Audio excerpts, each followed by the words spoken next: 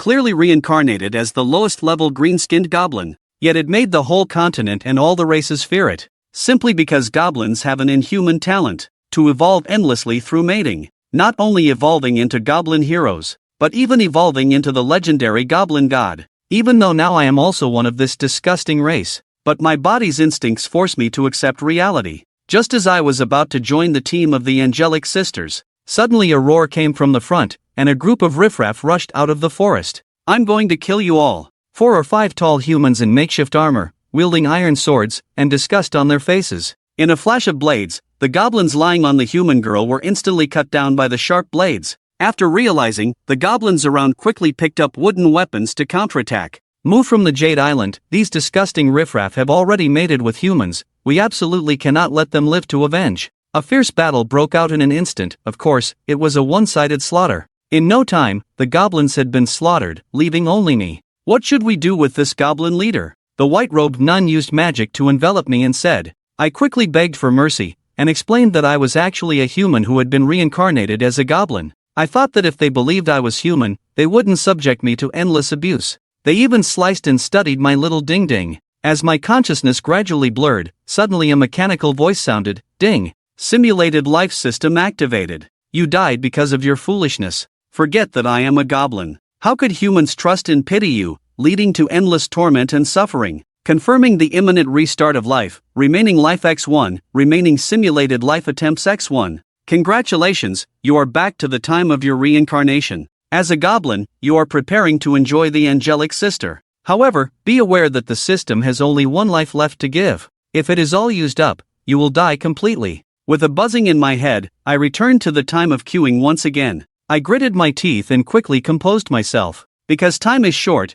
there is only a maximum of 1 minute to react. If I can't think of a way to escape, what awaits me is death, and a more painful death at that. Suddenly, I had a flash of inspiration and shouted, "Give them all to me! Prepare for battle, humans are about to kill us." I immediately stepped forward and grabbed the goblins that were lying on the human woman. As I tore them off, upon hearing the word human, the goblins instantly became alert. Those with clubs immediately picked up their clubs, those without picked up stones to throw, and some hid to ambush. Seeing the situation, I couldn't care about that much and quickly started to run away. In no time, the stubbly men arrived as expected. This time, because of the precautions, the goblins survived much longer. But in the end, these goblins only lasted 5 minutes, but for me, this was enough for me to run all the way, occasionally looking back until I ran to dawn. I saw a flickering campfire not far away, along with scattered leaf huts. It must be a goblin settlement. I immediately walked over, but instead of a welcome, I was greeted with being tied up.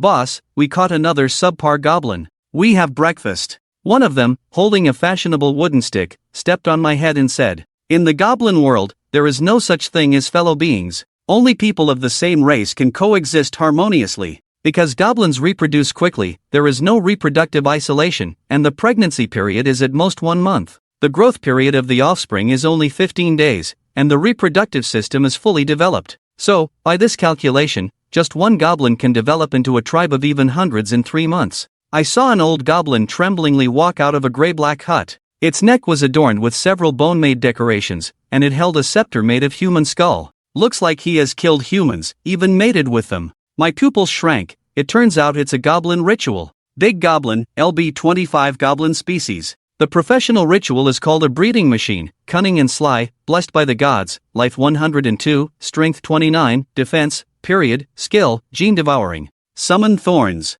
Control equipment, skull, staff, bone chain, total 200. This is no longer a little goblin, but a big goblin. The term big goblin is just a general term, including goblin warriors and goblin assassins. Goblin ritual, evil goblin, Shuinji goblins, etc. The basic level limit is 30 levels. There are also hero types behind. Mutant leader, overlord, king, and so on. After coming out, the goblin ritual gave a cold smile, very creepy, looked at me with hollow, frightened eyes, then turned around and prepared to leave. Got the default. That little leader is ready to start a fire and roast me. I quickly spoke up, saying I can make weapons, please let me join you, talk to these goblins, keep the language as simple and stiff as possible, otherwise they won't understand literary language. The goblin priest stopped in his tracks and walked up to me in a very eerie manner. He used his nose, which was covered in blackheads, to sniff me, then said there's no smell of lies, let him go. What kind of weapon can you make? Simple iron tools, no problem. With these, we can defeat monsters or humans.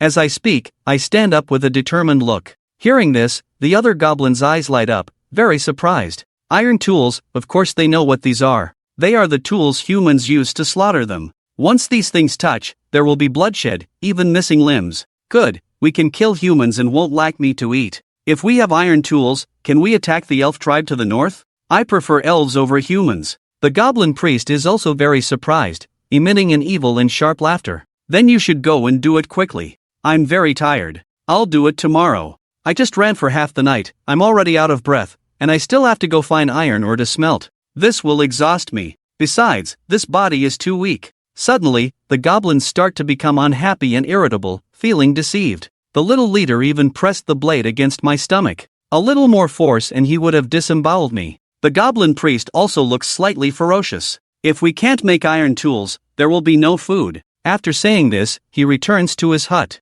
I can only find a haystack to rest and calm down. If I want revenge, my own strength is definitely not enough. This goblin tribe can be useful, but I must first kill that goblin who dared to step on my face. The young boy overheard the conversation just now, saying that there is an elf tribe in the north. If one could mate with an elf, their strength would greatly increase. As I was slowly drifting into a dream, wake up, I heard a gentle voice waking me up from my slumber. I opened my eyes to see a goblin wearing a tattered robe, sitting next to me. The robe's hood almost covered his face, and he was smaller in size than a normal goblin. Seeing me wake up, he tightened his robe, as if afraid of being seen. Are you hungry? Here, take this. The little goblin trembled slightly as he handed me a dark lump. It was obviously some kind of animal fur, with bloodstains on it. It was so disgusting, even a pile of excrement would look more appealing than this. Seeing that I was unmoved, the little goblin seemed disappointed. This is all I can offer, but it's really delicious. Try it if you don't believe me. Hearing this, I looked towards the distance and saw those goblins had caught a wild boar and were feasting on it.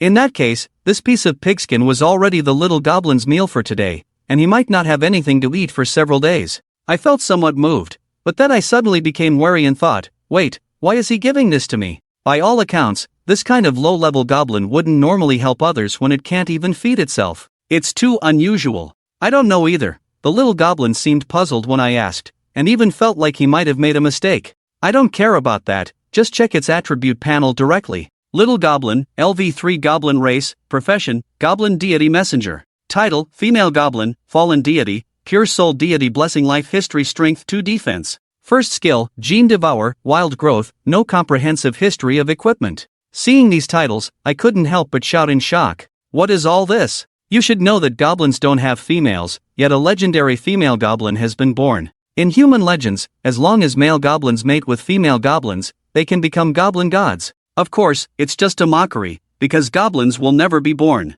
If females want to reproduce, they can only mate with other creatures. Upon hearing my roar, those goblins who were drinking blood just glanced over, not really paying attention. They perfectly embody the phrase "not my business," so I'll just ignore it. I gradually recovered from the shock. No wonder this little guy is so intelligent. Seeing me like this, the little goblin was scared and sat paralyzed on the ground. I didn't mean any harm, I just wanted to give you something to eat. Hey, sorry for scaring you. Thank you for the food, let's eat together. I quickly apologized. Talking to him doesn't have to be too concise and stiff. Then I tore the pigskin in half and stuffed it into his mouth, swallowing some myself. Although it's unpleasant, it undoubtedly helps to regain strength. The little goblin ate with relish, as if savoring the taste of abalone and lobster. I wiped my mouth and reached out my hand. From now on, I'll be your boss, and I'll have your back. The old goblin was taken aback. The reason he was excluded in this community was not just because he was weak. It's also because he couldn't communicate with other goblins.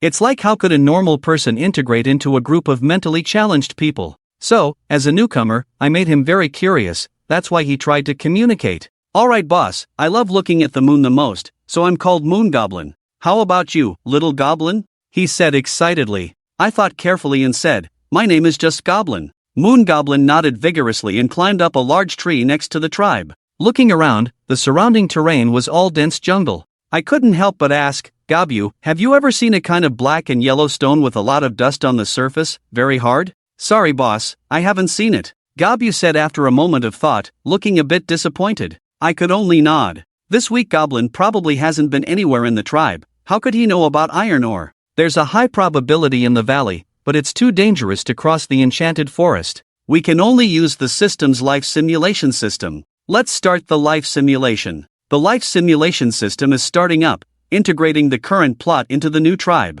You shamelessly took in a goblin little brother. The relationship is very good, finally feeling a little warmth. But due to the pressure of the goblin sacrifice, you can only risk going to the valley to find iron ore. On the way, you encounter a fleeing land group, and amidst the confusion, you realize it's a second-order monster, Shadow Wolf Pack. Gobu sacrificed himself to protect you, dying a tragic death in the wolf's jaws. After enduring countless hardships, you finally arrive at the valley, where there is indeed iron ore, but it's occupied by elves. Choosing means playing it safe, leaving this place and returning in a sorry state. Choose 2 to take a chance, see if you can secretly dig up a piece of iron ore, otherwise you won't be able to explain to the goblin sacrifice. Choose 3 to search elsewhere. Since it's a simulated life, it doesn't matter even if you die. I still choose the second one. The key is that Gobu actually died. A valuable goblin like him cannot be wasted, so you can try any dangerous choice. Sharp-eyed elves spotted you. You were shot in the shoulder with an arrow and died from infection a few days later. Other goblins feasted on your body. In summary, your weakness led to this result, causing the death of your little brother and ultimately your own. Score, 15 points out of 100. Reward, life point S15. This simulated life is complete, with a time progress of 7 days. Boss, what's wrong? Gobu's confused voice pulled me back from the system when I was silent. Answering, what just happened? Let's go back first. Since iron ore can only be found in the valley over there, then we can only rely on the system first. I'll check the effect of life points. Indeed, the time traveler system is quite reliable. Life points can be exchanged for various things. At the lowest level, there are iron tools. 1 life point can be exchanged for an iron sword, or iron armor, or a potion. 15 life points can be exchanged for several iron tools. It can only be done this way, to deal with the goblin sacrifice first. Then make a request, let the other goblins go out to find iron ore, slowly build prestige, and take control of this tribe. This is the first step in seeking revenge against humans, against the stubble man, and against the white-robed nun. Hey, you there, where's the ironware? If there's no ironware, I'll eat you. At this moment, the goblin subchief holding a stone spear walked over and urged. Because the wild boar they had just eaten wasn't enough to share, they hadn't eaten enough. They couldn't wait to eat Lin Chen right now. His eyes were full of killing intent, and saliva was dripping. The goblin quickly explained, just wait a little longer, making ironware isn't that easy, but we'll do our best. Hurry up, hurry up. The stone spear goblin couldn't understand human language. He pushed the goblin moon to the ground with a stone spear in hand and shouted. Lin Chen's expression was cold, and he smirked. Here, the iron tool is ready, take a look at this. Suddenly, a cold light appeared. A short sword was taken out. Even though it was a short sword, it was about a meter long and very difficult to handle, only able to be dragged on the ground. Hearing this, the surrounding goblins rushed over in excitement. Having a sword means being able to eat meat, to capture higher creatures for mating. Especially the elves in the north, these goblins go to peek at them every day, just looking at them, and then, the spear goblin was first stunned, then excited. He quickly turned and shouted towards the gray-black hut, boss. Iron tools. It's iron tools. Swish. Suddenly, a cold light flashed, and the voice of the spear goblin abruptly stopped. The spear in his hand, like his body, was neatly cut in half. Blood and organs flowed all over the ground. It was Lin Chen who swung the iron sword with force, splitting it in two. He had long been unhappy with this guy. Just like his former boss at work, he was always making things difficult for himself, rushing him for every little thing. Looking at the body on the ground, he felt extremely happy. Kill the goblins. In an instant, the whole tribe exploded. The goblins who came over picked up their weapons and were about to resist, with fierce and ferocious expressions. If they all rushed at Lin Chen, he would probably be gnawed to the bone. The goblin moon was so scared that he shivered. What should we do, boss? I'm scared. Don't worry, that cunning old thing won't let us get into trouble. Lin Chen stood confidently in place. Sure enough, there was the sound of a staff stomping behind him. The goblin priest slowly walked out and used the skill call, and all the goblins quieted down. Then he said, it's really iron tools, very good. I want more, I want iron armor. Okay, but I need help from people. Lin Chen replied, the iron ore definitely had to be searched for by others, and he would stay in the tribe, that way it would be safe. The goblin priest pondered for a moment, then used the skill call again, making Lin Chen a small leader. He could manage 30 goblins. Although it was a bit few, Lin Chen had to accept it, otherwise this cunning old guy would definitely have suspicions. "Thank you, boss," Lin Chen deliberately flattered, making the old guy think he was submissive. Then the sacrificial goblin returned to the hut, where no one was allowed to enter, and anyone who did was already natural fertilizer. Boss, wait, I'm in pain." On the ground, the little leader was crawling with half of his body, hoping the goblin priest could save him. After all, being called a cockroach, his vitality was still very strong. Suddenly feeling a great force on his head, Lin Chen fiercely stomped his head into the ground. Many goblins were stunned, and they became wary of this new outsider. These low-level creatures, strength was everything. At this moment Lin Chen's domineering color was fully revealed. Oppressed, they were somewhat fearful. But that wasn't enough. Lin Chen coldly glanced at the goblin under his feet, and directly tore off his arm and began to chew on it. The goblin gradually lost his breath in fear and pain. Faced with such a Lin Chen, the other goblins finally couldn't hold back. They put away all their dissatisfaction, shrinking in fear, not daring to look directly at him. You should know that even goblins wouldn't eat their own kind alive. Lin Chen let the goblin moon eat his fill first, then kicked the rest out. "You guys eat." In an instant, those goblins swarmed up and ate everything clean. Usually unable to catch prey and hungry, each one of them stared at each other, just like looking at a big piece of meat. Finally, they could eat. Who was polite and who was a fool? "Boss, you're amazing. You were so scary just now, my legs are weak," the goblin moon said admiringly. Lin Chen smiled lightly. "Don't worry, this is just the first day, I can't do without you, boss." "Boss, what should we do now?" At this time, those goblins said, all looking dazed, not knowing what to do. Hearing this, Lin Chen almost fainted. "Just call me Lin Good, don't call me boss." As he spoke, he even gave the first guy called second boss a punch. This was the only way to be effective, just like training a dog. After a moment's thought, the goblins are actually nocturnal creatures and can also move during the day without any problem. "Do you want iron tools?" "Yes, Lin Ji." When they heard the words iron tools, the goblins' eyes lit up. "Do you want to mate with humans?" "Yes. "Do you want to eat meat until you're full?" "Yes." "Do you want to mate with elves?" "We really want to." "Ah, elves." After a few words, the goblins were so excited that they would probably be willing to die for iron tools.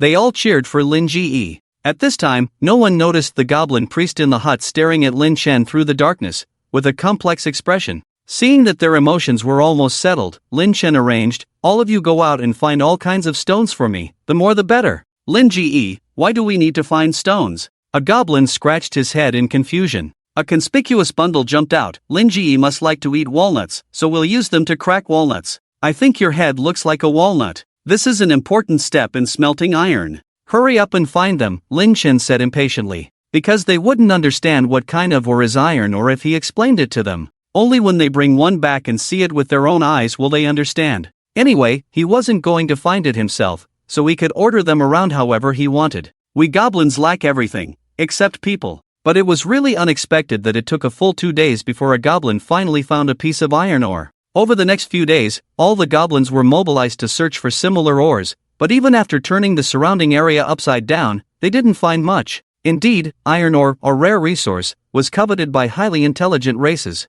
It seems that they can only go and seize the elven iron ore point later. It took almost 10 days to get this little, barely enough to make a dozen short swords, Lin Chen said bitterly as he looked at the 7 or 8 lumps of ore in front of him. However, he had a sudden inspiration. Since he couldn't make so many short swords, he would make spears instead. At least he could make 50 spearheads. He could use a harder type of wood for the spear shafts. With 50 spears, they could easily capture the elven iron ore base, then arm themselves, and no creature within a 10-kilometer radius would dare to provoke this tribe. After spending another day making a clay furnace, it would be convenient for smelting iron. The other goblins were responsible for breaking the ore into small pieces. "You, come here and help me build a good fire. If the fire is too small, I'll throw you in," Lin Chen instructed, as the melting point of iron is over 1,500 degrees, so the fire had to be big and fierce. The entire tribe was illuminated by the fire all night long. While the iron was still being smelted, Lin Chen trained 2 goblins to forge iron and make molds,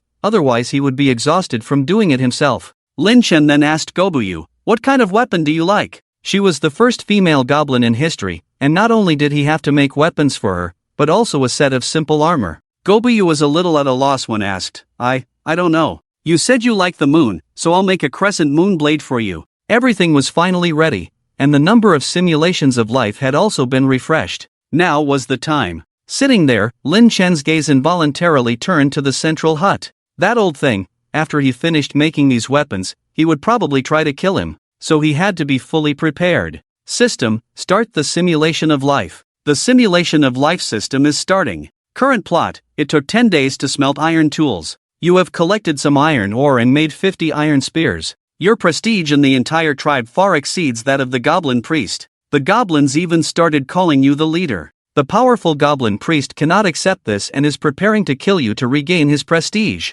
Choice 1, designed to kill the goblin priest, control the tribe, score plus 20. Choice 2, escape from the tribe, score unchanged. Choice 3, abandon prestige, choose to submit to the goblin priest, survive, wait for the best opportunity, score plus 10. It is impossible to escape. It would be a huge loss to leave after investing so much. Moreover, leaving here would likely result in death in the enchanted forest. If I submit, how can I seek revenge? But I can't wait too long. I might as well choose the first option. After all, the purpose of the simulated life system is to experiment, right? If I fail, I can understand the situation and make better preparations. You wanted to poison the food for the goblin priest. However, he was cautious and made his pet rat eat first before he did. Your attempt to ambush failed, and you escaped with serious injuries. You survived in the enchanted forest for 3 months, becoming increasingly aggressive and mating with any suitable creature you caught. After 6 months, you finally evolved into a giant goblin, a goblin warrior, and established a goblin tribe of over 100 people.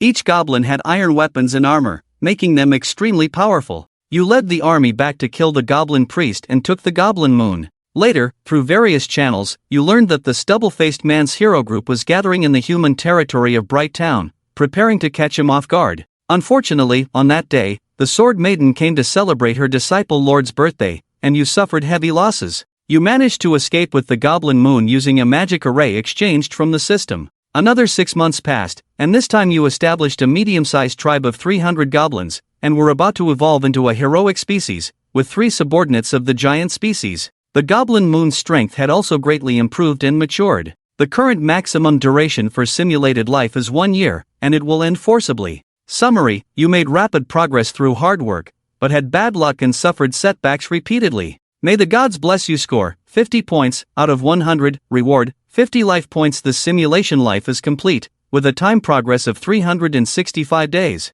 Do you want to cross over to the final progress of the simulated life? If you refuse, you will not be able to change it. Lin Chen frowned slightly. Overall, evolving into a giant goblin and even approaching the heroic species was very good. The main unexpected failure to kill the stubble-faced man greatly reduced the progress. It felt completely unnecessary. Even if I crossed over and went to deal with the stubble-faced man a year later, he would be prepared. It wouldn't be easy to kill him. Overall, simulated life is about trial and error, learning from failure. If it's not perfect this time, I can try again in 10 days. Then, Lin Chen came to his senses and realized that he needed to deal with the cunning goblin priest. Poisoning wouldn't work, so he had to rely on force. He used all 50 life points to exchange for experience pills. However, his current level cap was only 10. He could continue to devour the flesh of powerful monsters or engage in mating. Humans? It's too risky to capture one. Elves? Even more unattainable. It's also very difficult with monsters,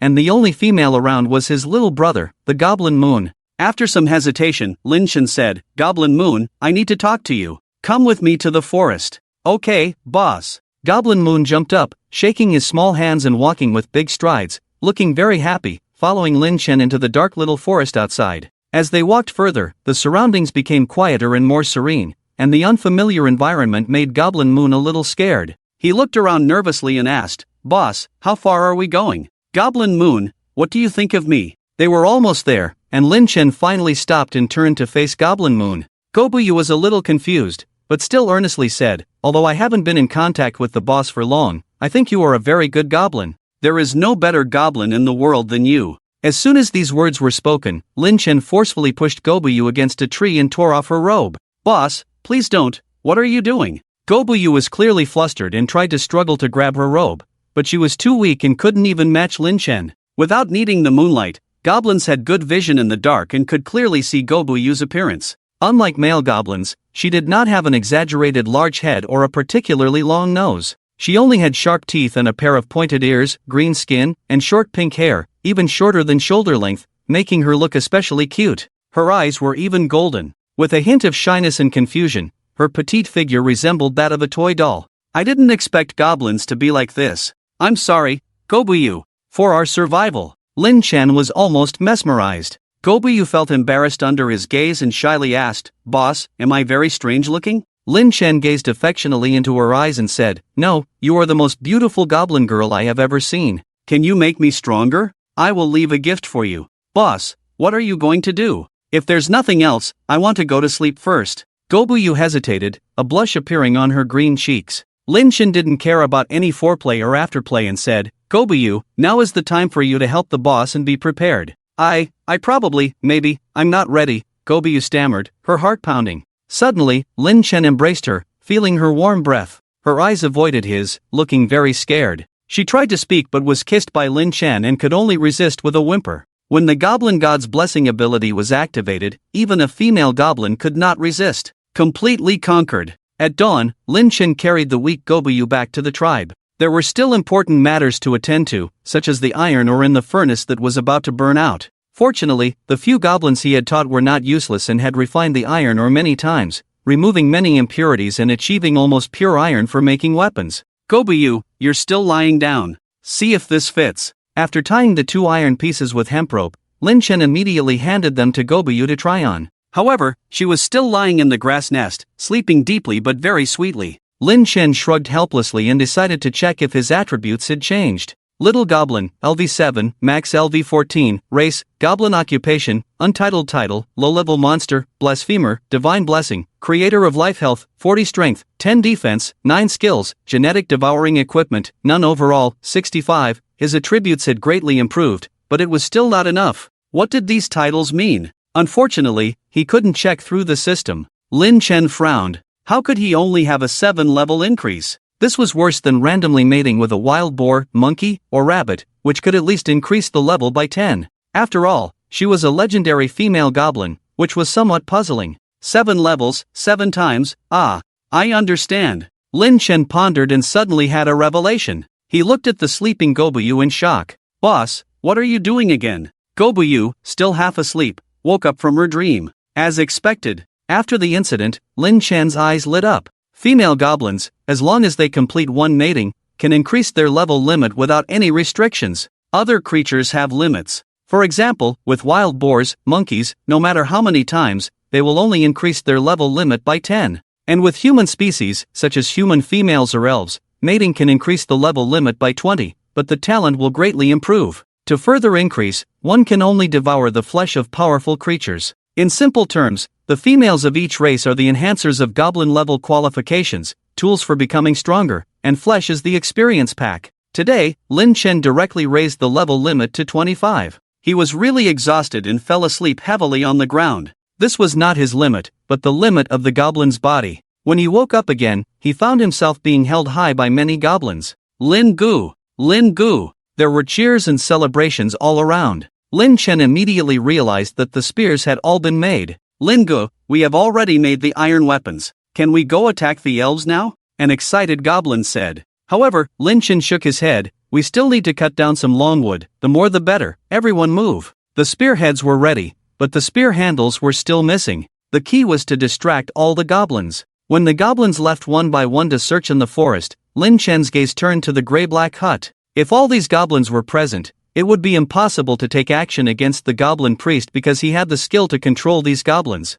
With 50 life points, I can exchange for 50 experience pills. I wonder if I can level up completely, Lin Chen muttered to himself and exchanged all of them in one go. He directly leveled up and still had 20 experience pills left. It occurred to him that in general, fewer experience pills were needed in the early stages and more in the later stages. He then checked his attribute panel. Now, his health had reached 120, strength 20, defense 11, and a total of 150. Far less than humans or monsters. Overall, he was not even as good as the goblin priest, who had already evolved into a larger species. "Hiss, this goblin is too weak, I can only rely on equipment," Lin Chen said to himself. He put on the makeshift plate armor and the curved moon sickle. In an instant, his strength increased to 50, and his defense reached an astonishing 30, slightly surpassing the goblin priest's overall strength of 200. It was completely possible to take him down. At this moment, to his surprise, the goblin priest himself came out and asked coldly, "Where did the other goblins go?" "Boss, I asked them to find things to make iron weapons," Lin Chen said with a flattering look. The goblin priest narrowed his eyes slightly and just made a sound of agreement before preparing to leave. At this moment, Lin Chen stopped him. "Boss, I just made this iron weapon, would you like to take a look?" "Oh, bring it over." The goblin priest became interested and stopped in his tracks. Lin Chen was planning to make a surprise attack. As long as he could sneak up on the old guy, the odds of winning would be 100%. He was already old and weak, with very low health, and could be killed with just 2 or 3 strikes. Then, holding the curved moon sickle, he slowly approached. The goblin priest's eyes were fixed on the sickle. Just as Lin Chen was only a step away, he suddenly spoke, "Put the sickle on the ground, I'll pick it up myself." Lin Chen's heart skipped a beat. This old guy could actually think to this extent? He probably suspected that his intelligence was too high, so he was on guard. Other goblins would never believe that he had any rebellious thoughts. The situation became somewhat serious. In order to not reveal his intentions, Lin Chen could only put the curved moon sickle on the ground first. The goblin priest walked over slowly, bent down, and picked up the weapon. With a smug smile on his face, he said, "He, it's really an iron weapon." Suddenly, his expression changed, and he stared coldly at Lin Chen. "You can die now." In the next moment, he rushed towards Lin Chen with a knife. The speed was extremely fast. What? This old guy is actually so cunning. Lin Chen had thought that he definitely wanted to kill him, but he didn't expect him to be so direct. He even knew to strike first and attack from the east. Clang! The sound of metal collision rang out, and sparks flew. The goblin priest thought he had succeeded, and smirked triumphantly, "Here, I won't allow a goblin like you to exist." But when he turned his head, Lin Chen was still standing unharmed in place. Because he was wearing plate armor, he withstood the blow. The goblin priest instantly felt a surge of pain in his chest. Looking down, he found a sharp spearhead had been thrust in. I'll kill you." The goblin priest didn't care, and continued to resist. Lin Chen was not foolish, he had already prepared, hiding several spearheads on his body. When the goblin priest charged at him, he threw them directly. Swish, swish, swish. In an instant, he knocked him down. His head, chest, arms, and face were all pierced with sharp spearheads. Weaker than I imagined. It seems I overestimated the defensive capabilities of goblins. Lin Chen didn't expect the victory to be so easy, and sighed. Once he killed him, he could take over this group of goblins, then quickly expand and seek revenge on the stubble man and the white-robed nun. The goblin priest on the ground screamed like a pig being slaughtered. "Don't kill me, please, I sheltered you, you can't kill me." He put on a pitiful and pleading look, but it was extremely sinister. Lin Chen's expression changed slightly. He actually tried to use moral blackmail? But he quickly recovered. This guy knew these things weren't excessive. He said, "Have you forgotten, I am a goblin too?" Lin Chen's expression was very cold, his eyes filled with evil intent.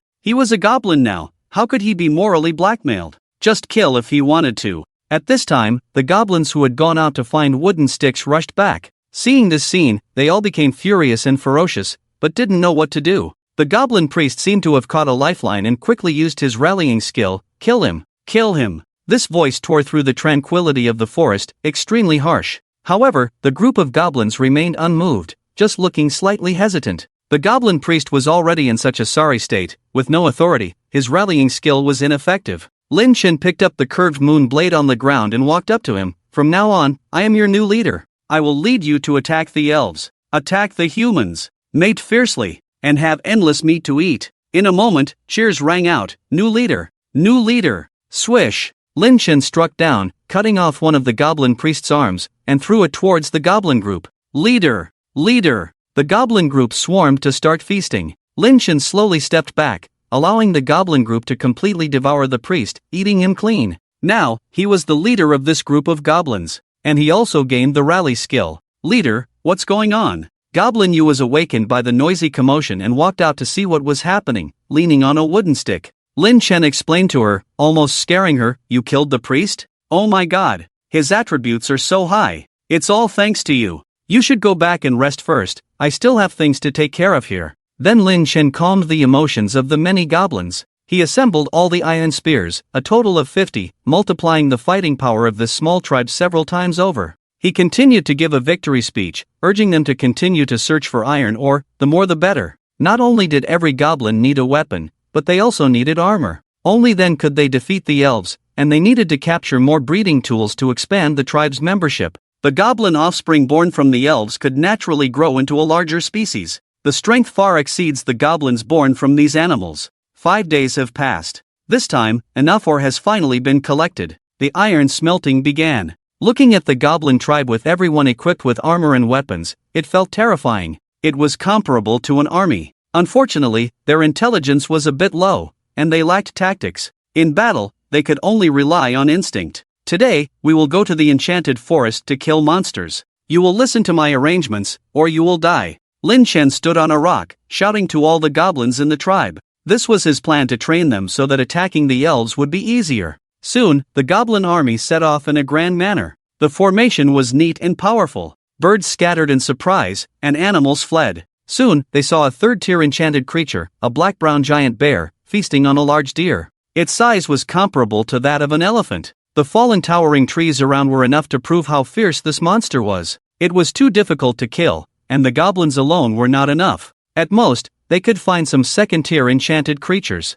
Finally, they encountered a group of second-tier enchanted wolves. There were 7 or 8 of them, each as big as a donkey. These were monsters that even the elves dared not provoke, and among the second tier, they were the most ferocious and powerful. They were fast, strong, and could even climb trees. The leader wolf even knew how to command tactics. It was no problem for them to walk through the enchanted forest. Listening to the wolves' low growls, some goblins were trembling with fear. "Boss, do we hunt the enchanted wolves?" After some thought, Lin Chen finally decided, yes, as long as we kill the enchanted wolves, our strength will greatly increase. Through the system, it was discovered that these enchanted wolves possessed a very powerful skill, Iron Blood Wolf Nature. Once they drew blood, they could trigger their wolf nature, gaining a 20% increase in all attributes and not feeling pain. You go left, you go right, surround this wolf pack. Under Lin Chen's pressure, all the goblins could only endure their fear and obediently surround the wolves. Apply pressure. Following Lin Chen's command, all the goblins gathered and aimed their iron spears at the wolves, forcing them closer and closer. The enchanted wolves were forced to start jumping and growling, blindly ramming into the iron spears. They wanted to break through, but after a few attempts, they were all cut and bleeding. Lin Chen commanded, "Hold steady. Don't panic. Force these enchanted wolves even tighter." Now, they just needed to let the enchanted wolves destroy themselves. Sure enough, the wolf pack had begun to panic, not listening to the Wolf King's commands and wildly ramming around. Each wolf was covered in wounds. Soon, they began to lose too much blood and fell one by one. The goblins' formation was only slightly disrupted, as the enchanted wolves were still very powerful.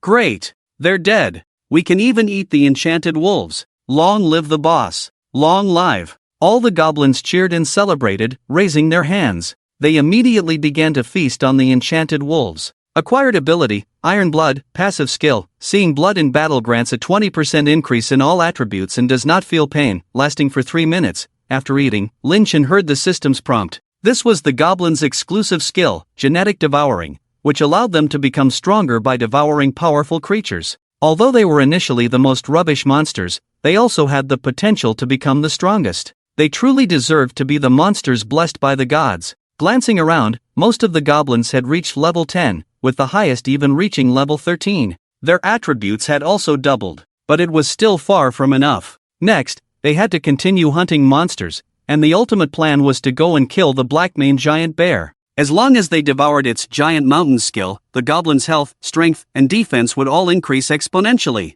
It was unimaginable how strong they would become. 3 days had passed. This mighty goblin army has collectively killed 3 second-tier monsters, the demonized wolf, the giant tusked pig, and the earth elemental. They have also defeated 4 first-tier monsters, the tailless cat, the ghost-faced monkey, the two-headed snake, and the wandering spirit. In addition to the Iron Blood Wolf nature, they have gained additional skills such as Giant Tusk, which allows their teeth to grow larger for increased attack power, and Stone-like Skin, which directly increases their base defense by 15 points, equivalent to wearing plate armor. The most important abilities are those of the first-tier monsters, the ghost-faced monkey and the tailless cat, which include climbing and stealth, crucial for future attacks on the elven tribe. The remaining abilities are of little use, such as the two-headed snake's venom secretion and the wandering spirit's ability to transform into a ghost after death. However, this is already sufficient. At this moment, they hear the ground starting to tremble with increasing frequency, indicating the approach of a massive monster. Lin Chen immediately becomes alert, it's coming at the right time, the black-maned giant bear. Everyone, climb up the trees. Gaga. The goblins cry out, effortlessly climbing up the straight, tall trees and concealing themselves in the darkness like monkeys. Sure enough, the elephant-sized black-maned giant bear appears, its crimson eyes shining like two light bulbs in the darkness. Its heavy breathing sounds particularly eerie, constantly reminding everyone of its colossal size, estimated to weigh 20 tons. Although similar to an elephant, its bone density, muscle content, and steel-like fur add even more weight. In this enchanted forest, it is the dominant presence, causing all creatures, including the demonized wolf pack, to avoid it. The black-maned giant bear sniffs and discovers the mushrooms Lin Chen has thrown down, eagerly starting to eat them. Everyone can now see its terrifying size and immense strength, exuding an invisible pressure that slows their breathing. Black-maned giant bear, LV33, race, 3rd-tier monster, title, ferocious and brutal, approach with caution, immovable as a mountain, life, 1022, strength, 219, defense, 300, skills, savage ripping, rampage, giant mountain, overall, 410. As the black-maned giant bear greedily consumes the mushrooms, it quickly devours over 100 pounds of them and prepares to leave. Lin Chen, having finally found the perfect position for attack, cannot bear to let it go and commands, shoot it. From the treetops, the goblins roar and thrust their iron spears down, one after another. However, they soon regret it, as the iron spears cannot even pierce the black-maned giant bear's skin. The strength of a 3rd-tier monster far exceeds that of a 2nd-tier one. Attacked by the goblins, the black-maned giant bear goes berserk, rampaging in all directions. Although it cannot climb trees, with a single blow, it causes dozens of meters tall trees to collapse like rotten wood, causing the fleeing goblins to go mad. Lin Chen remains composed at this moment. This shouldn't be happening. The toxin from the death mushroom can even kill a 4th-tier monster, yet this creature has eaten so much and is still alive? Is it immune? However, it was observed earlier that the black-maned giant bear does not have immunity to toxins. Among the pile of mushrooms it consumed, many were highly poisonous, and the iron spears were also coated with the paralyzing venom of the two-headed snake. It seems that this beast is too massive, and the venom takes effect too slowly. One goblin after another screams as they are devoured by the black-maned giant bear. In no time, 4 or 5 goblins are eaten. Lin Chen's eyes suddenly light up.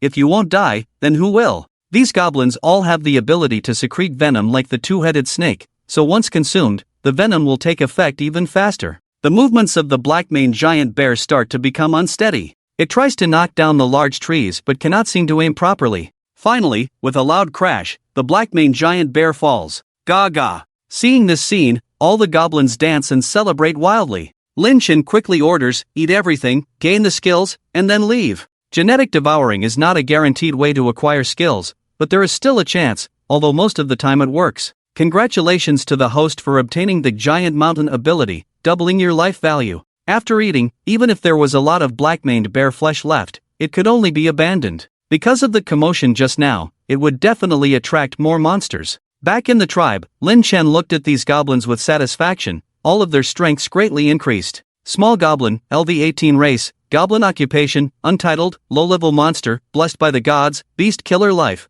231 strength, 29 defense, 40 skills, genetic devouring, iron-blooded wolf nature, giant teeth, stone-like skin equipment, simple iron spear, simple plate armor comprehensive, 250. Now, the comprehensive strength of any goblin has reached over 200, equivalent to an ordinary human adventurer's level. During this time, Lin Chen did not neglect the Goblin Moon, and his level has already increased to 30, with a comprehensive strength of 400, comparable to the stubble man at that time. After experiencing so much, my strength has finally made a qualitative leap, Lin Chen sighed with emotion. In the tribe, the bonfire was bright and exuded the fragrance of roasted meat. Compared to other transmigrators, the improvement of his own strength was too slow, but it was already to the greatest extent. In this cruel world where death could happen at any moment, survival was a big problem. Boss, what should we do next? At this time, Goblin Moon asked curiously. She was now like a little cat, following Lin Chen around every day, very obedient, completely reduced to his plaything. But Lin Chen still treated her as a friend, and pondered, it's almost time to attack the elven tribe, so that we can greatly increase the strength of our tribe. In theory, the current strength was already enough to deal with the stubble man. But that guy's master is the sword saint. If we are unlucky and happen to encounter her, we will still suffer a big defeat. So, we need to capture and breed elves to produce a new generation of goblins before we have a complete chance. Lin Chen didn't want to go through that kind of torture again. This time, he was the hunter. but to be a hunter, he definitely had to sharpen his blade. Up north, in the Wanxiang forest, was the elven tribe. Many towering giant trees grew here, with trunks usually over 10 meters thick. The elves liked to carve wooden houses high up in the tree trunks, which was good for evading enemies. Coupled with their proficiency in using bows and arrows, they were easy to defend and difficult to attack. Many monsters, and even humans who came, could only leave dejectedly. As a result, the elves had occupied the forest for thousands of years. On a tree trunk about 20 meters thick and reaching a height of 100 meters,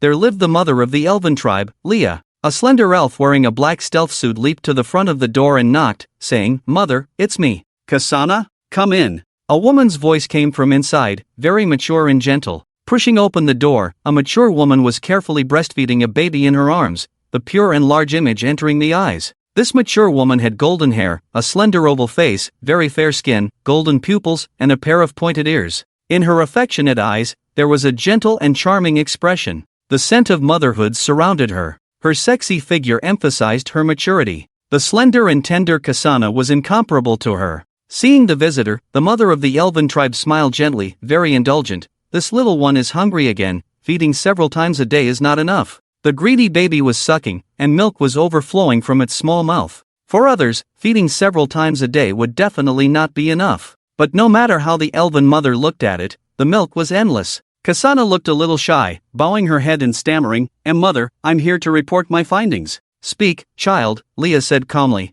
"In the forest near the east, a dead black-maned giant bear was found, but it was almost completely eaten by monsters," reported Kasana. "This kind of thing is worth paying attention to. After all, a black-maned giant bear can have a devastating impact on this elven tribe." However, the black-maned giant bear was actually hunted. How terrifying that must be. Is there such a thing? As far as I know, the only creature in this enchanted forest stronger than the black-maned giant bear is one, but that creature should live in the west, right? Do you have specific clues? Leia also asked seriously. After a moment of thought, Kasana said, "Based on the scene, it seems to have been a battle, but there is no trace of the victor. In addition to a large number of second and first-tier monsters being eaten, many goblin footprints were also found." Could it be them? Goblins? That's absolutely impossible. Those low-level monsters could never kill a black-maned giant bear in their lifetime. Even if a heroic goblin were born, it would still be impossible. Moreover, the goblins in this enchanted forest are so weak that they can be ignored. Upon hearing the word goblin, the matriarch Leia's eyes showed disdain. But it's strange that no trace of the victor was found. In the end, Leia could only say, "It's probably done by humans. Only those evil and cunning creatures can kill a black-maned giant bear without leaving a trace. Maybe, dear mother, I'll go now and report back if there's any situation." Kasana squeezed out a sweet smile and said cheerfully. Leia gently reached out and patted her on the head. "Go, you've worked hard, child." The next day, Kasana appeared in a hurry again. "Dear mother, I found a goblin." Pushing open the door, she saw not only Leia in the room, but also two male elves. Suddenly, Kasana screamed and retreated, her face instantly turning red. The two male elves hurriedly tidied up and jumped out of the window. "Come in," came Leia's somewhat hoarse voice from inside. Kasana cautiously looked inside and finally entered when she saw only the matriarch. On Leia's mature and sensitive face, there was still a deep blush that had not dissipated. The bed was also very messy, with personal clothing scattered everywhere. Kasana awkwardly greeted, "Matriarch, your bed."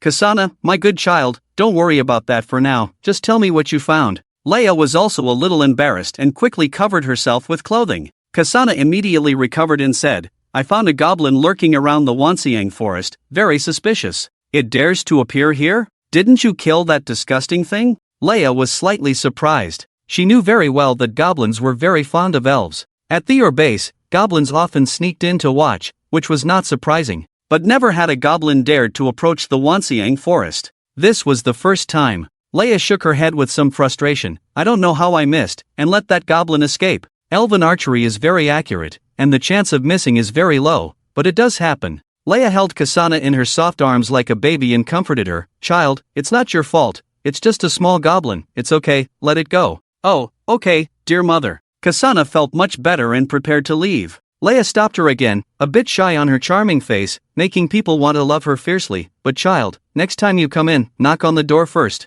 I understand, dear mother." Kasana blushed and hurriedly left. Goblin tribe. "Boss, there are about 30 elven huts in the Wanxiang forest, all very tall." A goblin was explaining to Lin Chen, and he had to bring other goblins' fingers to count clearly. Lin Chen nodded. Well done, I will reward you with 2 elves. 2 elves? Thank you, boss. Long live the boss. The goblin who was sent to gather intelligence shouted excitedly, his face almost twisted with a smile. He was the goblin discovered by Kasana. It was not that the arrow missed, but it hit his armor and did not penetrate. Lin Chen began to contemplate. 30 elf huts, averaging 2 elves per hut, because some live alone. This means there are at least 60 elves, plus more than 10 in the your base, at least 70. The comprehensive combat power of each elf is about 200, as Lin Chen has observed in the your base area. It is lower than his goblin subordinates, but the elves' living area is easy to defend and difficult to attack, and they move very fast. Normally, they would be difficult to defeat. However, they have hunted a large number of first-order demon beasts, and all have learned the climbing skill. They can easily climb trees. A surprise attack at night would take them all down. At this time, the goblin said, "Boss, are we going to attack the elf tribe?" "Yes, tonight, we will attack the elves. We will produce more powerful goblins," Lin Chen shouted to boost morale. Upon hearing this, the entire tribe responded with intense shouts. They all began to sharpen their weapons and prepare for the night's assault. At the same time, Lin Chen planned to use the simulated life system again to see if there would be any unexpected events at night. System, start simulating life. Simulated life system is starting. Current plot, the night before the assault, after you killed the goblin priest, you have taken control of this small tribe and greatly improved the strength of all goblins. The time is ripe, and you are eager to attack the elf tribe to build a stronger tribe and seek revenge on Hucha and his group. In the dead of night, you lead a large army silently to the Wanxiang forest. For convenience, you even replaced everyone's spears with daggers.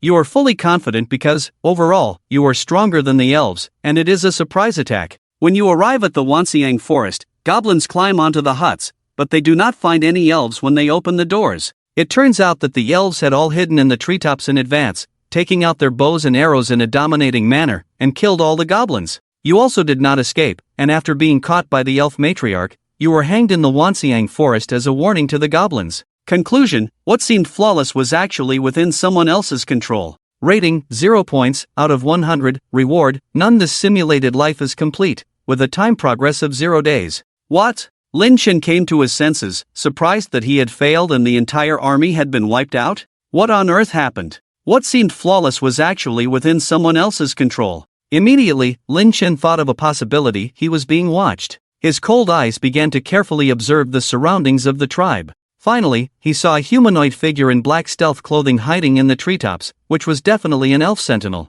He had been set up. I must quickly capture her, or it will be disastrous if she runs back to report. Lin Chen thought quickly, absolutely not allowing her to escape and pass on the information. But elves are adept at leaping between treetops, and goblins with their small stature cannot catch them. He could only secretly shoot a poisoned arrow. The elves' keen senses were very sharp, so Lin Chen had these goblins start dancing around the campfire to attract the elves' attention. Lin Chen then took his homemade bow and arrow, smeared with his own paralyzing toxin, and silently sneaked under the elf. A still tongue makes a wise head. He put all his strength into shooting an arrow at her. Ah! Kasana suddenly felt a sharp pain in her buttocks, her face turning red with embarrassment. Unable to bear it any longer, she cried out, "Ouch, ouch, ouch, ouch, ouch." She quickly pulled out the arrow and looked down. "It's you, you despicable goblin. I must deal with you." Kasana was both ashamed and angry as she aimed her bow at Lin Chen. To her surprise, Lin Chen didn't plan to escape but instead wanted to take care of the goblins herself.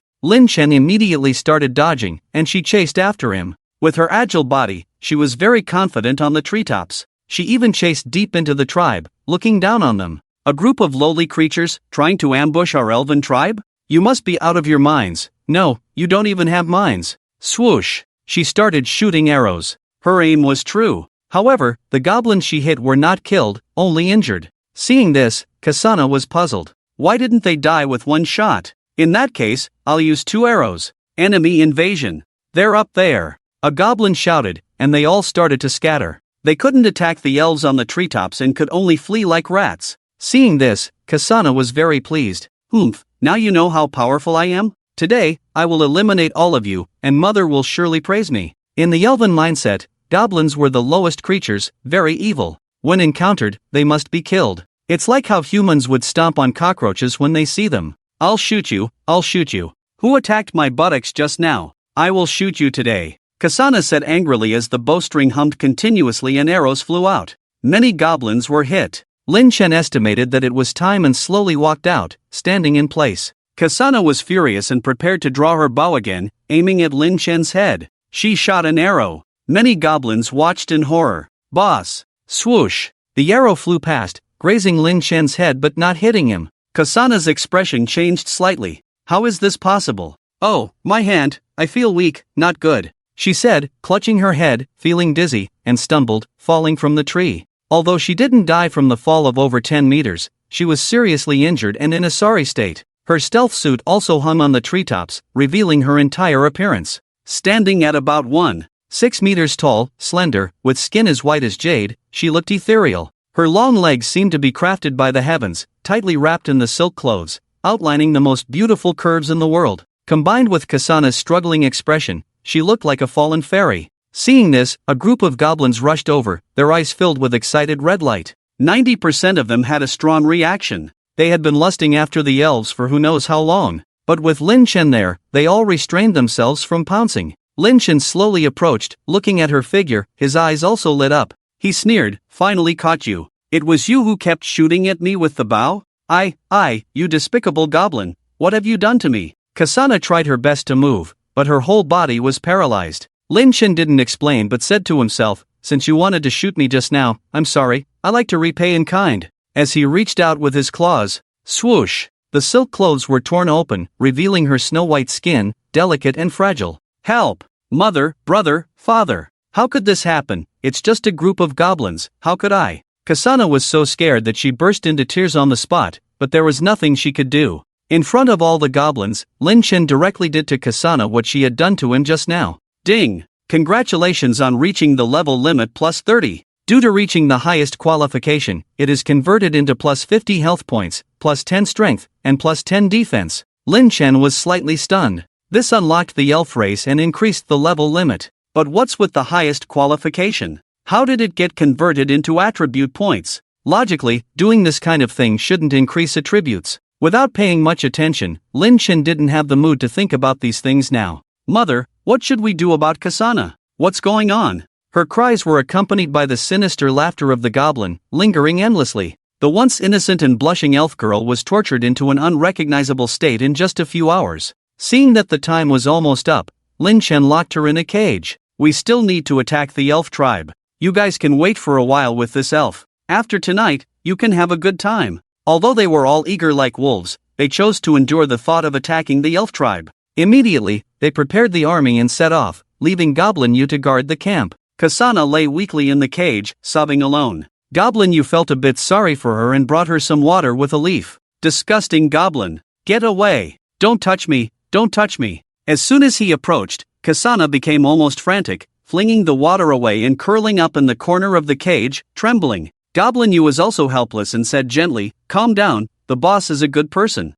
He's different from the usual goblins. I will make sure he treats you well. I won't believe your goblin nonsense. Mother, father, I will defeat all of you goblins and then come to rescue me," Kasana stubbornly said, recalling her mother's gentle smile. She was so cold now, just hoping to go home soon. Seeing that she couldn't be reasoned with, Goblin Yu gave up and climbed up a tree to take down her stealth suit. "Put on your clothes. You." Kasana suddenly felt a little puzzled, feeling that this goblin seemed a bit different. But she didn't say anything more, silently praying. At this moment, the Wanxiang forest was silent, so oppressive that it was almost suffocating. Because the sky was not visible when looking up, the giant banyan tree was too high, blocking out the sky. With many goblins, they silently sneaked in. They all carried daggers for easy ambush. However, the purpose of this trip had been made clear: kill the male elves, paralyze the female elves with poison, and bring them all back. Looking at the dozens of meters-high treehouses, Lin Chen couldn't help but feel that these elves were really good at living.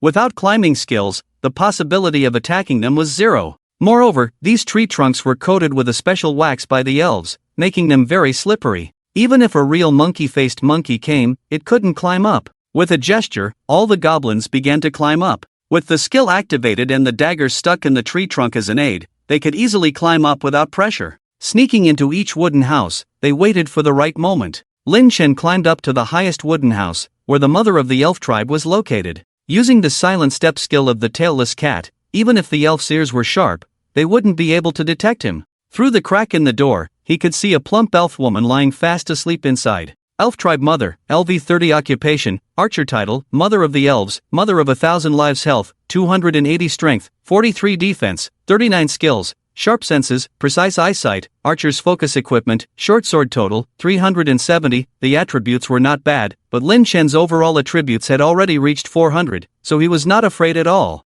Then he climbed in through the window, ready to pour some poison into her mouth without having to fight. However, to his surprise, the elf mother was far more alert than he had imagined. Who are you? Wait, you're actually goblins? Why are you here? When Lin Shen looked up, he saw her draw a short sword and coldly question himself. Seeing the situation exposed, Lin Shen shouted, "Attack!" The long-hidden goblins immediately rushed into the wooden house. They directly stabbed the male elves when they saw them. It was a chaotic struggle, with no chance of resistance. What is this thing? No! Wife, run! The screams echoed throughout the Wanxiang forest, as eerie as the cries of ghosts and wolves in the deep night. The elven mother quickly turned to the window to check the situation, only to see the nearest wooden house, where several goblins were carrying a male elf's body and throwing it down. Damn goblins! Seeing this, the elven mother was extremely angry and raised her sword to stab Lin Shen, but he easily dodged her with his small stature and said, "Don't resist, your sentry has been captured by me and has completed mating. We are a family now, hee. Sentry? Kasana, what have you done to her?" Lia's expression was already out of control, attacking Lin Shen like a madwoman. Clang! The blades clashed, and Lin Shen began to fight back with a dagger, easily overpowering Lia. It seems you don't want to accept the punishment, and would rather become a breeding tool, right? With that, he swiftly slashed Lia's fair thigh with a poisoned dagger. Impossible, the lowest goblin can actually compete with me? Lia was full of shock, and with a light leap, she took down a longbow from the wall, but quickly realized that she couldn't shoot in the narrow space. She could only go outside first. But when she looked outside again, she was stunned. The wooden houses were burning with raging flames. The scene was like hell. The goblins were tying up the female elves and transporting them down, some of them even starting to mate. The dead male elves were right there, staring with unseeing eyes. Why? Why is this happening? How can mere goblins be so powerful? Lia kept questioning, with the cries for help from other elves ringing in her ears. Whoa, Lady Mother, I don't want to be impregnated by goblins, save me.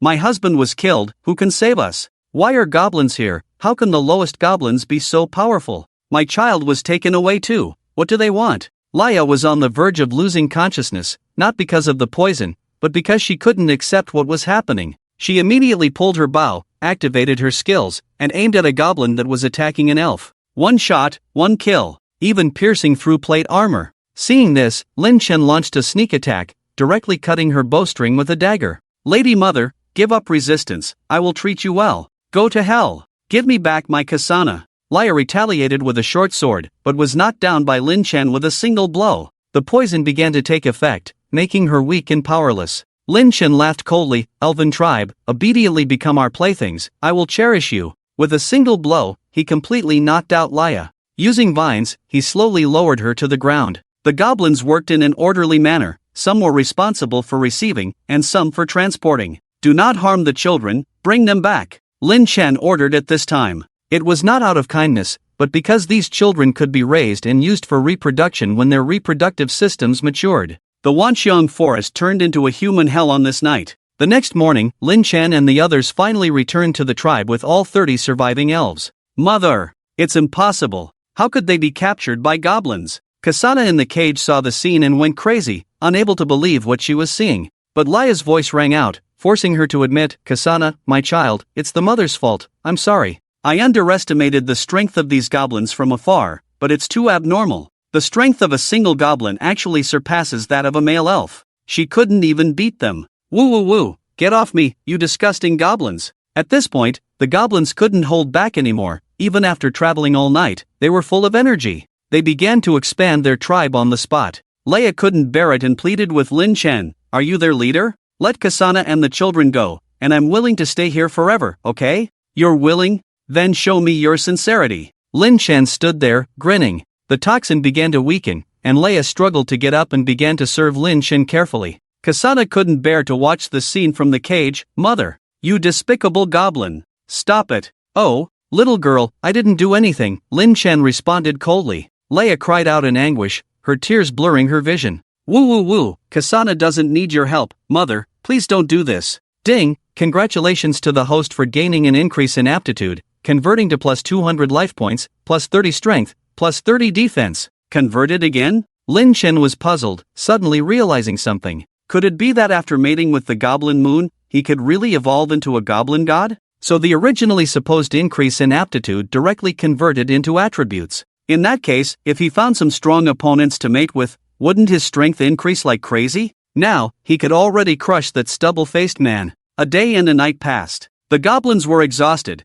and Lin Chen locked Leia and Kasana in a cage for his own use. The rest were left for the other goblins to use freely. Leia held Kasana, crying to each other. The only consolation was that they were still alive and had fruits to eat every day. You two give up resistance and produce offspring here peacefully. I will arrange 3 meals a day for you. If you have any evil thoughts, I will not hesitate to kill you. The key is, Lin Chen said to Leia and the others. As he spoke, he looked at the Goblin Moon, who was responsible for taking care of the dozen or so captured elves. Leia did not answer, but pleaded with the Goblin Moon, that child has been crying for a long time. Can you feed her? Boss, what do you think? The Goblin Moon did not listen to her, but asked Lin Chen. After thinking for a moment, Lin Chen said, give it to her. In the future, she will nurture these children. When these little elves grew up, they would also be indispensable breeding machines in the tribe. Then, he left the tribe with the other goblins to find food for the elves. Basically, it was all vegetables and fruits, which were abundant in the enchanted forest and easy to find.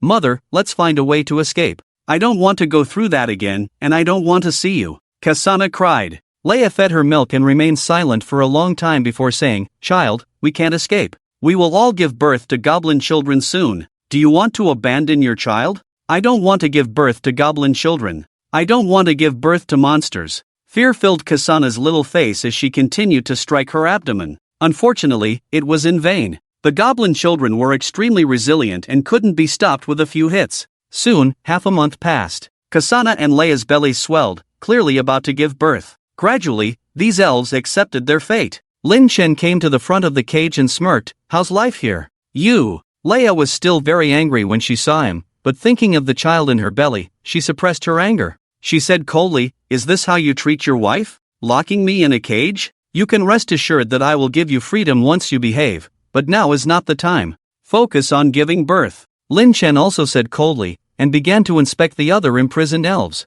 It's like inspecting pets, after all, elves are also a kind of monster. Fortunately, it looks like they are about to give birth and their condition is still good. In the blink of an eye, the number of simulations of life has also been refreshed. Lin Chen found a good place and started to simulate. The simulation life system is starting. The current plot, after your hard work, you finally captured the elf tribe in the north and fertilized all the captured female elves. Seeing that the tribe members are about to expand, you have plans to seek revenge on the bearded man. The pregnant elf successfully gave birth to a goblin, whose attributes are much stronger than the average goblin. Through Puelia, she taught you the stealth technique of the elf tribe. So, while the little goblin grows up, you sneak into the nearby human town to find the whereabouts of the Blade Brave team, and finally found them in the Town of Light. Option 1, do it yourself, try to kill Loader and others, score plus 50. Option 2, go back and lead the goblins to seek revenge, and incidentally bloodbath the Town of Light, score plus 30. Option 3, wait and see, thinking that the time is not right, observe for a while, score plus 10. Lin Chen's expression shook, and he found those damn guys? Option 1 is very risky. Although his comprehensive attributes have reached 600, he will definitely die if he is attacked by the human race. The second option is not bad, it has always been his plan. However, based on previous experience, choosing this option will definitely lead to death. So, choose option 3, endure and wait. You become cautious, which is a good habit, so continue to stay in the Town of Light, knowing that the evil dragon often attacks the town, and Loader also invited the Sword Saint to come and slay the dragon. When you want to leave, you are discovered by the Sword Saint and die under her powerful sword. Conclusion, facing the powerful Sword Saint, there is no chance to escape at all, be careful. Score, 30 points, out of 100, reward, 30 life points. The simulation life is over, time progress is 9 days. Schwa! Suddenly, Lin Chen came back to his senses from the system, with a serious expression. Damn, died again, this is too easy, right? I didn't expect it to be the Sword Saint again. This guy, I must find a way to deal with her. I want to see how much improvement she will bring to me. Next, it's time for the elves to give birth. Lin Chen and Gobu, you are responsible for helping with the delivery. fearing that someone will have difficulty giving birth. These elves are extremely precious breeding machines, and no one can die. Wow! Wah wah! With the cry of the baby, Lin Chen's hanging heart gradually relaxed. However, there were also sounds of disgust from the elves. No, don't want this kind of child. So disgusting. Why did I give birth to such a terrible thing? Woo-woo? Oh my god, is he my child? Help!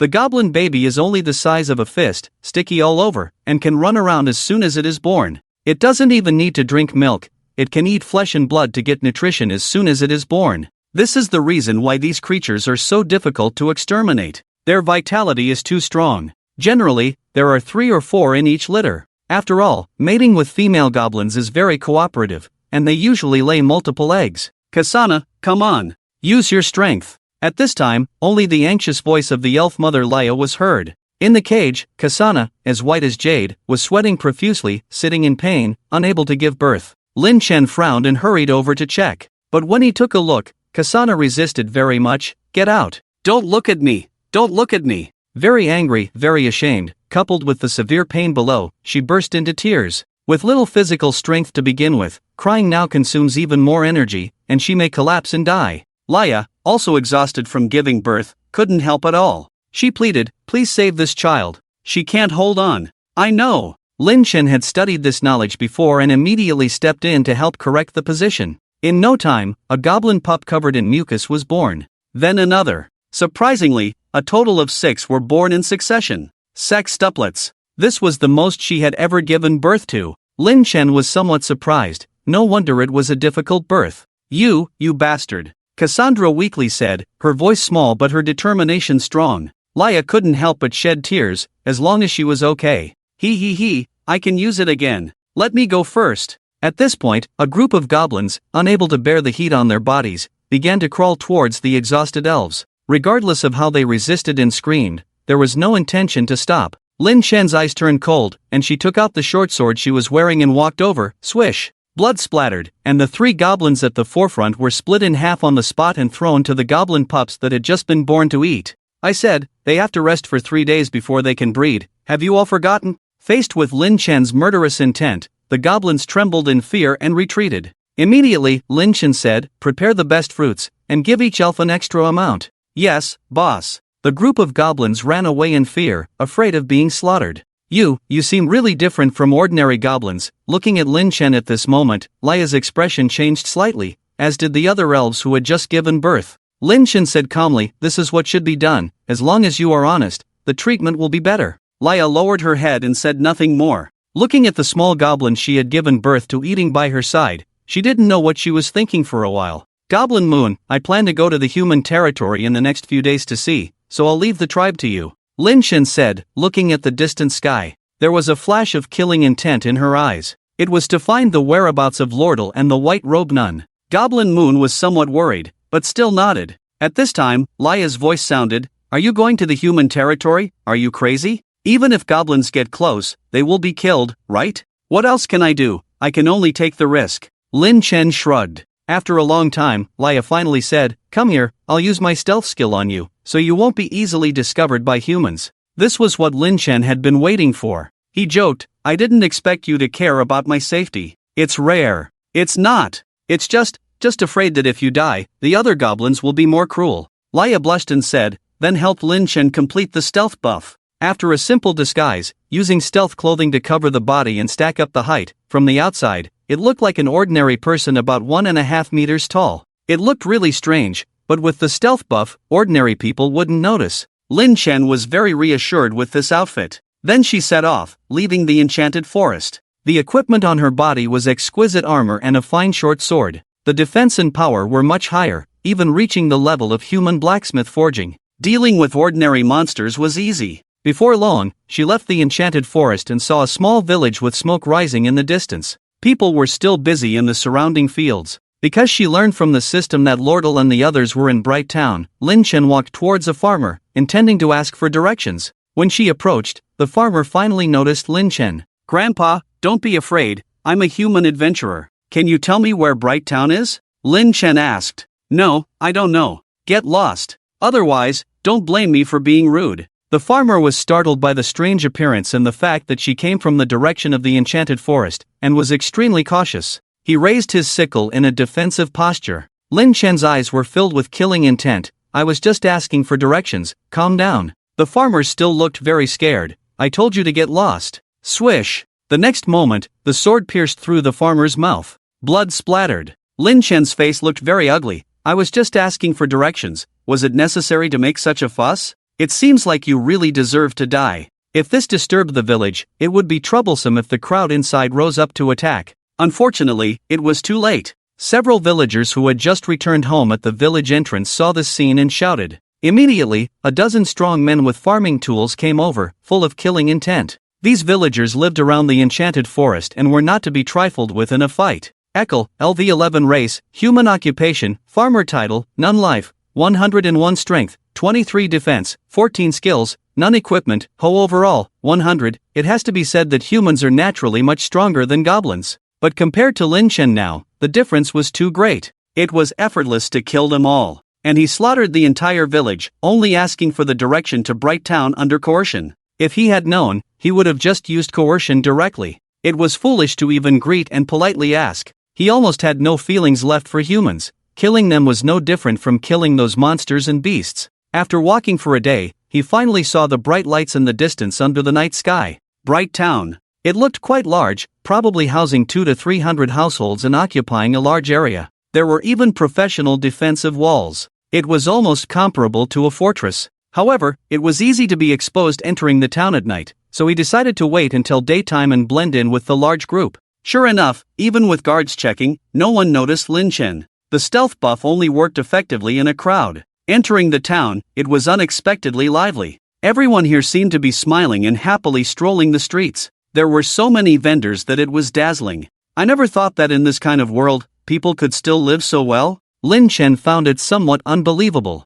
It was difficult for him to survive in the enchanted forest, always on edge. These people actually had spare money to buy snacks and even go to the chicken drift. It wasn't until he arrived at a small square that he finally understood. Brighttown Adventurer Team ranking: 1st, Platinum level Blade Brave Team 2nd, Silver level, Gale Brave Team 3rd, Silver level, Savior Brave Team 4th, Bronze level, Pazakea Brave Team. This should be the ranking list of the human world, and he never expected that the scum of Lord Deal's group was actually of Platinum level strength. He probably had improved a lot recently.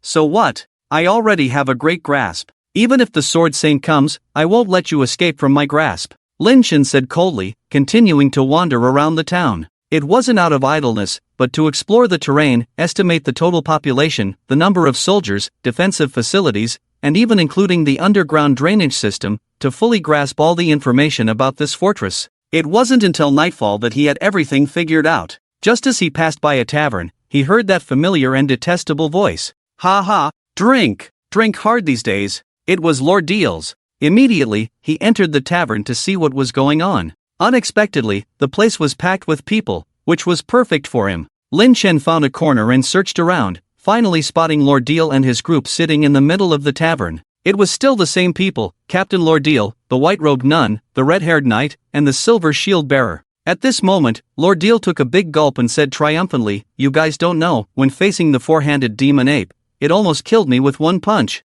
Fortunately, Evelia used the divine skill death prediction to save me, so having a healer in the team is very important." The four-handed demon ape was a 4th-tier monster, at level 40, very powerful. Upon hearing this, the crowd couldn't help but cheer. Evelia, my goddess. She truly lives up to her origins in the Holy Church. She can even foresee death, as the legends say. So envious. A nanny is important, but having such a beautiful nanny is even more important. What are you daydreaming about? Just being able to smell the scent on Evelia is like celebrating the new year for you. Everyone, pay attention. Is it okay to speak disrespectfully of the goddess? Listening to the praise, Evelia's nose was practically in the air, feeling like she was in Versailles. The captain is the truly amazing one. Otherwise, I alone wouldn't have been able to defeat the four-handed demon ape. The red-haired knight and the silver shield next to her were not pleased, saying, "What, just because you boast about your man, we're not useful?" No, you two are also amazing, alright?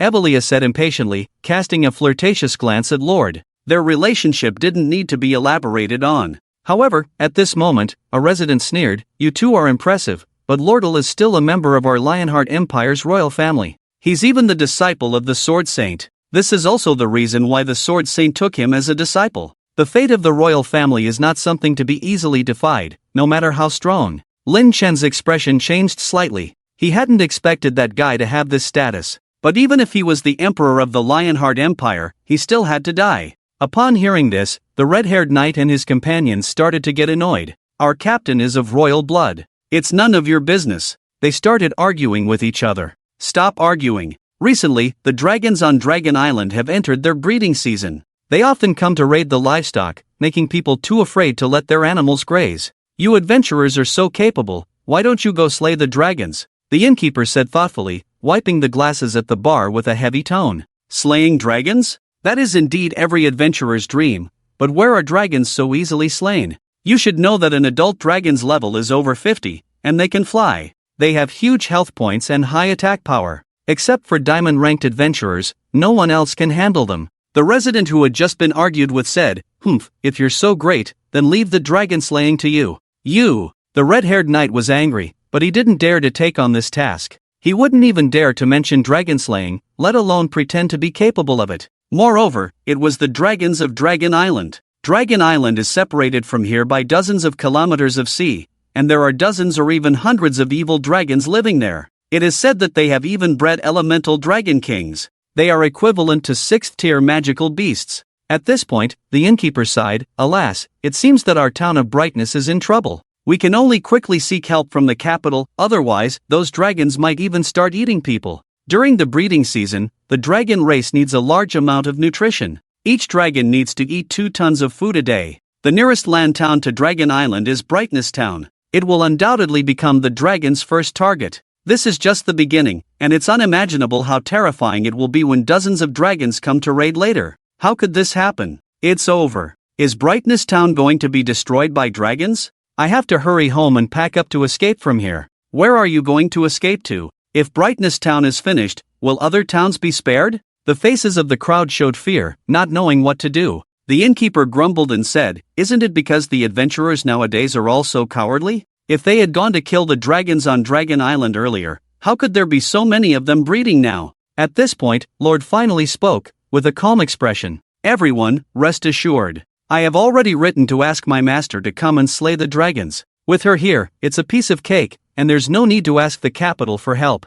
What? Really? Can we really see the stunning beauty of the Sword Saint? We're going to make a fortune this time. Not only can we see the Sword Saint, but we can also witness the slaying of a dragon. In an instant, those disheartened residents were ignited, becoming extremely excited. Who hasn't heard the story of the Sword Saint? She single-handedly swept through the enchanted forest on the western edge of the empire. She defeated the strongest swordsmen from several surrounding countries, all without a single loss. And to top it off, she looks like an angel fallen to earth, so much so that some fanatics even seek her judgment and punishment. At this moment, Lin Chen slowly rose from his seat in the tavern. He had to leave before the Sword Saint arrived and discovered his true identity. However, he had already gathered enough information. When the time came for the Sword Saint to battle the Dragon Clan, he would take advantage of the chaos to collect some heads. His only goal was to kill or capture Lord and the others, which would be relatively simpler. Another month passed quickly. Lin Chen attempted to simulate life 3 times, succeeding twice and failing once.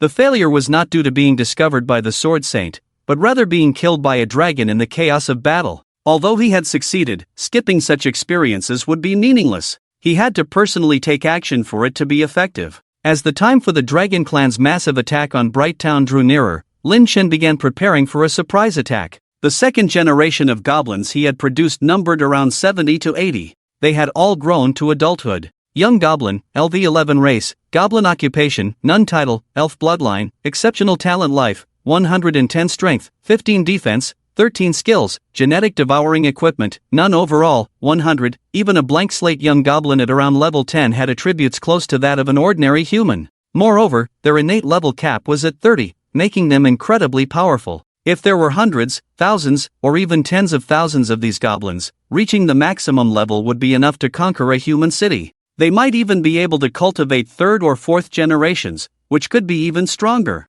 However, whether this would be effective remained unknown. Therefore, Lin Chen did not bring these goblins with him this time, only taking the 1st generation. Even if they all died in Bright Town, he would not feel any heartache. He had no intention of letting them all return alive. It was time for natural selection, even though these creatures had fought alongside Lin Chen before. But goblins were just goblins, devoid of emotions and humanity. They were nothing more than expendable resources. With nearly 100 fully armed first-generation goblins, Lin Chen set out for Bright Town. Inside Bright Town, the arrival of the Sword Saint was celebrated for 3 days and nights. In the church, a tall, golden-haired woman clad in dazzling golden and white armor stood in worship. She was at least 178 centimeters tall, and her long sword at her waist exuded a domineering aura. The white and gold-trimmed cloak added a touch of holiness. Sword Saint Image 1. Outside, Lord carefully entered and spoke. Master, we have recently seen several dragons lurking near the town. Since there are no shepherds, they are likely to attack the town soon. Even though he was of royal blood, he could only be respectful in the presence of this extremely powerful swordsman. He dared not have any ulterior motives. I understand. Let's go. It's time to arrange some dragon hunting crossbows. Otherwise, you won't be able to do anything on your own, and that would be a disgrace to me, the Sword Saint said as she turned around slowly. At that moment, even Lord's heart trembled. Every line of her exquisite face seemed to be crafted by the heavens. Her red lips seemed as if they could produce water. However, her eyes were covered by a white silk scarf, adding a sense of mystery, making her seem unattainable. Although her eyes were covered, it did not hinder the Sword Saint's vision. She walked straight out. This is also acceptable. Sword Saint Image 2. Outside the house, most of the men in the town were gathered around the church, craning their necks to catch a glimpse of her beauty. My goodness, is this the Sword Saint? So noble, so beautiful. What's with that indescribable sense of holiness? It's much stronger than what the nuns exude. A woman who combines strength and beauty. I can't imagine what kind of man could conquer her. Don't even think about it. Even our Lionheart King wouldn't dare to make a move on her. As the Sword Maiden walked out, the residents made way for her. The imposing aura of the sword was completely different from these residents. She then said, "You all go collect a large amount of wood and make 10 dragon hunting crossbows within a day." Yes, yes. A group of people eagerly started working, afraid of being looked down upon by the Sword Maiden. Of course, working more wouldn't earn her respect either. Otherwise, she wouldn't have covered her eyes with a scarf. This world wasn't worth anyone's direct gaze, except for a man who could conquer her. In less than half a day, the wood was collected. According to the blueprints brought by the Sword Maiden, 10 dragon hunting crossbows were finally completed before nightfall. They were placed at various high points in the town. These crossbows even required the use of wooden carts and the strength of a dozen adult men to operate. They were about 10 meters long and loaded with 2-meter-long arrows, truly worthy of being called dragon hunting crossbows. Roar! Suddenly, a thunderous roar echoed in the distant sky, terrifying everyone. Most of the residents of Bright Town were so scared that their legs went weak, nearly collapsing to the ground. Women, children, and the elderly ran into their houses in fear. Even Lord and the others wiped the cold sweat from their foreheads. The might of the dragon was too terrifying. But there was a majestic figure standing on the city wall, with a platinum cloak fluttering in the wind, showing no fear at all. It injected courage into the crowd. The sense of fear diminished significantly. After all, the Sword Maiden was here, and everything would be fine. Tell the residents to let the elderly, weak, and children take shelter. Leave these flying lizards to us, the Sword Maiden said coldly, full of disdain. Apart from Lord and his brave team, the other brave teams mainly helped evacuate the crowd. Suddenly, a gust of wind cleared the clouds in the sky. The dragon finally appeared. Its body was dark brown, hairless, with sharp teeth and claws, and a pair of wings that covered the sky. It was about 15 meters in size, with a wingspan of nearly 50 meters, just like the dragons in Western mythology. Is it here? The Sword Maiden said calmly. She alone loaded the dragon hunting crossbow, aimed it at the sky about 700 to 800 meters away, and fired. Swish! The piercing sound of the arrow breaking through the air exploded instantly. It was worth noting that it took 10 adult men to operate this crossbow, and she did it single-handedly, pulling it to the fullest extent. Even more unbelievably, a pitiful and agonizing dragon roar was heard in the distance. The dragon, like a winged bird with broken wings, fell from the sky. This scene directly moved all the residents of Bright Town to tears of gratitude and excitement. The Sword Maiden is truly amazing. We just need to take shelter, and when we come out, the dragon threat will be gone. Ha ha, God bless us. Once this is over, we should build a grand statue for the maiden. Amidst the cheers of the residents, they took refuge in the shelters without any fear or tension. However, about 20 to 30 men stayed behind to help, along with the brave teams, totaling about 50 people, which was more than enough. As the first dragon fell and its dying roar echoed, it immediately enraged the remaining dragons.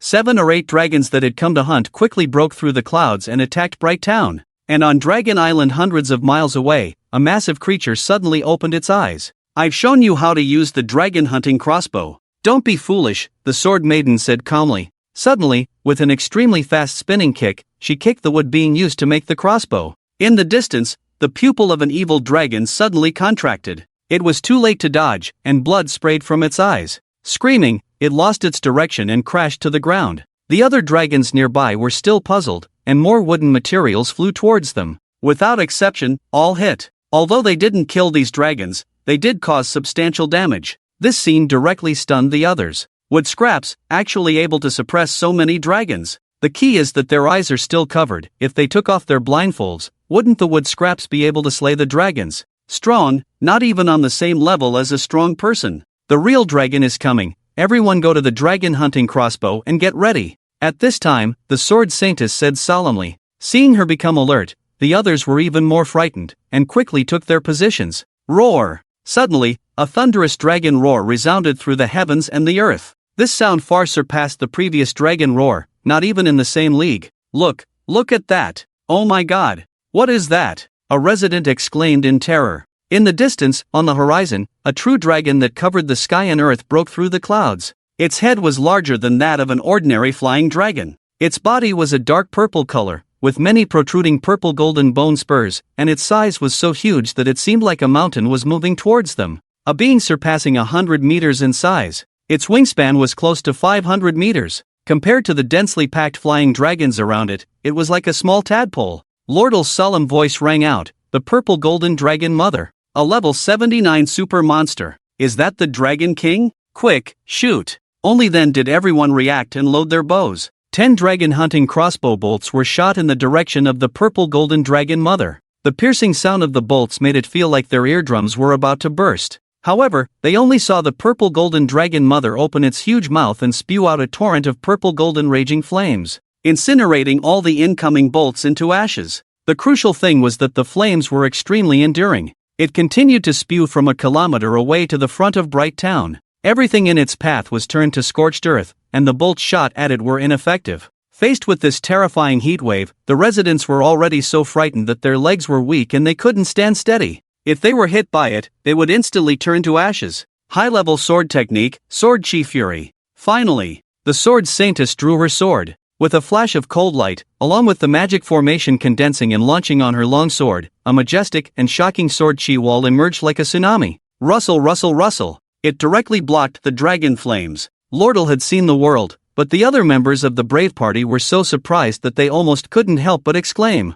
High-level sword technique. My god, it's actually high-level. Truly worthy of the sword saintess, being able to use high-level sword technique, even dying would be worth it. The dragon flames were actually blocked. TSK. Sword techniques, magic, martial arts, and so on are all classified as combat skills. They are divided into low-level, mid-level, high-level, super-level, super-rank, world-class, half-moon class, full-moon class, and day-of-the-week class, and so on. And a high-level magic is already very difficult to see someone use. Not to mention the ones after that. The dragon flames were blocked, and Lordle and the others quickly shot more bolts. They immediately shot down 3 flying dragons. The remaining bolts were shot at the purple golden dragon mother, but for her, it was like toothpicks. It only caused a slight tingling sensation. Roar! Although there were some losses, the flying dragons had also entered the range of the town. With one breath of dragon flames, the houses were instantly destroyed. One after another, they destroyed everything like rotten wood. The residents of Bright Town who were hiding in the shelter, listening to this deafening sound, couldn't help but feel a bit frightened. At this time, a mother comforted her crying child. Don't be afraid, everything will be fine, we just need to wait here, it's very safe. Yes, even if the town is destroyed, it won't be affected here, it's very safe. With that said, the residents also breathed a sigh of relief. They could rebuild their homes later if necessary. But, is it really safe? Hiss, it's really a beautiful fireworks display. Lin Chen looked at the sea of flames in the distance from the small mountain on the outskirts of Bright Town, unable to help but sigh. As he spoke, an extremely evil smirk appeared on his lips. The flying dragons in the sky are indeed very oppressive, scaring the hundreds of goblins behind them to shiver. Bipedal dragon, LV51 race, subdragon occupation, untitled, 5th order monster, Fire Element Controller, Symbol of Glory Life, 530 Strength, 91 Defense, 102 Skills, Dragon Flame, Dragon Roar, Tier Equipment, Non-Comprehensive, 600. The attributes of a random flying dragon are unexpectedly so high. The key is that they can fly. Lin Chen couldn't help but be surprised. It seems that the town of Brightness has provoked an entire dragon's nest, estimated to be 50 or 60 dragons. It's definitely going to be destroyed. However, with that powerful figure, it's really hard to say. Alice Nia, LV80 race, human occupation, sword saint title, holy maiden of the sword, strongest swordsman, dragon slayer, scorn of 10,000 armies, top of the human race, sword genius life, 1700 strength, 690 defense, 700 skills, sword chi fury, unity of man and sword holy, steel tempest, splitting stars and slashing moon holy, death sword reincarnation, ancient sword intent equipment, platinum battle armor holy, fine gold longsword holy, transparent cloak comprehensive, 4000, damn. Seeing this familiar figure, Lin Chen couldn't help but shout out, "Damn, this is too abnormal. I thought there was just a little gap, but I didn't expect it to be a terrifying gap." Currently, his comprehensive strength is only 750,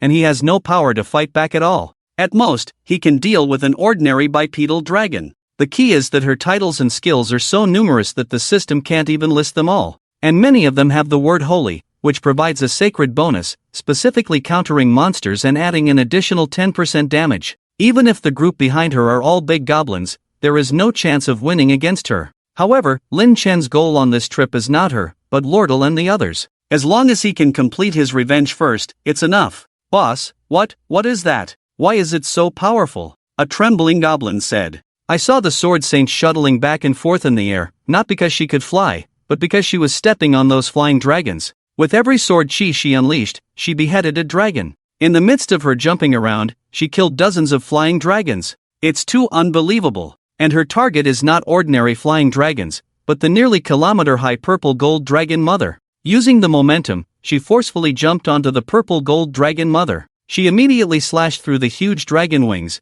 causing the purple gold dragon mother to fall far away. Boom! With such a terrifying fall, it stirred up a sky full of yellow sand. It almost swallowed up the town of Brightness. As for Lordle and the others, they only managed to kill 10 dragons altogether, but fortunately, they had already wiped out half of them. The remaining flying dragons were spewing dragon flames, destroying the town, and targeting Lordle and the others. They extended their claws and pounced. "Evelia, get ready!" Lordle's expression was serious as he immediately shouted. The white-robed nun immediately activated her skill, Holy Sound, reciting the scriptures. Teammates within a certain range can gain an attack bonus. Intermediate sword technique. Sky-cleaving slash. Swish. Lordle's long sword gathered power for about 10 seconds, unleashing an astonishing sword chi. It was almost 3 meters long. It forcefully slashed a large gash in the abdomen of the oncoming flying dragon, causing its entrails to spill out as it fell. "Ha ha, I'm also a dragon slayer now." Afterwards, Lordle was extremely excited, wiping the cold sweat from his forehead.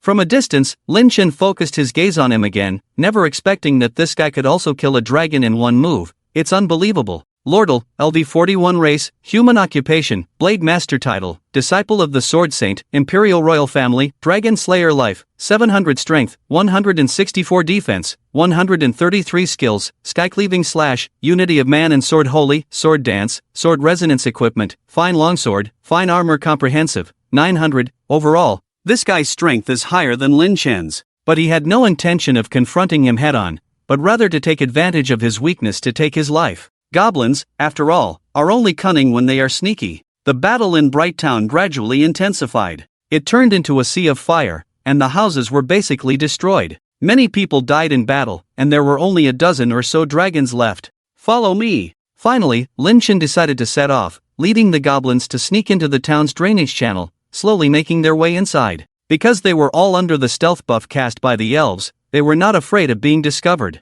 Finally, they arrived at the central position of the town and, according to memory, found the location of the underground shelter. Lin Chen ordered, "You go down to cause a disturbance, and the other goblins hide, waiting for my command." On the distant city wall, Lord and the others were covered in wounds. Their health was less than half, and they were very weak. The white-robed nun's magic was exhausted and she could not hold on. The red-haired knights were in a similar state. Their overall strength had greatly diminished. Lin Chen was waiting for this moment, and all he needed to do was to lure them over. "Goblins? Why are there goblins here?" No! My child! Help! Quickly, call the adventurers to save us! Inside the underground shelter, the residents' pitiful and fearful voices rang out. A man rushed up as if he had gone mad, shouting, "Ah! Goblins are invading! Where are the adventurers? Goblins are attacking the shelter!" "What?" Lord and the others nearby frowned. "Damn it, where is my master?" They turned to look, and in the distance, the earth was covered in dust.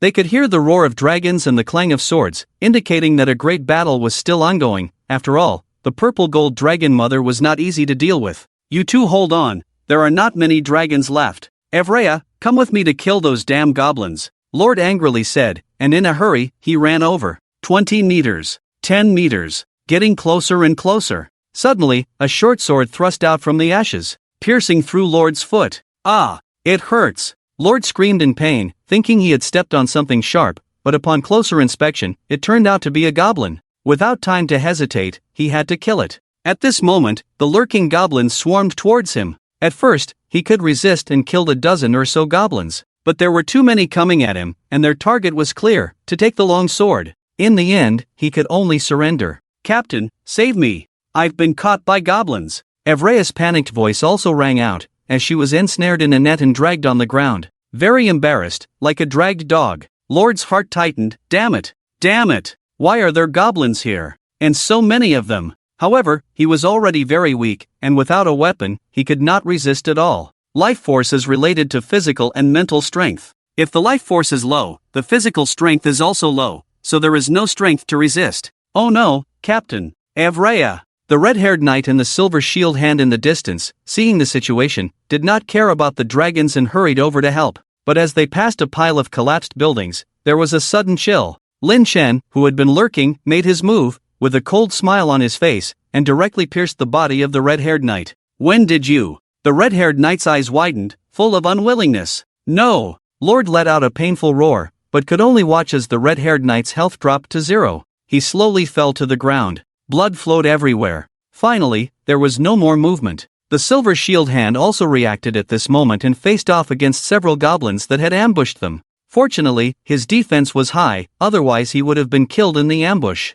But after a few moves, he unexpectedly found that these goblins were not only good at fighting, but also had strong defense. There were also some using spears, making it impossible to get close. "Captain, these goblins are not simple. There are only 6, but I can't hold them off." The silver shield hand's anxious voice rang out as he was forced to retreat by the goblins. At this moment, the goblins picked up burning torches and threw them at him. The fabric on the armor caught fire and burned directly into it. "Ah! It hurts! It hurts!" The voice of the silver shield was hysterical. He dropped the shield and flailed around, becoming a man of fire. "Damn goblins! I'll kill you all!" Lord yelled heartbreakingly. Even Evrea was scared and started crying, never having been so scared even when facing dragons. Now, 2 teammates were dead. Lin Chen sneered, "It's time to go. The rest of you go hunt down those controlling the dragon-hunting crossbows." Then, with about a dozen goblins, they quickly jumped into the sewer and fled. This way, the town of Light was completely chaotic.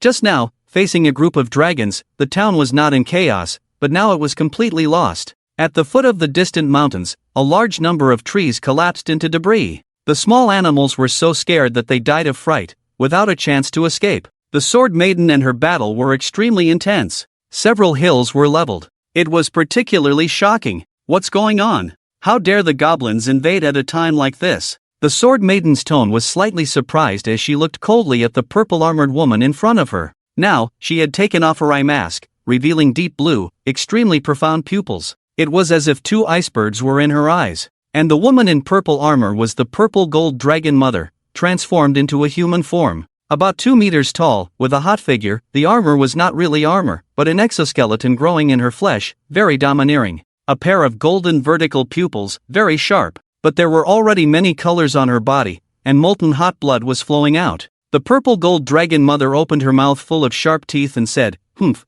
it seems like you're about to be overwhelmed, human sword saint." As she spoke, she reached out with clawed hands to attack. The speed was extremely fast. The powerful wind even shook the wood chips behind her. The Sword Maiden still coped with ease. "Overwhelmed? I see how much dragon blood you have left to shed." Transcendent sword technique. Steel Gale. Her long sword formed a series of magic seals, and began to swing wildly. Each strike unleashed substantial and intense sword energy, dense and numerous. The pupils of the purple gold dragon mother shrank, and she quickly covered her head, and her armor began to grow wildly, enveloping her. However, under the steel gale, the armor shattered repeatedly. She was also thrown out, deeply embedded in the earth. And the displaced steel gale split the earth with 10-meter-long, 3-meter-deep cracks. It was a terrifying sight. The Sword Maiden was ready to pursue, but the residents' screams from the Town of Light were too piercing, interrupting her actions. Since the task was to protect the Town of Light, what was the point of protecting it if everyone died? She could only turn around and rush back to the Town of Light.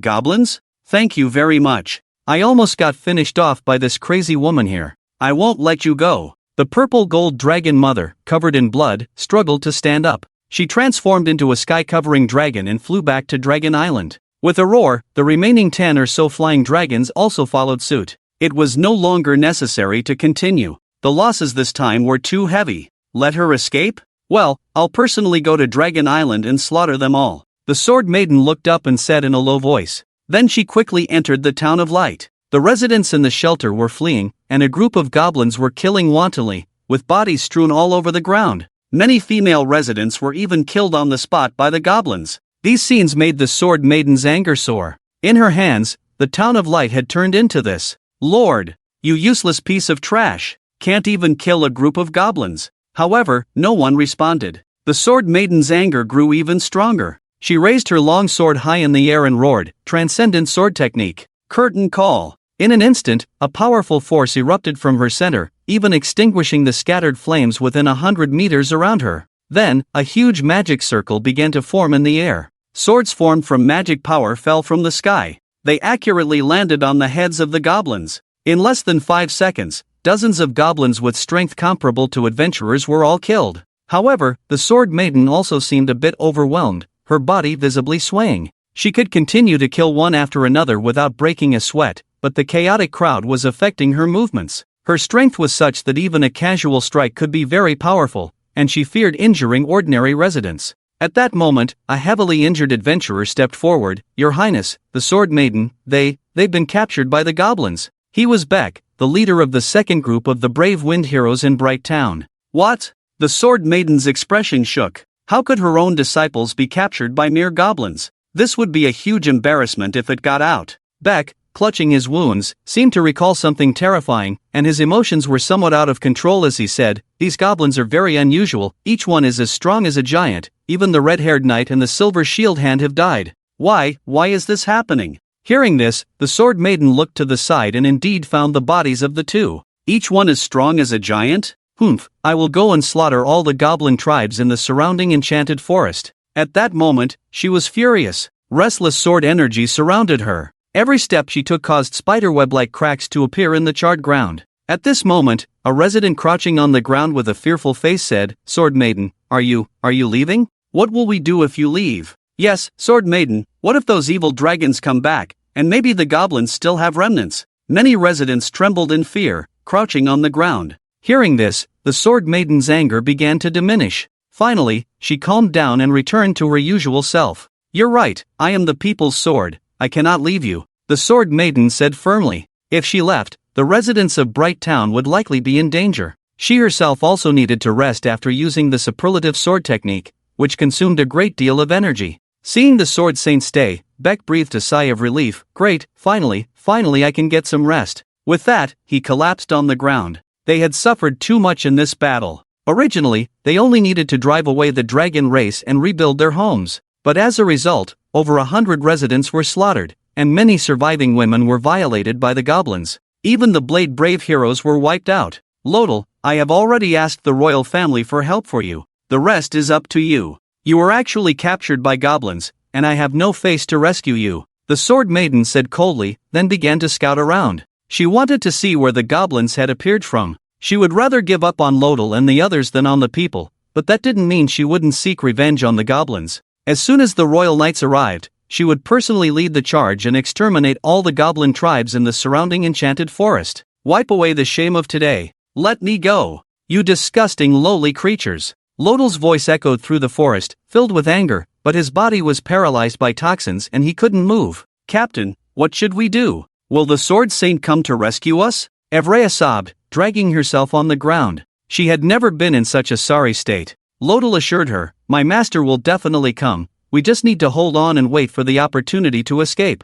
And so, they were brought back to the tribe. Lin Chen was responsible for the aftermath, clearing away all traces of their presence. "You're back?" They actually caught 2 humans. In the cage, Leah's expression shook, unable to believe that they had actually done it. Not only had they breached the human territory, but they had also captured humans. Who would have thought that this is a group of goblins without even a big breed? At this moment, Lordel is still being tough.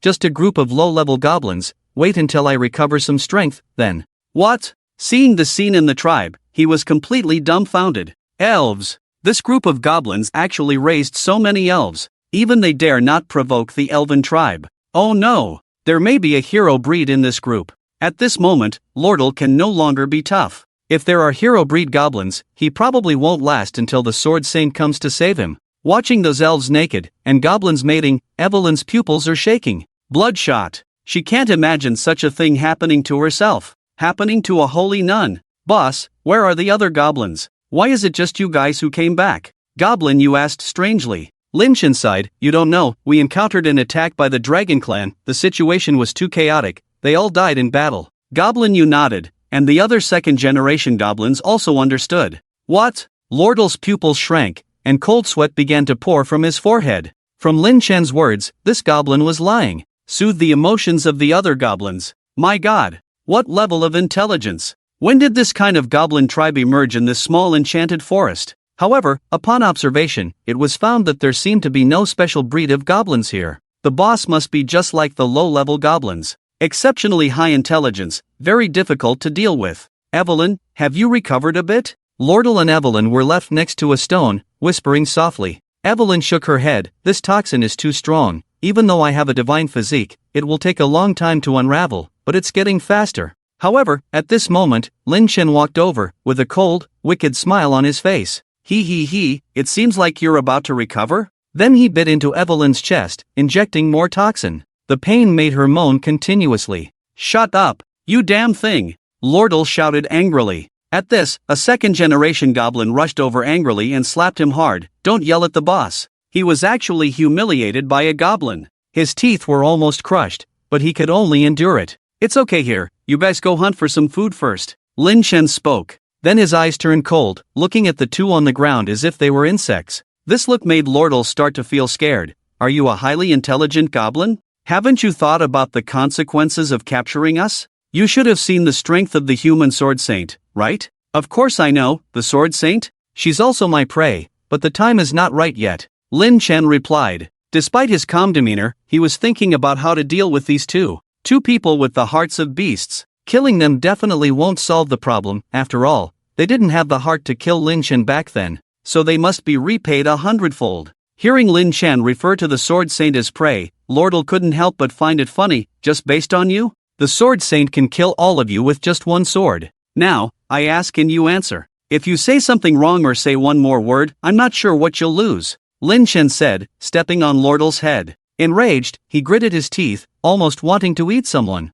I ask you, do you like to secretly imprison goblins and torture them? Lin Chen asked coldly. Lordel's body slightly stiffened. What? Swish! Suddenly, the cold light of claws appeared, tearing off his ear. The blood splattered onto Evelyn's body, scaring her almost to tears. I didn't. You beast. Have you gone mad? Lordel endured the intense pain and shouted, but his heart was trembling. This is something only their team knows. Why would a goblin be so clear? Could it be that this goblin has been watching himself all the time? Weird, too weird, this is impossible, right? Swish! While thinking, Lord felt a sharp pain in his right ear. Both ears were torn off. Stop. I admit that I did that, but then what? Aren't your goblins also fond of torturing humans? Even eating them? Lord said in fear. Hearing this, Lin Chen laughed. You're right, but I am a goblin. Goblin Chen, goblin crazy, tie his limbs to this rock for me. Indeed, morally speaking, Lin Chen's actions were nothing. But that was from a human moral standpoint. Lin Chen no longer had human morals, only goblin moral principles. That is, no morals. Wait, what are you going to do? Stop. Lord's heart started pounding, very afraid. Evelyn cried out in place, Lord, Lady Mary, please come down and perform a miracle to save us. But nothing happened. If there were so many miracles, the world would be in chaos. What's the deal with this goblin? Treating the sword saint as prey, this terrifying and weird thing. It might really be possible. Lord nervously pondered. This time, there might be no escape. Lin Chen's gaze turned and finally looked at the white-robed nun on the ground. Initially, he thought this person was a good person, but she turned out to be the most disgusting and perverted. Actually castrating herself, then using magic to restore herself, and then castrating again. The most despicable of the despicable. What are you going to do? Sob, sob. Seeing Lin Chen getting closer and closer, Evelyn trembled in fear. Oh yeah. He, human nun, so beautiful. Seeing this, the other goblins cheered excitedly. Lin Chen turned around and said, don't worry, if you follow me, the benefits won't be bad. Everyone will have them. Beast! How dare you! Suddenly, Lord's hysterical roar rang out. His forehead veins bulged, almost using all his strength to shout. And his saliva was flying everywhere. Lin Chen's mouth slowly curled up, his goal was to show Lord. He started to touch the white-robed nun. Lord trembled with anger, suddenly resigned. I beg you, spare her, I promise not to trouble you, I can even support you, give you a status in the Lionheart Empire, how about it? I swear to God in the name of the Stanmon family. If this condition had been offered at their first meeting, Lin Chen might have believed it. But now, forget it. These two beasts, they definitely couldn't be trusted. Then, slowly, bit by bit, Evelyn felt an unprecedented sensation. Ah, stop. My body has been dedicated to the Lord, you disgusting thing can't touch me. Evelyn screamed miserably, save me, Captain. The more intense her cries, the more excited Lin Chen became. Lord was almost fainting with anger, and could only close his eyes, unable to bear to look. In the distance, Laya and the others were watching. This Lin Chen, could it be that he has a grudge against humans? These actions seem retaliatory? Because they had been together for a long time, Lin Chen had told them his real name. I heard the boss say before that he wanted to seek revenge on humans. It should be true, Goblin, you said. But Kasana was not happy. Goblins are goblins, evil, dirty, that's their nature, except for Goblin you. Kasana, dear, I think Lin Chen is different. Although we are imprisoned, we don't need to think about anything other than not being able to move freely. Leia was already won over by Lin Chen. Mainly because every time they mated, she could experience a feeling beyond what the elves gave her. Previously, even 2 elves, or even 3 or 4 elves, were not enough. Now, one Lin Chen could make her obedient. Completely fell in love with that feeling. Dear mother, how do you talk to the goblins? Cassandra said unwillingly. Leia still looked infatuated with Lin Chen. Child, you don't understand now, but you will know how good Lin Chen is in the future. However, there was a hint of helplessness in her eyes after speaking.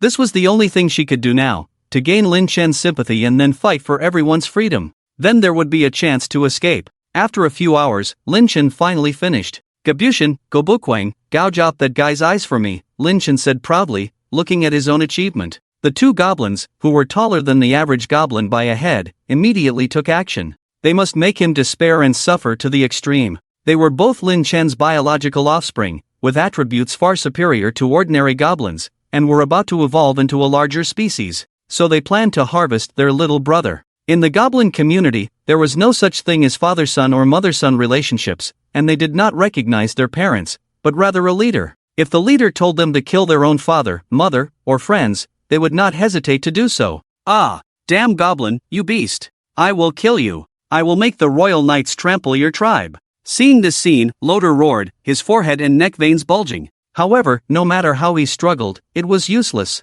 Captain, I'm fine, the Lord will protect us, Evelia said with difficulty. Her pure white nun's habit was covered in dirt. Loder felt extremely distressed. She was his childhood friend, whom he had known in the sacred church since he was young. Now, she had become like this. Lin Chen's eyes were cold and ruthless, and the torture he had suffered before was no less than this. The key point was that for Evelia, it was uncertain whether it was painful or uncomfortable. But it was clear that for Loder, there was only endless torture and suffering. It was worse than death. Beside them, Loder shouted to stop, blood vessels continuously bursting from his throat. Stop. But it was of no use. They could only watch helplessly as the goblins retaliated against them. At this moment, Gobukwang's qualifications were upgraded, and under the condition of reaching a sufficient level, it began to evolve. Its body grew to about 1.7 meters. Its slender limbs now had bulging muscles, clearly a goblin warrior among the larger species. Gobukwang, LV33 race, goblin occupation, warrior, significant increase in attack and defense, titles, son of the elves, blessing of the gods, monster slayer, etc.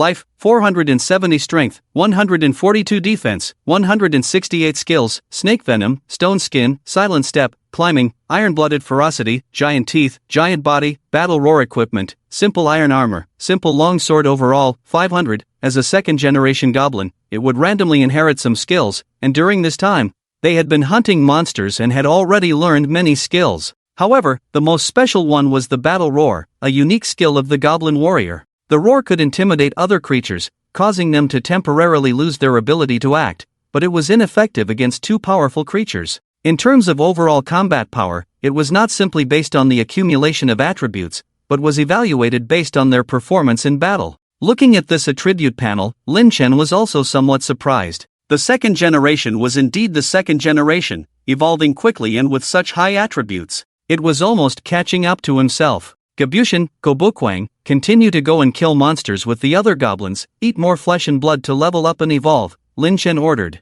Now, as long as this group of second-generation goblins kept eating, they could gain experience, and then break through level 30 to evolve into a larger species. If they were to build such a tribe of second-generation large goblins, they would be able to dominate this enchanted forest. According to the investigation from some time ago, there was not only one goblin tribe in this enchanted forest, there were a total of 7. Except for the Bloodfang tribe in the west, the others could be ignored. The leader of the Bloodfang tribe is of a large species level, and is about to evolve into a heroic species, with over 300 members, posing a bit of a threat. So now it's best to have the tribe members level up. Yes, boss. The goblins set off in a grand manner, at least from the south to the north in a straight line. They could already sweep through. Immediately, Lin Chen looked at the dying Evelia on the ground. He found a red potion on her, probably a healing potion. It was impossible for him to let this guy die so quickly. "Why did you save me, you demon?" Evelia said in pain. But before she could finish her sentence,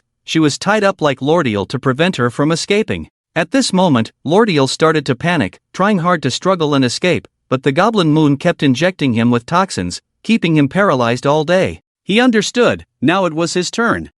Calm down, take a deep breath, dizziness is normal. Lin Chen let him down from the rock. He wandered in the woods for a while, then tinkered with the furnace. He made some simple torture tools. He would repay the torture he had received before. "No way, you're just a goblin, why are you so terrifying?" Lordiel looked at the rough and shoddy, but well-made punishment tools, his pupils trembling. The word fear instantly filled his mind. He quickly said, "Wait, this is not hygienic at all. What if it gets infected? Wait, stop. Ah!" With the sound of a terrible scream, Lordiel experienced what it was like to be worse than dead. He now understood how he had tortured monsters before, and now he experienced it firsthand. After a few hours, a group of demons. "Captain, hold on, sob, Evelia cried, unable to look at Lordiel at this moment. She was afraid that he would be too ashamed and choose to bite his tongue and die. Lordiel was already covered in blood, thrown on the ground, not knowing if he was alive or dead. Then he was tied up again, and now it was finally over. Lin Chen's anger had also subsided a lot. Now the thing to do was to prepare to resist the extermination of the human race, but he was not worried about them finding this place so soon. "Boss, we're back. The surrounding monsters have been exterminated, but fortunately, everyone has basically evolved into large species." At this time, the voices of the Goblin Moon and his group could be heard in the distance. A group of grotesque goblins slowly approached. They were called grotesque because there were many branches of the large species, not just goblin warriors. Lin Chen's eyes lit up, very satisfied. This way, he could crush the Bloodfang tribe and capture their leader to create the third generation of goblins. The third generation goblins needed goblin heroes as the public species to have a significant improvement. Although the Bloodfang goblins were still of a large species, in Lin Chen's hands, it was easy for them to evolve. Immediately, he counted the types of goblins that had evolved this time. Among them, there were 50 goblin warriors with extremely high attack and defense attributes, but that was about it, quite mediocre. Then there were 20 goblin assassins. They were about the same size as the lower goblins, only about 1.2 meters tall, and their bodies had become dark, making it easier to lurk. Their ears were longer and sharper, and their crimson eyes had turned into emerald green. And the Goblin Moon had also evolved into a goblin assassin. Goblin Moon, LV31 race, Goblin profession, assassin, speed boost, titles, son of the elves, blessing of the gods, cunning hunter, monster slayer, life, 300 strength, 130 defense, 80 skills, night stealth, lethal ambush, equipment, simple iron armor, simple short sword comprehensive, 450, Although his attributes were not as good as the goblin warriors in all aspects, his overall strength was even higher than that of the goblin warriors, because assassins were far more troublesome than warriors. You never know when you might get stabbed by a dagger while walking at night. The rest were a few goblin priests and one evil goblin. The purpose of goblin sacrifice is to heal everyone, but the evil goblin is really powerful. Damn, if only I could become an evil goblin, but unfortunately, I can't evolve into a large species, I can only ascend step by step, Lin Chen said unwillingly. Now, compared to the goblin god, he would rather be an evil goblin. Evil goblin, LV30 race, goblin occupation, none title, son of the elves, divine blessing, monster slayer, strong kidneys and bones, life, 200 strength, 71 defense, 44 skills, equipment, simple iron armor, simple short sword comprehensive, 150, the overall strength is weak to the extreme. However, the skills are enviable. You guys go back first, I want to discuss life with this evil goblin in the forest, Lin Chen ordered. Then he commanded the evil goblin to follow him into the dark, enchanted forest. Ah, boss! A miserable scream was heard, startling the birds into flight. 1 in a million chance. How could I possibly let it go? In the forest, Lin Chen was devouring his flesh and blood, one bite after another, consuming it completely, but also gaining all of its skills. The possibility of a large species mutating into an evil goblin is very small, so Lin Chen chose to kill it and take its skills for himself. In the tribe, seeing so many large goblin species appearing, Lord and the others thought it was an invasion by other goblins. They couldn't imagine that after being tortured for so long, they would soon suffer even more. Gobshin, you're back? You've all become so powerful. At this moment, Gob Moon greeted them. Lord only then realized that the previous group of low-level goblins had all evolved into large species. How terrifying. This was a goblin tribe of dozens, nearly 100 large goblins. In the largest enchanted forest of the Lionheart Empire, they were already a formidable presence. This was just a small part of the enchanted forest in a remote area. What kind of monster has the leader of the goblins become? We must make the royal knights and my master eliminate this terrifying group as soon as possible. The more Lord thought about it, the more frightened he became, trembling uncontrollably. If allowed to develop further, it would definitely cause a huge uproar. Lin Chen also returned to the tribe, planning to give the tribe a name. This would make it easier to declare war on the Bloodfang tribe. However, he definitely wouldn't declare war, it would be best to launch a surprise attack, but a name was still needed. Gathering all the goblins, he asked, Gob Moon, Leia, Gobshin, and all of you, what do you think would be a good name for our tribe? The current members had improved their intelligence somewhat, so their communication skills had also improved. Gob Moon pondered for a moment, how about calling it the Mighty Tribe? Let's grow and become strong together. Hee. Little Moon, you're too naive. The name of a goblin tribe is usually named after the leader, Leia teased. Gobshin and Gobmad looked at each other, pondering what to call it.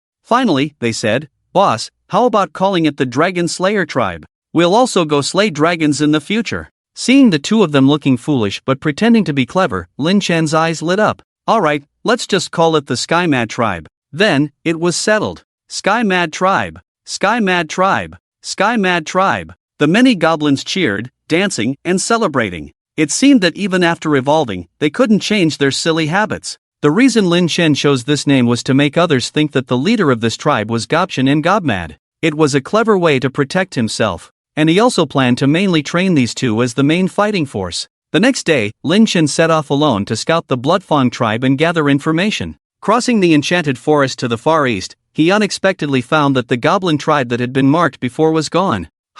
Wasn't that the Black Bear tribe and the Warhorse tribe? How was it leveled to the ground? I've seen it before. Both of these tribes had powerful beings, and if they joined forces, they could even match the Bloodfang tribe. But in such a short time, how could they have vanished like that? However, these two were not the purpose of Lin Chen's trip. He continued on towards the Bloodfang tribe. Finally, he arrived outside the Bloodfang tribe. The environment of this tribe was very good, built next to a river abundant in fish resources, surrounded by plains. Because it was extremely easy to obtain food in the early stages, it led to the current prosperous development. There were many huts, at least 300 goblins, and even more. Although it was daytime, goblin scouts were constantly on the lookout tower, and there were even patrols circling the camp. Lin Chen couldn't help but be surprised and said, "So cautious? Could it be that?" While he was still pondering, suddenly a completely different goblin walked out of a large hut. Its entire body was black-brown, with strange marks smeared with fresh blood on its skin, nearly 2 meters tall.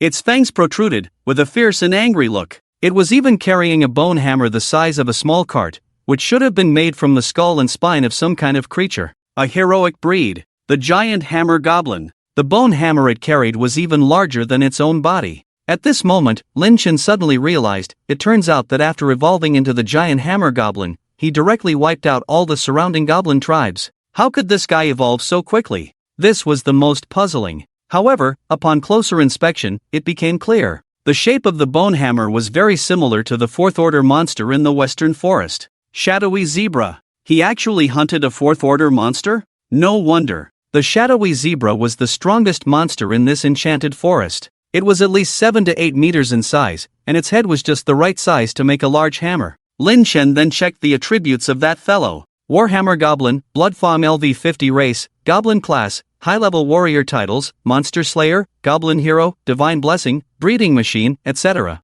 Life, 700 Strength, 239 Defense, 114 Skills, Fierce Hammer Strike, Giant Strength, Stone-like Skin, Climbing, Silent Step, etc. Equipment, Bone Hammer overall, 900, because they did not have iron forging technology, its attributes were not actually too outrageous. The goblins of Lin Chen's Sky Fury tribe were all wearing iron armor and wielding iron swords. Even though their basic attributes were not ideal, the difference between having equipment and not having equipment was very significant. However, because they all lived in an enchanted forest, most of the skills possessed by the Warhammer goblins were the same. It doesn't seem too powerful. With a combat power of 900, a dozen goblin warriors should be able to deal with it. Lin Chen pondered, but it would be quite difficult to capture it alive. This guy must have also eaten the flat-headed goblins in the enchanted forest, and had a strong resistance to paralysis toxins. It would be great if the white-robed nun, Evelyn, could be used for oneself, directly using the restraining type of holy magic.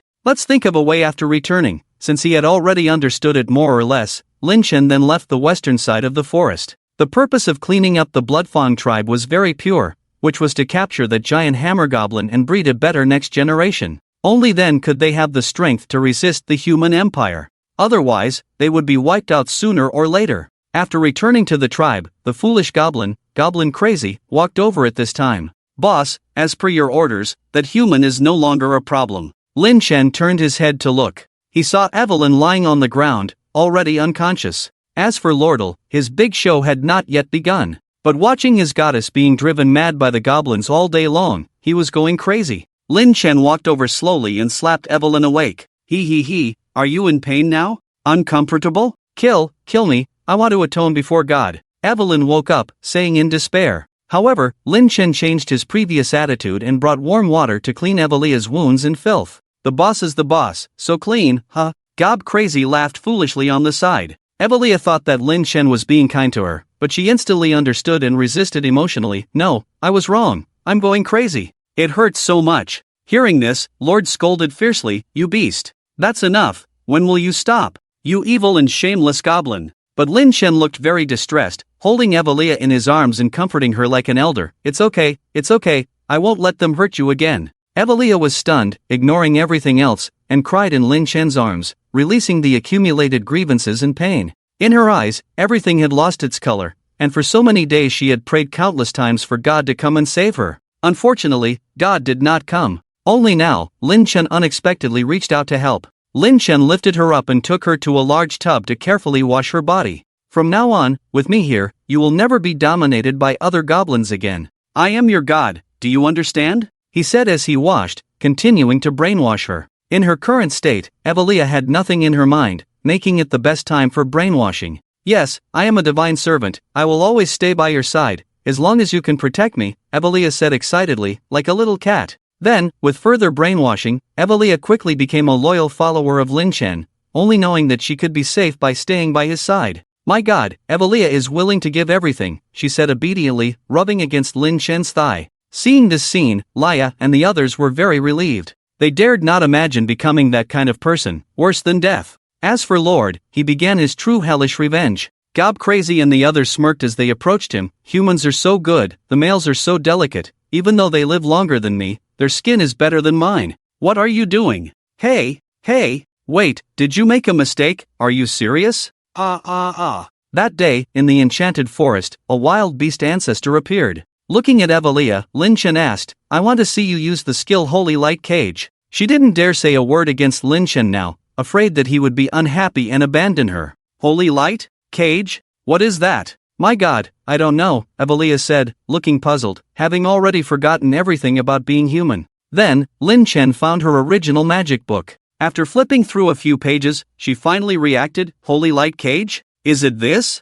After she finished speaking, the magic inside her body involuntarily began to activate and connect with the magic book. Shwa! A strong gust of wind blew, directly shooting out a beam of golden light, breaking the big tree outside the tribe. Lin Chen felt that something was wrong. This should be the holy light impact. Through the system, he could see Evelia's attributes and skills, so he was somewhat familiar. Evelia, LV38 race, human occupation, holy sister title, servant of God, holy body, monster hunter, hero, life, 309 strength, 98 defense, 107 skills, holy light impact, holy light defense, divine healing, holy light cage, divine gift of the Lord, holy equipment, low-level holy magic book comprehensive, 500. Because she was a support character, her strength was not considered strong, but in the holy category, she could still handle several large goblins at full strength. But now, she was essentially a loyal dog of the goblins. At this point, Lin Chen turned to the page about the holy light cage. Looking at the strange text above, Evelia involuntarily began to read it.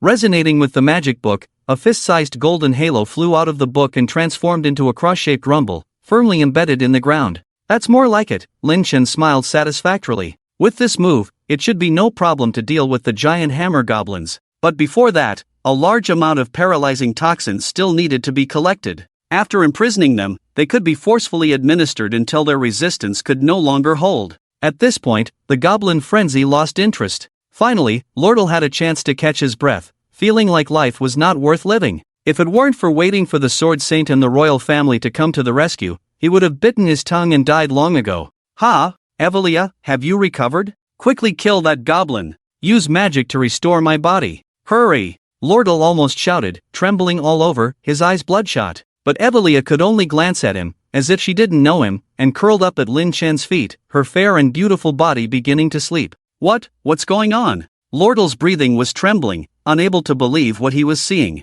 Evelia, a holy nun, had actually become a goblin's dog? This is simply absurd. Lin Chen looked at him coldly and said, What else can it be? She has willingly joined me and become my dog. You're asking for death. Do you know what you've done? Evelia is the daughter of the bishop of the Holy Church, chosen as a servant of God, the child of the Virgin Mary. You have no idea what you've done. The wrath of the Holy Church. What can a mere goblin endure? Even the Lionheart Empire has to give in to the church, and yet you dare to do this? Ha ha ha. Lordle didn't know whether to laugh or be angry. Evelia's status was even higher than his, otherwise he would have acted long ago, but he only dared to pursue and not to be forceful, because she represented the divine. If she were killed by a goblin, that would be nothing, just a struggle between humans and monsters. It's normal. Even if she were defiled by a goblin, it would be acceptable. After all, it's a goblin. But now, a goblin has tamed the servant of God, making her obedient and docile. This is a provocation to the divine, a challenge to God.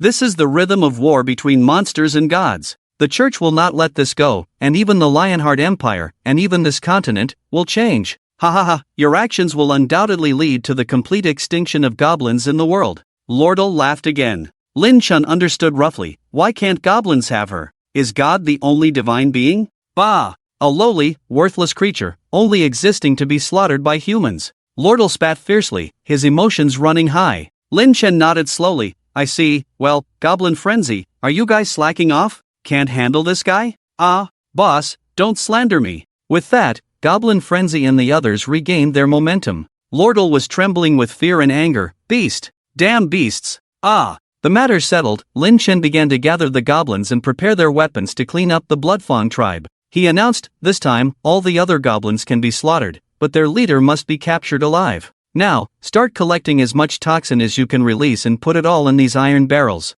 After all, with the iron smelting technology, iron barrels could still be made. In the end, more than 10 barrels of paralyzing toxins were collected. Let's go, Bloodfang tribe. At this time, inside the Bloodfang tribe. Boss, the surrounding goblin tribes or caves have all been cleared out, said a goblin priest. The giant hammer goblin nodded in satisfaction. Very good, with the enchanted forest to the west, our Bloodfang tribe will be able to dominate it. Ha ha ha. But, there is a larger tribe to the south, but it's no problem. Recently, they were just ordinary goblins, not even a single big one. The priest said this, but his expression was somewhat complicated. The giant hammer goblin didn't care. We can kill off that small tribe with just 2 big ones, no need to worry. But I found that they have a lot of iron tools, and they even have elves in captivity. The priest raised his voice, looking surprised and puzzled. Suddenly, the lying giant hammer goblin sat up directly. Elves? Did they defeat the northern elf tribe? It seems so we need to be careful and find an opportunity to attack and wipe out their tribe, and take the captive elves. The priest said with a cold smile. Goblins also have to be wary of each other. It's better to eliminate the other side early, fearing that they might grow stronger. The giant hammer goblin pondered for a moment. Alright, let's go later. Boss, there's a goblin outside who wants to talk to us. Suddenly, a shout broke the tranquility of the Bloodfang tribe. The visitor outside was Lin Chen. The giant hammer goblin strode over aggressively, carrying a large hammer. He sneered, Huh? Where did this lowly goblin come from? Just kill him. Bloodfang leader, I know you are a hero-level goblin, with intelligence close to that of a normal human, that's why I came to talk to you. Lin Chen said coldly. The Bloodfang leader was slightly stunned. Who are you? A mutant? As he spoke, it could be felt that Lin Chen was definitely not an ordinary goblin, which is why he thought so. No, I'm just a little smarter, and besides, I'm the leader of the Southern Sky Fury tribe. The tribe that you mentioned is capturing elves. Lin Chen said with narrowed eyes. Hearing this, the giant hammer goblin burst into laughter on the spot. Priest, is this the southern tribe that you said was a danger to the Bloodfang tribe? How could such a creature possibly affect us? Ha ha ha. For a moment, even the goblin priest didn't know what to say. When they went to check, they were indeed all low-level goblins, but they didn't expect them to be so weak. Bloodfang leader, I actually came to discuss cooperation. If you are willing to join us, you can mate with elves, and even humans, but the condition for joining is only you. Lin Chen said earnestly, staring straight at him. The giant hammer goblin was stunned, put down his bone hammer, and with his huge body like a small mountain, he went straight over. He reached out and grabbed Lin Chen directly. Oof, fool, I'll kill you, and those elves will be mine. After speaking, he was ready to crush Lin Chen with his hand. Goblins don't have the concept of not killing envoys. If they can kill one, they will. However, the next second, the giant hammer goblin's fingers were all cut off at once. Blood gushed out. You despicable fellow! Kill him! The giant hammer goblin roared and hastily retreated. At his command, all the goblins of the Bloodfang tribe rushed out, but they were all naked, without any armor. They didn't even have weapons, just stones and wooden sticks. Boom! Boom! Boom! The next moment, in the dark forest, there was a fierce and shocking sound of footsteps, and it was in an orderly manner. What's happening? Has a giant monster come? The goblins of the Bloodfang tribe were frightened by this sound. When they saw who it was, they truly felt fear. Terror! If it was just a giant monster, it wouldn't be a big deal, they could handle it. But what they saw now was much more terrifying. Dozens of goblin warriors marched in unison, wearing iron armor and wielding iron spears. They were like an unstoppable army. How is it possible for so many goblin warriors? The Bloodfang priest was dumbfounded. Whoever wants to fight, just go and fight. He turned and ran back, intending to escape from here. But just as he left the tribe and reached the edge of the grass, a sharp blade pierced his chest. Who? The Bloodfang sacrifice let out a frenzied roar, baring his teeth and wanting to resist. But the first blow didn't kill him. Then, another blade stabbed into his forehead. The newcomer was Goblin, leading a group of goblin assassins. In the dark night, their figures were almost indiscernible, especially after activating their night stealth. Even the goblin's night vision couldn't detect them. However, this ability was only effective at night and lasted for only 30 seconds, usually used in critical moments. And now was the time. At Gobtion's command, all the goblin assassins entered stealth mode and infiltrated the Bloodfang tribe. At this moment, the hammer goblin was furious. Damn it, what's the use of so many goblin warriors? Watch me crush them all. As he reached for his bone hammer again, his fingers were suddenly cut off. Now with no fingers on either hand, he couldn't even hold the hammer, greatly weakening his strength. Damn it! What the hell is this? My hands! I can't hold the hammer anymore. The enraged hammer goblin ranted and directly started flailing his fists. Seeing this, Goblin shouted, "The boss has completed our mission, let's go." The goblin assassins were very fragile, and if hit by a punch, they would basically die, so they retreated directly. Meanwhile, outside the tribe, the relatively well-equipped goblin warriors were engaged in battle. The charging little goblins were like cutting through melons and vegetables, easily killing several. 300 goblins couldn't hold them back. Even the goblin warriors of the Bloodfang tribe, with only half the attributes, were easily killed. Soon, only the wildly flailing hammer goblin was left. Master, master. At this moment, Lin Chen appeared with Evelia and ordered, use the holy scripture cage to trap him. Yes, master. Immediately, Evelia began reciting the scripture, and the magic book flipped on its own. A ball of light turned into a cross, accurately piercing the hammer goblin's body, trapping him and rendering him immobile. However, it seemed that it could only be maintained for a dozen seconds at most. Taking advantage of this opportunity, Lin Chen immediately ordered, the stuff. Pour it into his mouth. Then use the poison skill to bite him. A group of goblin assassins appeared and quickly poured the collected poison into the mouth of the raging hammer goblin. The others who were unharmed bit him. Damn it! Damn it! The hammer goblin struggled with all his might, finally breaking free from the confinement and throwing several goblin warriors around him. He was very strong. Everyone, back off! Lin Chen quickly ordered. The hateful gaze of the hammer goblin locked onto Lin Chen and he charged towards him. Evelia was about to use magic to attack, but was stopped. It's okay, my good dog. Boom! A cloud of dust was raised. The hammer goblin fell in front of Lin Chen, completely paralyzed. Oomph, a hero, huh? We'll have one soon too, Lin Chen said with a smug smile. In the current tribe, the ultimate limit was a hero, but that was the limit. The limit meant that leveling up was very difficult, basically at the stage of a big seed, and it would be difficult to evolve further. Where would Lin Chen wait for the later stage? He would probably soon face retaliation from humans.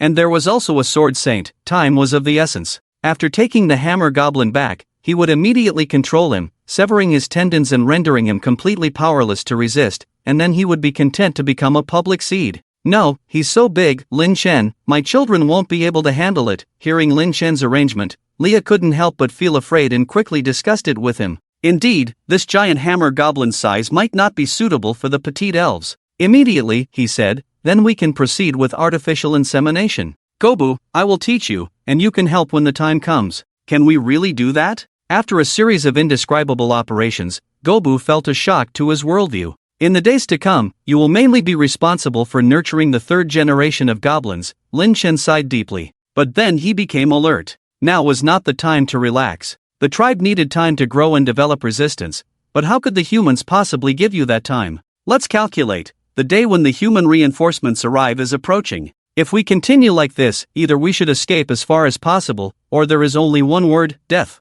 The current strength is not enough to fight against the royal knights. However, Lin Chen had already laid out a plan. I need to go on a long journey in the coming days, so be on high alert at all times, Lin Chen instructed, afraid that the sword saint or the human reinforcements would arrive early and then come to besiege them. However, the chances were too slim, as they were far from the town of light, and there were many scattered enchanted forests ahead. It would take some time to exterminate the goblin tribe. Leia couldn't help but worry. Where are you going again? Don't take any risks. Don't worry, I won't die, and even if I do, it's okay, Lin Chen said calmly. Gobu and the others listened to him without any objections. However, Lord chuckled. Are you scared of the reinforcements arriving soon, and that's why you want to escape? After so much suffering, he was finally about to break free. So, it was still a bit floating, and he couldn't help but start talking again. Someone, take care of the giant hammer goblin for him. Lin Chen wondered why this guy's mouth was so tough. Since that was the case, he shouldn't blame him for being impolite. After a few attempts, Gobu scratched his head and said, Boss, can this really work? There was no road in the world, but as more people walked, it became a road, Lin Chen said coldly before leaving the Tianquang tribe. Time was running out, so he started rushing at full speed. The next day, he arrived at the seaside, with golden beaches, sunlight, and the music of the waves, making him feel relaxed. On the other side of the sea? What's the most convenient way to get there? Lin Chen couldn't help but ponder. Yes, he was going to Dragon Island. At first, he thought of getting a boat and rowing over. But with a distance of over 100 kilometers, it would probably take 10 days to half a month to row over. After some investigation, he found that the fastest way was to lure a dragon. So he simply looted a few surrounding villages, capturing more than 10 cows and sheep, totaling over 1,000 pounds. Then he bled them and tied the meat together, piling it up on the beach. Lin Chen hid inside. The smell of blood was very attractive to the dragons during their breeding season, and they would collect a large amount of food for the nutrients needed for reproduction. Half a day passed. Sure enough, in the distance, a black and red figure broke through the clouds and flew towards the beach. Lin Chen stared at the dragon through the cracks in the meat, feeling ecstatic. Dragons were simply irresistible to men, and it was a dream to be able to ride and fly on one. Where's that goblin? I see him, on the beach, hurry. Get rid of him. Give back our cows and sheep. Damn lowly creature. At this point, a group of villagers, consisting of the young and strong, gathered their weapons and came to confront Lin Chen. Their momentum was fierce. When they saw a giant dragon swooping down on the sea, they were so scared that they turned and ran in unison. Hey, I remember that Goblin was over here, right? Right, let's go. The flying dragon swooped down towards the beach, and the terrifying pressure directly caused ripples on the sea surface. Its sharp claws accurately grabbed the tied-up beef, and after circling once, it flew back towards Dragon Island. Lin Chen, hidden in the meat, secretly rejoiced. He had guessed right. The reason these dragons had been preying all along was not for themselves, but it's the purple gold dragon mother. The ancient dragon that covers the sky and the sun is in the breeding period. It needs nourishment to have such a large food demand. Looking through the cracks, looking at the boundless sea, Lin Chen couldn't help but feel that this world is really strange. No one knows how big it is, and there are gods and so on, as if the people in this world are very convinced. Suddenly, a spray of waves shot out hundreds of kilometers high, directly sprayed in front of Lin Chen. Looking down, the whole person was almost dumbfounded. Ninth Order Demon. Sea-swallowing whale. At a glance, I almost didn't see the edge. It's almost about to merge with the sea. It's estimated to be as big as 10,000 meters. But fortunately, this whale is not aggressive, just eating small creatures in the sea. While daydreaming, he finally saw a small black dot on the distant horizon. It got bigger and bigger until it was completely clear. Is this Dragon Island? It looks pretty good. Lin Chen was somewhat surprised, different from the volcanoes, lava, and obsidian he had imagined. Dragon Island is composed of many islands, and the central island seems to have been split by someone, with many waterfall canyons, streams resonating with the waves. Extremely spectacular. This is the canyon landform. However, the wider islands also have vast grasslands and dense forests, full of life. And most of the dragons live on the cliffs. You can see a huge mountain from a distance, with a large crater in the center of the mountain. In the pit, there is a giant purple golden dragon sleeping. There are some crystals on its back, cold and beautiful. Purple gold dragon mother, LV79 race, ancient dragon occupation, untitled, king of Dragon Island life, 4100 strength, 510 defense, 580 skills, purple gold dragon flame, humanization, dragon roar, ancient call super equipment, non-comprehensive, 2900. Lin Chen looked at this guy's attributes and felt that it was okay, but the overall combat power was so low? Although he was even lower, but also, anyone could be almost the same as the Sword Saint, that's it. But one thing he could get was that this guy was not an ordinary dragon, but an ancient giant dragon, with a large body. At this moment, the flying dragon carrying Lin Chen arrived at the crater, directly threw the meat in front of the purple gold dragon mother, and then left calmly. Lin Chen quickly crawled out of the meat and hid among the messy dry branches and twigs, afraid that the dragon mother would eat the meat and he would be done for. From time to time, a dragon would fly over and leave food behind before leaving. Lin Chen swallowed his saliva and cautiously walked to the edge of the cliff to see how high it was. How to leave if things didn't work out. After taking a look, he regretted it. This height is the kind that makes your head dizzy and your legs weak at first sight. Damn, living so high and not afraid of heights? Lin Chen was so scared that he quickly retreated, but as soon as he turned around, a pair of golden giant pupils stared at him. Where did this little bug come from? At this moment, the purple gold dragon mother spoke. To her, Lin Chen was really just a tiny bug that could be crushed at will, no different from a human looking at an ant. The dragon's nostrils began to inhale, wanting to directly spray Lin Chen out.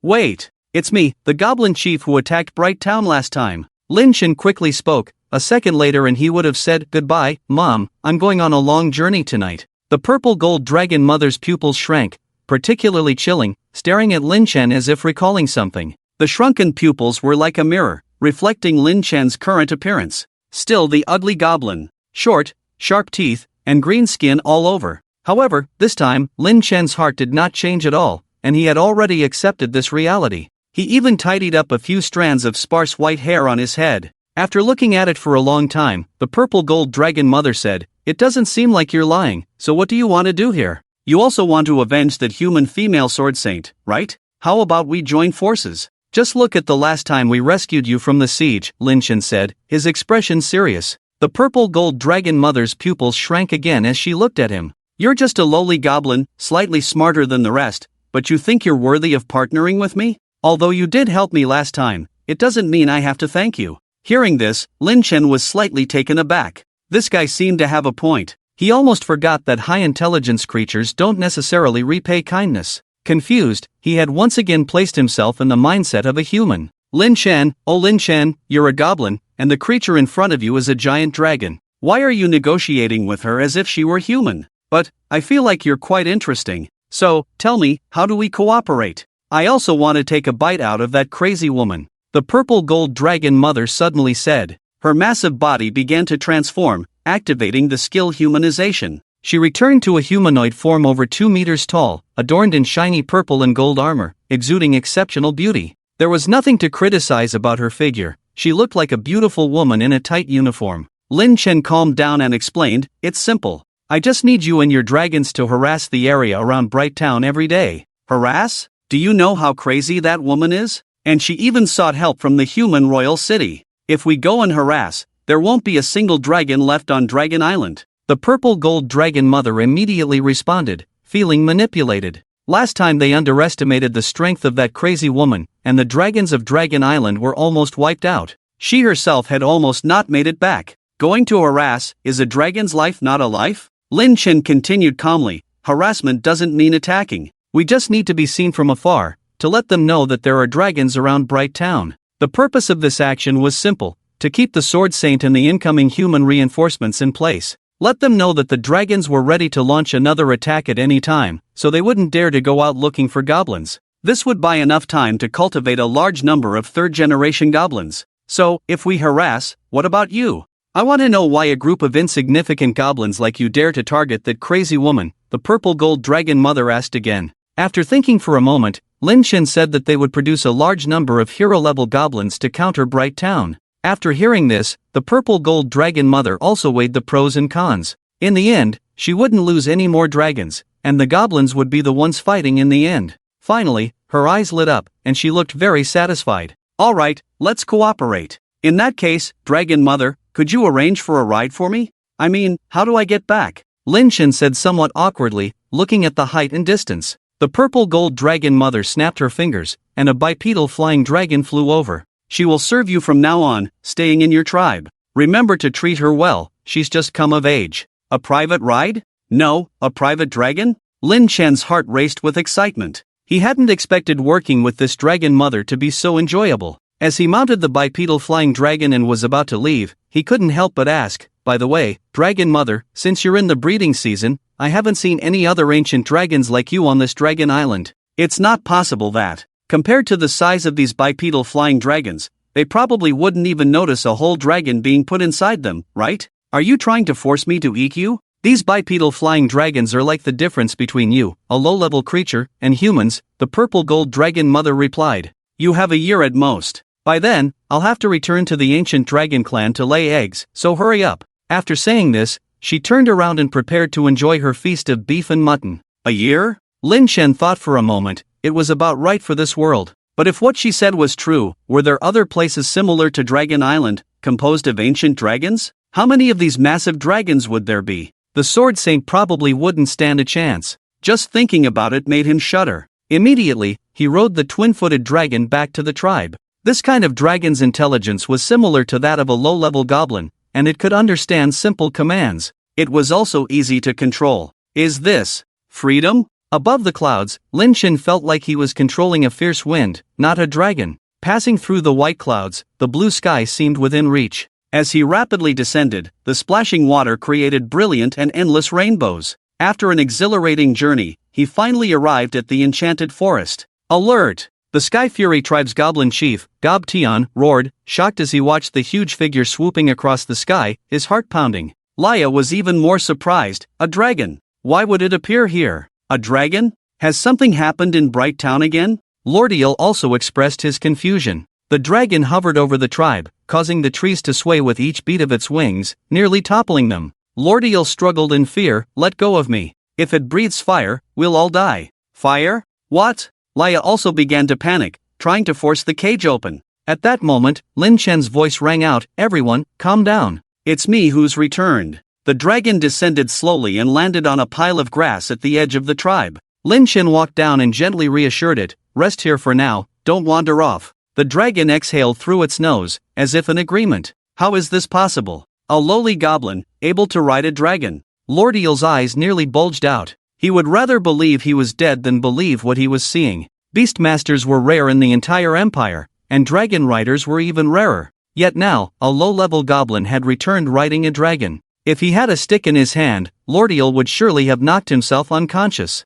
Seeing this, Gob Moon and the others breathed a sigh of relief. Long live the chief. So cool. Is this really a goblin? Laya couldn't help but smile bitterly, her heart nearly jumping out just now. Gob Tian and Gob Crazy were ecstatic, dancing and cheering. Chief, where did you go? Gob Tian couldn't help but ask, curiously eyeing the resting dragon. Lin Chen didn't explain much, but ordered, how's the breeding work you've been doing? It's all taken care of, Chief, Gob Moon replied. They had released the spirits for mating one by one over the past few days, without any mishaps. Lin Chen nodded and then went back to his hut to rest. It had been a tiring journey, and he needed to rest. At least for now, the greatest danger had passed, and they could breathe a sigh of relief. Bright Town. After more than half a month of reconstruction, it had mostly recovered. However, to mourn the dozens of people who had died and to alert everyone, their tombstones were placed in the middle of the town. Every day, passers-by would see them, a constant reminder that an attack could come at any time.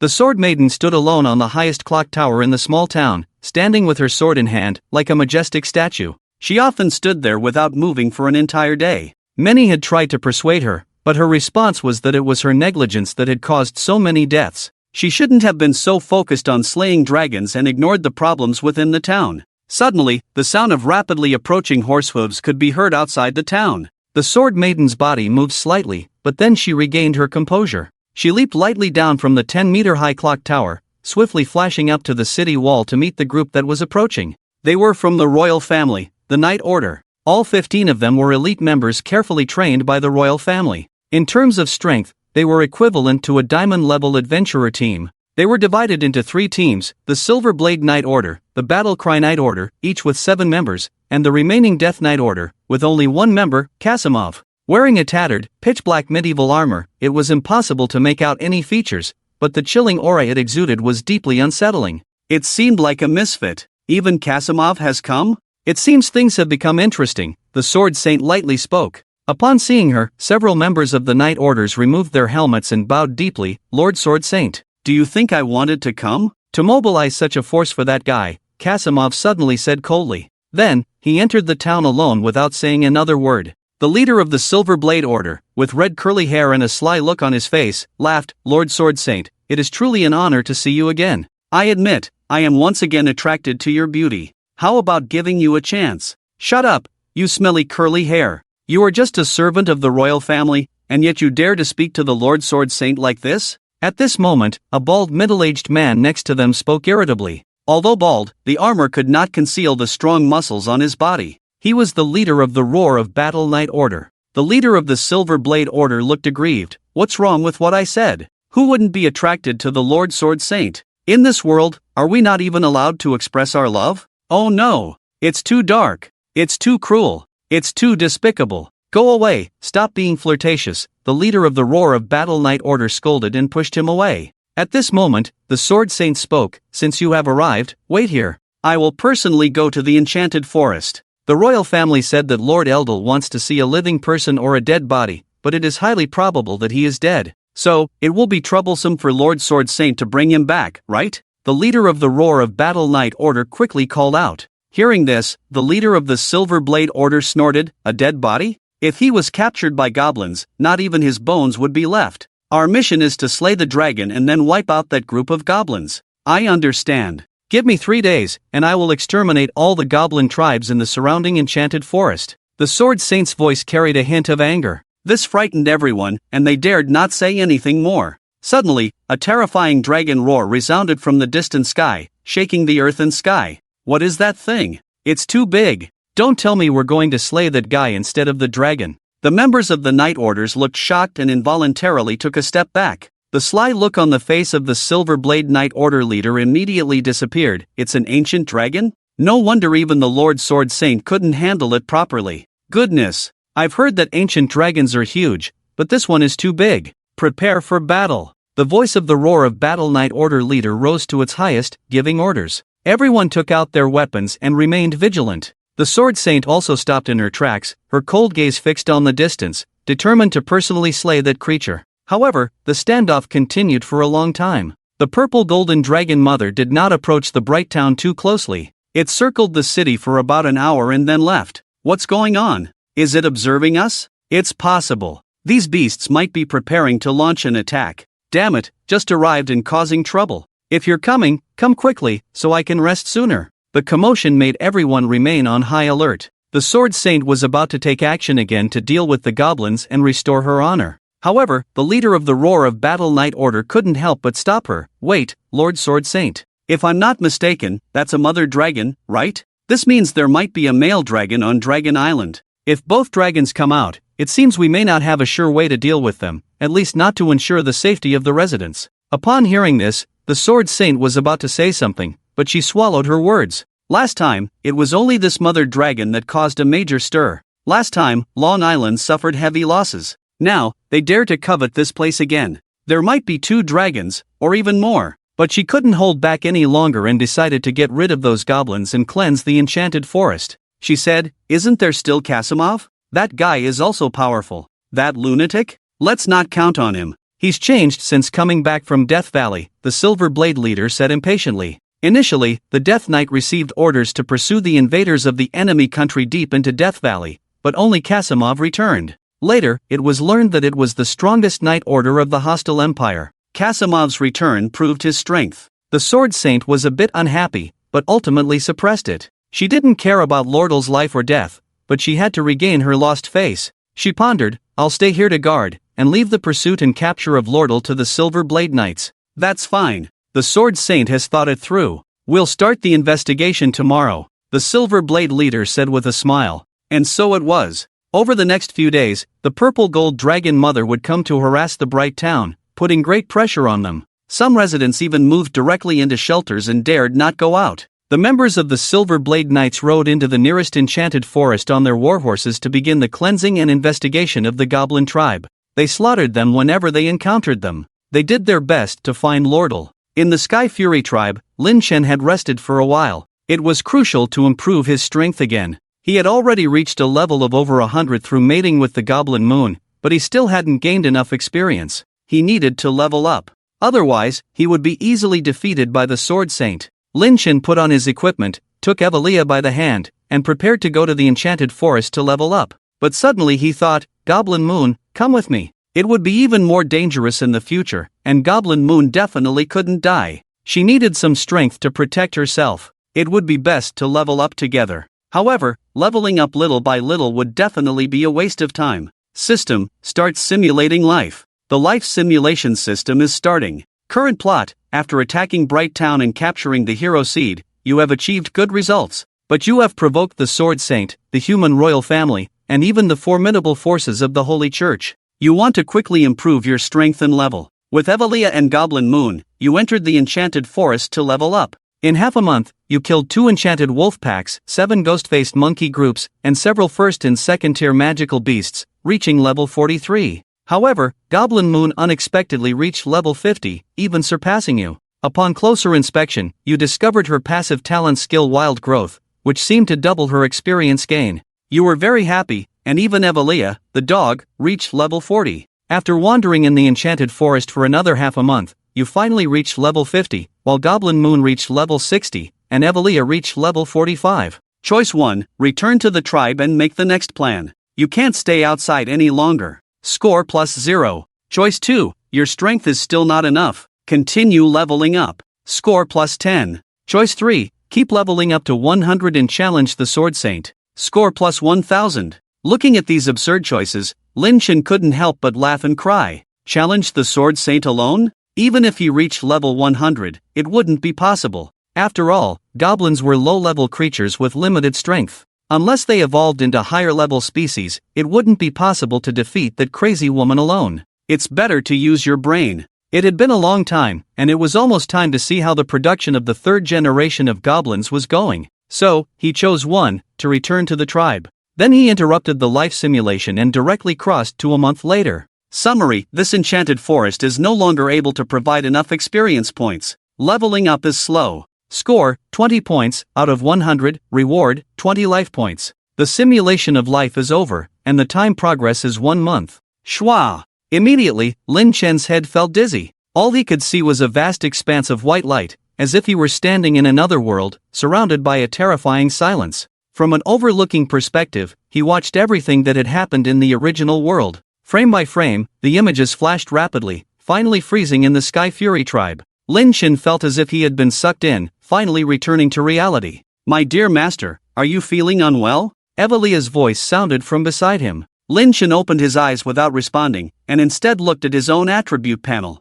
His level had indeed reached 50. His health was 850, strength 270, defense 300, with a total combat power of only 900. Quite weak. Although his level had been raised, his combat ability had not improved, hence the overall assessment of 900. But it didn't matter, as long as his attributes had improved, the rest could be dealt with later. He then glanced at Gobmoon's attribute panel. Gobmoon, LV60 race, Goblin profession, Divine Messenger titles, Female Goblin, Fallen Deity, Pure Soul, Monster Slayer, Divine Blessing health, 1000 strength, 270 defense, 390 skills, Genetic Devouring, Wild Growth, Climbing, Stealth, Stone Skin. Equipment, Simple Iron Armor, Simple Curved Blade total, 700, although her attributes had improved, her overall power was still terrifyingly low. It was probably because she simply couldn't fight. Having some self-defense ability was enough. As for Evalia, Lin Chen didn't pay much attention to her, as she was just a pet dog.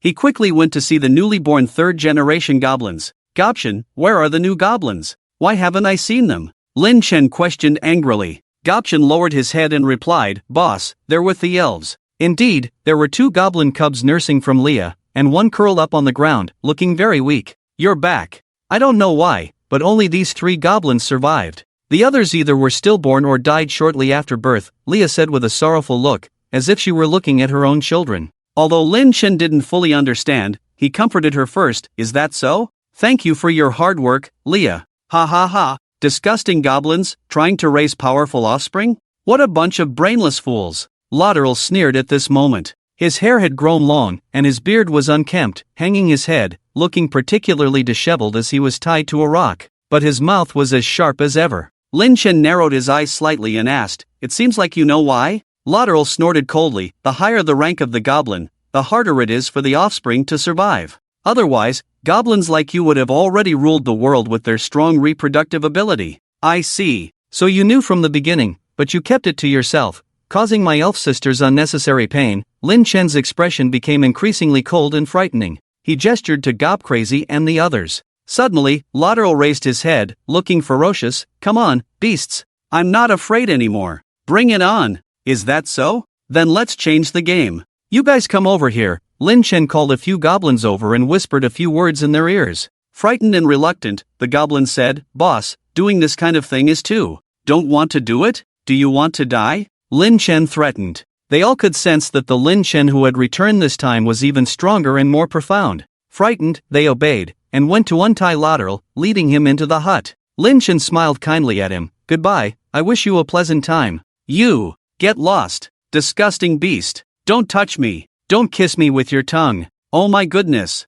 I'm sorry, I don't want to be with the disgusting male goblin. Follow the boss's orders and let me have your child." In the den, instead of screams, there was a shy and angry voice of a grown man. At that moment, Leia's voice sounded sorrowful. "Lin Chen, another cub is not doing well." Lin Chen looked over and indeed, the goblin cub on the ground had died. But fortunately, the 2 that were sucking milk seemed healthy. It takes a month to produce 2, and the key is to have the potential to evolve into a hero level, which also takes a long time. Even if they spend a whole year, they won't be able to produce many hero level goblins. There's only one way, to capture more breeding tools. 30 elves are too few, but at this critical moment, going to capture villagers from nearby villages is like walking into a trap. If someone finds out, they will definitely seek help from Bright Town and then be immediately besieged. On average, with 3 surviving each month, there will only be 30-something in a year. 30-something hero-level goblins still can't compete with the Sword Saints, with no chance of winning. There's only one way, to completely evolve this group of big breeds into hero-level goblins.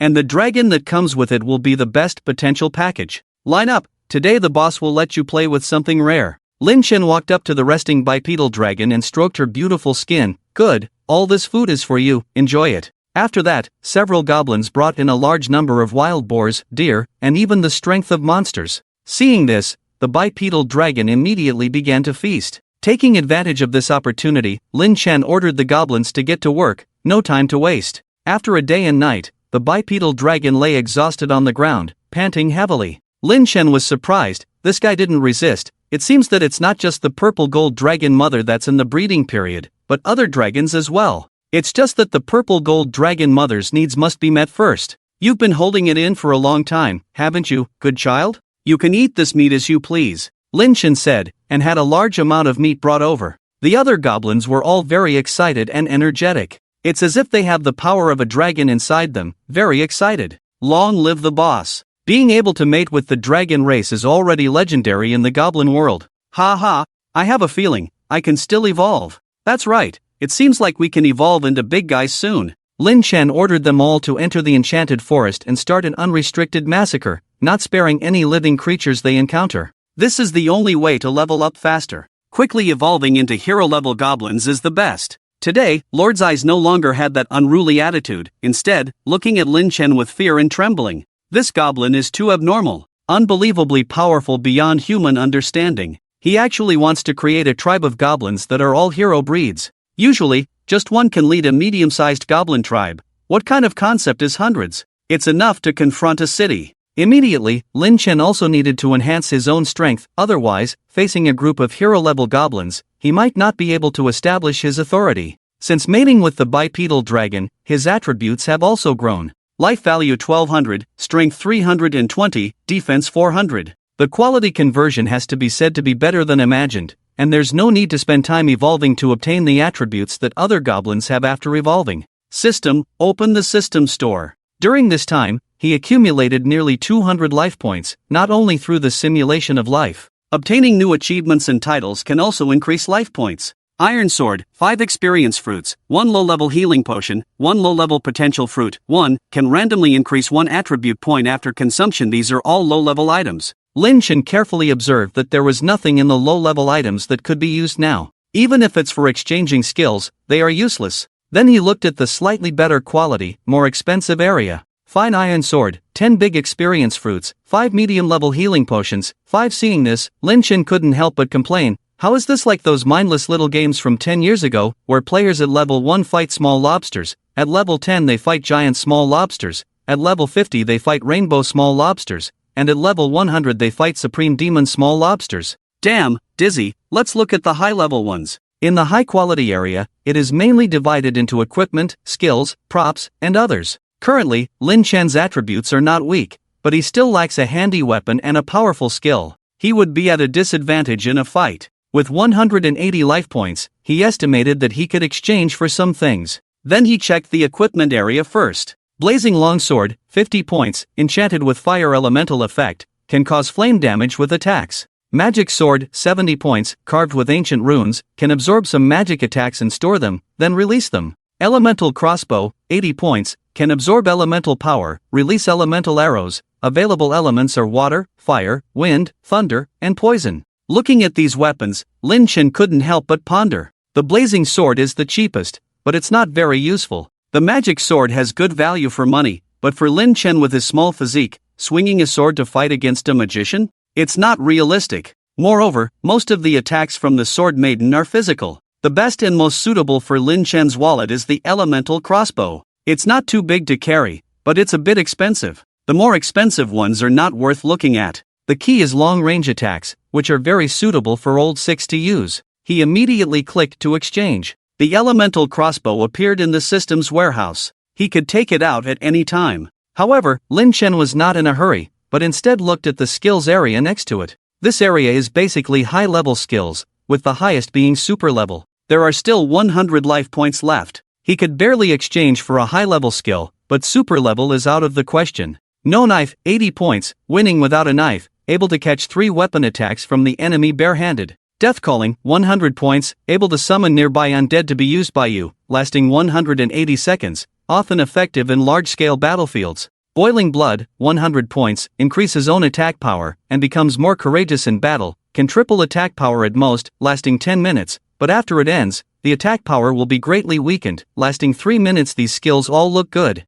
especially the death calling, which is equivalent to having double the troops. Although the duration is very short, it can still turn the tide, but it obviously requires a large amount of magic power. Most species in this world have some magic power, but Lin Chen is not suitable to be a magician now, and he hasn't even touched it yet. As for boiling blood, it's decent, not too good, but not bad either. It's very useful in one-on-one combat. In the end, he chose no knife. It's a life-saving skill, so he just went with it. Exchange successful. The skill has been delivered to the warehouse. Lin Chen looked at the remaining 20 life points. What else could he do with them? Keep them? It's too far from the super-level skill he wanted to exchange for, which requires a whopping 300 points. Blessing of the Evil God, 300 points, can summon an evil god puppet with the strength equivalent to a 6th-tier monster to protect oneself, and it will not disappear until it is killed. With this skill, his strength will be elevated to a higher level. It's a pity that he still lacks so many life points.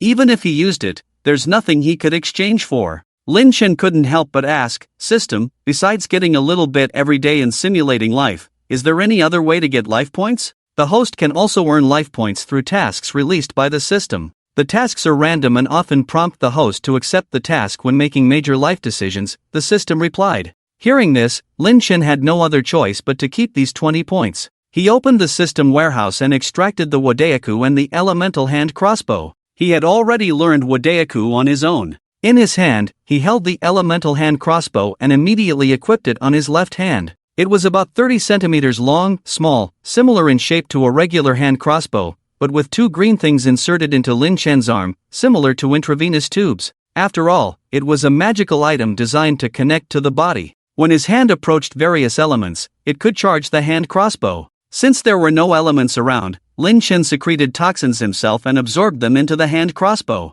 Let's find a target. That guy over there. Lin Chen locked onto the Bound Lord, raised his left hand, and unexpectedly found a targeting icon. It was like playing a shooting game. Aim, shoot. Ah, who attacked me? Lord, who was sleeping, yelled in pain, cursing and grumbling but unable to find anyone. The next moment, his face changed drastically. My body? Paralyzed? Damn goblins. He couldn't be mistaken about the familiar feeling. It was the paralysis toxin of the goblins. Lin Chen nodded in satisfaction. It seemed to be working well. After practicing for a while, he roughly understood the information about the elemental hand crossbow. It had a range of 300 meters, not particularly far, but extremely accurate. The maximum number of shots stored was only 50, which could be evenly distributed among different elements, with 10 shots each, or with a few more shots for a certain element. Since he hadn't come into contact with other elements, he decided to store a large amount of poison elements for now. Paralyzing enemies from a distance was still very effective. Lord was furious but also very anxious. It's been so long, why haven't the royal family come to rescue me? Even if they think I'm dead, they should at least send someone for revenge. He had endured all kinds of suffering, waiting for rescue. Otherwise, he would have died long ago. At the same time, several members of the Silver Blade Knights were searching the enchanted forest. The female member had been shouting for help to attract the attention of the goblins. "Captain, there's movement over there," one of them said. In the center of the forest, a 3rd-tier magical beast, the Big Eye Spider, was spinning silk to wrap up its recent prey. The captain of the Silver Blade Knights was startled. "A spider? I'm most afraid of spiders. You guys handle it, quickly." Immediately, the archers in the group drew their longbows and shot an arrow, bringing down the cocoon to the ground. The Big Eye Spider, sensing something was wrong, suddenly turned around. Its body, the size of a small house, was exceptionally agile. Its 8 long legs were swiftly moving back and forth among the towering trees. At that moment, a man stepped forward, holding a spear over 2 meters long. He aimed at the spider, then threw it with force. Squeak, squeak, squeak. The spider was immediately pinned to a tree. The archers quickly delivered a finishing blow to its head. In less than 3 minutes, they had killed a 3rd-tier magical beast. They were truly an elite knight group trained by the royal family. Do you think Lord might already be dead? Most likely. Count Stanmon almost fainted when he heard the news. Well, let's quickly clear out the entire goblin tribe. After dealing with the spider, the captain and his team continued forward and indeed found goblins attracted by the woman's cries for help. The outcome was predictable. They easily wiped out a tribe of 200 goblins. The captain of the Silver Blade Knights took out a small notebook and wrote down the number 1, saying, "Clearing 10 or 8 more should be enough to go back. Let's continue. I can't muster any interest in these low-level weak monsters. Then why didn't you stay and slay a dragon just now? I can slaughter a bipedal dragon, but I don't have the ability to slaughter an ancient giant dragon. And if the ancient dragon clan holds a grudge against us, we won't even know how we'll die," he said with a smile. The Silver Blade Knights had already easily wiped out 5 or 6 goblin tribes. At this moment, the magician in the group, Untu, became somewhat cautious. "Wait, have you noticed that as we get closer to the enchanted forest, we haven't seen a single magical creature?" "Hiss. Now that you mention it, it does seem that way." Suddenly, everyone became alert. The faint smell of blood could still be detected in the air, indicating that there was a massacre happening nearby. Rustle, rustle. At this moment, there seemed to be some movement in the bushes ahead. A big green goblin walked out, looking dazed, and bumped into all the members of the Silver Blade Knights. For a moment, the air seemed to freeze, with everyone looking at each other in silence. "Is this a goblin? A big goblin?" The magician Unta couldn't help but be stunned, because it had come out so suddenly that he hadn't quite reacted to the situation. A goblin had just walked up to them. The leader of the Silver Blade Knights couldn't help but say, "Wow, look at the muscle definition on this guy. It could rival that Baldy from the Warcry Brigade, right?" At this moment, the big goblin was just standing there, dazed. After wandering around the enchanted forest for so long, searching for magical creatures to hunt, this was the first time it had encountered humans. A group of well-equipped humans. It immediately realized and roared, "Ah!" This immediately caught the attention of the other goblins nearby, who stopped what they were doing and looked in the direction of the sound. The leader of the Silver Blade Knights said again, "It seems we've found the reason why all the magical creatures in the area have been hunted down." Immediately, the archers drew their longbows and aimed at the goblin's heart in front of them. The result was that the arrow was deflected. "It still has armor? How is that possible?" one man said in surprise. The leader of the Silver Blade Knights didn't find it very strange. "Perhaps it's just armor taken from killing a human, nothing to be surprised about." Seeing that the arrows had little effect, the spearman began to gather his strength. He suddenly threw the spear in his hand. Buzz! The sound of the air being torn apart rang out. The goblin was directly pierced and flew out, impaling a large tree behind it. "Easily dealt with," the spearman said smugly, looking very disdainful. However, the goblin suddenly moved. Slowly, it pulled out the spear that had pierced its body. This scene shocked everyone. The spearman said incredulously, "How is this possible? My blow is enough to kill a third-tier magical creature. Just a goblin, even a big one, should die." He had killed many big goblins before, and even now, for the first time, a full-force blow didn't kill it. "Something's fishy, Untu. Give him a blast to finish him off," the leader of the Silver Blade Knights said with a furrowed brow. The magician began to chant, but a terrifying roar interrupted him. Roar! The voice of the big goblin echoed throughout the entire forest, causing the birds to flee. Suddenly, there was movement all around. 1, 2, 3. One after another, big goblins equipped with iron armor and iron swords appeared. Untu was at a loss. "Damn, there are about 40 or 50 of them. Leader, there's even more, watch your heads. If I didn't see wrong just now, I spotted goblin assassins. What kind of goblin tribe have we provoked?" The leader of the Silver Blade Knights dismounted slowly, drew a silver longsword engraved with sacred runes, which could cause more damage to magical creatures. But he joked, "Are you confident? If not, you can choose to retreat." "Humph, just a group of big goblins, we can handle them," the spearman said confidently. The others remained silent, but were very vigilant. However, it wasn't over yet. The ground began to tremble continuously. What a huge creature is coming this way, every step making blood pressure soar and heart race. Crack, crack. From afar, one could see towering trees continuously collapsing and tilting. The leader of the Silver Blade Squad and others swallowed hard. "Here it comes."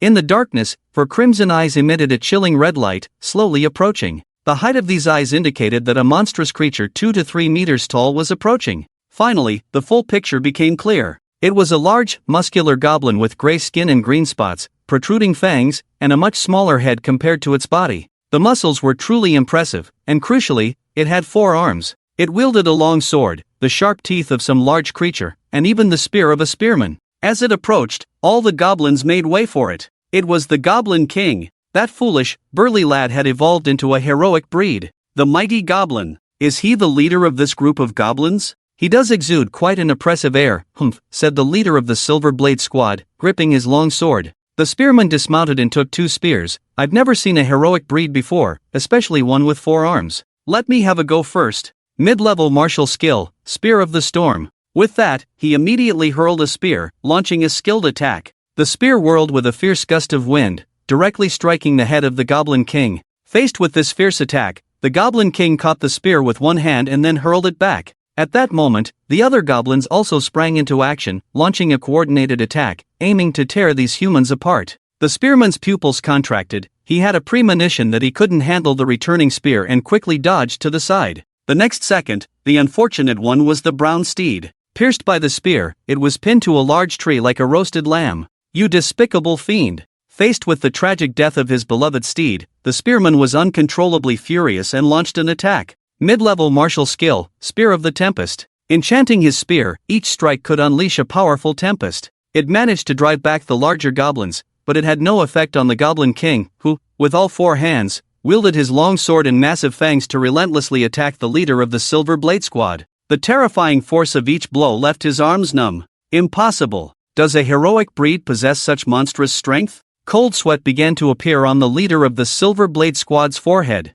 Seeing that he couldn't break free, the archer in the distance drew his longbow to its full extent and activated a skill, mid-level archery, charged critical strike. If this strike hit the head, even a heroic breed would fall. However, it required 30 seconds to activate, hence the term charged. Unbeknownst to them, at that moment, a small figure was slowly approaching. Poochie! A sharp claw viciously pierced the abdomen of the female archer and dragged her away. Damn it! Demi was ambushed. I told you there were goblin assassins. Why didn't you keep an eye out? The leader of the Silver Blade Squad angrily shouted, wanting to give chase but was held back and unable to break free. The same was true for the others. The Magunta's face began to show signs of panic. Captain, didn't you notice something was off? These goblins are clearly too resilient. We've been unable to kill a single one for a long time. Do you even need to say it? This is truly unbelievable. The spearman grumbled, having already suffered injuries and only managed to kill one goblin. In the distance, the goblin who had captured the archer Demi finally revealed itself.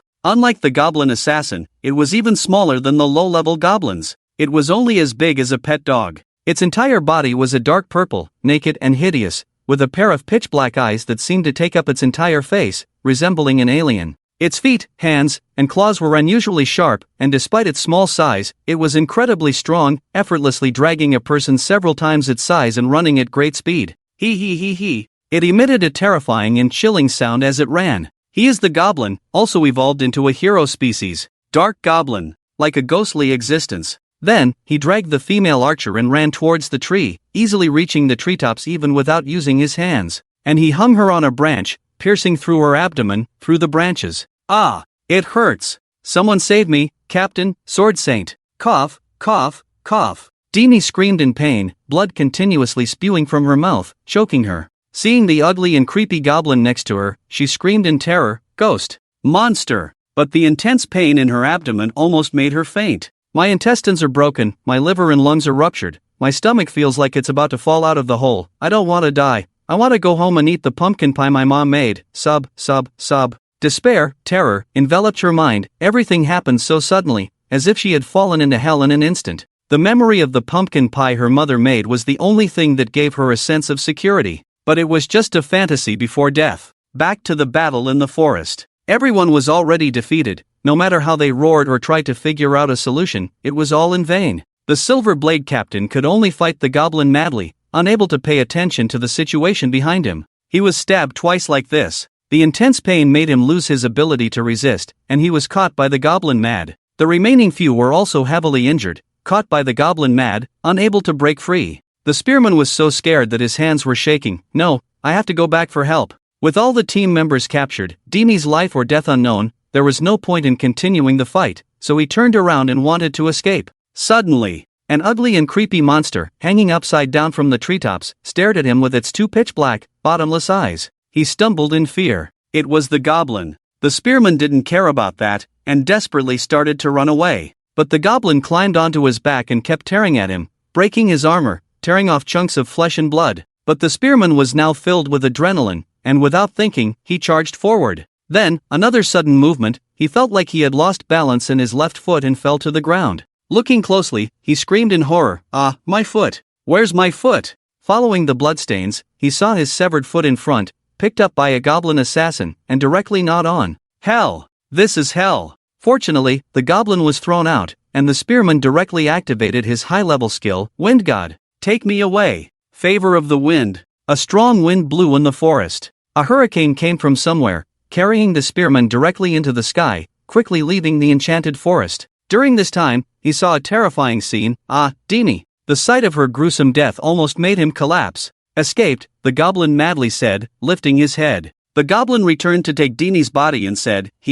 let's go. Let's go find the boss. The remaining goblins danced and celebrated. It was almost like the goblin corporate culture. In this battle, 3 goblin warriors and 1 goblin assassin were lost. The losses could be said to be very small. Inside the Sky Tribe, Lin Chen was paying attention to the location of the forest. He heard the commotion from afar, but was not clear about what had happened. Lord was full of pride. The Sword Saint must have come to save me. The royal family will definitely send someone over. Your time is up. Ha ha ha. I've made it through. I've made it through. His voice sounded like he was going crazy. The wait was just too long. The torment was just too painful. It was like passing the imperial examination. Lin Chen also had some doubts and was ready to escape with the Goblin Moon at any time. The others could die, but he still had to kill Lord. Evelia had already been brainwashed and could spare her life to play with. However, when he saw a group of goblins, his suspended heart finally relaxed a little. I almost thought that the crazy woman swordsman was coming to kill.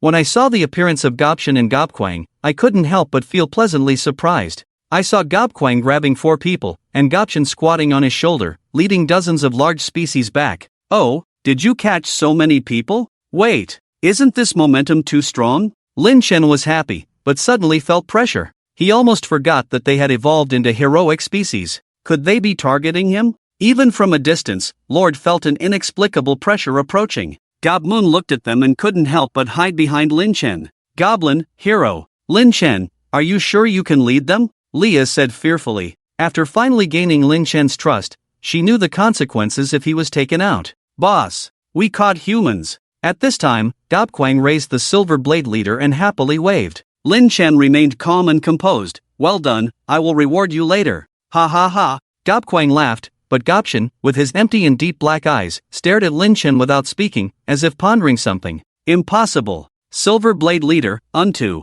How were you caught too? Seeing the captured people, Lord's heart sank. The silver blade leader's expression trembled slightly. Lord, you're not dead yet. I'm sorry for the Count's instructions. These goblins are too strong. We are no match for them, unless the Sword Saint comes in person. As he spoke, his eyes were trembling. They were no match. 2 out of 7 were dead, and 1 had escaped. They were all seriously injured. You can't even defeat 2 heroic species? Untu is dead? What about Cain and Demi? Lord looked at the bodies being dragged by the goblins, and his emotions were about to collapse. Because the 3 knight groups sent this time were all trained by the Stanmon Count's family. So Demi was his childhood friend. At this moment, a goblin dropped a gruesome body. The eyes were wide open, obviously tortured. But there was still a last breath, murmuring, pumpkin pie, Lord, are you also here, to eat pumpkin pie at my house? After that, he couldn't hold on any longer. Kill them. Kill these despicable and lowly goblins. I will ask the king to send troops. Lord struggled frantically, his veins bulging, his face contorted, and his eyes almost popping out, bloodshot. The Silver Blade leader was also extremely sad and angry, but defeat was defeat. Your Highness, it's our incompetence, I'm sorry. But one of our members has escaped. I believe the Sword Saint will come to rescue us. Why didn't that smelly brat Alice Nia come? Has she forgotten that she is the protector of the Lionheart Empire's holy sword? Lord was furious, directing his anger at the Sword Maiden. After enduring so much pain, not only was there no rescue, but his childhood friend died so miserably. The emotions that had been building up for so long completely erupted at this moment. He even felt like he could drop dead at any moment. The Silver Blade leader lowered his head and said helplessly, Your Highness, please don't be like this. The Sword Saint is concerned about the safety of the residents of Bright Town, and has not slackened for a moment. Damn Bright Town. If it weren't for them, would I have fallen to this point? They are all damn bastards. Lord continued to shout. The members of the Silver Blade group did not say anything more, but they could all understand. Now, they were hoping for the Sword Saint to come to their rescue. At this time, Lin Chen ordered, tie up those guys, I have some questions for them. However, the group of goblins behind did not move. They all looked at Gobquang. He was now more intimidating to them. However, the naturally foolish Gob Crazy was the first to start working, tying up the paralyzed individuals. Lin Chen also began to see some clues. These goblins were starting to defy him. Ha ha ha. Suddenly, Lord Eel burst into a strange laughter. Under his disheveled hair, his fierce eyes stared at Lin Chen. You will pay for this. You can't lead them anymore. I want to see them tear you apart. I want to eat you alive. The Silver Blade captain hadn't figured out the situation yet. What? That hero isn't their leader? This little goblin? You should worry about yourselves, Lin Chen said disdainfully. He then checked the attributes of Gob Tian and Gob Crazy. Gob Tian, LV50, race, Goblin, occupation, Dark Assassin, titles, Son of the Elves, Blessing of the Gods, Cunning Hunter, Heroic Power, Grim Reaper in the Dark, Monster Slayer, Life, 670, Strength, 230, Defense, 140, Skills, Razor Hand, Elusive, Ghostly Stealth, Ghost Transformation, Equipment, None, Overall, 1200, Gob Crazy, LV50, race. Goblin, occupation, Four-Handed Warrior, titles, Innate Strength, Domineering, Heroic Power, Blessing of the Gods, Monster Slayer, Son of the Elves, Life, 1000, Strength, 340, Defense, 280, Skills, Frenzied Strength, Mountain Shaker, Sturdy Shield, Magic Resistance, Equipment, None, Overall, 1100. Looking at these two, Lin Chen was quite satisfied. Compared to humans, goblins had higher attributes but lower overall combat power. After all, humans were much more powerful in team battles, skills, equipment, and abilities. Of course, special races were an exception, such as the Dark Goblin. So, Gob Tian, that kid, has reached a comprehensive combat power of 1200, Lin Chen muttered to himself as he walked slowly towards the campfire, absorbing the elemental energy of fire. What's wrong with that guy? Absorbing flames? Is he a mutant? The Silver Blade captain exclaimed in surprise, but no one could explain it. Lin Chen looked at Gob Tian and said, Gob Tian, feed that flying dragon. Gob Tian, who was sitting on a rock in the distance, hesitated for a moment before finally acting, like a rebellious 5 or 6-year-old child. Taking advantage of his turning around, Lin Chen took out his elemental crossbow, charged it, and shot. Swish! A fist-sized fireball shot out. There was no escape. Gob Tian was hit and thrown more than 10 meters away, stunning everyone, including the goblins. The boss and Gob Tian are fighting. Fight! Fight! Fight! Gob Tian, show him who's the boss. At this point, Lin Chen looked at the goblin who had spoken, but he didn't deal with him immediately because Gob Tian had disappeared. Humph, does darkness favor you? It's nighttime, your home ground, where you can completely conceal yourself, Lin Chen said with a slight smile, praising and disdainful at the same time. At this moment, Gob Tian, like a lizard, swiftly crawled on the ground, then leaped onto the hut, and then onto the tree outside. His eyes were fixed on Lin Chen, waiting for the opportunity to strike. When he got behind Lin Chen, he suddenly pounced. His sharp claws were enough to tear any flesh and blood. Got you, Lin Chen said coldly, and retaliated with 3 rockets aimed at his back. Play with his agility? He had gained the skill of the keen-eyed elf race. In the beginning, no one had eaten the body of an elf, as all the other goblins had thought of mating, so he was the only one who gained this skill. Gob Tian never expected that he couldn't avoid it and was immediately knocked to the ground. He was burning with flames, barely able to move. Because in the 3 arrows, there was also a poisonous element arrow. The egg-like attack is a charged attack, with good damage but slow speed. The normal attack is shooting arrow-shaped projectiles at a very fast speed, almost impossible to dodge. The Silver Blade leader couldn't believe it. What did that guy shoot? He actually killed this monster in seconds. They had suffered greatly at the hands of Gobtin. Demi's death was particularly gruesome. Just how terrifying of an existence was this little goblin in front of them? It was unimaginable. Was the target of this operation really a goblin tribe? It was too abnormal. Boss, I surrender, I was wrong. Gobtin twisted and struggled on the ground, realizing it was futile, and quickly begged for mercy. The other goblins were stunned, completely unexpected that Gobtin would actually lose. However, there were still a few goblins who were willing to follow and cheered, dancing with joy. Then, Lin Chen slowly walked towards Gobtin and stepped on his head. Gobtin, I spent so much time and effort to cultivate you, and you want to betray me? Boss, considering all the humans I helped you capture, please spare me. I am your son. Tears welled up in Gobtin's big black eyes. It was the first time the Silver Blade leader and the others had seen a goblin cry, and to top it off, he even mentioned the word son. The intelligence of the hero race was unexpectedly high, at least a teenager. At this moment, Lin Chen revealed a loving and friendly smile. Child, my precious child, Daddy will definitely forgive you, but first, go and meet your other brothers. With that, he drew the exquisite short sword at his waist and pierced Gobtin's head with it. Brain matter splattered. In his eyes, there was no child, just a treacherous child. Betrayal was betrayal, there was no room for morality. Although it was common and inevitable in goblin society, how to handle it was up to Lin Chen and the leaders of the various tribes. Hiss! At this moment, all the goblins were so scared that they dared not even breathe. Lordle also never expected, you are really terrifying, to have cultivated a hero race, only to kill them like this? Humph, it's not over yet. Lin Chen, holding the sword, slowly approached a large goblin, his eyes full of killing intent. Swish! Instantly, the bodies separated. And he even killed 7 large goblins in a row. 4 of them were goblin assassins, very close to Goblin. From today, if any of you want to challenge me, you can, but the only result of losing is death. And, the little brothers who follow you in the tribe will also die every day. Lin Chen wiped the blood off the sword, and said coldly. This time, the goblins did not cheer and dance, but were filled with fear from the bottom of their hearts, even afraid to move. Lin Chen was quite satisfied with the effect, and then ate a few bites of Goblin's body. He gained a new skill, Dark Favor, which could almost make him invisible in dark environments. Unless there were particularly sharp eyes, it would be difficult to detect him. However, it was only effective in dark environments. If there was light, he would not be able to hide for a short time.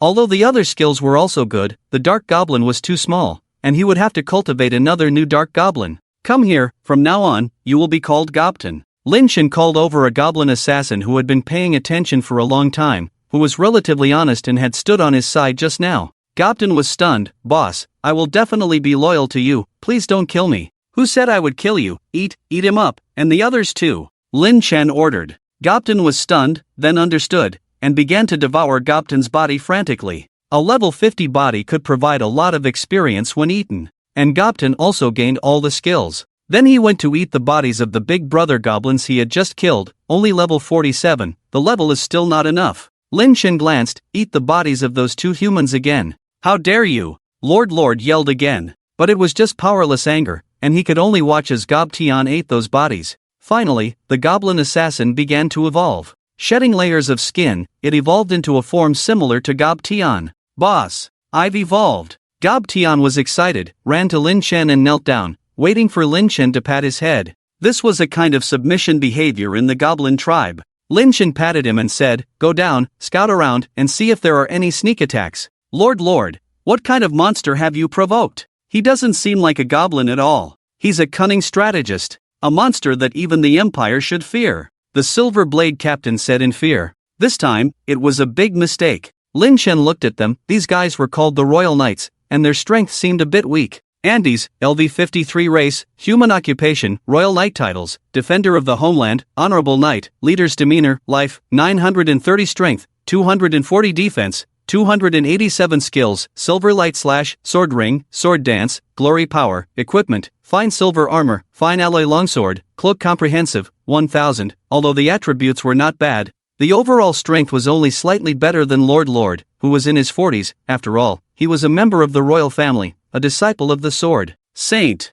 The skills were very ordinary, it seemed that he was just an ordinary knight captain. Lin Chen thought he was facing a strong enemy. The strength of the others was also around 900. And the second generation large goblin after leveling up, each one had a strength of around 700. Being surrounded by them, being able to hold on for 3 minutes was already quite impressive. Currently, Lin Chen's strength had reached 1500, and he had mastered the use of elemental crossbows and unarmed combat skills perfectly. Humph, you're counting on this group of trash to save you? Lord, it seems you are too naive. Lin Chen couldn't help but sneer. The Silver Blade Captain lowered his head and sighed. Indeed, we were too naive. After a brief encounter, I realized that you are a very, very formidable opponent. If left unchecked, you will be a disaster for the Empire. But fortunately, the Sword Saint will definitely come to deal with you. She is the guardian sword of the Empire, and will eliminate you monsters. The other members also said, that's right, the Sword Saint will come to clean you up soon. Is it that guy's little fanboy again? Lin Chen felt a little amused, then glanced at the remaining few people. He drew the short sword from his waist. The Silver Blade Captain's heart tightened. What are you going to do? Wait. Stop. Swish. In an instant, Lin Chen drew blood from a human. Sizzle. The moment the neck artery was damaged, blood sprayed 10 meters away. He marveled at the magical pump of the heart. Captain, save me, I can't breathe. The human said in pain, and soon went into hemorrhagic shock. Lin Chen called for the highest level large goblin, also a goblin assassin, to eat the flesh and blood of this person to level up quickly. After eating and cleaning up, it reached level 48. Only 2 levels left. Lin Chen continued to slaughter like killing chickens and dogs, and slaughtered 2 more people. Unfortunately, he didn't even level up once. The demand for experience was getting higher and higher, and it was estimated that he would have to devour 7 or 8 level 40 or 50 creatures to evolve into a large species. As long as the goblin's aptitude was sufficient, the evolution levels were 30, 50, 70, 90, 100. But there were also cases of failed evolution. Watching the members of the group die one after another, the gap between the Silver Blade Captain and Lord became very obvious. He was very calm, not shouting or yelling. After all, he had been on the battlefield of the Empire, and life and death had become commonplace for him. "I'm sorry, I cannot fulfill that request," the battle cry leader said angrily, looking at the body of the spearman with great sorrow. He had never thought that the Silver Blade Knights would fall at the hands of a group of goblins, a group of low-level creatures that they never took seriously. They were just chatting and laughing a moment ago, and now they were humiliated.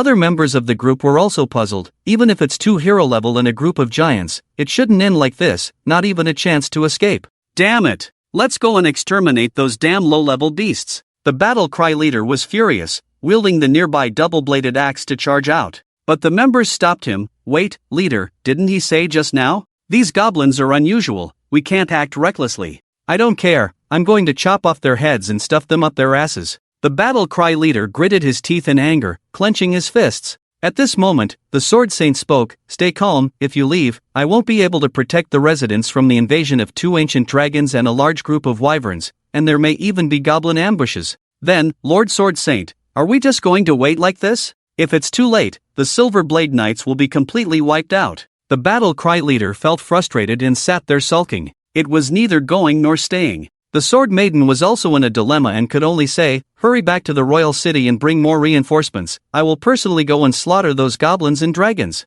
Just need you to guard the Town of Light." "But, in that case, won't the Silver Blade Knights?" The battle cry leader wanted to say more, but the members stopped him. "Do you think they still have a chance to survive? The condition of the person who came back can prove it. The spearman couldn't even escape. If captured, it's likely that some goblins have already digested him and expelled the others." Hearing this, the battle cry leader calmed down. "Well, then, let it be. For now, leave the matter of saving the Silver Blade Knights to me." Suddenly, a cold voice rang out. The person was none other than the leader of the Death Knight Order, Kasimov, the sole survivor of the Battle of Death Valley. His strength far surpassed that of the other leaders. The Sword Maiden looked at him and said, "Are you sure to go alone? Even a Knight Order was defeated. Back then, in Death Valley, I faced 4 Titan warriors alone and survived. Even if I can't handle a group of goblins, they won't be able to hurt me at all," Kasimov said, taking off his pitch-black helmet. When everyone saw his true face, they were all taken aback.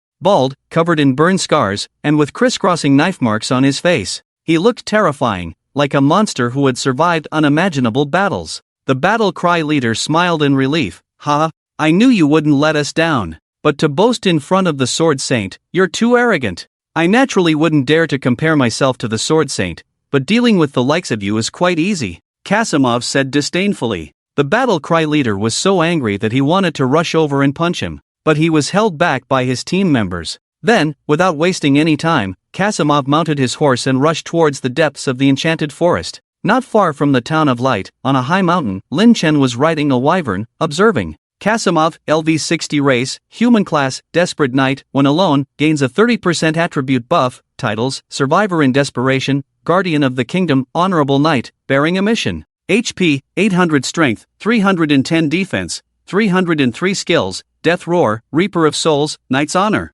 Equipment: Black Iron Armor, Black Iron Longsword, Black Cloak. Total, 1300. From a distance, Lin Chen understood.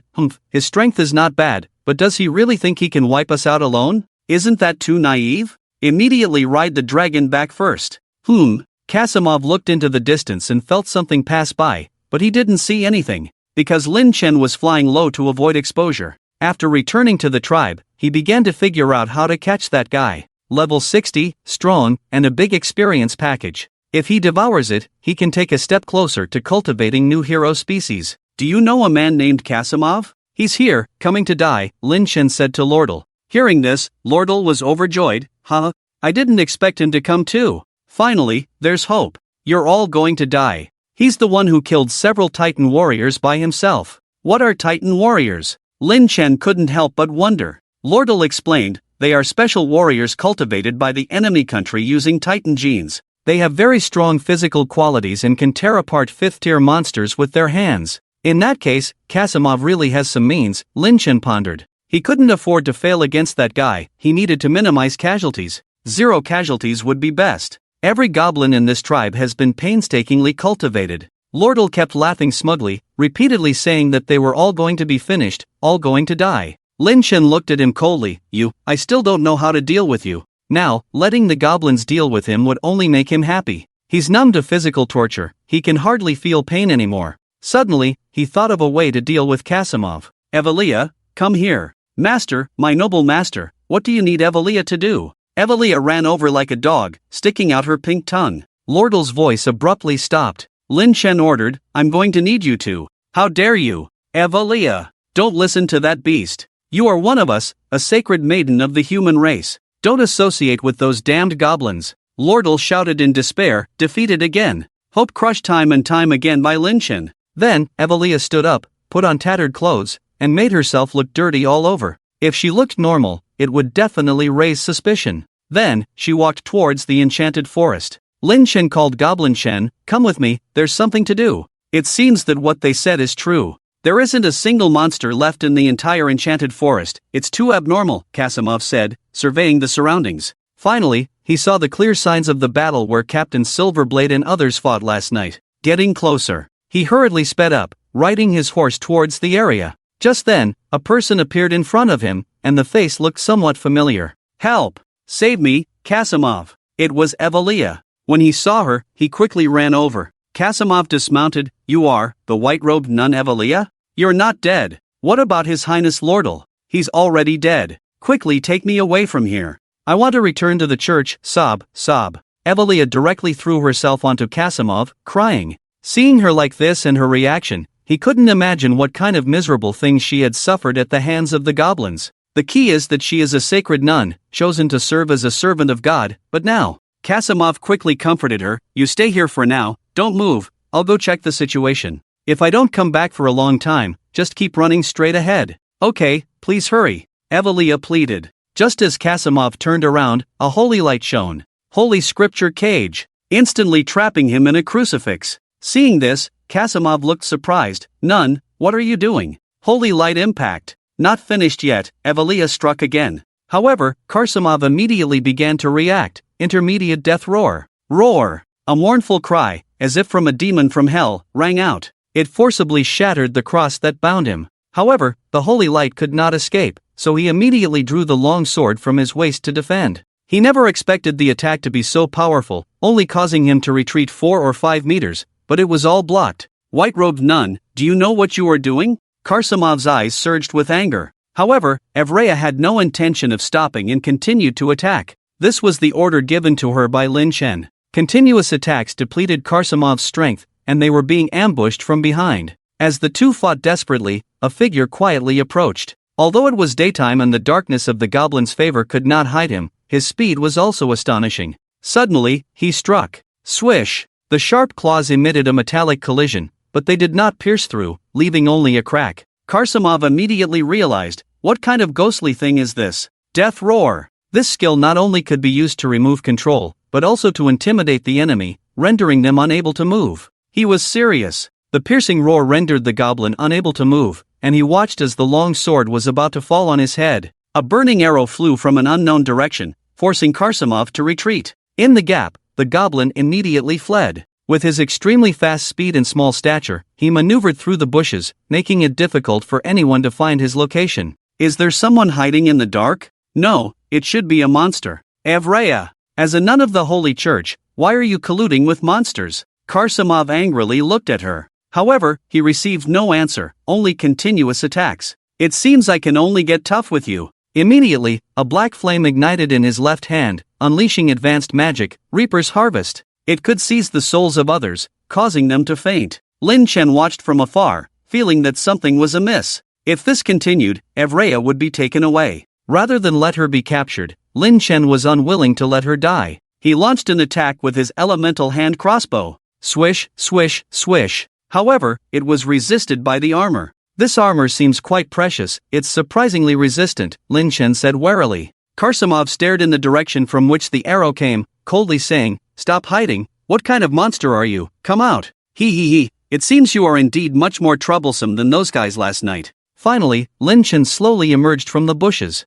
When Karsamov saw that it was a small goblin, he was still very shocked. How could a lowly goblin like you? He also realized that this goblin tribe was very terrifying. Even a small goblin was so strong and had such high intelligence. And the black monster hiding in the bushes was probably a special breed of goblin. The situation was too dangerous. They had to leave immediately with the white-robed nun. Karsamov rallied, "Let's finish this quickly." He charged forward suddenly, taking the lead. Meanwhile, Lin Chen stood still with no intention of dodging. "You're finished." Karsamov couldn't imagine how Lin Chen could evade. Even if he used any skill, it was too late. The black, icy blade was just centimeters away from piercing Lin Chen's heart. But suddenly, a moment of confusion passed, and Karsamov was dumbfounded. His hands were empty and he didn't know what to do. Meanwhile, his own long sword appeared in Lin Chen's hand. Indeed, not bad for a sword. "I'll let the goblin use it later." Lin Chen examined it and then threw it back, landing it several tens of meters away, pinned to a tree trunk.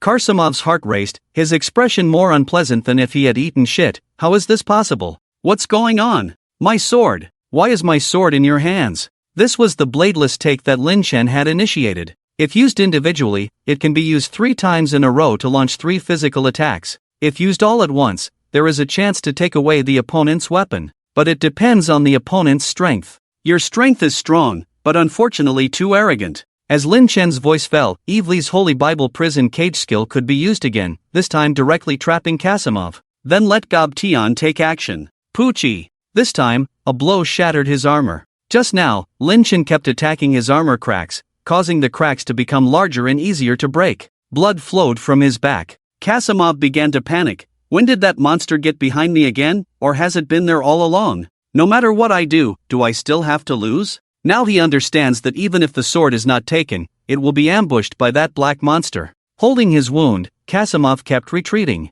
With serious injuries and losing his weapon, he knew his fate was sealed. After being torn apart by Goblin, he was completely defenseless. Facing just 2 goblins, I am not an opponent. What kind of terrifying existence is this tribe? Captain, I'm coming to see you. After Karsamov finished speaking, he fell into a pool of blood on the ground. Lin Chen smirked triumphantly, finally resolving the situation. Fortunately, these guys were like the rescue of Grandpa and the Calabash brothers, one after another. It would be difficult to deal with them if they came together. However, under his cunning plan, they had no choice. Otherwise, wouldn't it be a waste of effort to go find the purple gold dragon mother? Looking at Evlia in the distance, Lin Chen said, "Well done, I will reward you well." This time she also played a role. Evlia ran over on all fours, pulling at Lin Chen's tattered clothes. "Noble master, I want my reward now. I am already your servant, let me serve you. Go away, we'll talk about it later." Lin Chen impatiently kicked her fair and tender face. Then he took back the black long sword and had Goblin drag the body back to the tribe.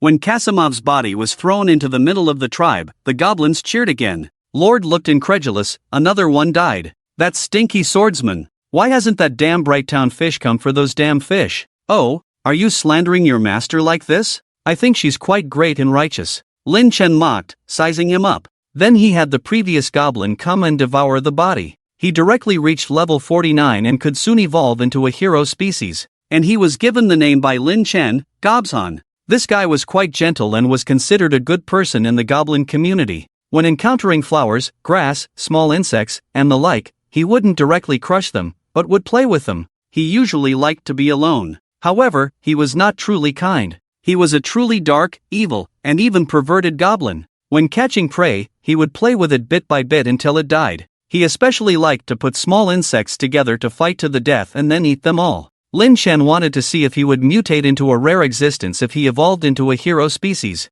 "Gobshan? Thank you, boss. Thank you, boss. I have a name too." Gobshan danced and cheered. The next day, in Bright Town, they still lived in constant fear every day. The purple gold dragon mother might not come on time, making everyone nervous and not daring to relax for a single second. It's been so long, she should have come back by now, right? In the tavern, the Warcry captain and his team drank and discussed. They belonged to the standby team, ready to go out and fight at any time, while the Sword Saint served as the most arduous duty station. She had been standing on the highest clock tower like a statue. She dared not make any more mistakes. If anything bad happened in Bright Town again, she would be sorry for her own identity. The identity of the guardian of the Holy Sword. She was also moved by the frequent persuasion of the residents of Bright Town to rest, give money, and give food, but she refused all of it. Several days passed. Finally, the members of the Roar of Battle believed that Kasimov had also died in the Enchanted Forest. Damn, what kind of goblin tribe is that?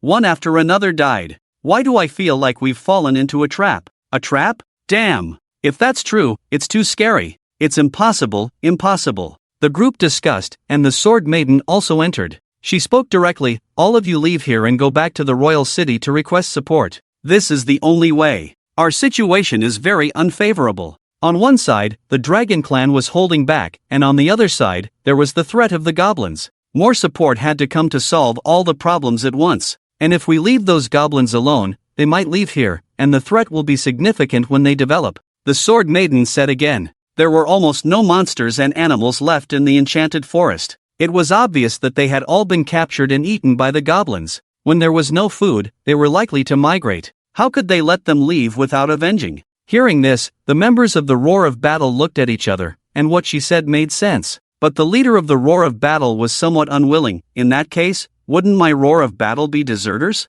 Every time we have a mission, we are always at the forefront. You go find support, I'll go meet those goblins myself. I don't believe we can't defeat a group of low-level beasts. The impression of goblins had always been that they were low-level monsters that could be easily killed. They didn't believe that a few hero and giant goblins could make a difference. The other leaders were speechless for a while, as he had said this too many times. Then, they all dragged him out. Let's go, leader. Time waits for no one, we have to hurry back to the royal city. Under strong coercion, the leader of the Roar of Battle finally relented. However, he grumbled all the way back to the royal city. On a small hill outside Bright Town, Lin Chen was riding a flying dragon as usual, lurking in the dense forest and paying attention to the situation. When he saw the members of the Roar of Battle coming out, he couldn't help but smile smugly. It seems these guys are stupid enough, jumping into my trap one by one. Lin Chen couldn't help but sneer, preparing to go back first. But suddenly he realized something was wrong. The direction they were leaving was not towards the Enchanted Forest, but along the main road. Suddenly, he understood. Do they want to find support? No, they can't escape. Quick, catch up with them. Lin Chen mounted the flying dragon and flew around the members of the Roar of Battle towards the front. It didn't take long for him to see a wooden bridge suspended on a cliff, which was exactly what Lin Chen was looking for. Cut off their path. When he arrived above the bridge, he took out his elemental hand crossbow and chose a flaming arrow. He shot it, quickly setting the entire bridge on fire. Below was a bottomless abyss, and they would definitely choose to go back or rebuild the bridge. It seems that luck is on my side. This opportunity is just too good. Lin Chen suddenly thought of something, and the corners of his mouth unconsciously turned up. This time, not only did he want to take out these guys, but he also wanted to take over Bright Town.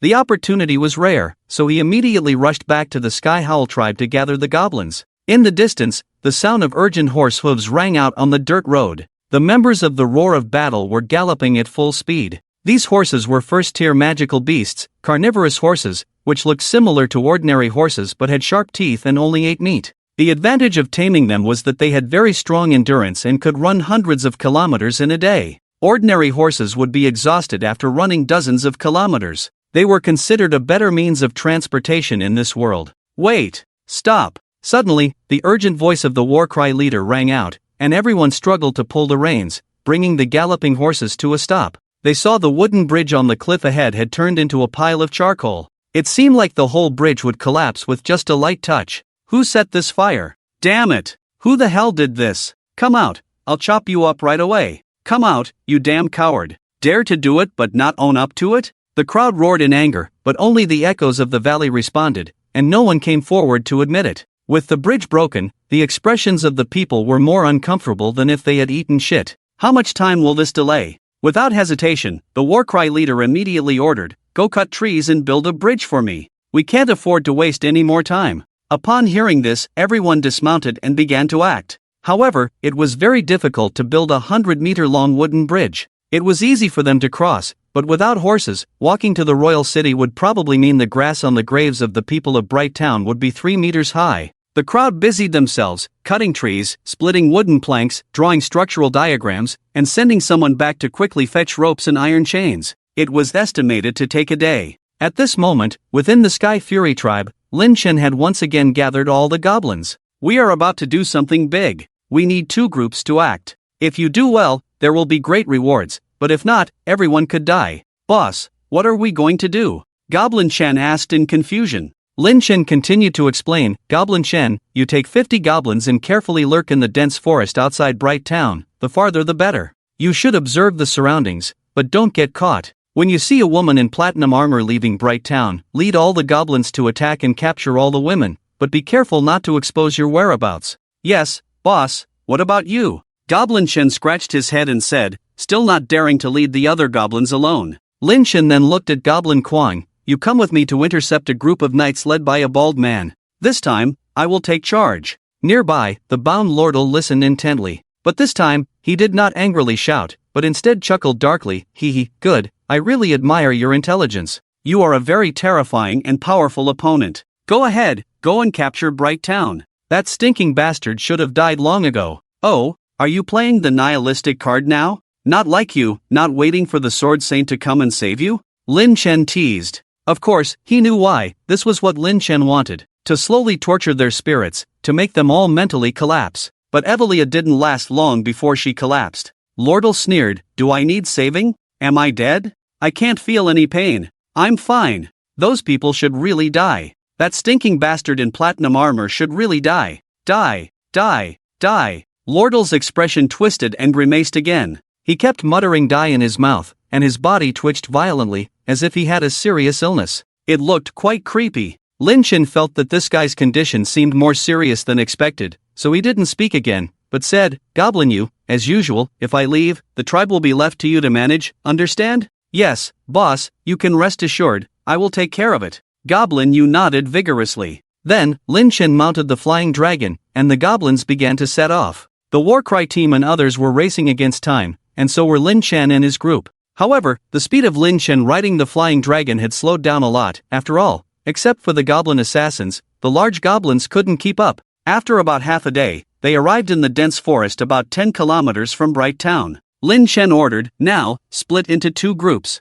Goblin Chen, quietly move forward until you see Bright Town. Remember what I told you. No problem, boss, Goblin said with determination. The wisdom of the hero race could be trusted. They generally wouldn't mess things up too much. The remaining goblins, goblin maniacs, and goblin good followed behind Lin Chen. Flying low over the ground, the double-winged flying dragon wouldn't be discovered by the Sword Saint even from such a distance. Before long, they arrived at a small mountain outside the broken bridge cliff. From a distance, they could see the roaring group busy at work near the cliff. So fast? They've already started building the bridge, Lin Chen said incredulously. The leader of the roaring group threw a rope to a huge rock on the opposite side of the cliff, then tied the prepared bridge to a very long iron chain. They dragged the iron chain and climbed bit by bit along the rope bridge. The remaining few people also climbed to the other side. One person stayed behind to secure it. Everyone exerted all their strength to pull the iron chain, inch by inch, until they finally brought the bridge over. Use your strength. The roaring group may lack everything else, but not strength. The leader of the roaring group shouted, veins bulging on their foreheads. You could even hear the creaking of their tense muscles. After all, such a long bridge weighed at least several thousand kilograms, even tens of thousands of kilograms. Ordinary people definitely couldn't pull it, but they were all at least level 40 or 50, far stronger than ordinary people. Phew, if the Sword Saint were here, he could probably lift it by himself, right? It's really tiring. A member of the group couldn't help but sigh, wiping the sweat from their forehead. The leader of the roaring group snorted, give me another 10 years, and I won't be any worse than the Sword Saint, you know? 10 years? The Sword Saint has probably reached an unimaginable level by now, right? Ha ha ha. Everyone joked and went back to prepare to leave. Let's go, time waits for no one. They mounted their horses and began to carefully walk across the wooden bridge, when suddenly the sky darkened, as if the sun had been blocked. But it was just a moment. Suddenly, the expression of the leader of the roaring group changed drastically. Not good. When they looked ahead, a flying dragon appeared, flapping its huge wings and stirring up a fierce wind. It slowly landed on the other side of the bridge. It was Lin Chen. Their huge figure and dragons might stun them all. Why would there be a dragon here? Wait, look at the dragon's back. It's goblins. Goblins can actually ride dragons. How is this possible? The leader of the roaring group couldn't help but exclaim. This was an unprecedented situation. It was probably the first time in history that goblins had been seen riding dragons. Lin Chen looked coldly at them and couldn't help but praise. Hee, you guys are really efficient, you fixed the bridge so quickly, not bad, not bad. After speaking, they even applauded. The leader of the roaring group directly took out a large battle axe from behind. You're the goblin who kidnapped Lord Eldel, right? I'll kill you right now. Before they could finish their sentence, they were cut off. Because the double-winged flying dragon opened its mouth, gathering fierce flames inside. Dragon's flame, Lin Chen ordered, immediately spewing out a huge fire, engulfing the members of the roaring group. Faced with the incoming sea of fire, they didn't even care about their horses and turned to run back. Because it would take a long time for the horses to turn around, by then they would have been roasted. They stumbled and were thrown out, but at least they weren't turned into roast duck. When they turned to look at the wooden bridge they had just built, they were all furious, pulling out their weapons in anger. They had gone through so much trouble to build the bridge, only to have it burn to charcoal. Damn it! Get him! Slay the dragon! Catch that goblin and torture him slowly.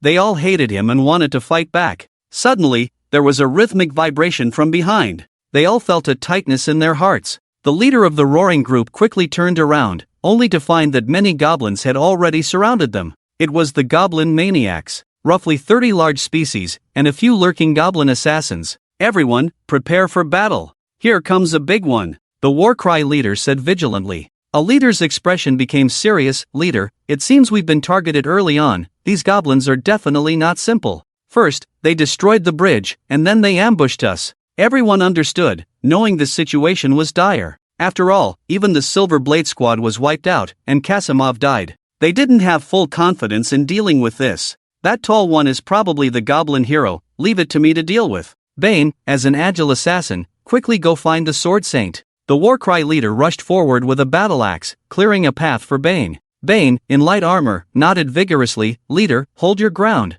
He leaped onto a tree, discarded his armor and weapons, aiming to maximize his speed. Seeing him trying to escape, a few lurking goblin assassins were about to act. Then, Lin Chen's voice rang out, let him go, focus on the rest. At this moment, the Warcry leader let out a resounding roar. It could increase a large amount of attributes and attack power. However, the goblin berserker did not show weakness, roaring back, but it was futile. He wielded a black iron longsword and struck back. Clang! There was an ear-piercing metallic clash, and a powerful gust of wind. It blew the surrounding bushes to one side, giving himself a new sideswept bangs hairstyle. The Warcry leader's expression changed slightly. He has almost the same strength as me. Isn't this sword Kasimov's? It seems my guess was right. I like your axe, give it to me. The goblin berserker coldly laughed, reaching out with both hands to grab it. The Warcry leader hurriedly retreated, only to suddenly find a figure emerging from the bushes. It leaped up and struck. Splat! Green slime flew everywhere. A goblin assassin's head was directly smashed. Because he already had high attack power, he could instantly kill the relatively fragile goblin assassin. On the other side of the bridge, Lin Chen's expression turned cold. You can do anything, why did you kill the goblins I painstakingly raised? As he spoke, he slowly raised his left hand, adjusting the elemental hand crossbow to the wind element. This was the wind elemental power he absorbed while riding the dragon. It was a good opportunity to test its effectiveness. Because it was a sneak attack, he could charge it up. Swish! A wind sphere burst out instantly. The sound of breaking through the air continued non-stop. It forcefully shook the heads of the other members along the way. Leader, watch out! Unfortunately, even with the warning, it was too late. The Warcry leader was not a speed-type knight, and it was difficult for him to dodge with a large battle axe. Bang! The wind sphere exploded, directly sending him several meters away. He spat out a mouthful of blood. Seeing this effect, Lin Chen was somewhat surprised. Oh, internal injury? This wind element has a great effect on high defense enemies. Unlike rockets and poison arrows, it could cause a large amount of impact damage even if the enemy was wearing armor. That damn little goblin! How can he use such a terrifying attack? The Warcry leader cursed as he got up, commanding, kill the one riding the dragon first. I feel like he's the leader. Yes. Immediately, the members understood. One of the mages began to chant, Intermediate Magic Song of Warflames. Intermediate Magic Domain Seizure. A magnificent and resounding song echoed, amplifying the power of all members to the maximum. And the domain seizure could greatly expand the skill range of each person. It was extremely abnormal. This was what the Warcry leader wanted. Let's die together. Advanced skill, Lion's Roar. Roar! A visible red circular shockwave shot directly towards Lin Chen. It immobilized him and the flying dragon. It was a control-type skill, and a strong one at that. Even if there were skills to resist control, it would take 5 seconds to break free. Even the bipedal flying dragon, despite using all its strength to flap its wings, couldn't move.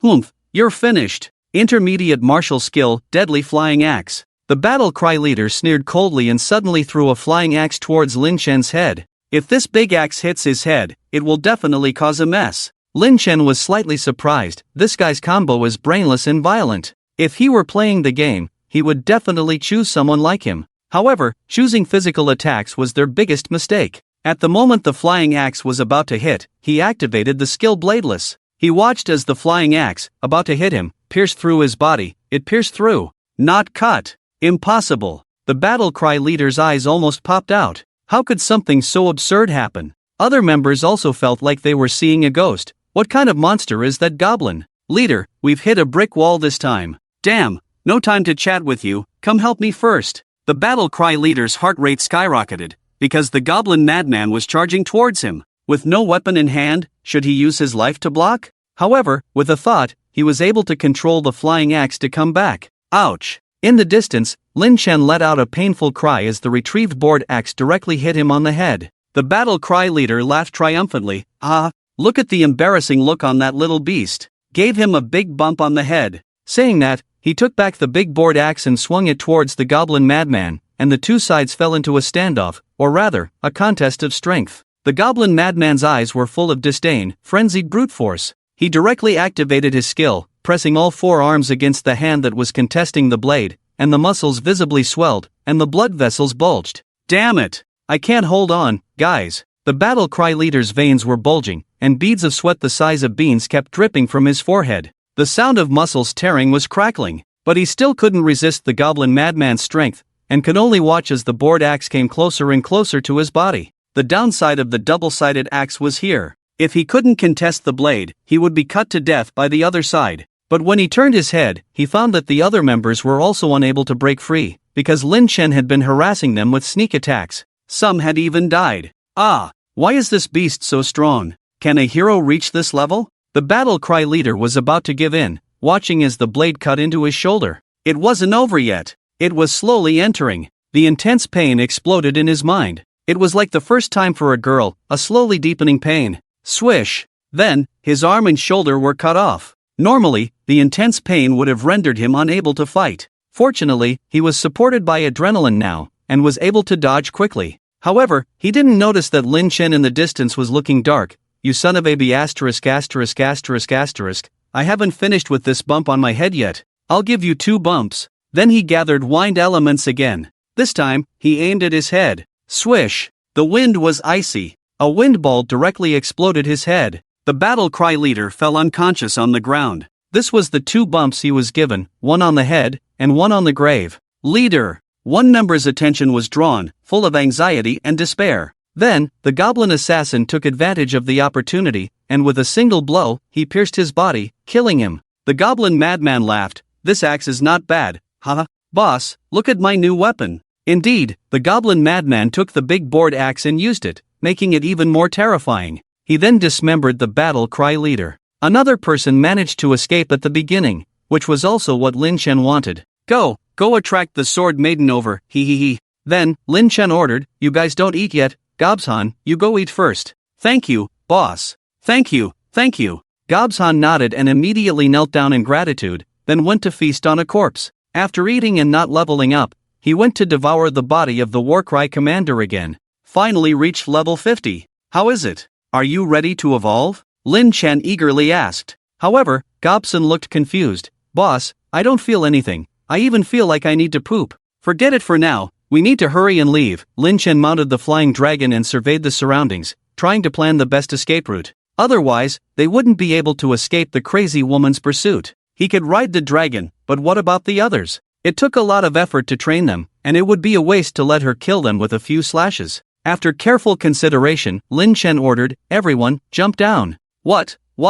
Boss, where do you want us to jump? It can't be this cliff. It's too high. The group of goblins cautiously peeked over the edge, their legs turning weak. Lin Chen forcefully commanded, "There's a river below, you won't die, but if you don't jump, you will. Get out of the way, you bunch of useless." Gobson pushed aside a few big ones and walked to the edge of the cliff, then jumped without a word. Splash! Water splashed up more than 10 meters high. Lin Chen felt that this guy was too straightforward, not even choosing a position before jumping. Fortunately, he didn't land on a rock. With a leader, the remaining goblins followed suit. However, the goblin assassins didn't need to jump, as their rock climbing ability was very strong, allowing them to slide down quickly and easily. Lin Chen directed the route while riding the dragon. Even though it would take a much longer path, it was better than dying. Bright Town. Bane was rushing towards there, but it was still tens of kilometers away. It would take more than an hour to reach the town. When he arrived at the town, he was already exhausted and panting heavily.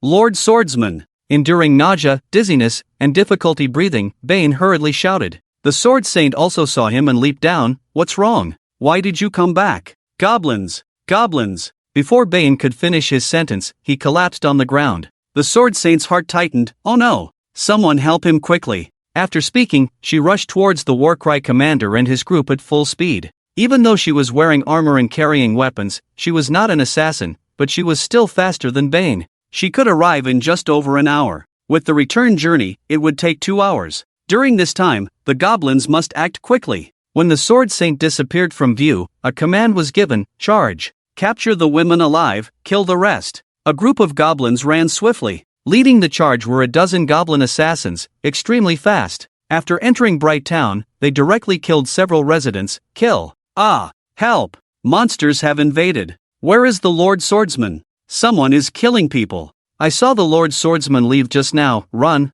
Run!" In an instant, the once peaceful town turned into a hell on earth. The goblin assassins were extremely fast, leaving corpses everywhere. The fragile ordinary residents couldn't withstand a single blow. However, these people had been on guard during the war. The militia quickly organized and formed a formation to push the goblin assassins away from the crowd. The residents, as if seeing a savior, quickly hid behind the militia formation. Bang! Bang! Bang! However, the town's gate was being struck by something. Each impact felt like a blow to their hearts. Boom! Finally, the gate couldn't hold, and it was directly broken through by a group of big gobsons. When the residents saw such a large group, dozens of strong goblins like bulls, they were so scared that their hearts seemed to stop beating. Ah! Monsters are coming! In an instant, the residents began to flee in all directions, becoming the targets of the goblin assassins. The men were killed, and the women were paralyzed with poison. The militia faced these large goblin-like creatures, as fragile as thin paper, and were slaughtered mercilessly.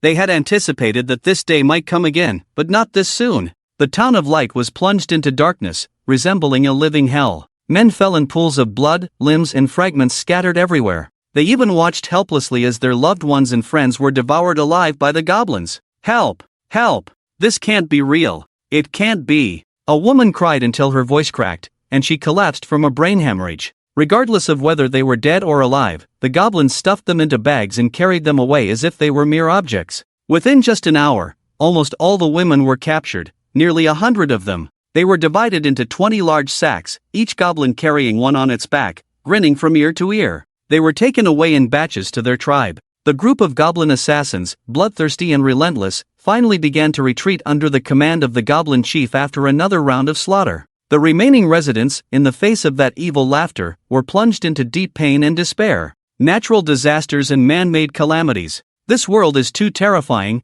death can strike at any moment. Wah! Dad, wake up! What should we do now that Mom has been taken away? A young boy pushed the man lying in a pool of blood in front of him, crying out. But the man did not respond. There was already a hole in his chest, and all his blood had drained out. Some elderly people who had been hiding came out at this moment, and upon seeing the tragic scene, some even died of fright. The streets were filled with corpses, blood, and the air was permeated with the smell of blood and the bitter taste of tears. On the other side, the Sword Maiden had already arrived at the cliff and, upon seeing the scene before her, muttered, "Am I too late? These goblins!" Her composure, which had been relatively calm before, was now at its breaking point. How could she repeatedly suffer losses at the hands of the goblins? It was a disgrace to the name of the Sword Saint. How could she face the previous Sword Saints? Are there no bodies left? The Sword Maiden looked around, hoping to find someone who was still alive and could be saved. But there was nothing left, only shattered clothing and some blood-stained bones.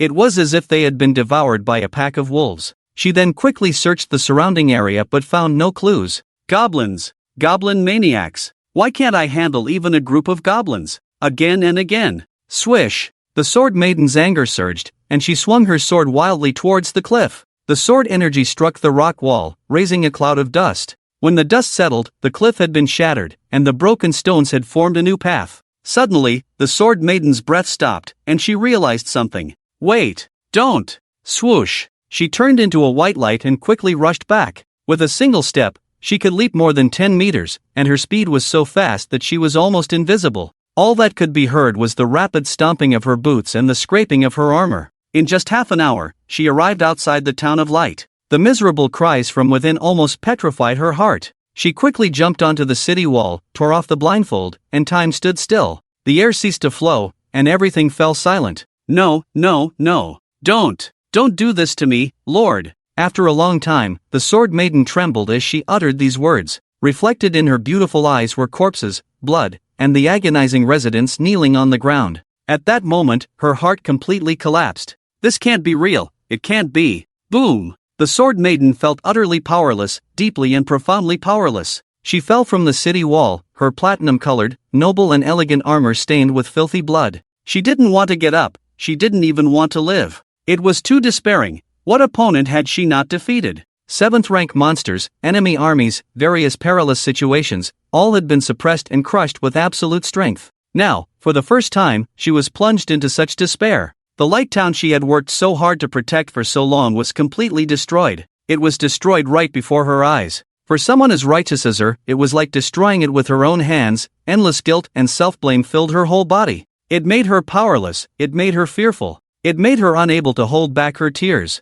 Suddenly, she couldn't hold back anymore, and big tears flowed out. With difficulty, she tried to get up to comfort the child holding her father's body, but she was pushed away. Get out! Get out! You pretend to guard us so hard every day, but where were you when my father died? He saved the milk for you people to eat every day. You bad person. I. The sword saint wanted to say something, but couldn't say anything. She seemed like a weak woman with no strength, staggering around. Everywhere she looked, there were only corpses and curses. The residents now blamed all their anger on her. The accusations in her ears were like ghostly hands from hell, pulling her down. The more they pulled, the deeper it got. So deep that she couldn't breathe. I'm sorry. Finally, after saying these words, the sword saint collapsed to the ground, unconscious. On a distant hill, the mother of the purple gold dragon, in her human form, was watching all this, and couldn't help but laugh triumphantly that Goblin really has his ways, the human sword saint? The invincible myth? Defeated by a goblin, ha ha. Looking at the fainting sword saint, she didn't even bother to finish her off. She was just a dog from a bereaved family. Then she turned into a dragon and flew away. I wonder when I'll see that little guy again. Inside the Sky Fury tribe, Lordle was watching the Light Town residents who had been captured and brought back, laughing like a maniac. Good. Very good. Woohoo! That's it, Lordle said ecstatically. He was even happier than the goblin. It wasn't until evening that Lin Chen and the others finally returned to the tribe. Well done, Gob Tian, you did a great job. The women of the human tribe who were locked up were the key to strengthening the tribe. Quick, tell me about that woman. How is she? Tell me quickly. Lordle, with a curious look on his face, asked excitedly like a little baby. Lin Chen gave him a disdainful look, not knowing himself, and asked, Gob Tian, tell me the details. Did anything go wrong on the way back? Gob Tian explained the actions clearly. They tied up about 100 women, then killed more than 100 humans, leaving only the elderly and children in the city. Good, I believe that Sword Saint will probably completely collapse, right? Lin Chen said triumphantly. Facing such a strong opponent head-on was definitely not possible. So, Lin Chen had such a plan. Beside him, Lordle struggled frantically. I'm asking you a question. What about that woman? Is she dead or not? Are you crazy? Lin Chen immediately scolded. This guy is really insane. Then he said, how strong do you think that crazy woman is? I can see that there's no chance of coming back, but she's probably already collapsed, just like you. Great. Mooah. Mooah. I love you, little goblin, ha ha ha. Lordle excitedly gave Lin Chen a few deep kisses on the spot. He was so happy that he couldn't stop smiling. Lin Chen remained silent. This guy was completely crazy. Then he rested first. The bump on his head hadn't gone away yet. And tomorrow, he had to go and check the specific situation of Light Town, and then explain the situation to the mother of the purple gold dragon. This night, the residents of Light Town stayed awake all night. The next day, Lin Chen rode his flying dragon to the vicinity of Guangming Town to carefully assess the situation. If the Sword Saintess hadn't collapsed but instead had been consumed by anger and set out to kill the Sky Fury tribe with her sword, it would have been a disaster. Fortunately, his speculation was correct. The majestic figure that had stood on the clock tower before was finally gone. Even though Lin Chen searched carefully, he found no trace of the Sword Saintess, only the ruins and the busy residents burying the bodies in mourning. The sound of weeping echoed endlessly, resembling hell. Lin Chen felt no emotional fluctuations in his heart. It was a dog-eat-dog world, and for him, it was simply a matter of you kill me, I kill you. It was as normal as it could be. He had no sympathy for humans, just as humans had no sympathy for goblins. In the human world, the default was to kill goblins on sight, and to thoroughly clean out any tribes or nests discovered. And this Guangming town was the first goblin nest that Lin Chen had discovered. Sooner or later, he would clean it out and claim it for himself. But now was not the time, as he did not have enough strength to resist the human army and powerful individuals. Is she sick? Or has she left? Most likely she's sick, otherwise, if she had given up Guangming town, she would definitely have sought revenge first, Lin Chen speculated. Being sick didn't necessarily mean physically ill, it could also mean being mentally defeated and losing the will to fight. He then hurried to Dragon Island. It had to be said that the purple gold dragon mother had been a great help, otherwise, if those royal knight groups had come over, the Sky Fury tribe would have been wiped out long ago. When he went, he also caught many cattle and sheep as a reward. Upon arriving in the airspace above Dragon Island, the dragons here were still busy flying around, looking for food. Lin Chen flew directly to the location of the purple gold dragon mother's lair. Before he even arrived, he saw her open her huge dragon eyes and wait quietly. Your Highness Dragon Mother, long time no see. Lin Chen slowly jumped onto the cliff and politely smiled. The look in the purple gold dragon mother's eyes was completely different from before. This time, there was no disdain or disgust, but rather admiration. She spoke, long time no see. I also know what you did yesterday, it truly delighted the dragon's heart. It's good, it's good. I just came to convey that I will continue to harass Guangming Town during this time, and now I can get closer. Lin Chen scratched his head and pretended to be very honest. The purple gold dragon mother stared at him as if contemplating something. So, what reward should I ask for? Flying around every day is very tiring. Yes, take a look at this. Lin Chen quickly brought over the cattle and sheep meat he had brought. However, the purple gold dragon mother didn't seem interested in it at all. Instead, her ice-cold dragon eyes showed a hint of charm. She extended her large, red, tender dragon tongue and gave Lin Chen a kiss. She enveloped him entirely, and his whole body was covered in saliva. After savoring and tasting it, the purple gold dragon mother said, "It's very fragrant. What I want as a reward is you, how about that?" Me? Are you kidding? Lin Chen felt embarrassed, truly embarrassed. How big was the purple gold dragon mother's body? Over 100 meters. How big was Lin Chen's body? A little over 1 meter as a goblin. It was simply impossible, not to mention the improvement in attributes. The conditions for obtaining attribute improvements were very strict, after all. The purple gold dragon mother, however, was very serious. Of course, I'm not kidding with you. Didn't you make the dragon next to you pregnant? Lin Chen felt embarrassed. Let me explain, that was purely an accident. I won't be angry about that, but if you refuse, I might really get angry. The purple gold dragon mother opened her large mouth, and each of her sharp fangs was several times larger than Lin Chen, not to mention how terrifying it was. Lin Chen hurriedly said, "That's not what I meant. I'm just a goblin. How can I be worthy of your dragon race? We ancient dragon clan have always revered the strong. The reason I absorbed nutrients this time was to mate with a powerful dragon and produce even stronger offspring for the dragon clan. But now that I have you, why should I go back, right?" The voice of the purple gold dragon mother sounded serious, not joking at all. Because she knew that goblins did not have reproductive isolation and could reproduce with any race. She also wanted to see what kind of offspring she would produce. Perhaps this would be the first offspring of a dragon and a goblin in history, and it would definitely be different. Since the other party had come to her, she just needed to make the effort. Lin Chen had no reason to refuse, especially since he had previously gained some magical skills by devouring evil goblins. He had enough to offer. Lin Chen walked for a long time before reaching the back, and he was instantly stunned, unable to help but exclaim, "What's wrong? Have you arrived?" The purple gold dragon mother turned her head and asked. Lin Chen raised his head and remained silent for a long time before saying, "It's like an alien is staring at my soul." The purple gold dragon mother was puzzled. Then, Lin Chen used his climbing skills to climb up and began his work. The purple gold dragon mother couldn't help but shiver. It's itchy. It feels like a little bug is crawling on me. You. Suddenly, the purple gold dragon mother's dragon face turned red, and her heart began to beat wildly. Her eyes were full of shock and disbelief. Was this really a goblin? I give up. The purple gold dragon mother quickly begged for mercy, biting her lip and acting like a child weighing hundreds of tons. Lin Chen then stopped using the evil goblin's skills. Is that enough? Then I'll start. At this point, all the remaining flying dragons on Dragon Island were attracted by the purple gold dragon mother's call to see what was happening. They were all dumbfounded and came over to watch the excitement. The more they watched, the more excited they became. Roar, roar, roar, roar, roar, roar, roar, roar, ya roar. Listening to the other dragons discussing, the purple gold dragon mother was both embarrassed and angry. Go away. What are you looking at? Go and bring me some meat. With that said, the other flying dragons dispersed. Several hours passed in the blink of an eye. The huge body of the purple gold dragon mother lay on the cliff like soft mud, not wanting to move at all. What's your name?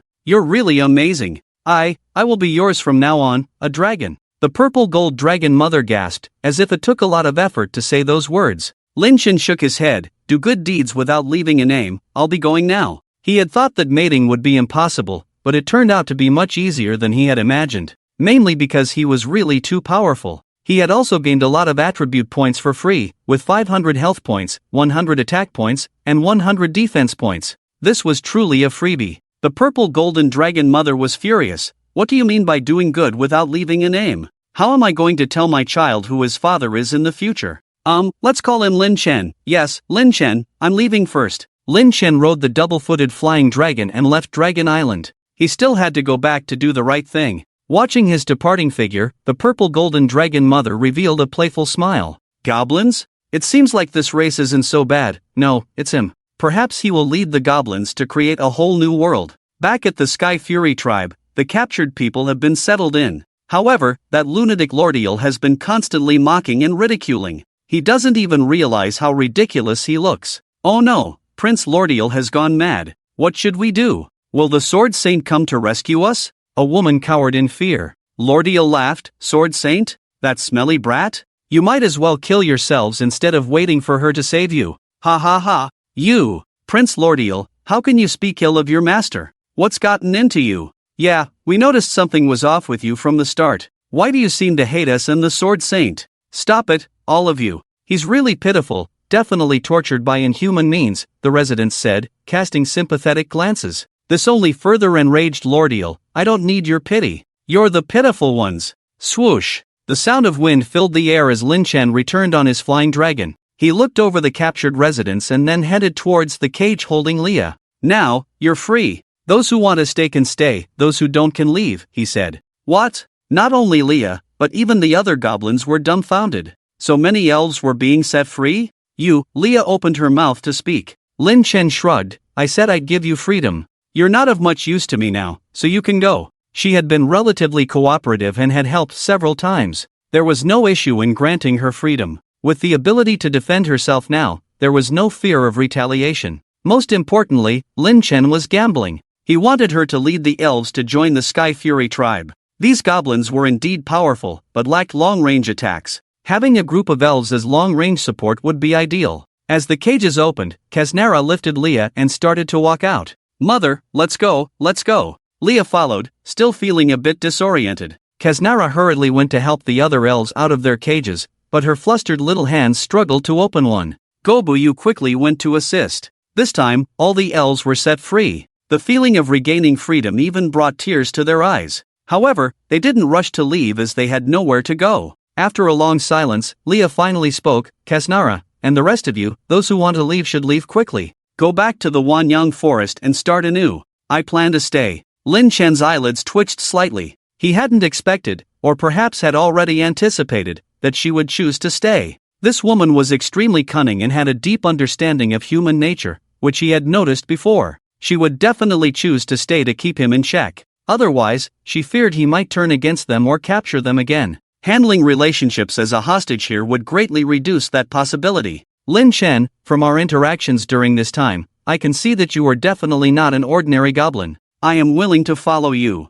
Can you allow me to stay in the tribe? Leah walked up to Lin Chen at this moment, her figure as full as ever. Then she knelt down on one knee, bowing her head, hoping to be accepted. Lin Chen looked at her and nodded. You are clever. Perhaps your stay will be useful. I promise not to cause trouble if the other elves leave. Thank you for them. Children, if you want to leave, do it now, Leah said happily, quickly giving orders. Kasnara was a bit puzzled for a moment. Mother? Why do you want to stay? Let's leave together. We can rebuild our home. Kasnara, my child, I think Lin Chen is good, so? Leah whispered apologetically, her face full of regret. Seeing her so determined, Cassandra hugged her and cried, if Mother doesn't leave, then I won't leave either. We will all stay, only wishing to follow Mother. That's right, we can't go back to the ever-changing forest, our home is long gone. The remaining elves also chose to stay, although a few chose to leave and quickly flew into the forest. Leia never imagined that so many people would stay. Alright, children, from now on, you will follow not me, but Lin Chen, the leader of the goblins.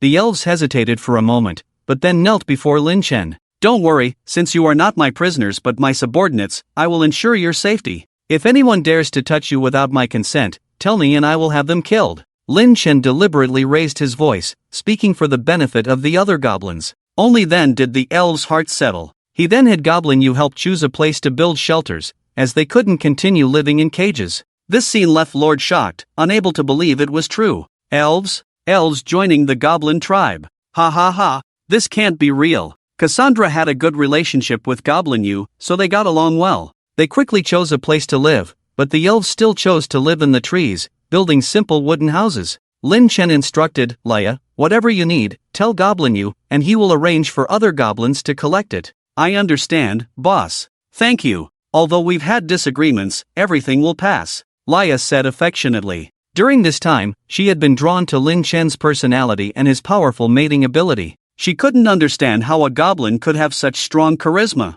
It wouldn't hurt to stay and find out. After setting aside the matter of the elves, Lin Chen focused on the group of humans they had just captured. Their value as breeding machines was far less than that of the elves. Goblin Quan, Goblin Tian, I need you to breed all these humans now, Lin Chen ordered. While the Sword Maiden was weakened, it was the best time for rapid development. They needed to cultivate a large number of hero breeds and third-generation goblins, or they would be in trouble when reinforcements arrived. Goblin Quine grabbed a human and said, Boss, this human is too small for me now.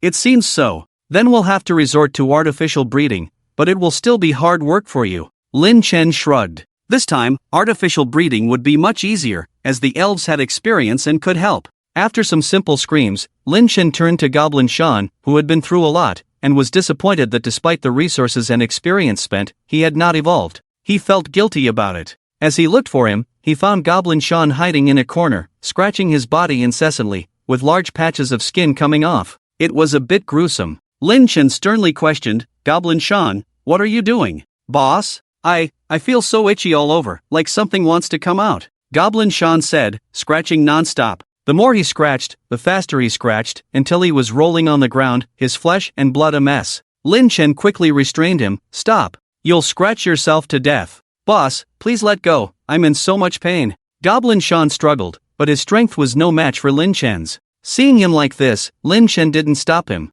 If he died, he died. Perhaps, there might still be some changes? The sound of nails scratching flesh became louder and the viscous, nauseating blood flowed everywhere on Gobshan's body. Finally, Gobshan scratched himself to death. He twitched a few times on the ground and then stopped moving. Did the evolution fail? I'm so unlucky to encounter such a small probability, Lin Chen sighed. In theory, Gobshan should have evolved into a heroic species as long as the aptitude was sufficient. For example, the second generation of Gobshan evolved very quickly and directly. Just as he was about to drag the body away to feed other higher-level goblins, suddenly the body reacted. Crack, crack, crack. The sound of bones growing continuously could be heard, and Gobshan's small body began to grow larger. It became almost the same size as a large-sized goblin, about 1.67 meters tall. Surprisingly, rows of sharp bone spurs protruded from his back, shoulders, elbows, and thighs. There were also some on his chest, but they grew horizontally, as if the ribs were growing outside the skin. What's more, a long bone tail, at least 3 meters long, grew out. It looked like a natural armor and was quite handsome. Then, the bloody and fleshy body began to recover and finally completed the transformation. It wasn't particularly robust, and the body looked slender and long. The arms and legs were relatively long, and the skin was still green like a goblin. Lin Chen quickly checked this guy's attributes. Gobshan, LV50, species, mutant goblin, occupation, berserker, title, resurrected, mutated body, distorted aberration, divine blessing, life, 1200, strength, 350, defense, 400, skills, bone spur, bone sword, bone growth, berserker's heart, battle will, equipment, war bone, comprehensive, 1500, wow, this guy actually has such a high comprehensive combat power? If it weren't for obtaining more attributes from mating with the purple gold dragon mother, I might not be able to defeat him. Lin Chen was surprised. Gobshan stood in place, admiring his own transformation curiously, emitting the aura of a strong individual. It seemed like the words "capable of fighting" were written on his face. Lin Chen roughly guessed what had happened to this guy. He didn't evolve into a heroic species, but mutated into a mutant species. A berserk goblin. Boss. I didn't die. I'd become very strong. Ha ha ha. Gobshan danced happily. This goblin's nature hadn't changed. He waved his hands and kicked his feet when he was happy, as if he were dancing. Lin Chen said with relief, "Good, now your strength is second only to mine. I believe your intelligence has also increased. In the future, when mating, you should be more hands-on." Unexpectedly obtaining a mutant species, who needs a heroic species? However, it could be guessed that the breeding probability of mutant species would definitely be lower than that of heroic species. Out of 100 times, it's very likely that none would be produced. Yes, boss. Gobshan temporarily didn't have the idea of challenging Lin Chen and obediently followed his orders. In the following period, Lin Chen's main task was to pay attention to the movements in Bright Town.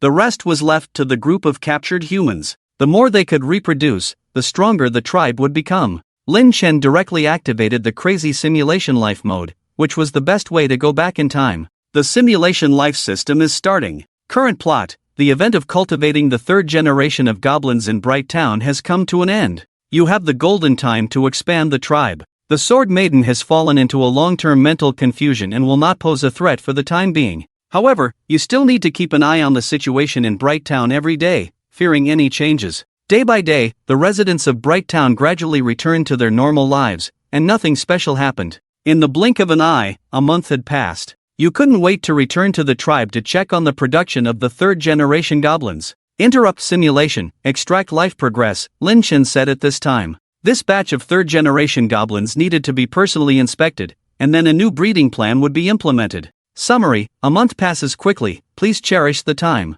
Score: 10 points, out of 100, reward, 10 life points. This simulation of life is complete, and the time progress is 1 month. Lin Chen returned to the tribe not long ago, and the second batch of third-generation goblins began to produce one after another. Because a batch of third-generation goblins had been bred before, only 2 survived. So this is the second batch. With a total of 100 breeding tools, including multiple births, a total of 300 third-generation goblins were produced. 40 of them survived, and they were all of extremely talented kind. At the moment they landed, their attributes were several times better than the offspring of ordinary goblins. The efficiency was barely acceptable. For the third batch, Lin Chen planned to let 50 women be handed over to the goblin shaman for breeding. He wanted to see how the survival rate of breeding mutant goblins would be. This time it was different from the elves. These people were just simple breeding tools, resting for only a few hours at most after production before continuing breeding. They did not have the high value of the elves.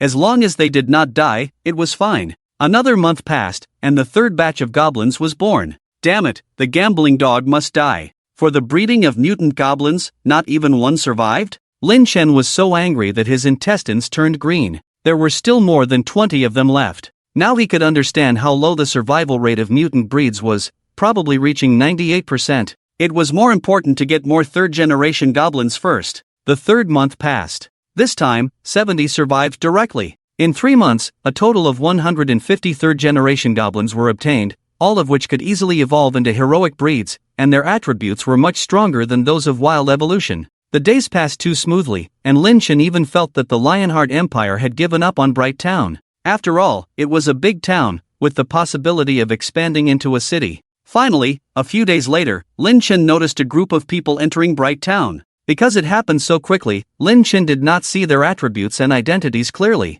But he could guess that they were definitely not ordinary people. Their attire was very ordinary, probably of the adventurer type. It was possible that passing adventurers came to stay here, and Lin Chen did not pay much attention to it. However, not long after, another group of people and horses arrived. This time Lin Chen saw clearly that they were quite ordinary, just a silver adventurer team, as mentioned in their panel titles. They were simply weaklings. Something's not right, 9 out of 10 things are not right, Lin Chen couldn't help but say. Because another group of people arrived quickly, continuously, at least 100 people entered Bright Town in one day. And they were all adventurers. Each person's panel title had an introduction. Lin Chen muttered to himself, have they stirred up the adventurer's nest? There are 1 or 2 dozen teams, and even 3 diamond level ones, and even an epic level one. It should be noted that Lord and the others were previously platinum level, unable to reach diamond level. In this world, the badge level of adventurer teams is specifically divided. They are bronze, silver, gold, platinum, diamond, epic, legendary, mythical, immortal, and world levels. Adventurers who can obtain a diamond badge are already among the best and very capable. Not to mention the epic level, their stories are widely spread throughout the kingdom. It's like the meaning of other people's children. Lin Chen felt that something was wrong and immediately rushed back to the tribe. It was important to move the camp with everyone, they couldn't stay here. Boss, the new batch of goblins has almost grown up, but there's too little resources in the forest, and everyone is almost starving, Leia reported at this time. Gob Moon also spoke up, the iron ore has almost been depleted, and many new goblins cannot wear iron armor and weapons, resulting in a significant power gap. Gob Moon and the elves are mainly responsible for handling the logistical affairs of the tribe. They handle it very well, and Lin Chen is very reassured. Since that's the case, Lin Chen began to give orders to everyone, take your belongings, we are moving today, immediately, right now. Moving? Boss, what's going on? Gob Shan couldn't help but ask. Gob Quang, too, was very puzzled. They had lived there for so long, and it was the first time they had heard of moving. Lin Chen didn't explain much, the resources here are insufficient, so we must move to a place with abundant resources to aid in physical and mental development. Indeed, it was for physical and mental development, because those third-generation goblins simply did not have enough experience points to level up and evolve. It would be meaningless to work hard to train them if just anyone could come and fill in. Of course, the main concern was the fear of a siege from Bright Town. If they stayed here, they would be in big trouble. Also, listen carefully to what I say. Be careful and quiet on the migration route. Be honest and don't move around randomly. Lilia, Gob Moon, you elves are responsible for clearing the traces left behind, Lin Chen added. It was best to have cautious and skilled infiltrators like the elves to clear the traces. Immediately, 200 to 300 goblins began the relocation process, bringing along useful resources, including breeding tools, and began to prepare to depart. At this moment, Lilia pointed to the side and said, Boss, what about that guy? That guy was referring to Lordle. Oh, I almost forgot about him. He's still alive even though he's been neglected. Lin Chen was startled and couldn't help but feel that he was really resilient. Lordle suddenly spoke up, don't kill me, take me with you. I want to see you kill that stinky outsider with my own eyes, okay? Please, I've been holding on just for that day to come. How could I bear to let you die so easily? When I caught you, I said I would make you beg for life and not let you die easily, Lin Chen said, and then had Evelia take charge of dragging him along, joining the large group of movers. There wasn't much to take from the tribe, just some iron ore, basic resources like cloth, rope, pots, and equipment, as well as the most important breeding tools. Lin Chen had already found a new place to live while riding the dragon. It was a waterfall cave about 100 kilometers away. The cave was very deep and large, with many large and small caves inside. It was suspected to be an underground city. Gob Quang's size couldn't even reach the top in many places. However, there were still some places that were very small and narrow. Boss, how much farther is it exactly? Lilia couldn't help but ask on the way, as they had already passed through the enchanted forest and entered the normal environmental range. The surrounding area was just normal forest, not too dense, and quite pleasant and green. As far as she knew, to reach the next enchanted forest, it was at least 200 kilometers away. Lin Chen calmly replied, we're almost there. Do you hear that? Is that the sound of a river? Rushing, sure enough, not far away, the sound of rushing water could be heard. When they crossed the dense forest, the field of vision suddenly became wide and open, and what came into view was a clear river, about 10 meters wide. Upstream, there was a very high waterfall. Both sides were covered with lush grass, and even some cows and sheep could be seen grazing on the other side of the river. The more alert sheep suddenly raised their heads and noticed Lin Chen and his group, and all of them scattered. So many roasted lamb and beef, ha ha ha. Gob Tian chuckled and couldn't help but want to catch a few to taste. They had been hungry for a long time in the enchanted forest and hadn't had such good food in a long time. Lin Chen called him over, come here, without my orders, you are not allowed to act recklessly during this time. The situation in Bright Town was extremely abnormal, and they had to be cautious. One must never reveal their whereabouts, otherwise this cave would have been in vain. Immediately, leading everyone towards the waterfall, after passing through the water curtain, a pitch-black,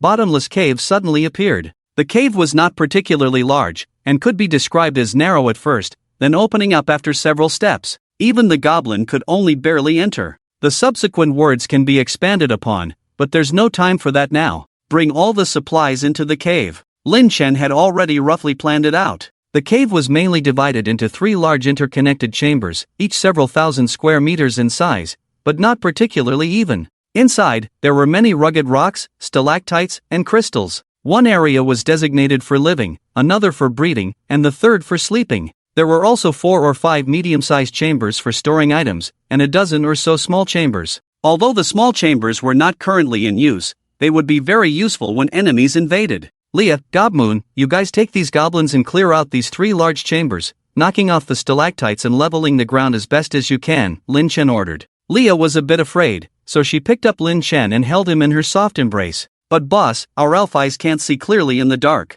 Helplessly, they could only light a few torches, but the downside was that it was easy to run out of oxygen. It would be truly disastrous if they all suffocated here. I'll go find a few underground vents. Gob crazy, come with me, Lin Chen said, taking out a homemade iron chisel. After searching the ground for a long time, they finally found the underground vents. Gob crazy went wild, digging a hole, and a strong wind rushed into the cave. With this, everything was almost settled. A day passed, and the situation in the cave had basically stabilized. At this time, Lin Chen gathered all the goblins, including the elves, in the living area. I have 3 things to say. 1. Hunting is left to Gob Tian, you take the goblin assassins out, and no one else is allowed to leave without my permission. 2. Arrange for 2 goblins to patrol and stand guard at the cave entrance every day. If there's any movement, report it immediately, but don't leave the waterfall and expose yourselves. 3. Behave properly in the cave. Don't let me catch anyone being conspicuous. The consequence will be death.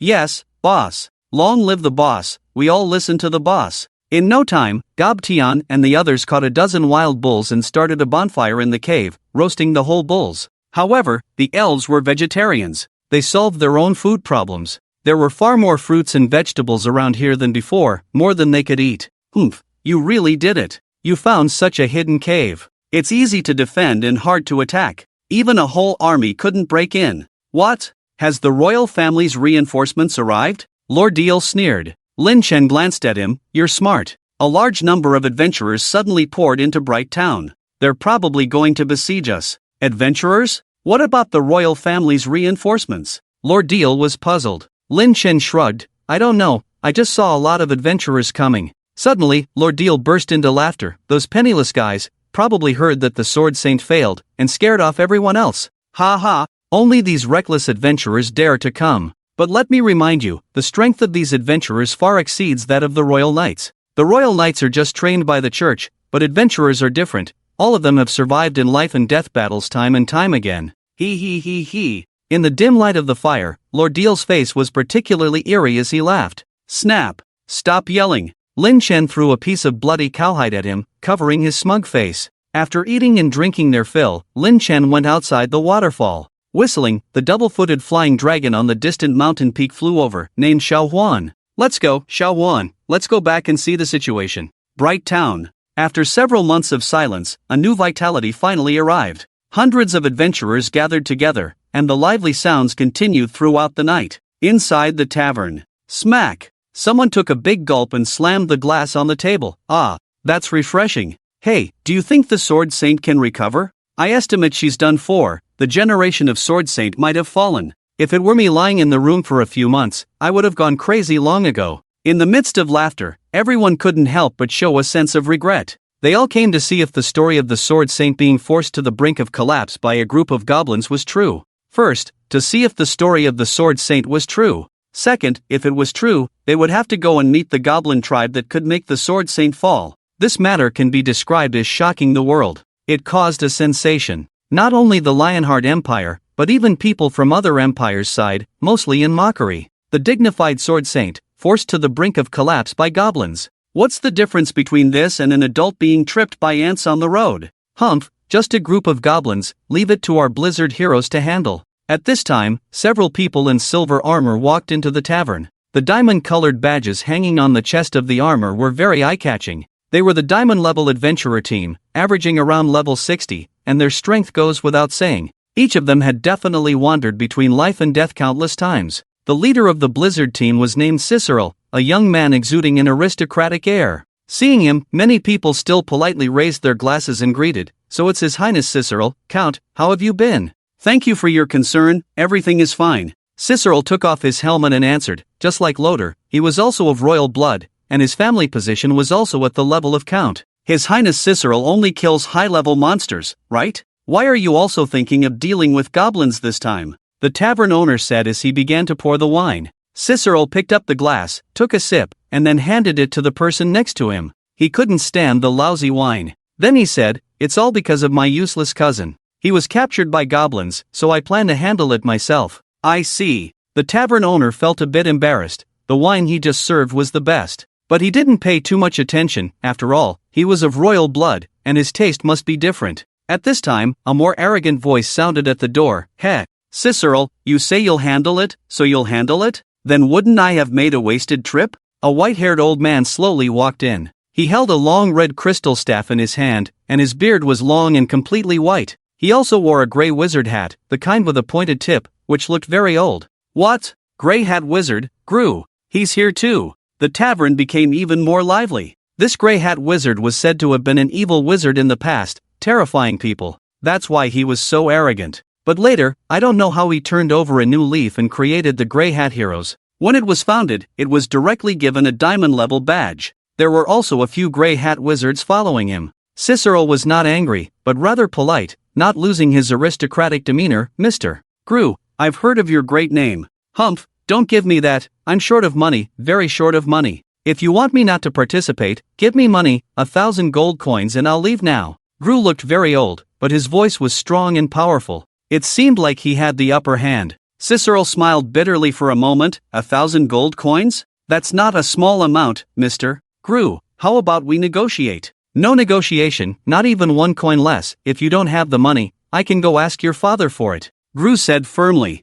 It was like a ruffian, showing no respect for the elderly. As they were arguing, a voice suddenly rang out on the edge of the tavern. "It's funny, thinking that the sword maiden is lying low, and you can put on a show? Don't forget, this time, that cold-blooded woman has also come to Bright Town." "Cold-blooded woman? Who is that? Never heard of her." "You idiot, you don't even know her? Epic-level adventurer. Lucy Lena. A cold-blooded mercenary team. How come such a dangerous person has come? I heard that as long as you pay, she'll kill anyone. Several philanthropists have died at her hands." "Shoo, your neck will be slit in a moment, shut up." When that name came out, the whole tavern quieted down, afraid to make a sound, fearing to fall victim to her dark blade. In the corner, the man who had been wearing a cloak just now said, "Ha, a bunch of cowards, calling yourselves adventurers? Go home and drink milk." "Oh, you are the wandering hero?" At this moment, Cicero recognized the man, also a diamond-level adventurer. He had been wandering all over the world, and no one knew his name.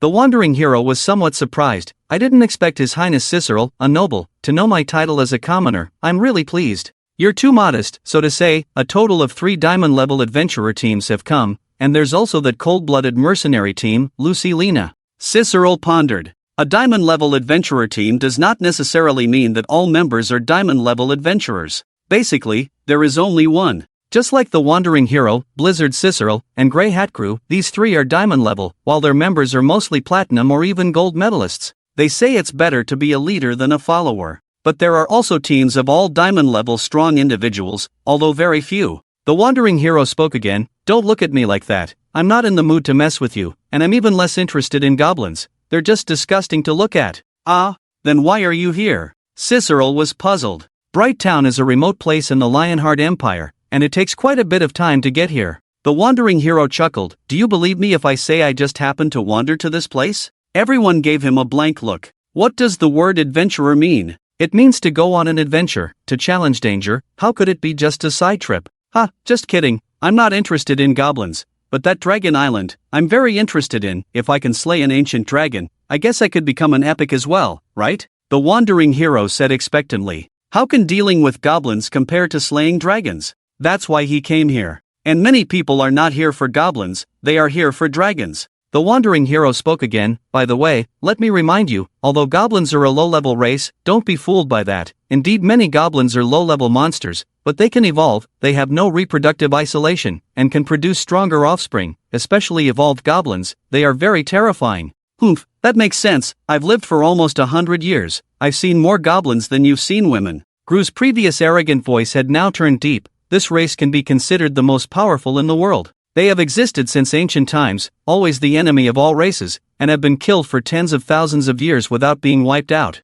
Do you think goblins can be underestimated? If it weren't for the royal family's bounty of 300 gold coins, I wouldn't have waded into this muddy water. Cicero, too, was a very humble person, and being told this, he became even more cautious. Upon careful consideration, even the sword maiden had been driven to despair and lost her fighting spirit. Perhaps these goblins were really not simple. They had all analyzed it, and did not blindly believe that the Sword Maiden could not defeat a group of goblins. However, various factors such as the deaths in Bright Town, the Dragon Clan, and several night clans, as well as long periods of standing guard, have led to this result. Although there is a stain, it cannot overshadow the brightness of the Sword Saint. Well then, Gru, let's join forces to deal with that group of goblins. I'll give you the gold coins, I don't need any reward, Cicero finally decided. His purpose in coming was not for the bounty, but on the orders of his family to take out those goblins and prove to the Lordial family that their family is the stronger one. Indirectly, it was to prove to the king that their family was far more powerful than the Stammen family.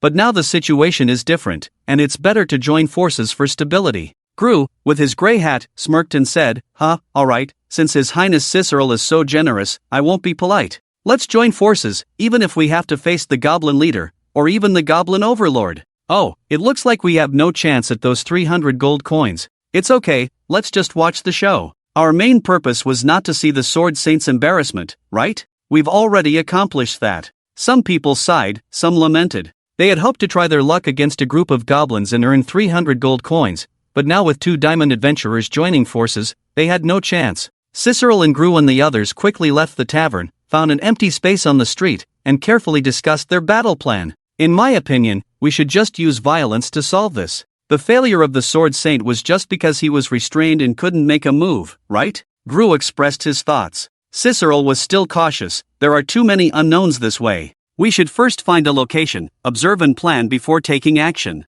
Young people are so cautious, it's too troublesome. Just leave these things to you guys, Gru said impatiently. Cicero did not refuse. That's fine.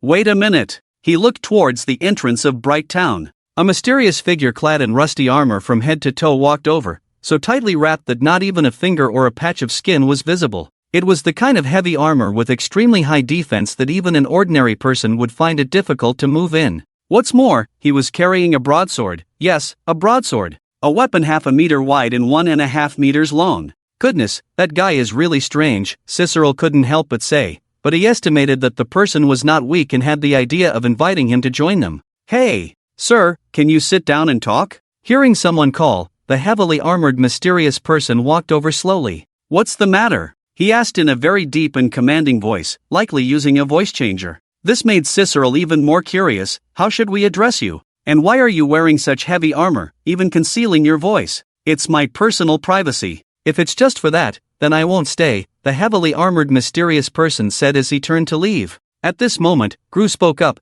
I didn't expect the Goblin Killer to be here. Oh no, the Goblin Killer would definitely come here. Why don't we have a chat? This heavily armored mysterious person was none other than the famous Goblin Killer. He was not an adventurer and not affiliated with any faction. He simply enjoyed slaughtering goblins. If he were to be given a rank, it would be similar to an epic level, and his stories were widely circulated in many parts of the empire. Cicero felt embarrassed for not recognizing him. I apologize for the rudeness, I didn't recognize you. I never wanted too many people to know me. Being able to quietly slaughter goblins is enough for me, the Goblin Killer said calmly. Gru took the opportunity to mock.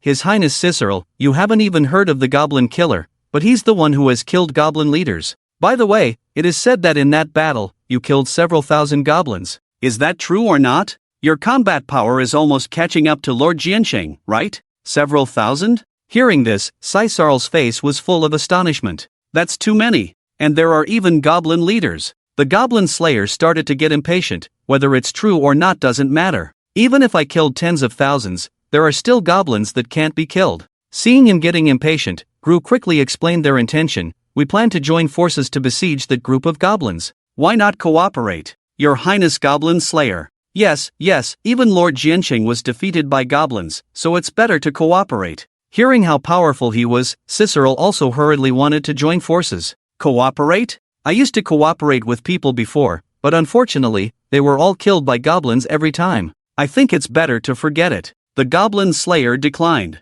Cicero was a bit puzzled. This guy is too arrogant, right? He even specifically mentioned that even Jianqing was defeated. Can he be so confident? Gru wanted to say something, but the Goblin Slayer continued, you need to join forces, but I don't need to. Want to know why?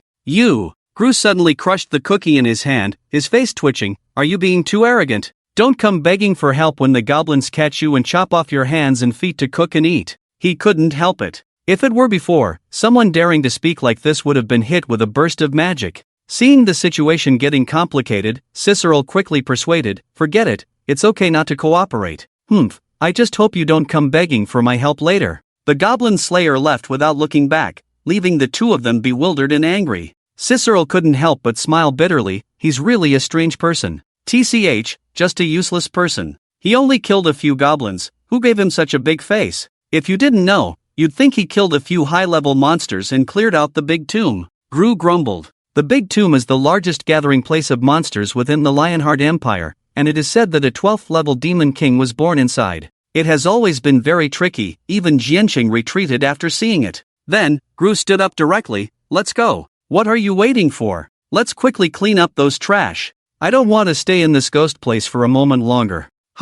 Now, are you sure you don't want to make any preparations? Cicero was a bit wary. After all, even Jianqing suffered a loss. Gru snorted. What preparations? We can't even handle a few goblins together? The main thing is not to act, or we'll be robbed by that guy later. It seems so. And so, the two of them, along with their team, set off. On a hill in the distance from the small town, a green head popped out. Those cold eyes became more and more chilling as Lin Chen used the sharp skill of the elf race to size up the three people just now and began to calculate in his mind. Goblin Slayer? I didn't expect such a character to exist, specifically hunting goblins. There are too many weirdos. Previously, those perverted beasts of Lordle liked to torture the weak, but now there's someone specifically hunting goblins. Who did their goblins provoke? Oh wait, it seems like they provoked everyone. Goblin Slayer, LV65 race, human occupation, none title, Goblin Slayer, mage, tyrant, slaughterer by nature, an existence that shouldn't exist life, 900 strength, 260 defense, 450 skills,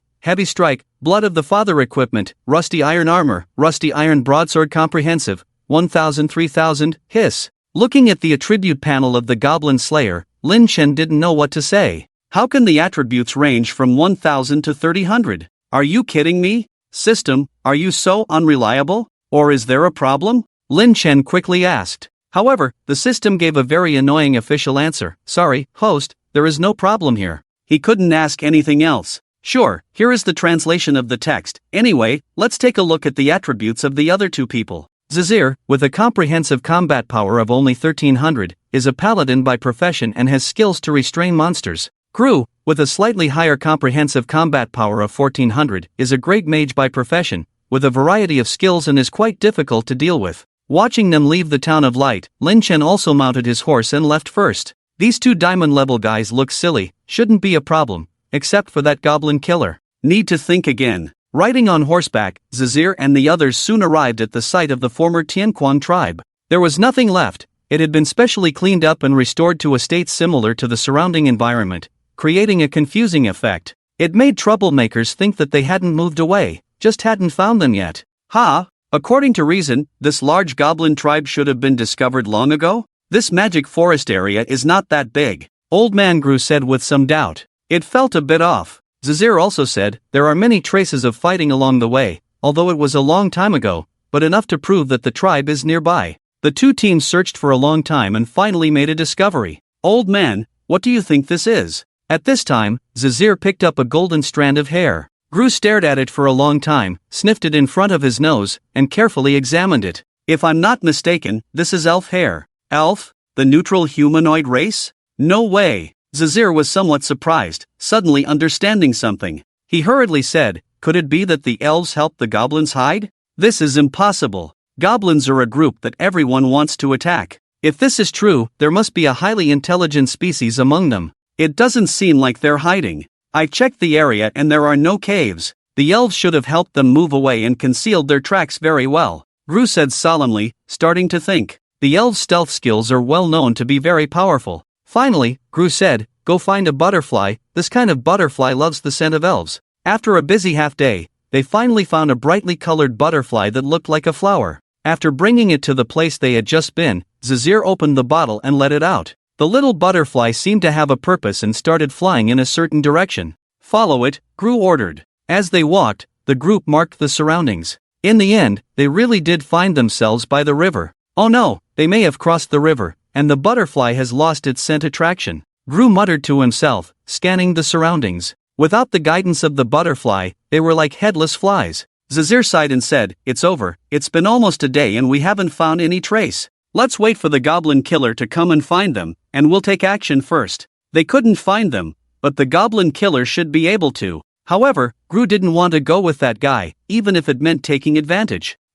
No need, huh? Look at the edge of the forest on the other side of the river. They saw a large goblin wandering at the edge of the forest. When it saw Zazir and the others, it turned and ran into the forest. Chase! Seeing that goblin, Zazir and the others immediately became alert. Regardless of everything, they waded across the river and chased into the forest on the other side. On Tianquan, Lin Chen's mouth curled into a smile. Good, the prey is hooked. But it seems like I want to be a yellow bird. In the dense forest behind, a mysterious figure in heavy armor slowly approached. When he saw that guy, Lin Chen frowned slightly. The plan was to deal with the two idiots in front first, but he didn't expect the goblin killer to follow. At this moment, the goblin killer's mouth made a strange sound. It seemed very pleased, excited and thrilled. Great, wonderful, so beautiful. Under that armor, a pair of eyes were shining brightly. Lin Chen was completely bewildered by the sight in the air. Is this person from a high-end cosplay? Why is she laughing? The goblin slayer unstrapped the weapon on her back and slowly removed the mysterious helmet. What was revealed was not a burly man with a beard or a rugged man with scars, but a captivating woman with fair skin and slightly curly long hair. Her deep green eyes were like a lush and inviting forest. Her rosy lips and pearly white teeth resembled those of a medieval angel painting. However, upon closer inspection, one could notice that her ears were slightly pointed. Lin Chen felt his eyes deceive him. No way? A woman? Is she wearing such heavy armor just to conceal her gender? And what's with those ears? Then, the goblin slayer began to remove her leg armor. Her thighs were so beautiful that it took one's breath away. They were too fair and too long, with clearly defined muscle lines. It seemed that they were trained from years of wearing heavy armor, making them exceptionally beautiful, like sculptures from ancient Rome. Bang! When the heavy chest armor fell to the ground, what came into view was a bra wrapped in white bandages. It revealed her immaculate collarbone and navel. Unexpectedly, Lin Chen found that this cosplay was very much like bandages. It's poking fun at me. I can't imagine how alluring this person must be. I must capture her and make her my exclusive breeding tool. Lin Chen swallowed hard, really wanting to make a move on her right now. But in the end, reason triumphed over desire. The woman's strength was unknown, and he dared not act rashly. It would be better to deal with the two idiots in front first. He even suspected that she had discovered him and was deliberately trying to lure him in. At this moment, the goblin slayer removed all of her clothes, like a fallen angel entering the mortal world. She slowly walked into the clear river in front of her, beginning to bathe and cleanse every part of her body. She looked like a scorching pure white lotus, making people's blood boil. It was the first time Lin Chen had felt this way, as if he had been enchanted by her. After watching for a while, he ultimately chose to leave, because it was almost time to start the fight ahead. What kind of intelligent creature is she? I really want to taste her in the river, the goblin slayer muttered to herself with eager eyes, her expression filled with excitement. Her little face even turned red. The large goblin was still running wildly, and after running for dozens of miles, it finally stopped and collapsed from exhaustion. The reason for running so far was to create a diversion, making everyone think that the tribe was in the forest on the other side of the river. Damn it! Is that guy a dog? Why did he run so fast and so far? Gru couldn't help but curse. Even the carnivorous horse couldn't catch up. Fortunately, the endurance of the carnivorous horse far exceeded that of the goblin. Sizier's nerves tightened. He stopped. Everyone be careful, the goblin tribe must be nearby. At the sound of this, everyone became alert. Suddenly, a swooshing sound rang out. Swish! An arrow flew in from somewhere and directly hit the horse under Gru, causing it to struggle and throw him off. Gru stood up and immediately controlled the red crystal wand in his hand, firing it into the dense forest ahead. Boom! A violent explosion erupted, accompanied by raging flames.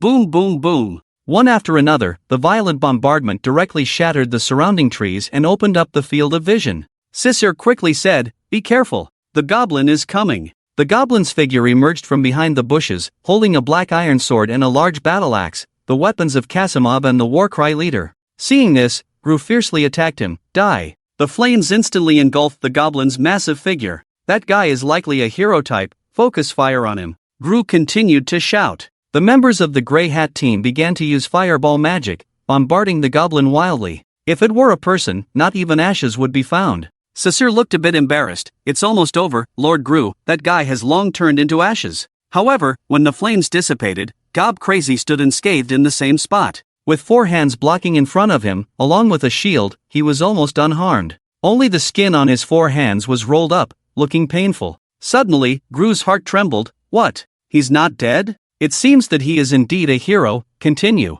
On a distant boulder, the goblin killer stood straight, watching everything in front of him. He couldn't help but sneer. Even the 4-handed goblin has magic resistance. I guess they will all have to settle here. Look around. Goblins are approaching, and they are big ones. At this moment, Sisir exclaimed. Fully armed big goblin were quickly approaching, at least dozens of them. Gru then realized that they were surrounded. Damn, why do these goblins have armor and swords? We must not let them get close. Sisir, it's up to you. Advanced Magic Fountain of Life. Then he quickly activated the skill, creating a spring with a blue fluorescent glow under everyone's feet. Here, they could continuously restore their strength, equivalent to continuous mana regeneration, allowing them to keep using skills. Sisir and the others then guarded the group of grey-hatted mages. Intermediate Magic Icethorn. Intermediate Magic Quicksand Domain. Intermediate Magic Rain of Retribution. For a while, various dazzling and colorful magic attacks appeared. There was ice, water, sand, fire, and so on.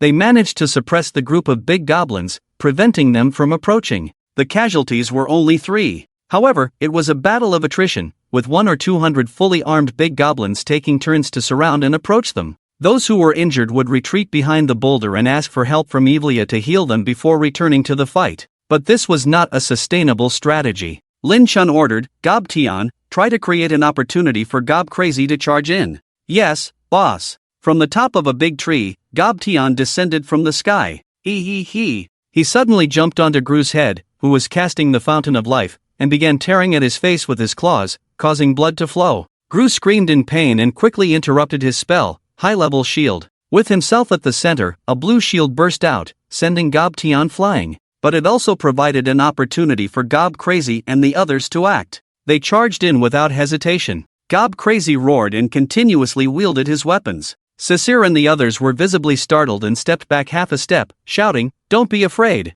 Shield hands! Where are the shield hands?" 2 knights then took out their huge silver shields from behind. Clang! The ear-piercing sound of metal collision rang out, and it indeed stopped Gob Crazy. However, the others were instantly overwhelmed by a large number of goblins. The screams continued. Seeing the situation was not good, Sisir placed his long sword in front of him and began to chant, "Lord of the Holy, I will use your power to vanquish the demons." Super-level magic holy light enchantment. Swish! The ordinary long sword was instantly covered in a golden light, looking like a 2-meter-long golden sword. "Your Highness, save me!" A knight was pounced on by goblins, who were tearing at his armor and biting into his flesh. Just as a large chunk of flesh was bitten off, the goblin was pierced by the sword emitting holy light, rendering it unresponsive. Sisir commanded, "Everyone, gather around me. Don't panic. Lord Gru, how much longer until the attack magic is ready?" "It's almost ready. How could you not pay attention after I was ambushed just now?" Gru, at this moment,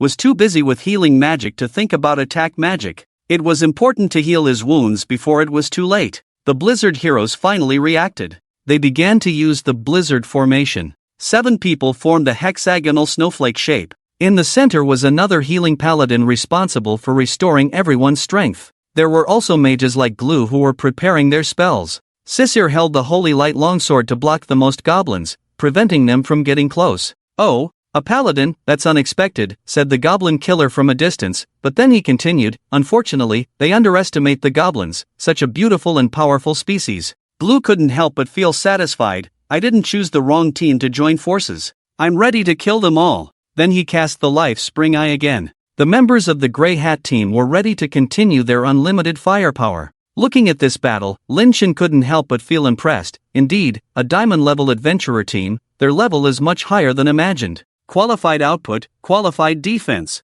In other goblin tribes, even with 10 heroes, they probably wouldn't stand a chance. Unfortunately, they came to the wrong place. Goblin Shan, what are you waiting for? Lin Shen's voice had just fallen when a goblin in a bone armor walked out. Boss, then I won't be polite. He. What is that thing, Goblin? Sisir and the others were surprised to see Goblin Shan. It was the first time they had seen such a strange creature. It was covered in bone spurs and bone armor. Blue felt that something was wrong. His pupils contracted, and he understood, oh no, it's a mutant. Focus on that mutant goblin. At these words, everyone began to prepare to launch an attack. At this moment, the ground began to tremble incessantly, as if something was about to come out from below. The next moment, swish! 3 sharp bone spurs burst out from around Glue. It was like a barbecue skewer, skewering 3 Grey Hat mages. Help me! The steel gate has been pierced. After 10 seconds of painful screams, the 3 lost their breath.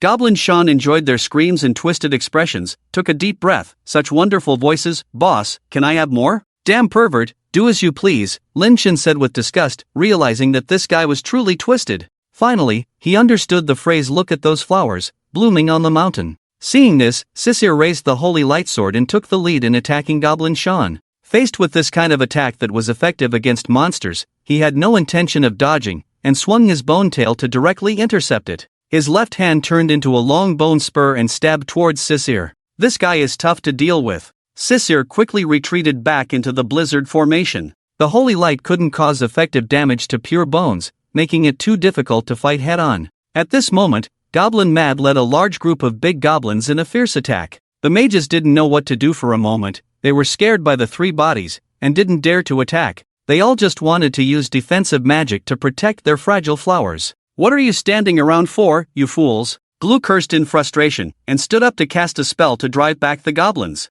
But he suddenly felt a chill under him and quickly stepped back. Swish! Another bone spur stabbed up. Glue gasped in fear. That was close. My old flower almost got it. Unfortunately, boss, should we launch a full-scale attack? Goblin Shan asked. Their formation had already been disrupted. Lin Shen simply said, it's about time, let's finish them off. Roar! Goblin Mad lifted the silver shield of the shield bearer and swung the big axe wildly. With one swing, the armor on the shield knight cracked. With 2 swings, he was dizzy, and with the 3rd swing, he was cut in half. This wave of over 100 large goblins has all come up. Faced with this crazy attack, Sisir also didn't care about anything. Escape. Retreat quickly. I feel like we've been tricked. Why are they all large goblins? So many. In theory, a goblin tribe should consist mostly of the lowest-ranking small goblins. Killing them should be no pressure at all. But now, they are facing over 100 fully armed large goblins. There are also hero types and mutant types.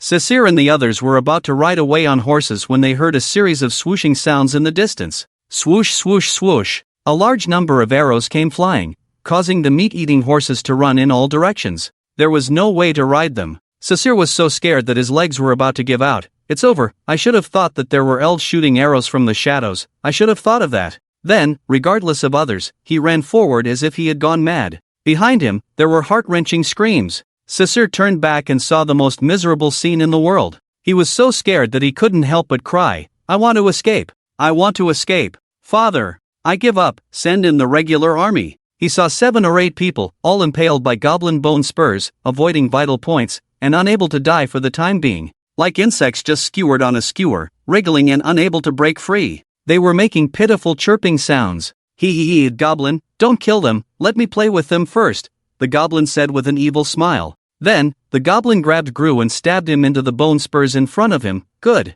No, don't. Sisir, save me. Gru was in so much pain that saliva and tears were flowing from his mouth. His forehead veins were bulging, and his eyeballs seemed about to pop out. But Sisir had no mood to care about him, because he noticed something in the surrounding bushes moving quickly behind him. Too fast. He was caught up in an instant. Help! Can anyone help me? Sisir finally couldn't help but cry. After all, he was just a 19-year-old who had recently come of age. Death was surrounding him, and he couldn't hold it in anymore. At this moment, he saw that figure, a figure with a strong sense of security and heavy armor. The Goblin Killer. "Sir, please save me." Sisir reached out and shouted, his face full of pleading. If possible, he would kneel down right away. Seeing their miserable state, it was within the Goblin Killer's expectations. Is it just a mutant type? Well, it's still somewhat interesting. Sisir exerted all his strength. Faster. Faster. Get to her side faster. Unfortunately, disaster always outpaced him.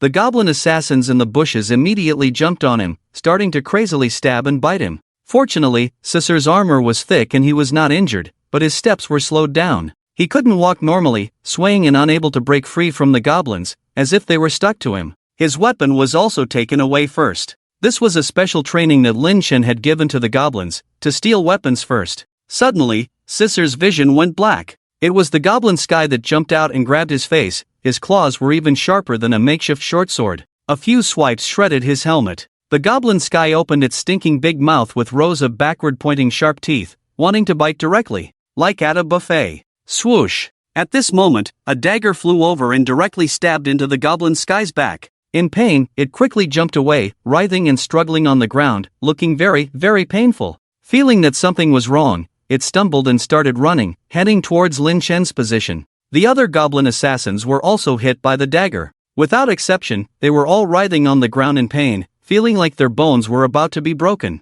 Finally, with a scream, they lost their breath. Even in death, they maintained their twisted shape. Sisir was so scared that he crawled to the feet of the Goblin Killer. "Thank you. Thank you. I will definitely repay you. Are you obedient?" The Goblin Slayer asked lightly, picking up the dagger as he spoke. Sisir nodded frantically. The Goblin Slayer then said, "If you're obedient, stay away from me. The farther, the better. You're just a ridiculous kid. What are you going to do? Don't go there. This is not an ordinary goblin tribe. There must be a goblin lord. It's the first time I've seen a goblin tribe made up entirely of large breeds for battle. Don't go, don't go." Sisir almost shouted, almost wanting to kneel down and beg her on the spot. However, the Goblin Slayer didn't care. "Is that so? I'm actually worried that there won't be a goblin lord. The more, the better. That's what satisfies me." With a casual and powerful stride, he approached step by step. At this time, the goblins were teasing Gru and others on the bone spurs. Faced with the eyes that looked like a self-service barbecue, they were almost driven to the brink of collapse. It was too cruel and terrifying. They wished someone would come and kill him. The feeling of being tortured without being killed was 1,000 times worse than death. Swish! Suddenly, a small dagger flew over and plunged into the goblin's body. This kind of attack could be ignored by him. He casually pulled it out and said, "What's this?" While he was still wondering, his eyes suddenly twitched. Intense pain rushed into his head through the wound, causing his muscles to bulge and his teeth to grind frantically. He didn't even finish knocking down a few big trees before he crashed into a huge rock and fainted on the spot. "What's going on? Goblin, are you going crazy?" Goblin Sean looked surprised, and the other large breeds looked at each other, not knowing what had happened. Gru and the others noticed the figure in front of them at this time, Goblin Slayer. It felt like they had seen a savior. They wanted to shout loudly, but they didn't dare. If they exerted too much force, it felt like their rectums were about to split.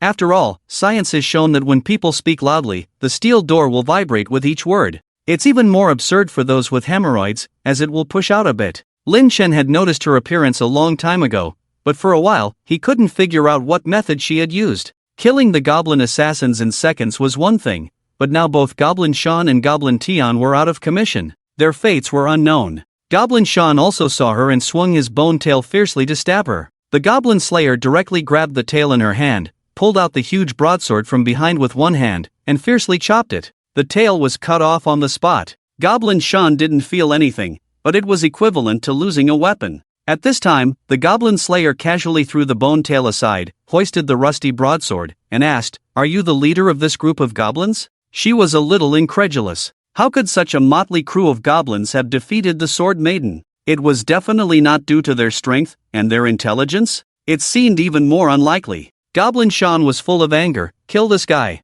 As soon as he finished speaking, the surrounding large breeds of goblins all rushed up. The Goblin Slayer remained calm and performed a large windmill maneuver, swinging the broadsword in a rotation. Dozens of large breeds were seriously injured, some even lost their hands and feet, but none were killed instantly. However, the bizarre scene from earlier happened again. The injured goblins began to scream and twist as if they were going crazy. In just a short time, they lost their reactions. In less than a minute, 30 or 40 large breeds had died. Continuing the attack would be like giving it away for free. Lin Chen's expression became serious. Damn it, what kind of trick does this guy have? According to the system, her skills are just ordinary, like basic attacks, right? She doesn't have magic, does she? But now, she had suffered an unprecedented loss in a short amount of time. The large breeds of goblins were so scared that they didn't dare to approach her again. Make way! Goblin Shan shouted. So the goblins retreated. In the distance, graceful figures lurked on the branches, drawing their longbows. Make the sound of the bowstring taut. Swish! Countless arrows flew towards the goblin killer. However, they were all blocked by the heavy iron armor. Lin Chen was somewhat incredulous. No wonder he wears such heavy armor. It can ignore long-range attacks and even resist magic. The arrows were ineffective, and the elves stopped shooting. It would be a waste to continue, and in the chaos, they might even hurt the goblins. Come on, entertain me? The goblin killer sneered, looking at the goblin. It seemed like he didn't even care about the mutant. Seeing this situation, those who were still struggling felt a glimmer of hope. Gru quickly said, "Sir, can you please let me down first? I'm begging you, I'm about to die. I have a high-level healing potion." With a high-level healing potion, there was still hope, but if he continued to be strung up, not even a god could save him. However, the goblin killer swung his broadsword, and directly killed him on the spot, cutting him in half with bone spikes. Bang! Everyone was shocked. He actually killed someone. Whose side is this guy on? Stop dawdling and go die quickly, to avoid more suffering,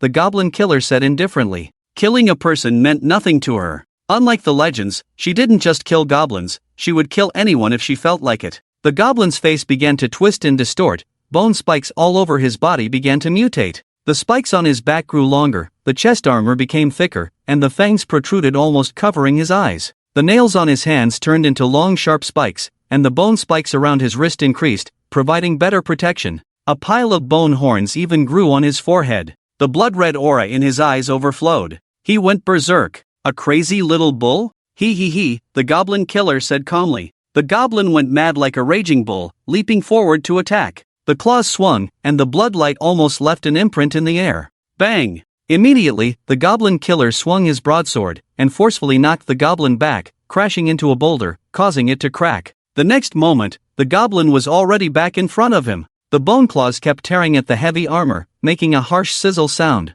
After a while, only shallow 5mm deep claw marks were left. They couldn't penetrate directly. Lin Chen could now watch from a distance, but his elemental crossbow was useless. Wind, water, fire, poison, none of them could penetrate. The armor was too thick and heavy, even the wind element couldn't create an impact. Perhaps the lightning element could, but it was autumn now, and there hadn't been a single sound of thunder for a month. Facing the mad goblin, the goblin killer didn't want to play for too long, so he grabbed his bone horns and broke them off. Then he stabbed the goblin's eyes with his hand. The intense pain made him turn and run away, but he was caught by the tail. Go die! The goblin killer raised his broadsword high, ready to kill the goblin directly. Seeing this, other goblins rushed forward. But it was too late. Without the violent output of the goblin madman and the sneak attacks of the goblin thief, the other big goblins were at most super soldiers. Crack! He cut off all the bone spikes on the goblin's back and shoulders on the spot. However, the broadsword only embedded into the shoulder, not completely cutting through. Without the bone protection, he would have been split in half. Lin Chen didn't hesitate either. He gathered a large amount of earth elements and continuously launched charged attacks. Clumps of sticky earth directly stuck to the goblin killer's feet and body, making it difficult for him to move. In this situation, Lin Chen began to think, should I retreat? But there are still many mysteries about this guy, and he's a top-notch breeding tool. The mystery is why his dagger can temporarily immobilize the goblin madman and goblin thief. The lower-level goblins died directly. And those ears. After careful consideration, Lin Chen decided to change his attack strategy. If surrounding, close combat, long-range attacks, and playing dirty didn't work, then he would use attrition warfare. Lin Chen appeared at this time, riding a double-footed flying dragon and ordered, back off and form an encirclement. If she advances, retreat. If she retreats, advance. Those with stones, throw stones. Those with long-range attacks, use them. Hearing this, the goblin killer was slightly surprised and looked up. Goblins who can ride dragons? I knew this place wouldn't disappoint me. Lin Chen continued to use earth elements to restrain her. Other goblins began to disgust her. Giant rocks kept smashing towards the goblin killer, making her stagger, but she persisted. The goblin killer couldn't help but sneer, "Is this all you've got? Don't disappoint me too much. Oomph, it's not over yet, cut down the trees." Lin Chun ordered, and other goblins began to cut down large trees over 10 meters long. Several goblins lifted them and continuously struck the goblin killer. Although the effect was minimal, it quickly drained her strength. After more than an hour of continuous attacks with trees and rocks, and the earth element making her heavy and slow, the goblin killer finally became exhausted. However, the surrounding goblins were also exhausted and needed to rest. Lin Chun gloated, "How long can you hold on? Underestimate the goblins and you'll be the one to die." At this moment, the goblin killer lifted the mask on her helmet, leaving him puzzled. The goblin killer picked up Gru's body from the ground, cut off pieces of flesh, and put them in her mouth. After chewing a few pieces, she licked the remaining blood and flesh off her fingers. She put the mask back on and suddenly seemed revitalized while the goblins were resting. The goblin killer coldly said, "Rest? Since when does energy replenish so quickly?" In the blink of an eye, she appeared among the goblins, swinging her broadsword one by one. Some were killed directly, while others were tortured to death by an unknown force. The goblins who had been in control were now running around in chaos. Even the goblin shaman dared not approach. However, from a distance, the goblin killer took out a small dagger from her waist and threw it at the goblin shaman. The goblin shaman was prepared for the attack, but watching the goblin being stabbed and falling down was shocking. She quickly swung her broken bone tail to defend herself. Swish! She blocked one attack but couldn't block the second. Immediately, around the small dagger, blood vessels burst. The painful sensation engulfed the goblin shaman, feeling as if a force was devouring her, causing her to roll on the ground in agony. Even her bones began to fall off one by one.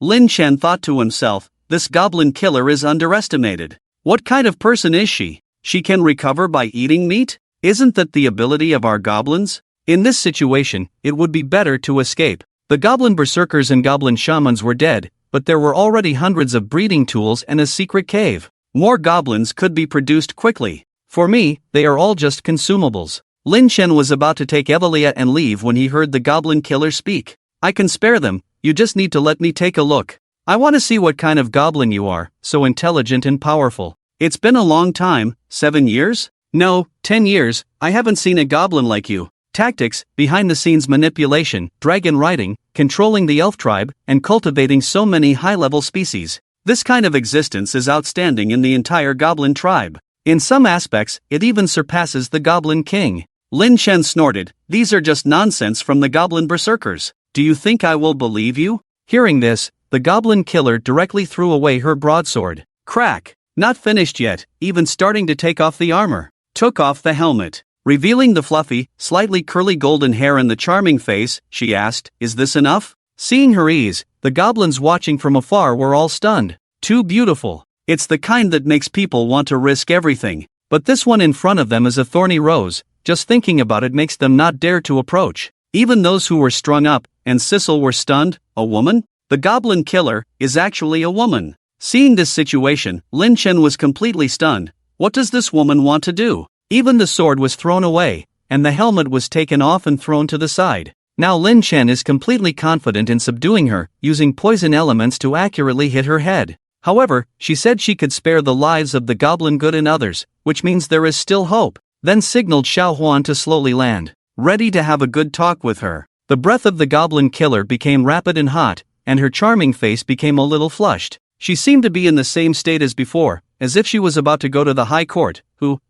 What kind of goblin is she after all? Finally, Lin Chen walked down the dragon's back and stood about 10 meters away from her. What? When the goblin killer saw Lin Chen's appearance clearly, her face instantly changed. From being truly excited, it turned into shock and confusion. "It's impossible, how can you be a lowly little goblin?" "As you wish, is that enough? Hurry and save the one next to you, and the other goblins," Lin Chen said coldly. But the goblin killer tilted her head, very puzzled, finding it hard to accept this situation. How can this be? It's impossible, it's impossible. Looking at her like this, she was quite cute. But now time waits for no one, and the goblin good on the ground was twisting and foaming at the mouth. "Are you playing me?" Lin Chen's eyes were cold, and he simply acted directly. There aren't many opportunities to take advantage of someone's weakness. Helplessly, the goblin killer took out a small bottle containing bright red blood. She walked to the goblin good and dropped a drop into his mouth. After a while, he calmed down, just lying on the ground panting and unable to move. She then walked to the goblin mat in Goblin Sky and dropped a drop of blood.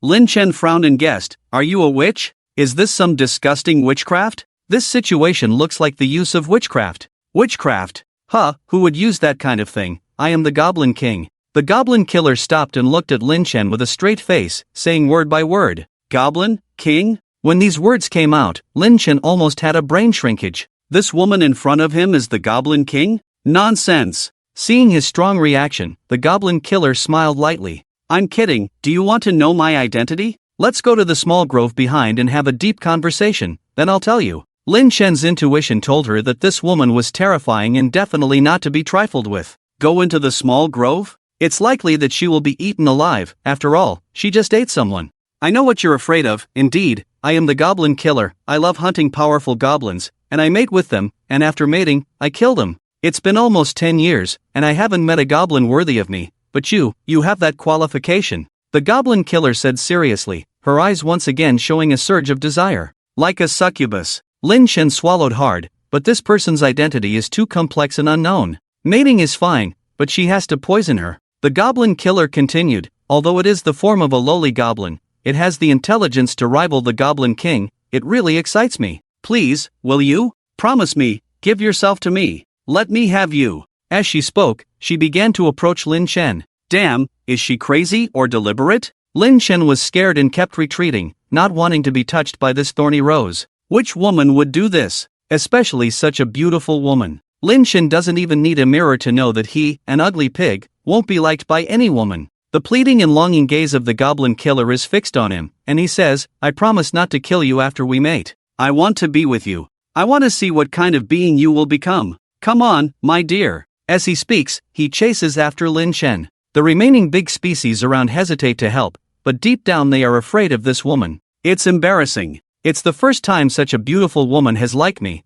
but I still don't dare to go for it." Lin Chen is almost in tears. It's just him and the goblin, circling around the little dragon. "Give it to me. Let me have every inch of you," the Goblin Killer excitedly says from behind, his eyes turning into heart shapes. From a distance, Lilia and the others approach, puzzled. "Boss, what's going on? What are you waiting for? Help me, this woman is crazy." Lin Chen quickly asks for help. Seeing the situation, Lilia feels awkward. "But boss, I don't see any danger for you. Isn't mating with other species your favorite thing? Give it a try." At this point, the Goblin Good and the Goblin Crazy have already woken up. Seeing that calling Lilia is not working, Lin Chen shouts, "You guys, hurry up and stop this human for me. Boss, don't hurt our master. If there's a problem, come at me." The Goblin Crazy wakes up and, shaking his head vigorously, immediately rushes over upon seeing the situation. Hearing him say this, Lin Chen feels a bit uneasy. Even if he's going to die, he can't let this big fool take advantage. However, the rushing Goblin Crazy suddenly freezes, mechanically standing still without moving. Even the Goblin Good and the Goblin Sky, who have gotten up, are the same. Lin Chen feels that something is wrong, very wrong. "What are you idiots standing there for? Are you all idiots? Don't bother, they are under my control now, he he he." The Goblin Killer even lets out a villainous laugh. Lin Chen is truly at a loss. "I get it, I'm the victim now, right?" Before long, he is exhausted. The Goblin Killer grabs him and holds him tightly. "Damn, what are you trying to do, you crazy woman?" Lin Chen tries to struggle, but he is afraid that she will use the same method she used on the Goblin Good and the others on him, and he can't handle it. He doesn't dare to really resist. But looking into her emerald eyes filled with love, and feeling her warm breath, he feels like she really has no ill intentions. No, it should be full of ill intentions. It's just that this kind of ill intention doesn't seem like ill intention to Lin Chen. Who would think that a beautiful woman wants to molest you is ill-intentioned? "I've got you, my lovely little thing." The Goblin Killer holds Lin Chen and heads towards the small grove behind. In front of him, she takes off her armor, revealing her pure white body and the mysterious white bandages. The evil fire in Lin Chen also starts to burn, but he still asks in confusion, "Are you serious, beautiful lady?" This is the first time he has faced a beautiful woman and felt hesitant. The Goblin Killer doesn't say anything, and entwines with Lin Chen. Outside the bushes, Lilia and the others, including Sisal and the adventurers who haven't died, listen to the rhythmic and tender voice, completely dumbfounded. They were fighting just fine, how did it turn into that? All their jaws are about to drop to the ground, and even their upper jaws are about to fall off. No way, why would the Goblin Killer? And she's such a beautiful woman. Sisal holds his head in the distance, completely puzzled. Having lived in the royal city for so long, what kind of beautiful woman hasn't he seen? None of them compare to this goblin killer. This kind of development is simply abnormal. It's more like a beast, no, more like a goblin. Desire is above all else. In the grass, Lin Chen couldn't help but show a smug and satisfied smile. Humph, no matter how strong you are, if you are under my control, you will become an obedient puppet. But as time went on, he realized something was wrong. It seemed like Lin Chen himself was being controlled, not the goblin killer. According to reason, the other party should become powerless, with a blurred consciousness and obediently cooperate with various actions. But now, Lin Chen was the one. Outside the grass, everyone was waiting nervously. After about an hour, there was finally some movement in the grass, and someone came out. It turned out to be the goblin killer in armor, with a satisfied look on his face and a blush that had not faded. Seeing this, Leah and a few others quickly jumped behind the grass and saw Lin Chen lying helplessly on the ground, surrounded by sticky substances. "Boss, what's wrong with you? It's the first time I've seen you lying down," Leah said in surprise, quickly helping Lin Chen up. Faced with her inquiry, Lin Chen really couldn't say, "It's just a mistake, keep an eye on that person, I have a lot of things to ask her." Where would Lin Chen have the face to say such things? He felt like he had been violated. He was the victim. He was the one being controlled. What the hell was going on? Clearly, he had a relationship with the stunning beauty, but it was so embarrassing. At this moment, the goblin killer was still standing there without any intention of leaving. Lin Chen impatiently asked, "What do you want? This is the goblin's lair, if you want to go in, it's at your own risk. I said I would accompany you to grow, as for the consequences, you can bear it," the goblin killer said, reaching out and touching Lin Chen's chest. Leah and the others glanced at each other and almost burst out laughing. It was the first time they had seen Lin Chen look so embarrassed. Lin Chen said irritably, "What are you looking at? Go in first and hide, don't expose our position." Then, only he and the goblin killer were left at the entrance of the cave. In this situation, Lin Chen already knew that the cave could not be hidden, and she might have known it long ago. She asked coldly, "Who are you exactly? What is that strange power? Why can you control my subordinates? Why did you just control me?" At the last sentence, she hesitated for a moment. If there were people around, she really wouldn't have the courage to say it. The goblin killer fell silent for a moment and said, "If I tell you everything, you should promise to let me follow you, right?" "You speak first," Lin Chen said impatiently. If she didn't have value, she would have torn her face with her long ago. So the goblin killer pondered, "My identity? It's a long story. My mother was a human, captured by goblins, and not just any goblins, but a powerful goblin tribe.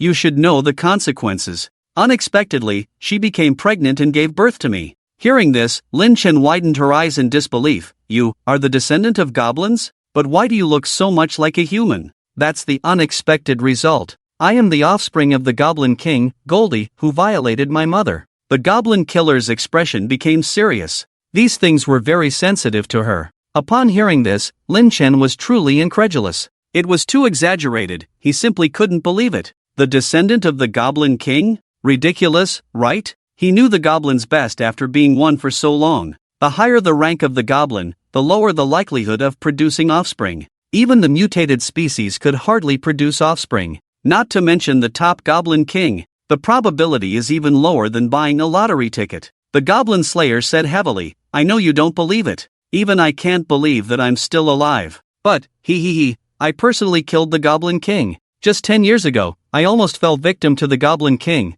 but I managed to kill him when he let his guard down." The goblin slayer's tone became terrifying and ferocious, just like a goblin. She killed the goblin king? Although Lin Chen was surprised, he roughly guessed that there were no ethical relationships among goblins. And she was immune to the special abilities of goblins, so she wouldn't lose her mobility during mating. "After I devoured the goblin king, I gained the power to control the goblins. I easily slaughtered the goblin underground city, the goblin slayer said, her eyes full of madness. It was quite hair-raising. Lin Chen never expected this guy's identity to be so complicated. No wonder she was so powerful. But he asked, "What about your mysterious power? How did you manage to kill the goblins so easily?" "I can be considered a person with royal blood. The goblin's social hierarchy is even more strict than that of humans. So I mixed a bit of my body's tissue into my weapons. When it enters the body of other goblins, it triggers an instinctive rejection reaction. In simple terms, it's a suicide method imprinted in their genes, absolutely not allowing harm to the king, and it can control him," the goblin slayer explained carefully. She had royal blood, so she didn't have this suicide gene. Even this aspect was explained so clearly. Lin Chen also had the idea of accepting her. After all, she could be considered half-goblin, or rather, a goblin in human skin. It wouldn't be a problem to integrate into the group. Lin Chen finally understood. No wonder you choose to wear such thick armor. It's because you're afraid of being recognized as a human, right? But why do you call yourself the Goblin Slayer? In theory, she was a goblin. But she was so persistent in slaughtering goblins? My mother was raped and killed by goblins. Of course, I want to slaughter goblins. As for choosing to mate with powerful goblins, and then devouring them, it's a personal interest, the Goblin Slayer said again. Being forced by her father and watching her mother being raped and killed, her personality was indeed twisted. Having a human body but a goblin heart. That's why she chose to mate with goblins, essentially mating within the same species due to habit. This was the reason why she actively threw herself at Lin Chen. But jumping back and forth between two races, she wasn't accepted by the goblin group, and humans wouldn't accept her either. And so, a goblin who slaughtered goblins while wearing human skin was born. Doing human things on one hand, slaughtering goblins, and on the other hand, wanting to mate with goblins. The purpose of this behavior was to fill the missing part in her heart. Looking at her, Lin Chen felt quite sorry. In that case, join me. Looking at Lin Chen's serious expression, the Goblin Slayer was stunned for a long time. It seemed that she couldn't believe he would say such a thing, and it came from the heart. Would goblins accept the Goblin Slayer? But she killed the Goblin King, and so many goblins. Aren't you afraid of me? Don't you think I'm the enemy of the goblins? I killed your king. The Goblin Slayer asked tentatively. She had intended to manipulate Lin Chen and then play with him. The current situation was quite interesting. Lin Chen shrugged, looking indifferent. What does it have to do with me that you killed the Goblin King? Your previous killings of goblins have nothing to do with me. Our identities have some similarities. However, I chose a clear path. A clear path? Hearing this, the Goblin Slayer paused and thought, it's really interesting, a gift from the heavens, to be able to meet such a beautiful creation like you. He. Don't get ahead of yourself. Letting you join me doesn't mean I'll be controlled by you. I am the one in control, understand? Lin Chen's expression changed, and he said seriously, is that so? Shall we play again? Just now, I made you change your posture, and you obediently followed, like a child being punished for making a mistake. The Goblin Slayer said with a wicked smile. At the mention of this, Lin Chen felt ashamed and snorted, let's not talk about it. The Goblin Slayer pondered for a moment after the banter, forget it, the composition in Bright Town is quite complicated now. I'd better go somewhere else first, and I can be your informant. Oh, do you have such a good heart? Lin Chen said with slight surprise. This guy is not loyal to slaughtering goblins, and now he plans to help them. The Goblin Slayer strolled forward and crossed the river. Because you are mine, it seems like I have found my own path.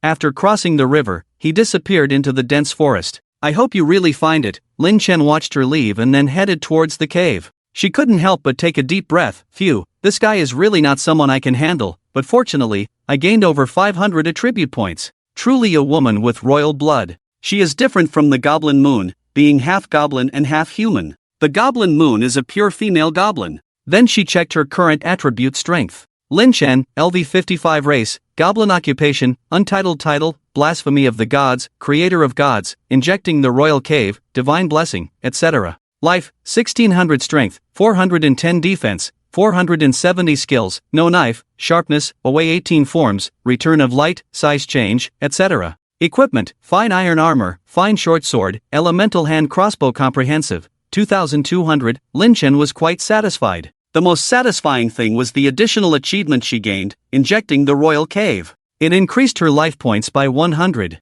Attention, dear readers, obtaining a new title can also increase life points. Then, Lin Chen entered the cave. Boss, you're here. I was just about to barbecue. Do you still have the seasoning you used before? The goblin asked. The Goblin Slayer chuckled foolishly, hee, that thing tastes good when sprinkled on barbecue? Upon hearing this, the captured people all showed expressions of fear. Don't kill me, I still have a chance to be saved. If you're going to kill me, just do it directly. I don't want to be roasted alive. Where is the traitor Goblin Slayer? And the Sword Saint, has she not recovered yet? Can she come and save us? Father, I'm going to sacrifice myself for the honor of our family, sob. The ones speaking were the group of people tied up, including Sissel. The sounds of their wailing echoed in the cave. It was truly like hell. Nearby, Loader, who was tied up like a dead dog, slowly opened his eyes and gradually regained his blurry vision. When he saw Sissel, he couldn't help but sneer, ahahaha, Sissel, is it really you, cousin?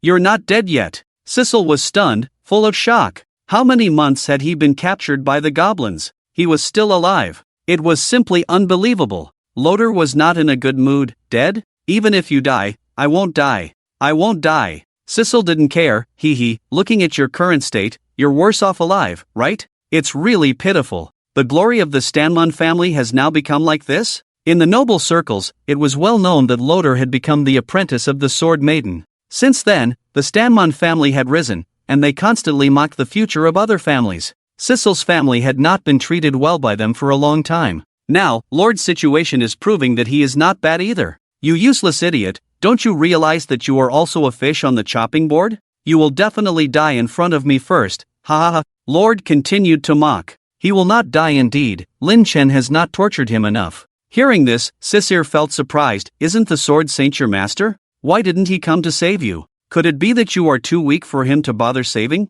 Mentioning that name, Lord's face suddenly darkened. Suddenly, without warning, he roared, shut up! Don't mention that hypocrite! That selfish hypocrite! Abandon me for the sake of his self-proclaimed justice. Ha! So the Sword Saint lives up to the title of Guardian of the Holy Sword, ha! Sisir was laughing. Suddenly, his expression stiffened because a terrifying scene was unfolding next to him. Gobkang picked up a bone spike and began sprinkling seasoning on a clean and well-prepared live person. A big live person, being manipulated like a skewer. The seasonings were made of wild mint, cinnamon, laurel, rosemary, thyme, pepper, garlic, chile, ginger, and so on. Watching the person marinate, Gobkang licked his lips. After sprinkling the seasoning, Gobkang prepared to start sprinkling the second one, ready to grill them all at once. Suddenly, Gobshan snatched the bone skewer and said with a sinister look, hey, don't rush, let's grill them one by one, let the other humans be filled with fear and despair, their muscles will contract, and the meat will become firm and tasty.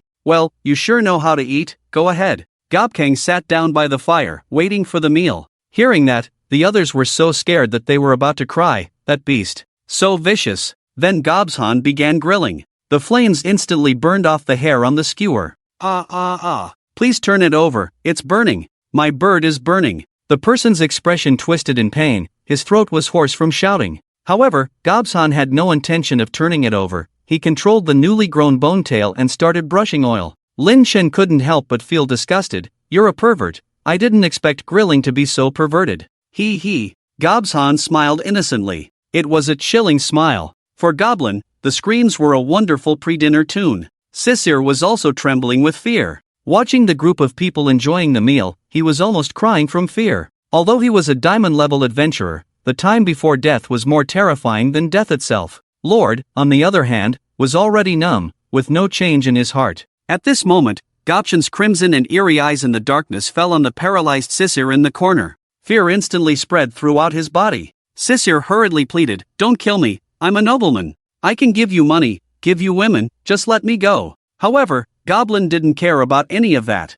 Stop. Suddenly Lord's voice rang out, so decisive and powerful. Sisir looked surprised, a little calmer. Cousin, you. Lin Chen couldn't help but be interested. Oh? You useless dog, you finally spoke after so long? Your name is Lin Chen, right? Let him go, and I can promise you anything. Lord said firmly, seeming more clear-headed than before. Sisir was moved and hugged his feet, crying, Cousin, I'm sorry for scolding you just now. Cousin, a prisoner, and you still want to negotiate with me? Lin Chen didn't give him any face, he just cut off Sisir's leg and started grilling it. Numb and without feeling pain, but the scene was cruel, and it scared him into passing out. A hint of a smile appeared on Lord's gloomy face. Listen to me, what if I let him go? The family will definitely send many people to rescue me. Are you out of your mind? What nonsense are you talking? Lin Chen looked at him coldly. He felt that he had completely lost his mind. Rodel suddenly became manic and excited. What confusion! Then you can kill more people.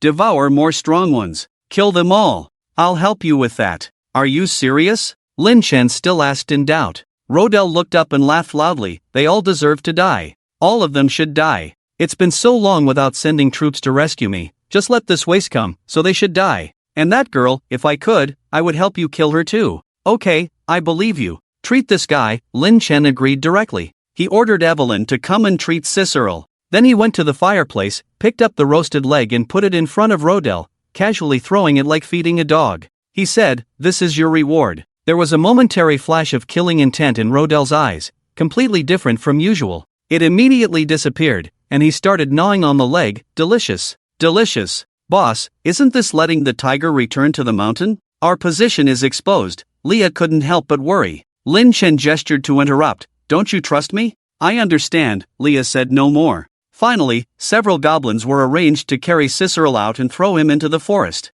Bright Town. People knew that Cicero and others had joined forces to exterminate the goblins. They were all waiting for good news. In the tavern, people were drinking and chatting. At this time, someone jokingly said, "It's been so long without any news. Did they all perish? Ha ha ha. I'd rather believe that the goblins got them than believe they all perished. It's just a joke. Although the possibility is low, you never know." The team of 2 diamond adventurers, if they lost, they would just leave. No one believed that such a thing could happen. Just goblins, even if there were high-level intelligent ones, goblins were always goblins. No matter how much they stirred up trouble, they were not to be feared. For hundreds of years, the killing of the Goblin King had occurred repeatedly, so the impression of goblins being weak was already imprinted in the human mind. The wandering hero also said, "Don't think that the Sword Saint lost. She only lost to herself. A group of goblins, there's no pressure for a diamond-level adventurer to deal with, at least for me." Bang! But at that moment,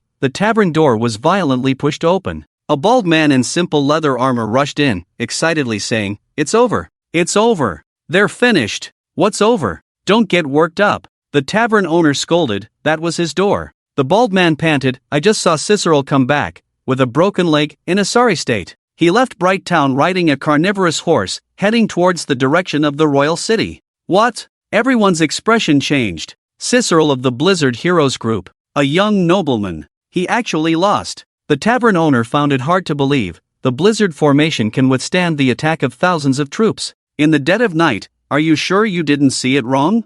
I'm not wrong. I even went up to ask him what happened. The bald man took a deep breath and continued. He said, "They're all dead, those goblins are demons, don't go," and then he rode off on a horse to escape. At that moment, the entire tavern fell into silence. There were goblins like this, beyond their imagination. They finally understood why the Sword Maiden had suffered defeat. The wandering hero couldn't help but exclaim, "Did the Grey Hat group all die? I remember that old man Gru had some strength. Only he came back, probably they all died," the bald man speculated. At this time, the figure of the goblin killer entered the tavern and coldly said, "That's right, they're all dead, only Cicero is still alive." "Goblin killer? Did you also participate in that battle?" The crowd was ecstatic. Thankfully there was a living person to inquire about the specific situation of the battle. The Goblin Slayer nodded. "I happened to encounter them, but it was too late when I arrived. Almost everyone was dead, only Cicero survived." Although he didn't understand why Lin Chen let him go, he could only say that for now. The wandering hero couldn't help but ask, "What about the goblins?" "I took care of them all," the Goblin Slayer said calmly. The whole room was stunned for a few seconds. Some people started applauding, followed by enthusiastic applause. "Sir, you can drink for free today, I won't take your money," the tavern owner exclaimed excitedly. He had also suffered from goblin attacks and was finally rid of this scourge. Everyone was definitely happy. People secretly exclaimed, "He truly deserves the title of Goblin Slayer, specializing in dealing with goblins." "Can you be more specific?" "It's nothing special, just a few mutant types, 2 hero types, and a few hundred large types," the Goblin Slayer said as he took the glass of wine handed to him by the tavern owner. He lifted his mask slightly and drank it all in one go. Everyone was astonished again. My goodness, so many large types, no wonder Cicero and the others lost, and there were even mutant types. As everyone was immersed in alcohol and cheers, a group of dark bats flew in from outside and hung upside down on the ceiling. This scared everyone, causing them to retreat and even pick up weapons, spilling the drinks on the floor. Some of the more timid ones even ran out, looking as if they had seen a plague. It wasn't that this group of men would be afraid of a group of bats, but rather, these bats were people, or rather, vampires. The cold-blooded mercenary corps. On the ceiling, a black bat with blood-red teeth actually spoke, "Sir Goblin Slayer, if there are hundreds of large types, then the leader of this tribe definitely cannot be just a mere mutant type. Have you found their lair? Goblins are very good at hiding." Upon hearing this, the others realized. Indeed, if hundreds of large types had appeared, there must be thousands or even tens of thousands of low-level goblins. The leader must be at the level of a tyrant. If it weren't for the fact that they couldn't see, the cold look in the Goblin Slayer's eyes would probably have sent a chill down the bat's back. They hadn't expected to encounter another troublesome group. But suddenly, he grinned and thought, dear, I think you can handle these guys, right? He replied, I didn't find their lair. After killing them, I came back. Is that so? Then you can rest assured, leave the task of finding the lair to us. We hope you can join forces with us. What do you say? The red-toothed bat said again. The wandering hero and the others couldn't believe it. Even the cold-blooded mercenary corps wants to join forces with someone. I really want to meet this group of goblins. Shall we go together? The red-toothed bat looked at him and said. The wandering hero smiled awkwardly. Forget it, I'm the one who's going to slay dragons, not interested in dealing with goblins, let alone doing it for a reward. I don't like to act at night, the goblin slayer said and then left the tavern. The red-toothed bat was somewhat disappointed. What a pity, we can only act at night, otherwise, Gru and the others wouldn't have suffered so miserably. Let's go, my kin. Squeak, squeak, squeak. A group of bats flapped their wings and flew out of the tavern, heading towards the direction of the enchanted forest. At this time, a well-equipped knight rode a carnivorous horse and quickly arrived at the Town of Light. After inquiring about some things, he found the room where the Sword Maiden was located. The door was tightly closed, and it was already dark, even though it was just nightfall. The knight sighed, took out a letter and stuffed it in, then turned and left. In the sky above the enchanted forest, a group of bats, being vampires, had the advantage at night. They had strong vision, quick reflexes, and extremely sensitive sense of smell. They hadn't flown for long before they smelled a strong smell of blood. It was the bloodstains deliberately left from the previous fight, several tens of kilometers across the river. A group of bats hung upside down on a tree, looking at the traces of battle and couldn't help but start thinking. Captain, what do you think? There doesn't seem to be a large tribe around here, a bat asked. The little nose of the red fong bat sniffed carefully, and suddenly its eyes lit up with a creepy red light. Let's go back. This is deliberately left by them. Following the smell of blood, they quickly returned to the river. They hovered around the waterfall. The red fong bat smirked. The scent ends here, it must be inside. Let's go. After saying that, the group of bats plunged directly into the waterfall. Sure enough, they saw two large goblin patrols. Bats? Don't mind it, stay alert, the two large goblins said, not paying attention. After all, why would monsters care about a group of bats? It was nothing out of the ordinary. With their heads held high, the bats quietly sneaked into the depths of the cave and arrived at the living area. Inside, goblins were sound asleep. It smelled really good. The bats didn't rush to attack, quietly surveying the entire cave. The red fong bat couldn't help but feel surprised. There are only so few goblins? And there's only one mutant? Could we have made a mistake? Is this just a medium-sized tribe? The members of the group were all puzzled, but the red fong bat was certain, no mistake. With so many large goblins, just as Gosher said, let's get to work, feed well, and have our fill. Although goblin blood is hard to drink, it's very nutritious. A bat said, quietly crawling onto a sleeping goblin. Its sharp teeth gently pierced the skin, just like an ant bite, and the goblin, who had been strong just a moment ago, now looked like a dried corpse. The red fong bat also enjoyed the feeding. Today, we'll have our fill. Their cold-blooded mercenary group had silently killed many powerful opponents in this way.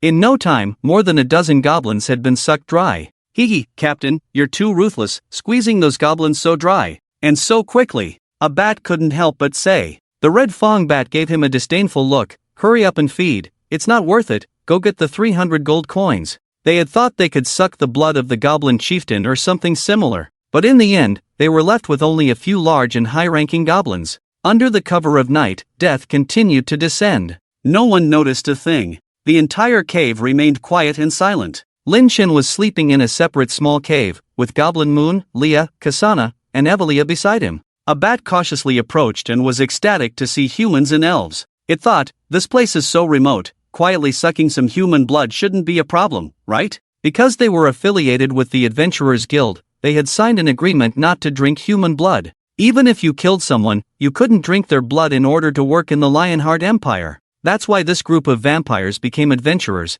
to earn money to buy blood. The bat couldn't resist the extreme desire for blood and thought, money is hard to come by, and this place is so remote, no one will find out if I suck some blood. Under the urge for blood, it couldn't help but make a move. When its fangs were about to pierce the tender neck, a burst of holy light exploded. It directly illuminated the small cave and woke up Lin Chen and the others. Who's there? Lin Chen woke up from his sleep, holding a crossbow ready to attack, but didn't find anyone. Only a small shadow flew out. Feeling that something was very wrong, he ordered, you guys stay here, I'll go check it out. In the cave, The bat's teeth had been shattered. Damn. A holy woman. Why is there a holy nun in a goblin cave? It would rather believe that someone had desecrated a tomb than believe this kind of thing. But the holy light just now couldn't be wrong. Captain, there's a holy nun. The bat flew to the large cave in the living area and quickly shouted. The power of the church is like a natural enemy to vampires, which they dare not provoke. Upon hearing this, the red-toothed bat,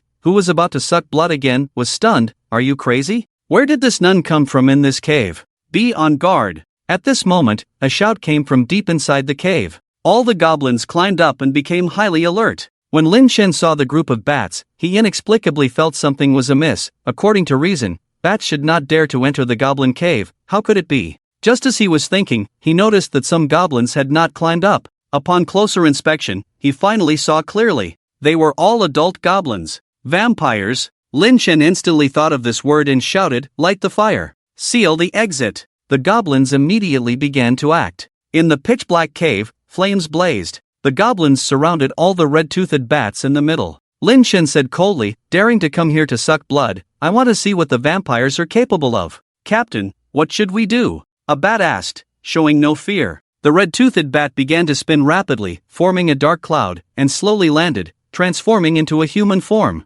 Wearing black light armor, with a fair complexion and long brown red hair flowing elegantly, Lily Silicai's eyes were cold. "Since we've been exposed, let's start the slaughter, just a group of goblins." As soon as she finished speaking, the remaining dozen or so goblins also transformed into human forms, and they were all female. A woman's heart is as venomous as a snake. Lin Shen looked at her, first checking her attributes panel. Not expecting what he saw, he was shocked. Lily Silicai, LV61 race, vampire occupation, untitled, countess, undead, divine curse life, 1900 strength, 500 defense, 500 skills, blood suction, thirst for blood, dark incarnation, infection equipment, refined light armor comprehensive, 2800, such high attributes, close to 3000. The remaining dozen or so vampires behind her also had nearly 2000 in strength. How can we possibly win? We might all be wiped out. Lin Shen quickly changed his tone. "Ahem, madam, we can talk things out. There's no need for this." "There's nothing to talk about. Didn't you want to see our abilities just now?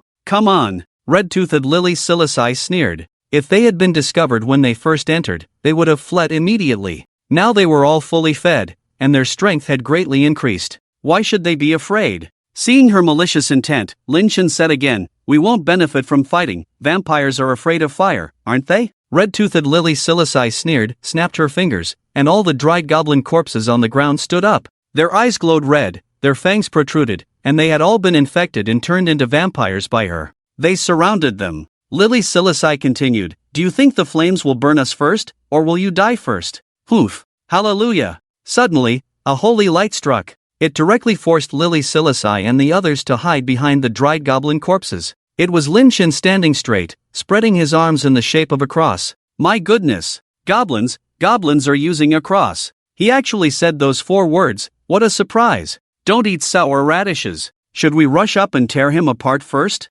This low-level goblin is not simple. The vampires were all dumbfounded. How could a goblin make this gesture? Lily Silicai also didn't react, and quickly said, "Tear him apart." Lin Shen quickly ordered, "Everyone, keep this posture with me." When all the goblins formed a cross, the holy light shone through the entire cave at that moment. If the people from the church saw this, they would probably exclaim in amazement. Creatures using holy skills to fight other creatures. The two sides were deadlocked like this. Neither side moved. Finally, Lin Shen couldn't help but speak. "This is meaningless. Why don't we discuss some terms?" Lily Silicai fell silent for a moment. "Speak." Indeed, they were immobilized by the holy light and felt very uncomfortable. "What do you want?" Lin Shen asked directly. Logically, vampires wouldn't specifically come to kill themselves, right? Lilies didn't hide anything. We are a team of adventurers from the human side. Someone has put out a bounty, of course, to come and kill you. Damn, so I'm on a bounty list? No wonder so many adventurers came to Bright Town.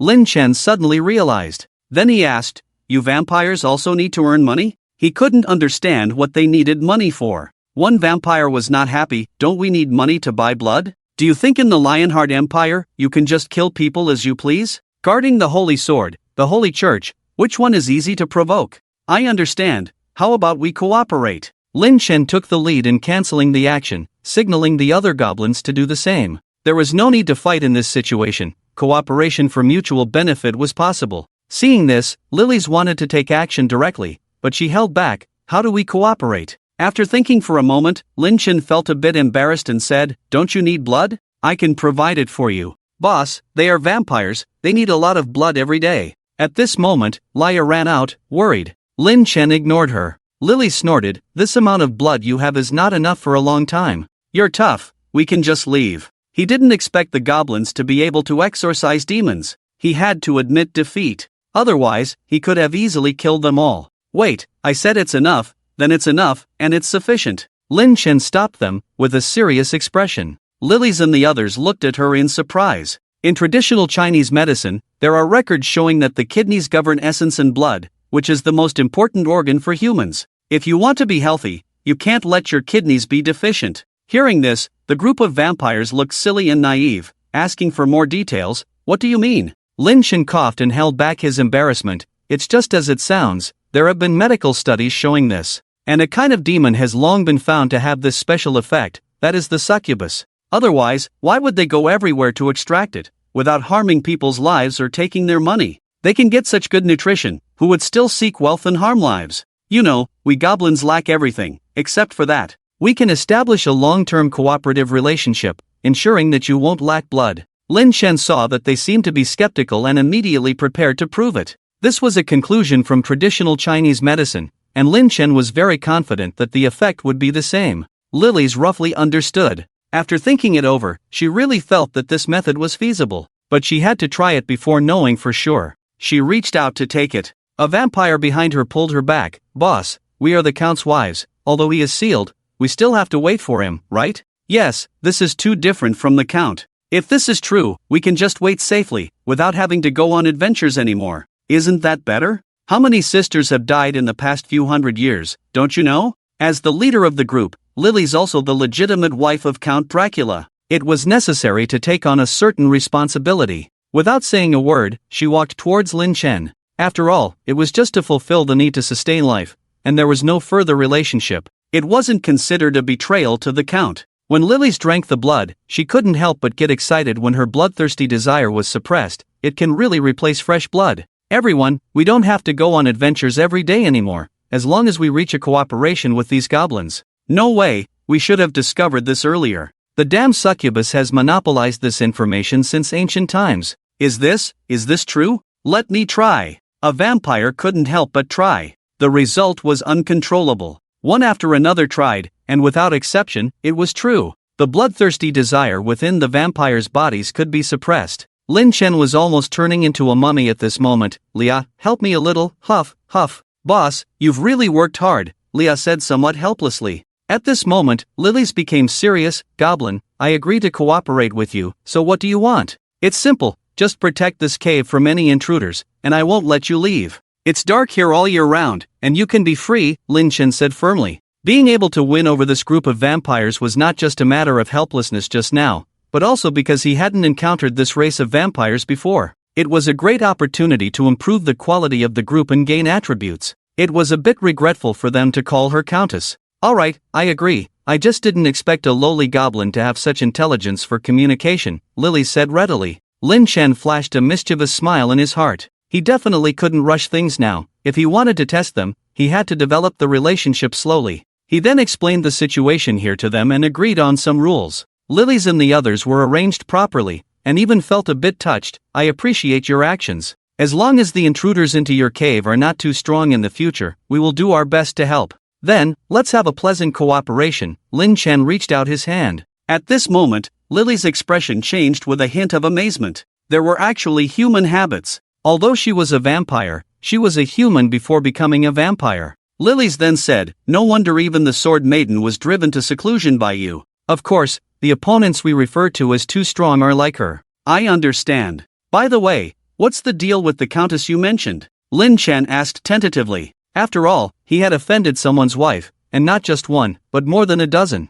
If his strength was strong, it would be troublesome if he sought revenge. Lily's face was obviously a bit lost as she said, "That's our husband, a vampire who has lived for thousands of years, but unfortunately, he was imprisoned by the church and the temple. The church pardoned us because they claimed we were forced to become vampires." Hearing this, Lin Chen almost understood. Since he was being held by the Holy Church, there was no need to worry about him escaping for the time being. Lin Chen looked at her and said with concern, "It's okay. When I become stronger, I will go and overthrow the church. You see, even the church's sword maiden has been properly subdued by me." "Really, is that true?" Lily's face showed the expression of a virtuous wife, unexpectedly finding someone willing to help her husband. Lin Chen nodded. "It's absolutely true. You're tired, go rest first." Then he helped her into a small cave with delicate and fair hands. The group of vampires behind them even had a change in their eyes when they looked at Lin Chen. After Lin Chen left, they were heard discussing, "Oh my, how did I see romance and responsibility in a goblin? He really did. I'm crying. Who understands?" After hundreds of years of wandering, now being given a place to stay by a goblin, "Madam, don't you think he's worth relying on?" A group of vampires, after all, were women, and they directly entered gossip mode, talking one after another. Lily's, however, remained steadfast. "Stop talking. We are the Countess's people. We can't do this. If anyone says that when the Count comes out, I can't help her." At the entrance of the cave, Lin Chen slowly revealed a smug smile. This was the charm of a wife. Guarding her chastity, resisting fiercely, but ultimately falling into the clutches step by step, unable to extricate herself. It was almost like obtaining a perfect body. Lin Chen left the small cave with a mischievous smile. He planned to take a nap. It wasn't urgent now. Bright Town. The tavern was brightly lit all night. Many people stayed up waiting for news from the cold-blooded mercenary group. But by dawn, they still hadn't heard anything. The tavern owner couldn't help but sigh. "I think even they have failed.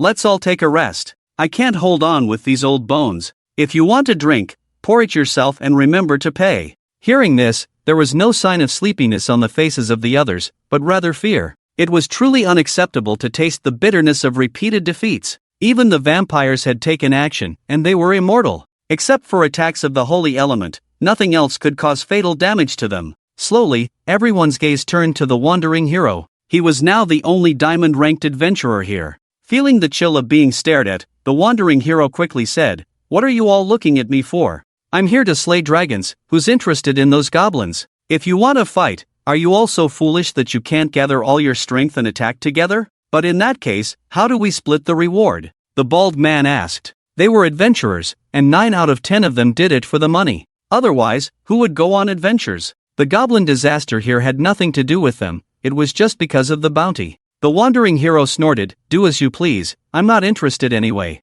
"Coward." Suddenly, a voice sounded in the tavern, but it was fleeting. The wandering hero was infuriated and stomped his foot. "Who's the bastard? Am I a coward? Am I? I'm going to slay dragons. Those goblins aren't even worthy of my kill." No one in the tavern responded. Just when it seemed quiet, several voices rang out, "Coward. Are you pretending? Diamond, more like dog stone, shit." This caused a commotion in the tavern. In a corner of the bright town, there was a small, rundown house. Inside, the furnishings were simple: a gray small bed, a cracked wooden table, and a stool. In the corner, there was a dusty platinum longsword and a pile of armor. Because of the loud noise in the tavern, the sword maiden slowly woke up. At this moment, her golden hair was all disheveled, and she didn't know how long she had been lying flat here. She woke up, but didn't sit up. Her azure eyes stared blankly at the ceiling. Suddenly, she noticed something under the door crack. It was the envelope that the mysterious person had sent earlier. After hesitating for a long time, the sword maiden chose to open it.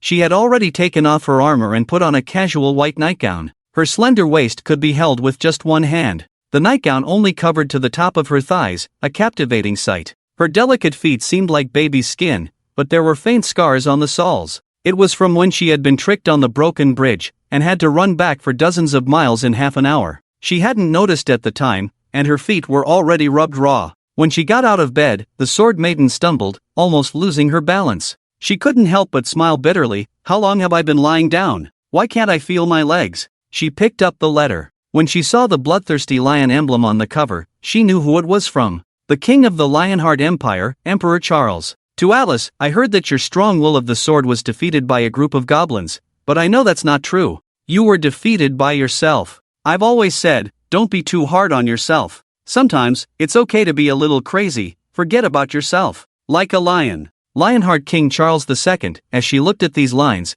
a blue tear like seawater inexplicably fell from the sword maiden's eyes. She had even forgotten her own name, Alice. "Yes, I am called Alice, not just a sword, but a person," Alice murmured to herself, her expression quietly changing. From her eyes, which had once been as vast as the ocean, what flowed out was not tears, but herself. She was crying for herself. After being lost in thought for a long time, her gaze finally turned to the dusty sword in the corner. At this moment, the tavern is still in a heated argument. The wandering hero is engaged in a battle of words with the crowd, and is already exhausted. He is being criticized relentlessly. At this moment, an old man speaks up. I've had enough of this coward, always hiding in the corner pretending to be a master, writing so many words, but what's the result? Useless. Old man, do you want to die? Finally, the wandering hero can't take it anymore, and a white ball of light appears in his hand. He is ready to use force to shut them up, but then he sees a familiar figure standing at the door, tall and majestic like a mountain.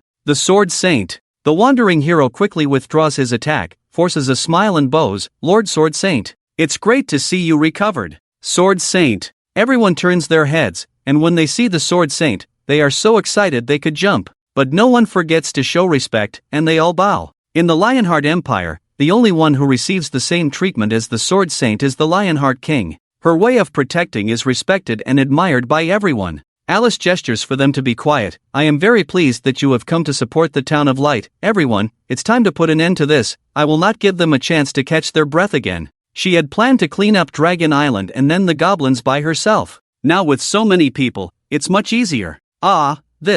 Hearing this, everyone feels a little awkward. Support? Are they here to work for free? But since the Sword Saint has spoken, it's not polite to explain the situation. The tavern owner sighs and says, are you all still adventurers? As long as you are willing to help, the drinks in my tavern are free. Drink as much as you want. Great. We will do whatever the Sword Saint wants. Eliminate those who threaten the Town of Light. The boss is really generous, but we will listen to the Sword Saint. Hearing everyone's enthusiasm, two more groups of heroes enter the tavern. The leader of one group is called Alison, dressed like a Western gunslinger, with a simple pistol at his waist. But he is the owner of the diamond medal, leading a team called Gunners. The other group is also at the diamond level. Alison speaks first. I am willing to help the Sword Saint carry out her protection. It's just a little effort. Count me in. Diamond level. That's great. Someone can't help but be delighted. But some people don't feel much. The Sword Saint has taken action. Are we still afraid of not being able to deal with a group of goblins?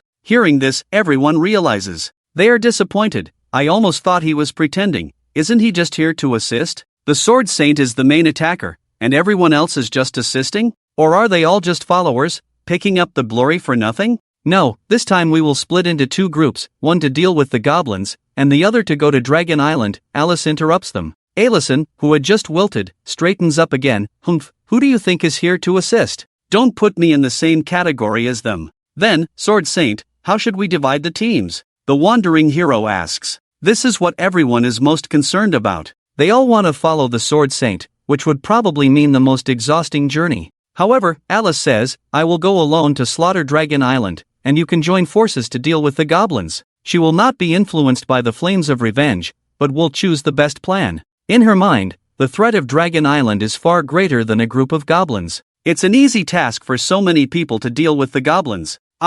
You, going alone to slaughter Dragon Island, isn't that too dangerous? Alison can't help but worry. Even though everyone supports the Sword Saint, they are now worried. They all try to persuade her, this won't work, half of the people can deal with the goblins, and the rest can go with you to slaughter the dragon, which is safer. Yes, you are the holy sword protecting the kingdom, you must not have any accidents. Or should we go slay a dragon together first, or maybe deal with the goblins? Right now, they had no intention of teaming up for a fight, they were genuinely worried about the Sword Saint getting into trouble. She was the face of the kingdom, the hero of the adventurers. Many formidable monsters had been personally dealt with by her. The ancient dragon on Dragon Island harassed them every day, and they all saw it. It was clear that it was not a good idea to provoke them. However, Alice insisted, thank you for your concern, I am confident. In that case, I will go slay the dragon with the Sword Saint. Everyone, although we had a disagreement earlier, you must believe that I can protect the Sword Saint. The wandering hero jumped out again at this moment, speaking earnestly.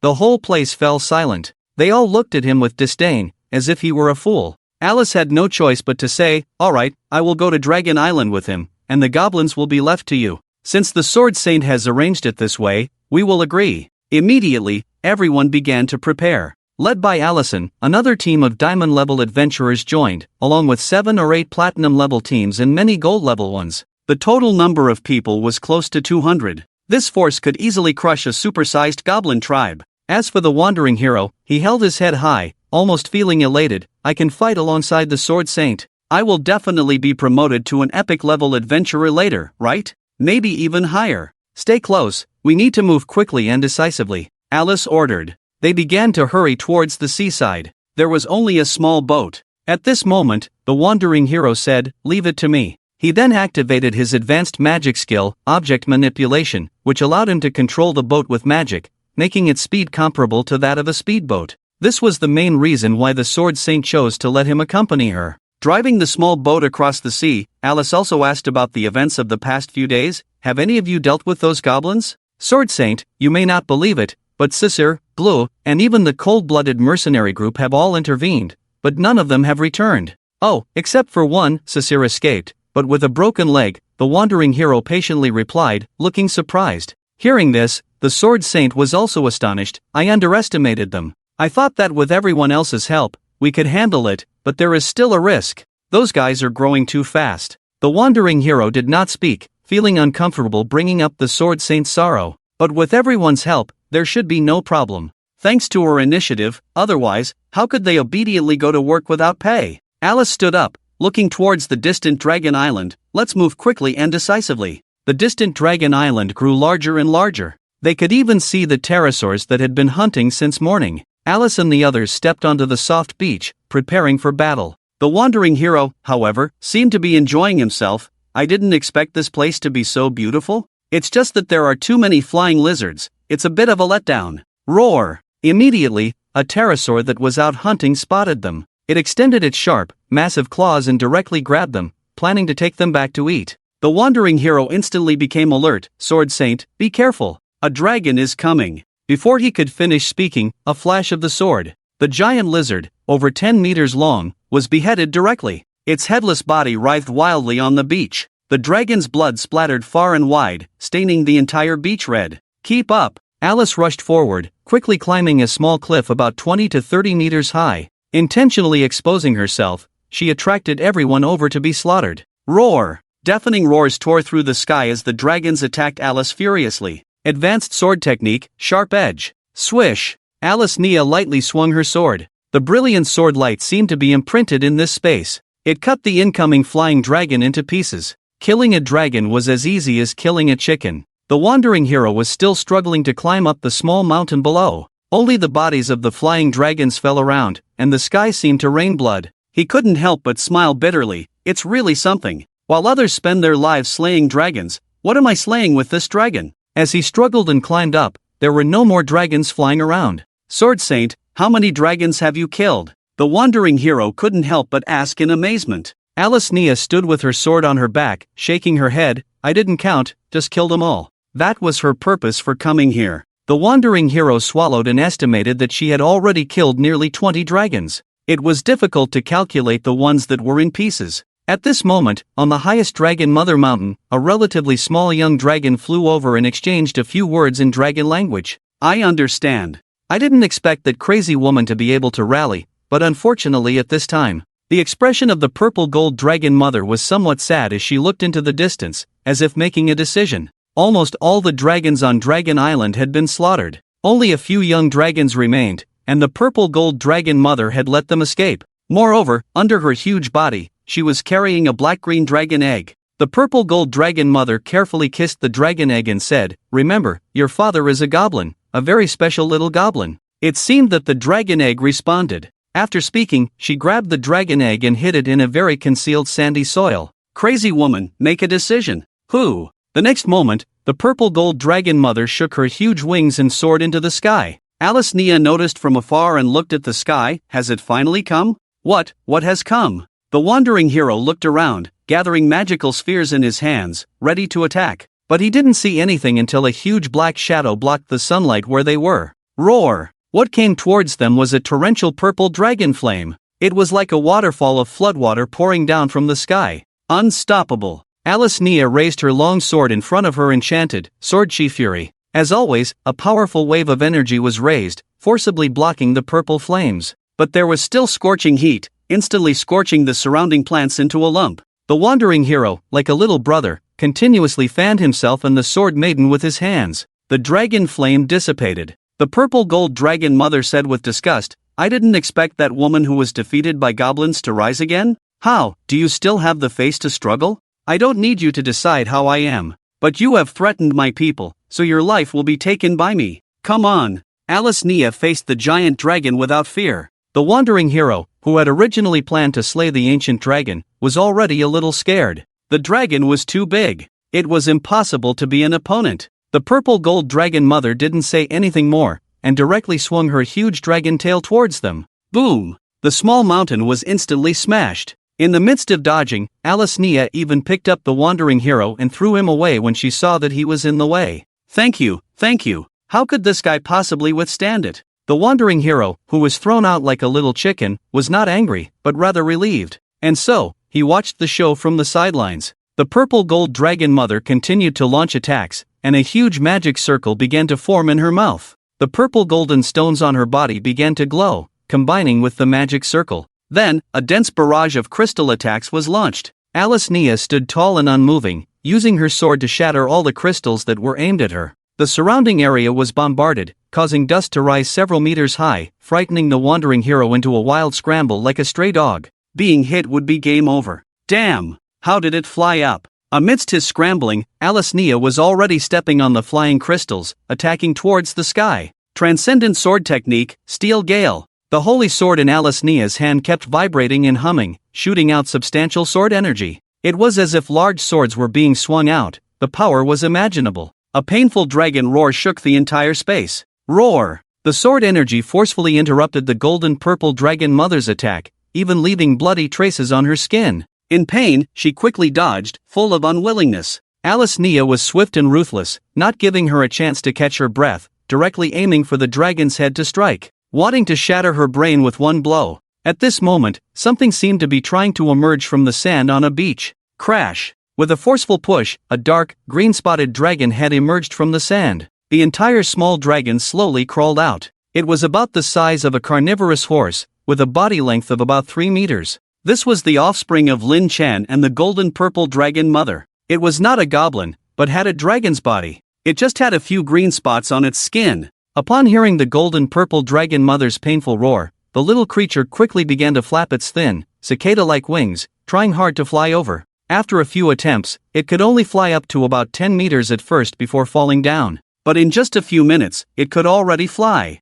This kind of growth rate was incomparable to normal dragons. Dragons are naturally powerful and relatively rare because of the difficulty of reproduction and the particularly slow growth cycle. Not to mention the ancient dragons. Often, it would take several months for a young dragon that could fly, but now it could soar in just a few minutes. This was the effect of the goblin genes. On the beach on the west side of Dragon Island, the golden purple dragon mother had already been blinded in one eye, falling onto the sand, causing the entire Dragon Island to shake. Alice Nia, with a cold and ruthless expression, said, "Close call." She had aimed for the forehead just now, but unfortunately, she had missed and only stabbed the eye. The golden purple dragon mother was now exhausted and unable to continue to act in her original form. She could only use the skill to transform into a humanoid. She turned into a woman with a purple biological armor, but her right eye was a bloody hole, very gruesome. Crazy woman. I'll fight you today. The golden purple dragon mother took out the dragon bone sword and charged forward, wildly hacking and slashing.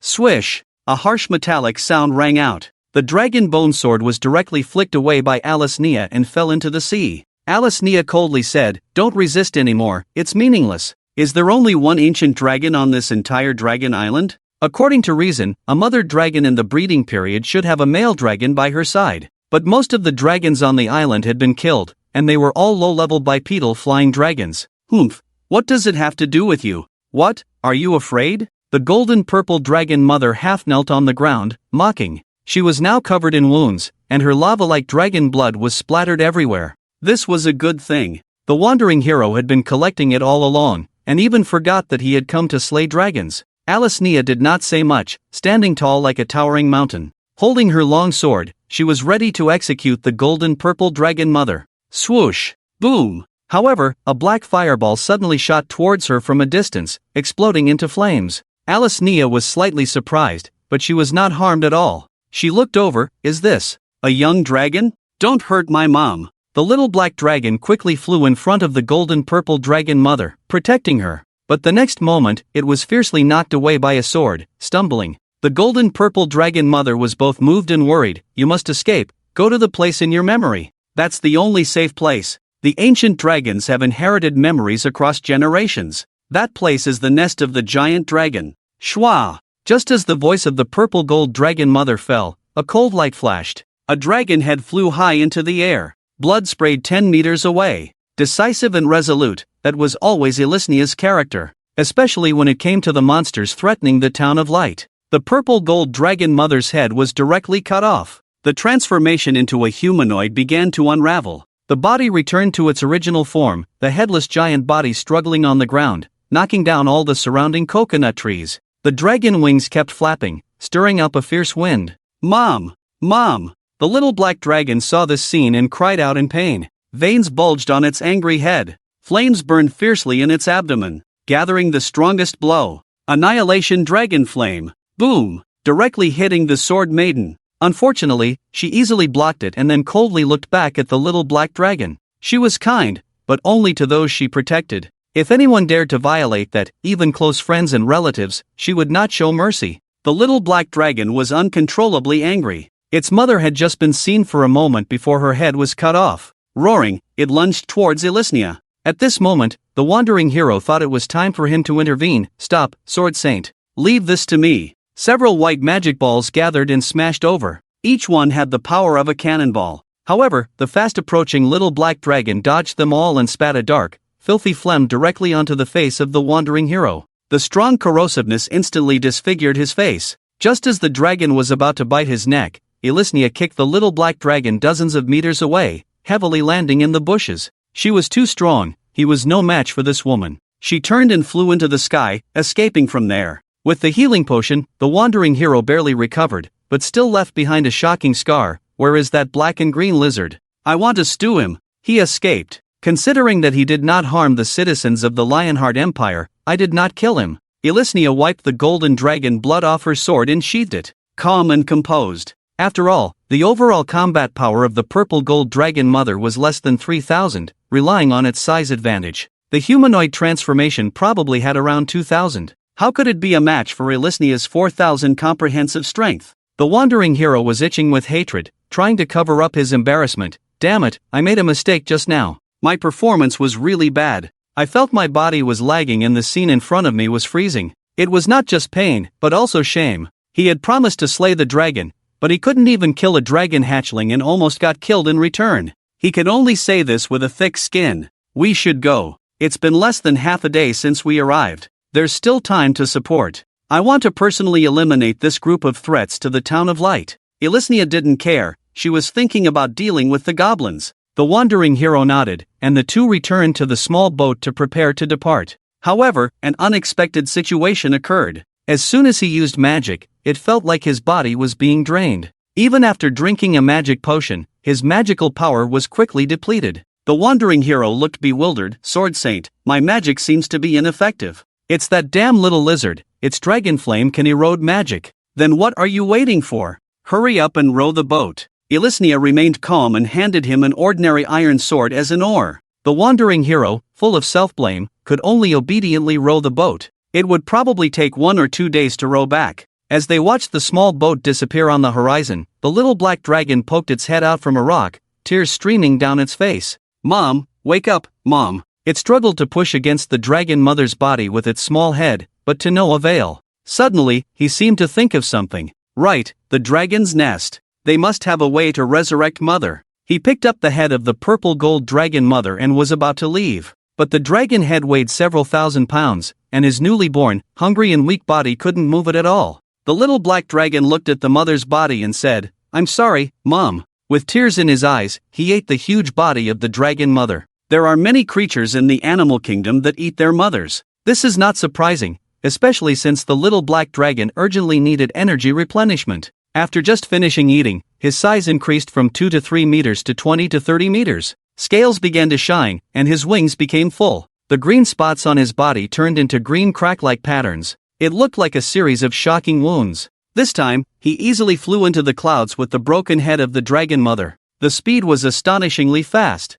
According to his memory, he flew towards the end of the sea, flying over islands, crossing continents, whether it was a snowy mountain or a desert. Finally, a tree that seemed to support the heavens and the earth appeared in front of him. The tree, when viewed from afar, had a trunk that stretched for thousands of kilometers. The entire horizon was this tree. The canopy looked like a planet about to fall, so large that it covered the sky. This is the World Tree. The dragon's nest is right under the tree. As he approached the base of the tree, he saw a huge abyss, like a gaping mouth. The little black dragon quickly descended. Breaking through the mist, he finally saw the true appearance of the dragon's nest. It was located hundreds to thousands of meters deep in the magma layer underground, where the heat waves were overwhelming and the lava was rolling. However, in the sea of lava, there were islands where one could stand. Many peculiar plants, trees, and small animals even grew there. Looking up, it seemed like the sky had no end. In fact, it was the hollow trunk of the World Tree. The little black dragon slowly descended onto an island full of dead trees, looking around curiously at this strange and terrifying environment. But he didn't feel scared at all. Just as he was curious, a pair of scorching and penetrating eyes slowly opened above him. Boom! Immediately, a huge creature fell down, crushing him under its foot as if he were an ant. The little black dragon struggled, but because the other's size was too large, he couldn't break free and could only show half of his body and his head. But he also saw what was stepping on him. It was a brown giant dragon with a size of at least 500 meters. It was using golden dragon flames to curiously examine him. He couldn't help but laugh and say, "It seems like a little ant has crawled in from outside." Sniff, the aura of a dragon. "Whose offspring are you?" the brown dragon inquired. At this moment, ancient dragons began to appear one after another in the sky, even densely packed, flying and circling. If an ordinary human were to face this powerful oppression, they would have suffocated and died long ago. Nearby, a dragon with a size of nearly 700 meters landed on an island. Its body was covered in deep scars. A fierce look appeared in its eyes as it said, "Glare, why don't you come and step on me? Instead, you're stepping on a young dragon?" Glare was the brown dragon, and he said impatiently, "Scar, don't think I'm afraid of you. Just because you're a little bigger than me? Wait until I grow up." Before he could finish, he was scared into silence by the cold gaze. He quickly released the little black dragon. Scar, with a body like a mountain, made the little black dragon truly seem like an ant. At this moment, dragons began to land around him one after another. They were of various colors and shapes, and the largest ones were nearly 1,000 meters in size. They surrounded the little black dragon, all staring at him with their eyes, not knowing whose child he was. At this moment, a deep and heavy voice resounded. Burp, burp, burp. The heavy voice echoed throughout the entire dragon's nest. All the dragons at that moment prostrated themselves on the ground, not daring to lift their heads. In the distance, a towering fiery red figure leaped out from under the lava waterfall. There is still magma constantly sliding down on the body. Eventually fell to a higher island in the distance. No matter how stubborn the little black dragon is, at this moment, he also feels oppressed. Oppression from the genes. The body of the flaming flames that walked out of the lava. Magnificent and huge. Like a volcano burning with flames. There are no scales on the body like other dragons, but large pieces of red and black armor, and hot lava flows through the gaps in the armor. All the dragons in front of him appear so tiny. Here is the Dragon King of the Dragon's Nest, the destroyer from ancient times, the Flame Dragon Mother. The original body picture, there will be a humanoid picture later, and the original body plus humanoid picture of the little black just arrived, and the Flame Dragon Mother saw the golden head in the bushes next to the little black dragon. Is that Philbus's head? Who are you after all? Hearing this, some dragons just reacted. Looking closely, it really is a dragon head. Their eyes began to become fierce and cruel. Especially Glur, grinning at the little black dragon. Hurry up and answer the Dragon King's question. Saying that, he fiercely patted the little black dragon, sending him flying out, almost falling into the magma. The little black dragon stared fiercely at the guy, and answered first, "Dragon King, that is my mother's head. I found it here based on inherited memories. Can you save my mother? Such sharp marks, and a divine aura. Yes, it's that woman." Scar looked at the head inside. His scars were all given by the Holy Swordswoman. It's a pity, Philba inherited the old Dragon King's crystal dragon ability, and died like this. Who let her go to the outside world on her own? So that little guy is Philbus's child? Then who is his father? When the last dragon spoke, everyone woke up. That's right, the golden dragon mother ran out alone, so logically there should be no other ancient dragons to mate with her. The flame dragon mother was also very puzzled and asked, "Little guy, who is your father?" "I don't know, I haven't seen him, but my mother said he is a goblin. The little black dragon had just come into contact with society and didn't understand the treachery of dragons. He said it directly. The other dragons all looked as if they had suddenly realized something. I see, huh? Wait a minute. Scar was the first to question. What did you say? What kind of thing? A goblin? Your father is a goblin? This was more frightening than a bolt from the blue. They were all excited. The little black dragon nodded, but he didn't care about all this, and looked at the Dragon King. Dragon King, can you save my mother? I don't want her to die. Boom! At this moment, another foot stomped down hard. Blur looked evil and sinister. Little guy, now is not the time to discuss whether your mother can be saved or not. It's about how you're going to die. Dragon King, let me eat him? Damn it, to actually mix with goblins, it's really a disgrace to the name of the old Dragon King. The noble inheritor of the crystal dragon ability, actually mated with a goblin. It's a good thing she's dead, and this little bastard must also die. It's a disgrace to our ancient dragon race. The little black dragon's words directly stirred up the anger of the group. The noble ancient dragon race was actually contaminated by goblins. This is absolutely intolerable. The flame dragon mother pondered. She also didn't know how to handle it.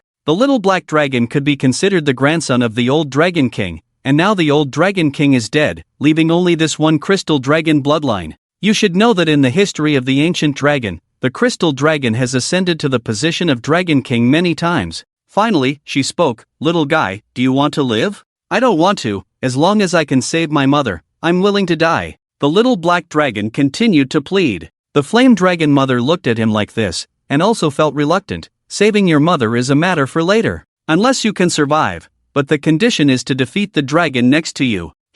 Thank you, Dragon King, for giving me some fun. Gleer opened his mouth wide and bit down on Xiaohaizi. Scar couldn't help but sigh. Poor little guy, just born and already experiencing such things. Perhaps death is the best fate, otherwise, it will be a world-destroying dragon. The ancient dragon clan is now hiding under the trees far away from human habitation, unable to escape the influence caused by their predecessors. If an adult dragon, nearly a kilometer in size, goes out and causes trouble, the human prophets will say that the ancient dragon is coming to destroy the world. So, the entire continent, whether human, monster, or other races, join forces to slay the dragon. Just as Gleer was preparing to enjoy a dragon meat feast, Xiaohaizi, looking at the blood-filled mouth, did not hesitate. With a burst of speed, he dove in. Startled, Gleer was caught off guard and prepared to accumulate dragon flames to burn it to death while it was stuck in his throat. In the throat, Xiaohaizi also accumulated annihilating dragon flames, and gave Gleer a mouthful of choking fire. Cough, cough, cough,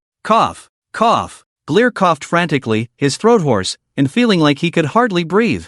After entering the stomach, Xiaohaizi began to crazily tear and devour. Gleer writhed in pain on the ground. He hastily cried out, "Save me! Dragon King, Scar, sinful, disaster thunder! Save me! Humph, this is the king's decision, you have to win on your own," Scar said disdainfully. Never in his wildest dreams did Gleer expect to be killed in retaliation. In a moment, his internal organs were eaten clean. Due to the thick scales, he couldn't break out of the body, but Xiaohaizi didn't mind and directly crawled out from the skin. Bathed in golden dragon blood. This was not a debate. At this moment, most of the dragons' faces were grim, not expecting to let him live. Only Scar was somewhat pleased. Well done, little guy. Dragon King, I'm alive, I won. Can you save my mother now? Xiaohaizi didn't care about anything else and pleaded directly. The astonishment on the face of the flame dragon mother receded, and she thought for a moment before replying, "No problem, and from today, you are a member of our dragon's nest. Do you have a name? Great." Not yet, Xiaohaizi was excited and eager. The flame dragon mother thought for a moment and said, "You are still a female dragon, so let's call you Nidhogg." Then she looked at Scar. "Take Filbuz's head and go to the roots of the world tree to shape it into a wooden dragon. The method of resurrection is simple. It is to graft the dragon's head onto the roots of the world tree and plant it in the soil to grow a wooden body." Tianquang tribe. After a day of rest, Lin Chen also recovered from the frenzy of the vampire's blood-sucking. Just as he went out, he saw the goblin slayer sitting by the campfire in the living area. Lin Chen couldn't help but ask, "How did you come here? Is there any movement in Bright Town? You have the guts." Luckily the sword maiden went to clean up Dragon Island instead of coming to clean you up. But now 200 to 300 adventurers from Bright Town are all looking for you outside. The goblin slayer roasted meat and said. Hearing this, Lin Chen's expression became serious. He didn't expect the sword maiden to come online, and indeed, there was no pressure during the AFK time. Now he had to take it seriously. The Goblin Slayer continued, "But it's not easy to be found hiding here. As long as you don't go out and expose yourself, you can avoid this wave of trouble. What's the situation outside now? And the Sword Maiden, has she returned?" Lin Chen asked anxiously. The Goblin Slayer shook his head, "Not yet, probably ran into trouble on Dragon Island." With this, Lin Chen felt a little relieved. Then he made a bold decision, "With 200 to 300 people searching everywhere, we will eventually be exposed. It's better to take the initiative and wipe them all out." Moreover, if he could consume all the experience points from this group, perhaps he would have the ability to confront the Sword Maiden. "I don't care how you do it, do as you please." The Goblin Slayer neither refused nor agreed.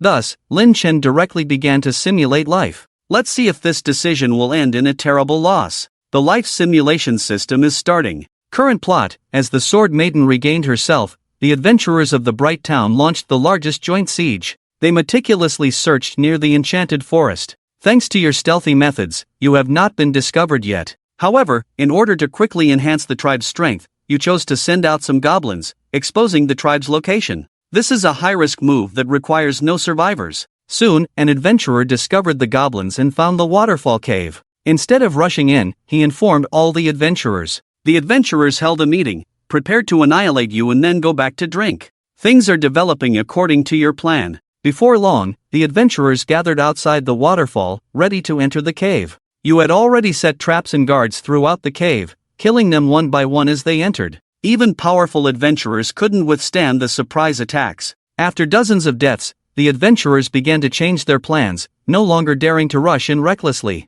Option 1, take this opportunity to go out and wipe them out, score plus 50. Option 2, continue like this, kill as many as possible, score plus 40. Option 3, negotiate a ceasefire, score plus 20. Seeing the system's choices, Lin Chen definitely wouldn't choose the third one, as that would be like letting the tiger back into the mountains. Option 1 is feasible and there is confidence in wiping them out, but a large number of battle traces cannot be cleaned up, and the Sword Maiden may discover them later. The final choice, Option 2, can only be considered as a last resort. Anyway, it's a simulation of life, so be it. Option 2. Watching the opponent's actions, you choose to wait and see, waiting for their next attack. However, this time they remembered, choosing to use magic attacks to break through, and the goblins couldn't stop the large-scale magic. Fortunately, the elves shot arrows, blocking their footsteps at the corner of the living area. Finally, they held out until night, and the vampire Lilith decided to help. A group of vampires flew outside for a pincer attack. Complete victory! That's about it. Lin Chen was not too surprised. The situation had developed satisfactorily. He had to personally allocate the experience to someone. The bodies of hundreds of adventurers, and creating 10 goblin heroes, was not a problem. Then, he ended the life simulation. Summary: the narrow cave entrance has a great terrain advantage, but don't forget the help of the vampires. Score, 80 points, out of 100, reward, life points x 80. This life simulation is complete, with a time progress of 1 day. Do you want to cross the simulation progress? Cross. With a flash of white light in his mind, Lin Chen stood next to the bloody cave entrance. The surrounding area was full of dead adventurer bodies, and Lilith and the others were feasting on the warm bodies, continuously drinking blood. This taste is so beautiful. Human blood is the best after all. Now, they were infected with the horror of blood, with ferocious teeth and claws, pale skin, and mouths full of blood. They were crazily biting the necks of the dead. The goblins were too scared to approach.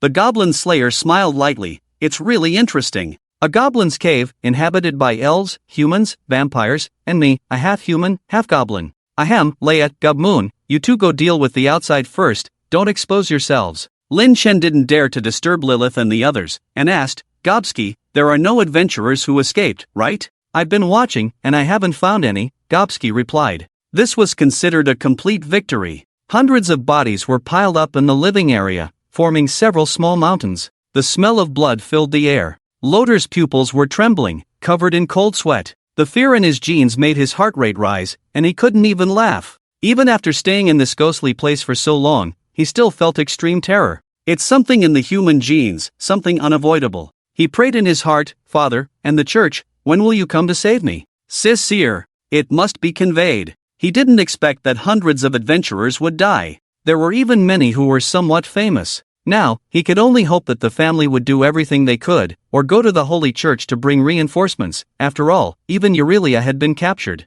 On the other hand, Lin Chen finally dealt with all the remaining matters. All that was left was a pile of bodies with experience points. He then checked the slightly higher level members of the tribe. Many of the higher level members, like Goblin and his group, had died, leaving only 15. But they were all at level 47 or 48. With hundreds of bodies, they could all evolve into hero types. You guys come up and devour them first, Lin Chen called out to the dozen or so large types. Upon hearing this command, they were ecstatic. Thank you, boss. Grabbing the slender arm of a delicate young girl, he bit down with a crack. Blood flowed out like peach juice, and he even ate the bones. It had a very tender texture. Then he opened the skull and sucked on the delicious brain. This girl looked like she weighed at least 160 pounds, but in just a minute, she was devoured completely. The reason why the goblin race was so detestable was that they had to eat others to level up, unlike the human race, where killing enemies would level them up. The goblin next to him had a more unique taste, starting with the fat ones. He used an iron sword to cut open the fat on the body's belly. The fat flowed out, covering the entire body. The yellowish fat overflowed, like a cream cake. If it were grilled, the taste would be elevated to another level. But for now, eating it as it is was fine. There was no choice, they just wolfed it down. Because some of the adventurers were of a lower level, probably only in their 30s or 40s. These dozen or so goblins probably devoured 100 people, finally reaching level 50 and completing their evolution. The big type that loved to eat fat was the first to start transforming, curling up his body as layer after layer of green hardskin fell off. Then his body began to fatten up continuously. He was almost as fat as a giant, his features were barely visible, and he was even fatter than Dorsos. If goblins were ugly, then he was even uglier than a goblin. Lin Chen quickly checked the attributes of this ugly goblin. Gluttonous goblin, extremely high HP, comprehensive combat power of 1100, suitable as a meat shield. It had the exclusive skill gluttony. The more it ate, the higher its HP. It was considered a special type and quite rare. Most of the others were the most common in the hero type, heavy goblin, with a comprehensive strength of 900, and over 1,000 when fully armed. This type of goblin could use heavy weapons, and if it held a giant hammer, it would be called a giant hammer goblin. Compared to the ordinary large goblin warriors, they were about 6 feet tall, with larger muscles. There were also 2 more, dark goblins, similar to the goblin heaven. They were assassins. The goblin killer said at this time, there's even a gluttonous goblin. If he keeps eating, he might even be able to fight the sword saint for half a day. It's just that he won't die, not that he won't be defeated. How long does he have to eat? Lin Chen couldn't help but ask. This guy looked like he could eat a lot. Now there were so many mouths in the tribe, it was simply not enough to feed them. The goblin killer thought for a moment. He has to keep eating for a year or two. A year or two? He could devour over 100 pounds of meat in a minute. Lin Chen thought it over and decided to forget it. After all, this group of hero types didn't want to be heavily trained, as long as they could raise the overall combat power. There were still 200 bodies left. Gobshin, Gobkang, and Gobsan, the 3 of them would split 100. After all, they were the main force. After devouring them, they all reached level 60, with a strength of around 1500, and Gobsan was a little higher. After all, he was the only mutant. The remaining 100 were distributed to the other goblins to eat, and the overall level also needs to be improved a bit. It's a pity that the goblin's gene-devouring skill can only devour the innate talents of creatures and cannot devour those learned later. Humans are the best example. Each person possesses unique skills, but eating them only increases levels and nothing else. When the Sword Saint returned, she felt something was wrong. The once lively bright town had become desolate again. She hurried to the tavern to inquire, "Boss, have the people who went to exterminate the goblins all left?" It was initially thought that they had all left on their own. From the wandering hero, she learned that they had only come to join in the fun. The tavern owner, with a solemn expression, said, "It's been almost 3 days, and not a single person has returned. I don't know what's going on. Maybe you stay here, I'll go myself." Alice Nia didn't hesitate. She mounted her carnivorous horse and headed towards the enchanted forest. In the tavern, the wandering hero didn't care about the lives of others and proudly said, "Boss, won't you give a drink to this dragon-slaying hero?" "Humph, with your scruffy appearance, it's obvious you were just slacking off the whole time. If you want a drink, pay for it," the tavern owner said impatiently. Fighting alongside the Sword Saint, what help could he possibly offer? The best help he could provide was to not cause trouble. The wandering hero felt a bit embarrassed and awkwardly took out a silver coin. In the following days, Alice Nia continued to search for the adventurer's whereabouts, whether in the dense forest or the canyon, but found nothing. It felt strange. Why haven't we found any trace at all? Did hundreds of people really vanish into thin air? Or did they flee in the face of danger? If she had to be serious, she would rather believe they fled. It was almost impossible for so many people to vanish into thin air. Even if she had intervened, there would have been signs of a struggle. She could only reluctantly return to Bright Town. The wandering hero was still there, waiting for others to return so he could show off, boasting about slaying an ancient dragon. Seeing the Sword Saint return, he quickly asked, "Sword Saint, did you find them?" "Not a trace, it's as if those hundreds of people have vanished." The puzzled look on Alice Nia's face never disappeared. In frustration, she ordered a whole bottle of whiskey and drank it as if nothing had happened. The wandering hero also found it hard to believe. After all, it was impossible for hundreds of adventurers to vanish without a trace. He quickly asked, "Sword Saint, could there be something suspicious going on? I need you to do me a favor, help guard Bright Town. I need to go out for a while, at most a month." Finally, Alice Nia stood up, looking serious. The wandering hero didn't refuse. "If you ask, I won't refuse, I just don't know what you need to do." Alice Nia left the tavern, mounted her carnivorous horse, and said, "I'm going to gather my former team members and meet those goblins.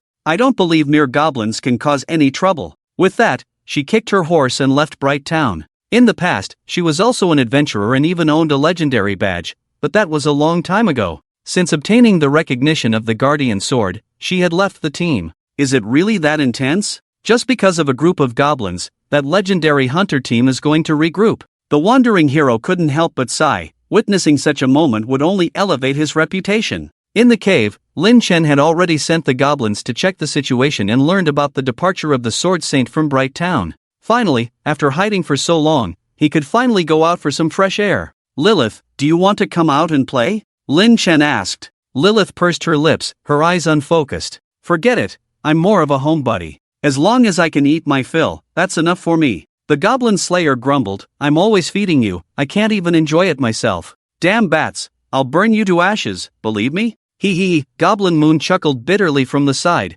knowing that they were about to start arguing again. This had happened too many times before. Lin Chen quickly intervened. "It's all my fault, I'll work harder, I promise." Without the goblin body, he wouldn't be able to handle so much. Besides, Goblin Moon had to mate at least once a day to level up. Although he didn't know the level cap in this world, constantly leveling up was better than not. Over with the elves, Lilia also had to maintain her loyalty and be well fed. Fortunately, the vampires only needed to help Lilith, otherwise they would have become godparents to a dozen vampires by now. "No, I need to find a way to enhance my body, it's greatly limiting my strength," Lin Chen sighed. Every night when they slept, they took advantage of him, leaving him feeling weak and sore the next day. Was this a disease that goblins could get? Finally, he muttered to himself, "I'll have to rely on the system, see if there's a way to evolve my body first." Just then, the goblin sentry outside rushed in frantically, "Boss! A goblin squad from another tribe is approaching from a distance, heading straight for us." "Heading for us?" Lin Chen frowned. He had scouted the surrounding area for miles and there were no other goblin tribes nearby. Could it be the previous owner of this cave? He immediately ordered, "Goblin Tian, Goblin Shan, get ready. We need to capture this squad, it's likely a special forces team from a larger tribe." "No problem, boss." Immediately, Goblin Tian and Goblin Shan, along with a few goblins, quietly set off. They hid behind the waterfall, peeking through the gaps in the flowing water to observe the approaching goblin squad. Lin Chen also watched the situation. On the other side of the river, 10 goblins were slowly approaching across the grassland. They seemed to know the area well, and they were all of the larger breed. The leader at the front was even a heroic breed, a special type Lin Chen had never seen before. Standing nearly 6 feet tall, with muscular, tiger-like stripes all over its body. Beast Goblin, LV50 race, Goblin class, Nun title, Hybrid Beast King, Divine Blessing, Heroic Power Life, 750 strength, 240 defense,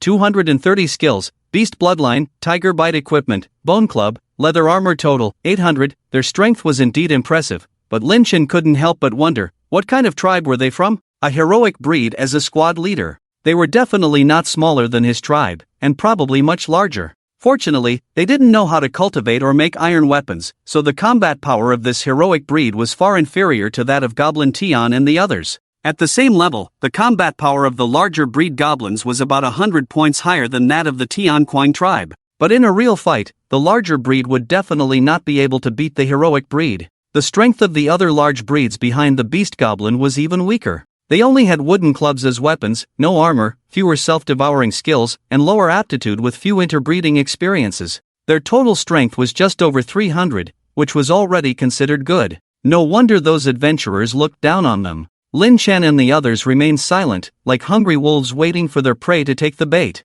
At that moment, the beast goblin suddenly stopped, its red eyes scanning the surroundings, sniffing the air. There's a faint smell of blood. Boss, why don't I smell it? The large breed behind it asked, looking puzzled. The beast goblin's lips curled slightly, its evil, human-like expression sending shivers down everyone's spine. It felt like being stared at by a giant, predatory insect. He has the blood of a beast, and his sense of smell is definitely many times better than that of a normal goblin. Lin Chen frowned slightly and thought to himself, has that guy found us? Some food must have slipped into the cave, get ready for a feast. Finally, the wild goblin guessed, extending its slimy, thick and large tongue, licking its lips. It continued to walk towards the waterfall cave. Just as they got closer, Goblin Tian and another dark goblin took the initiative to attack. Catch the thieves first. This is the fighting style instilled by Lin Chen. Immediately, he drilled to the feet of the wild goblin, cut its tendons, and injected a large amount of poison. Roar! The wild goblin hadn't even reacted yet, and it howled in pain.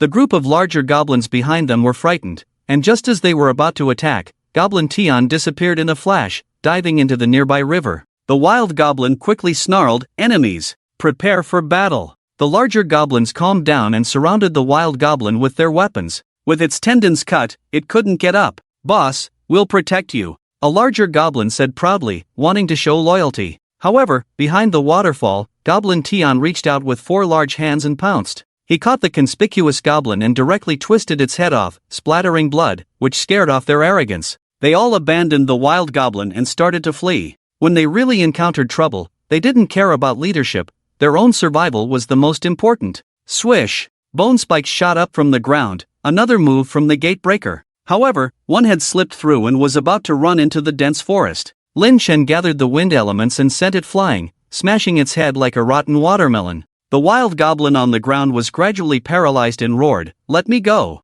I'll kill you! Who are you? Wow, these beautiful daisies, and the sexy fur, I love it! Love it! Love it! To eat!" Goblin Shan exclaimed excitedly, eyeing the furry goblin on the ground. Upon hearing this, the wild goblin was so scared that it could only emit a low, beast-like growl. After cleaning up the battlefield, Lin Chen ordered Goblin Tian and the others to patrol the surroundings for any special circumstances. Then he took the guy back to the depths of the cave. "Do you want to die?" Looking at him, Lin Chen asked coldly. The wild goblin was furious, "Get lost. You lowly creature, I'll eat you." If it had been a higher-ranking figure asking, it would have been fine. But now, it was a lowly goblin questioning him, and he couldn't bear it. Lin Chen didn't get angry, but smiled with satisfaction, and took out the set of instruments he had used to deal with Lord. He. Good. Hurry up and deal with him. Not far away, a dark lump of matter made a sound. It was the moldy lord. Lin Chen frowned, "Noisy, do you want to try again?" The noisy lord quickly shut his mouth. The wild goblin was not afraid of the world. "Humph, you lowly trash, don't appear in front of me. I'll tear you apart. It seems you need a little taste of society's discipline." Seeing that he couldn't get anything out of him, Lin Chen sighed. But the wild goblin still wasn't afraid. Discipline? Just from you? He was like a wild beast, would he be afraid? I was wrong. Please kill me. Please stop. In less than 10 minutes, the wild goblin was covered in wounds. If it could kneel, it would have knelt in front of Lin Chen and licked his feet. Its current appearance was quite ridiculous. Not a single hair was left on its body, and Lin Chen had specifically burned them off. The cave was filled with the scent of roasted chicken. However, it had been able to resist all of this before, not submitting to a lowly goblin. What really made it submit was the instrument used to deal with Lord, the true man submission device. However, Lin Chen would definitely not personally engage in such acts of abuse. He could just order a few goblins with twisted personalities and issues to do it. The beast goblin was already in tears, crying like a little girl, "Please, ask me something, just ask." Sob. Hey, give me a reason. He tortured me for so long and still didn't ask. Is this still a human being? Is this right? Bullying a new comrade? Sob. Meow. Lin Chen shrugged, "Little kitty, you were quite stubborn before, so I can only let you experience being stubborn." Then he asked, "Which tribe are you from? Where is the tribe located? Why are you here?" The beast goblin truthfully replied, "I am from the enchanted forest to the west, from the Beast King tribe. This used to be our leader's residence, and he asked me to come back and retrieve something. Sob meow, I just came back to my old home and was Alright, don't cry, little kitty, Lin Chen comforted, then asked, what rank is the leader of your tribe? Our leader is currently a goblin lord, but he is about to evolve into a tyrant, the beast goblin quickly replied. Lin Chen did not expect to encounter such a powerful tribe. The overall strength of this tribe was definitely comparable to a human city, very difficult to deal with. But they had occupied someone else's old home, and it was very comfortable here, so they decided to eliminate them and make this place their own. The beast goblin looked at Lin Chen's eerie and evil eyes and trembled. Can you spare me? Please. Lin Chen extended his finger. Finally, what did he ask you to retrieve? Where is it? I don't know. He said it was buried in the cave where he used to live, the beast goblin replied. Lin Chen called for Gob Tian and others and ordered, be quick and find it. Soon, Gob Tian brought a small wooden box. The beast goblin felt bitter. Leader, I'm sorry, they are really beasts, too cruel. Lin Chen slowly opened the box. Inside was a ring emitting a green fluorescent light. The ring was shaped like a skull mouth, quite eerie. They could check the introduction through the system. 7th tier feat a magic ring created by the former leader of the undead tribe. After successfully casting, it can seal the opponent's soul into the ring. Depending on the strength of the captured soul, different power amplifications can be obtained. Looking at the skill effect, Lin Chen felt it was quite good. After all, it was a 7th tier equipment. I've said what needs to be said, and you've got the item. Can you spare me? The beast goblin continued to plead. After some thought, Lin Chen said, I can, but I can only release your body. As for your soul. Then, he began to try to control the magic ring. The activation conditions were quite strict, not that simple. It required collecting the opponent's blood to activate. He directly cut the beast goblin's wrist with his claws, letting the blood drip onto the ring. The ring visibly absorbed the blood. Then, a series of eerie green ghostly hands erupted from the ring, grabbing the beast goblin's body and pulling his soul. In fact, the original body could resist during this process. But the beast goblin was now paralyzed and had no strength to resist. The closer the distance, the faster the soul could be taken, and if too far, the opponent could easily resist. Those green hands pulled the beast goblin's soul back into the ring. Lin Chen checked the attributes, and the overall strength increased from 2200 to 2400. Although it was only a 200-point increase, it would be different with a stronger soul. At this moment, the goblin killer saw the body on the ground. Is this the goblin from the Beast King tribe? Oh, you know? Lin Chen was somewhat surprised, but then again, she was a goblin killer. Immediately, Gusha replied, I have some understanding. I've always wanted to slaughter that tribe, but for some reasons, I couldn't go. What reasons could stop you? Lin Chen couldn't help but ask in confusion. This guy wants to kill goblins, who could possibly stop him? Gusha shrugged, do I even need to say? It's definitely because I can't afford to provoke the other party. The Beast King tribe is subordinate to the Great Tomb, and the monsters inside, even the Lionheart Empire, are not qualified to confront. As she spoke, she noticed something was wrong. Hey? Did you guys kill him? Gurgle. Lin Chen swallowed nervously and nodded awkwardly. He then asked, what kind of place is the Great Tomb? It sounds so terrifying. Gusha thought for a moment and explained, it's the ruler of the magic forest thousands of miles to the west of the continent. I don't know the specifics, but there is at least a 12th level monster living inside, a world-class existence.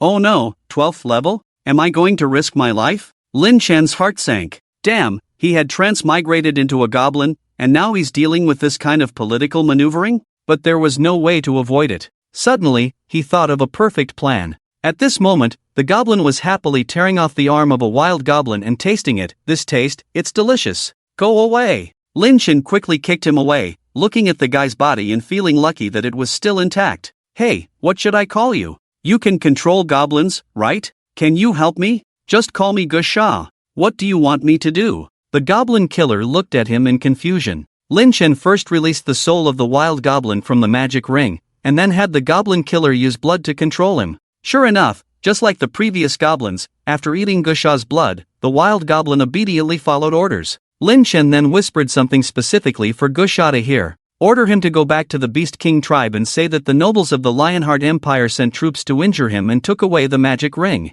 You know, the Stanmon and Furman families. Previously, he had deliberately let Sissel go, in order to set up an ambush in advance, and then use Lord as a hostage to wipe them out and gain some experience points. Now, he didn't expect to be able to gain even more experience points for free. He wondered what kind of sparks would fly between the Beast King tribe and the Imperial nobles. The goblin killer couldn't help but sigh, you're becoming more and more attractive. Will you be the next Goblin King? At this moment, she couldn't wait to see what would happen next. Her eyes were full of love for Lin Chen. They even turned into heart shapes. She quickly took off her armor and used royal blood to suppress Lin Chen, squeezing him crazily. Don't look, Gob Moon, Leah, why are you all coming out, Gob crazy, you big fool. Lin Chen felt embarrassed and comfortable at the same time. He couldn't understand why he was being suppressed. Leah blushed and lowered her head, muttering to herself, is this what I looked like when he controlled me? It's really makes me feel so shy. Boss, I didn't see anything.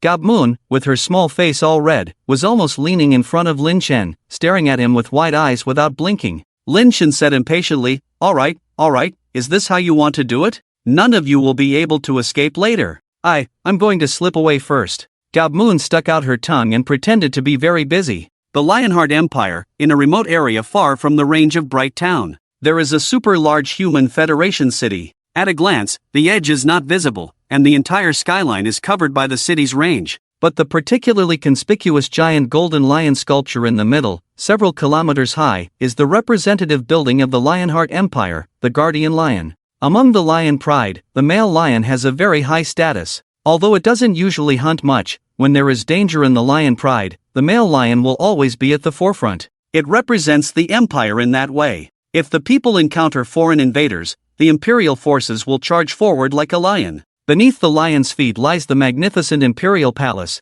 guarded by soldiers clad in lion-headed silver armor. Surrounding it are the castles of the nobles. Father, I'm sorry, I couldn't complete the task you gave me. I have dishonored the prestigious Pharamond family. Wah! In the Pharamond family's grand hall, Cicero entered disheveled and leaning on a cane. Upon seeing his father, he knelt in agony. Seated above was a dignified man in a traditional Western leather robe, who had anticipated Caesar's return. But he had no face to see him, for Cicero was unworthy. Almost the entire noble circle knew Cicero, the diamond-ranked adventurer and eldest son of the Pharamond family. He had gone out to exterminate a group of goblins to avenge the Lord family and himself. But now, not only had his team been wiped out, but he had also lost a leg. Pharamond's face darkened as he coldly said, Get out! I am no longer your father. You are worthless. You have disgraced our family's honor. Father, please listen to my explanation. Those goblins were powerful and highly intelligent. We were no match for them. Even the Grey Hat Brigade was completely wiped out.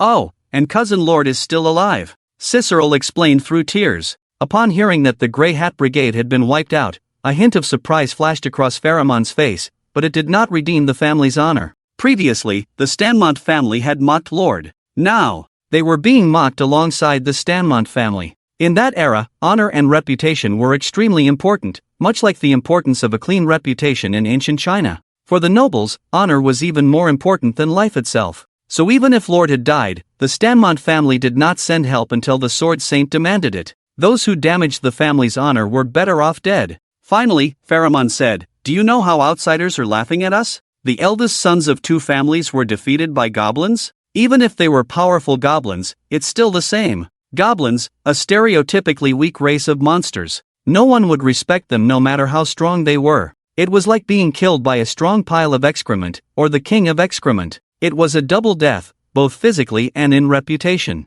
Father, I'm sorry. It was terrifying, so terrifying. Cicero knelt on the ground, recalling the terrifying scenes in agony. He was so scared that he couldn't stop shaking, and he even wet himself. This scene shocked the entire family. His brothers and sisters looked at him with surprise and disdain. Cicero was already dead in name. Pharamond looked more uncomfortable than if he had eaten feces. Goblins, what use are you, to be reduced to this by goblins? Drag him out. Count Pharamond, there's no need to be so angry. At this moment, another middle-aged man with a curled mustache walked in, accompanied by a maid. He was the representative of the Stanmont family, Stanmont Bill. Seeing him, Pharamond felt even more ashamed. Stanmont, you must be laughing at me. My son is not even as good as Lord, who died. Look at him now. Is he still a noble? He's not even as good as a commoner. Stanmont glanced at Cicero, who was curled up on the ground crying, and paid him no mind. Count Pharamond, I came to join forces with you to cleanse the family's shame.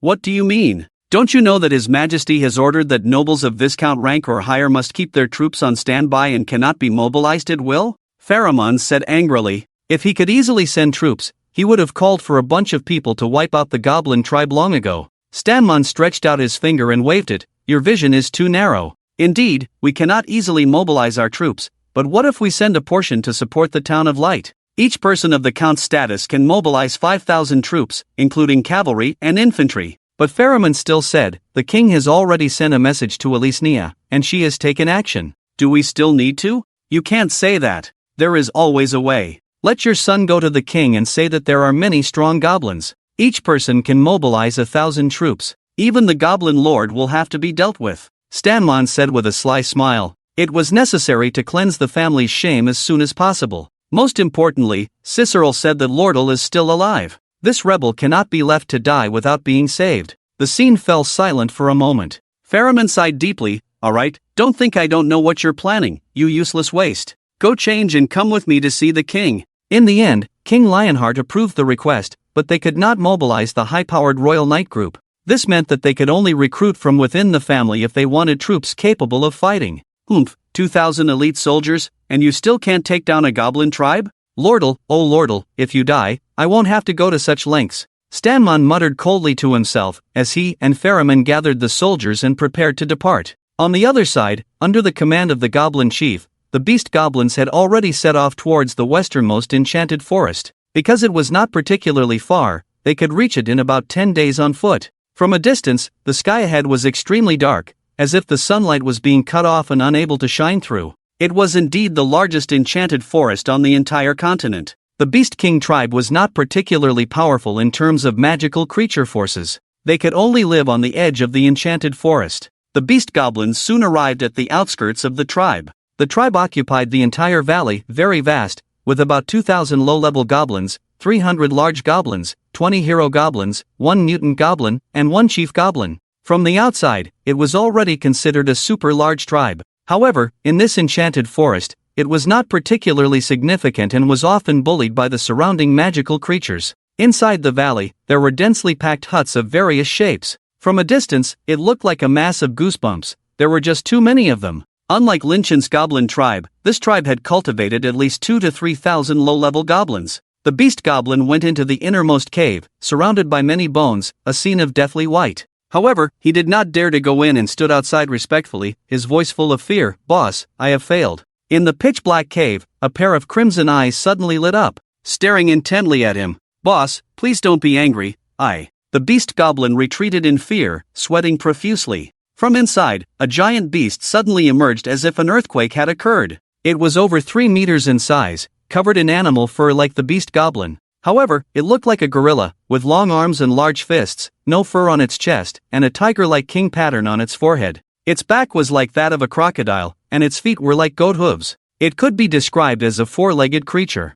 This was the chief goblin, the Beast King Goblin. Previously, his original tribe lived in a rich environment with various wild animals, which had created his unique existence. Upon hearing the Beast Goblin's failure, he immediately reached out a large hand and squeezed him as if he were a small chicken. Cough, boss, The immense force made him cough up blood, his bones shattered, piercing his internal organs. The Beast King Goblin said coldly, do you know the value of that magic ring? Your life is nothing compared to it. However, boss, it was already very difficult for me to escape back when the human army came to plunder, the wild goblin lamented. Upon hearing about the human army, the Goblin King's eyes lit up, and seeing him covered in injuries with a broken hand, he threw him to the ground. He questioned, you better not be lying to me. What human army is it? I'm not lying to you. There are at least a few thousand soldiers. They probably haven't left yet. The wild goblin's words were filled with fear. The Goblin King stared at him intently, then roared to the sky, pounding his chest madly. Roar! The entire valley rumbled with the sound. Gather, and let's attack the humans. As soon as the words fell, goblins from the huts began to emerge, gathering around the Goblin King's cave. The grand army was truly awe-inspiring. Soon, there were 2,000 to 3,000 small goblins, several hundred large ones, 20 hero types, and 1 mutant type gathered in front, a force equivalent to an entire army. The Goblin King ordered, lead the way. We must retrieve the magic ring. Inside the Sky Fury tribe, Lin Chen was tinkering with the items he had looted from the adventurers he had slaughtered before. The most precious among them was the Alison makeshift gun. It had considerable power, but had limited shots and took time to reload. However, if he could mass-produce some, even in this world of swords and magic, he could easily handle thousands of soldiers. After a few days of disassembling and studying, he roughly understood its construction, but making such precise components was quite difficult. It would take some time. Calculating, it should be fine. In about 20 days, the human noble army and the Goblin King tribe would arrive at the bright town. In 20 days, making hundreds of guns should be no problem, and he could easily take advantage of the situation. He then took out a brand new iron smelter, forging table, and forging tools. Initially, he made some simple plate armor, which was quite brittle and had low defense. The weapons were also extremely rough. But as the forging tools improved, the equipment he made became more refined. This was why the goblins of the Sky Fury tribe had much higher strength compared to other tribes. Lin Shen didn't have anything else to do, so he left the tedious task of making weapons to the system. He directly started a simulated life and jumped to 20 days later. In total, he obtained 150 makeshift guns and 50 failed products. They would explode upon firing. "Boss, what are these?" Beside the blazing furnace, Goblin Yu asked curiously. Lin Chen explained, "This is called a handgun. It's very powerful and exciting to shoot, with slightly higher power than a bow and arrow, and it can be fired rapidly." "Even more powerful than a bow and arrow?" At this moment, Laya walked over curiously. She had been seeing Lin Chen tinkering with this thing for the past 20 days. She didn't expect it to be a weapon. Lin Chen nodded and provocatively said, "Want to try?" Provoked, Leah also made a challenging expression and took out a sheepskin longbow. "Let's compare accuracy first." She then walked over to Lodel, who was sleeping like a lump of dog poop, and threw a bunch of apples at him. "Take these, and if I tell you to put one on your head, you better do it. If you don't, I'll shoot your head." Before leaving, she placed one on his head. Lodel, who had just woken up from sleep, was still dazed. Then he heard a breaking sound next to his ear. A cold sensation swept over his body as the arrow hit an apple and pinned it to the stone wall. Startled, he instantly woke up and quickly placed another apple on his head. Laya looked very satisfied and said, "Bullseye. Let me see your handgun skills, boss." "Humph, I've been shooting handguns for so many years, I'm already an expert." Lin Shen just glanced at the apple on Lodel's head and picked up the gun, spinning around. In the blink of an eye, before Laya could react, bang! The smoke of gunpowder shot out, accompanied by a small iron ball shattering an apple. On Lord's forehead, there was either apple juice or sweat, and everyone was dumbfounded. "What just happened? How did you shatter the apple?" It felt sudden, and he didn't even realize the apple exploded, but felt like his head exploded. In this era, firearms were not popular, and if they existed, only a few people discovered them. "Impossible. Such speed and precision. What kind of weapon is this? A pistol? I want to try it too, boss." Leia's eyes were full of excitement, never having seen such a weapon. Lin Chen signaled her to go over there and then began to teach how to shoot. He took out a bit of gunpowder from the side, poured it into the barrel, then put in a small iron ball, and used a thin stick to press it in. Aim, shoot. Bang! In an instant, a nearby stone next to Lord was blasted into fine pieces. Shocked, he didn't know what to say. The power of this weapon was too terrifying and extremely precise. How could the army be an opponent? "It's over," and it indirectly caused the death of his family by letting Sissel go for reinforcements. What kind of monster is this? Under that ugly, small skin, is it really a goblin?" Lord muttered in fear. He had originally wanted to be clever, but now he might end up causing the death of his own family. However, he suddenly realized that the only thing he had shattered just now was his pillow. Lin Chen also realized, "Sorry, I didn't notice, but it can still be used if we put it back together." "You!" Lord wanted to be angry, but then he wilted. He didn't know who would win the next battle. He could only pray that the family would bring more troops, so there was still a chance of winning. At this time, Gobu Tian ran in. "Boss, a large number of humans have gathered in the Town of Light, and they are fully armed." "Boss, I also found many goblins approaching my side," another dark goblin said. Lin Chen nodded. "Let's get ready, the show is about to begin." Roar! Inside the cave, hundreds of giants roared, full of fighting spirit. They had been preparing for the past few days and were ready to enter a full-scale battle at any time. Light Town. Philemon and Stanmon, wearing golden and silver armor, rode on carnivorous horses, with their subordinates holding the Lionheart flag high, full of spirit. The noble temperament of those who had long been in high positions was self-evident. Behind them were 800 iron hooves. Each carnivorous horse was covered in iron armor, ridden by well-equipped soldiers, and the sound of their hooves was like thunder. Behind them were 1,000 infantrymen. The formation was neat and orderly, with the front holding giant silver shields and the back carrying long spears, advancing in an orderly manner. The flags fluttered with a whistling sound, like a lion's roar. Such a powerful lineup was breathtaking. They had scared off countless bandits and robbers along the way. They all ran away and didn't dare to return home to farm. They all thought they had come to wipe them out. Welcome, Count Philemon, Count Stanmon." At the entrance of Light Town, the new mayor of the town, also the tavern owner, bowed respectfully. Stanmon didn't pay much attention to him, but looked around and asked, "Where is Alice Nia? The Sword Saint has left for something. What brings the two counts here with such a grand lineup?" At this time, the wandering hero walked out with a proud look. Although he was facing imperial nobles, what was he now? A hero who fought side by side with the Sword Saint, slaughtering ancient dragons. His status was not necessarily lower than theirs. Philemon took a look and didn't recognize him at all, so he didn't bother to respond. The wandering hero felt embarrassed. "I am the Dragon Slayer, a hero who fought side by side with the Sword Saint. How dare you look down on me?" "I see, my apologies, then come with us to exterminate those goblins." Stanmon came out, took off his helmet, and extended his hand, hoping the other party would agree. The wandering hero instantly understood their purpose, but to hear that they were going to subjugate goblins? Those were the monsters that had wiped out 300 adventurers. It could be very dangerous. However, as he glanced outside the town and saw the imposing group of soldiers, he began to consider. With a raised eyebrow, he shook hands and said, "No problem, this is what I should do." Although he said this, he was already feeling delighted inside. With so many well-equipped soldiers, going there would be a piece of cake. This time, the epic adventurer was all set.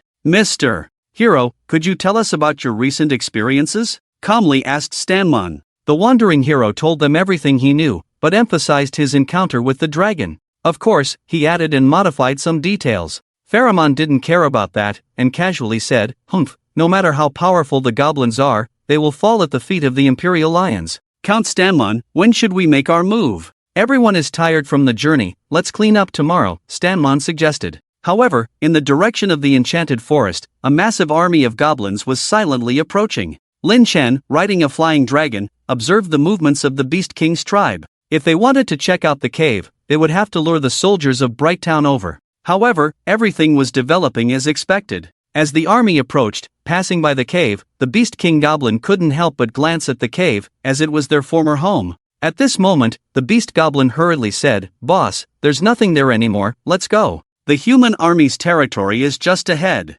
You don't need to interrupt, everyone, stay alert. The news of this operation has already spread to the Great Tomb. We can only win, not lose. There's no room for escape," roared the Beast King Goblin. His voice echoed through the sky, even reaching the people inside the cave, leaving a lasting impression. Just by hearing the voice, one could feel the terror of the speaker. Then, led by the Beast Goblin, the Beast King Goblin's army approached Bright Town, as the sky gradually darkened. In the late night, the wandering hero suddenly woke up from his bed, having had a dream where he was killed by goblins, and it was a gruesome death. Later, he became an epic adventurer, but was a laughingstock. After patting himself and lighting the oil lamp, he sighed in relief, "Phew, it was just a dream." However, he suddenly noticed a strange shadow by the window, very small, almost inhuman. As he pushed the door open, the shadow quickly fled. Strange? What was that ghostly thing? The wandering hero was puzzled, but when he saw goblins shuttling back and forth on the town square, he was dumbfounded.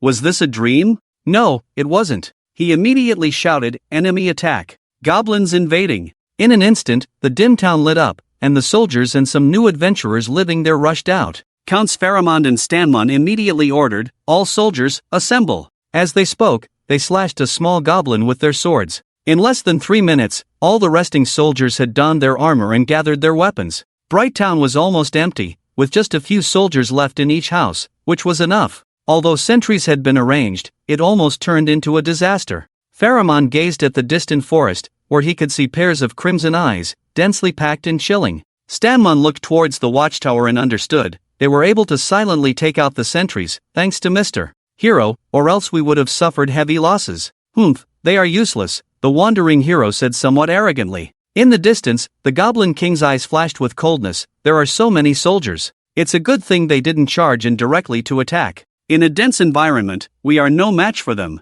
In a narrow environment, it's easy for the little goblins to be killed in large numbers with a single sword. They have a bit more fighting power in open spaces." The wandering hero inexplicably felt a sense of foreboding and, seeing that the situation was not right, took a few steps back. Pharamond saw that the cavalry had remounted their horses and gestured with his sword, "Charge! Crush them, the Empire's lions!" The sound of iron hooves trampling the ground was continuous. 800 soldiers, holding long spears and shields high, charged directly into the darkness. Everyone's hearts were tense. Inside, the sound of weapons clashing, goblin screams, human cries of pain, and the neighing of horses could be heard. At this moment, a strange wind blew away the dark clouds. The moon shone down. It was Lin Chen riding a flying dragon, also observing everything below. He saw the war horses scatter the gathered goblins. The killing was frenzied, bloody, and beautiful. Then the infantry began to advance. The scattered goblins were easily dealt with. Ferriman snorted coldly, "I told you, goblins are nothing but lowly trash.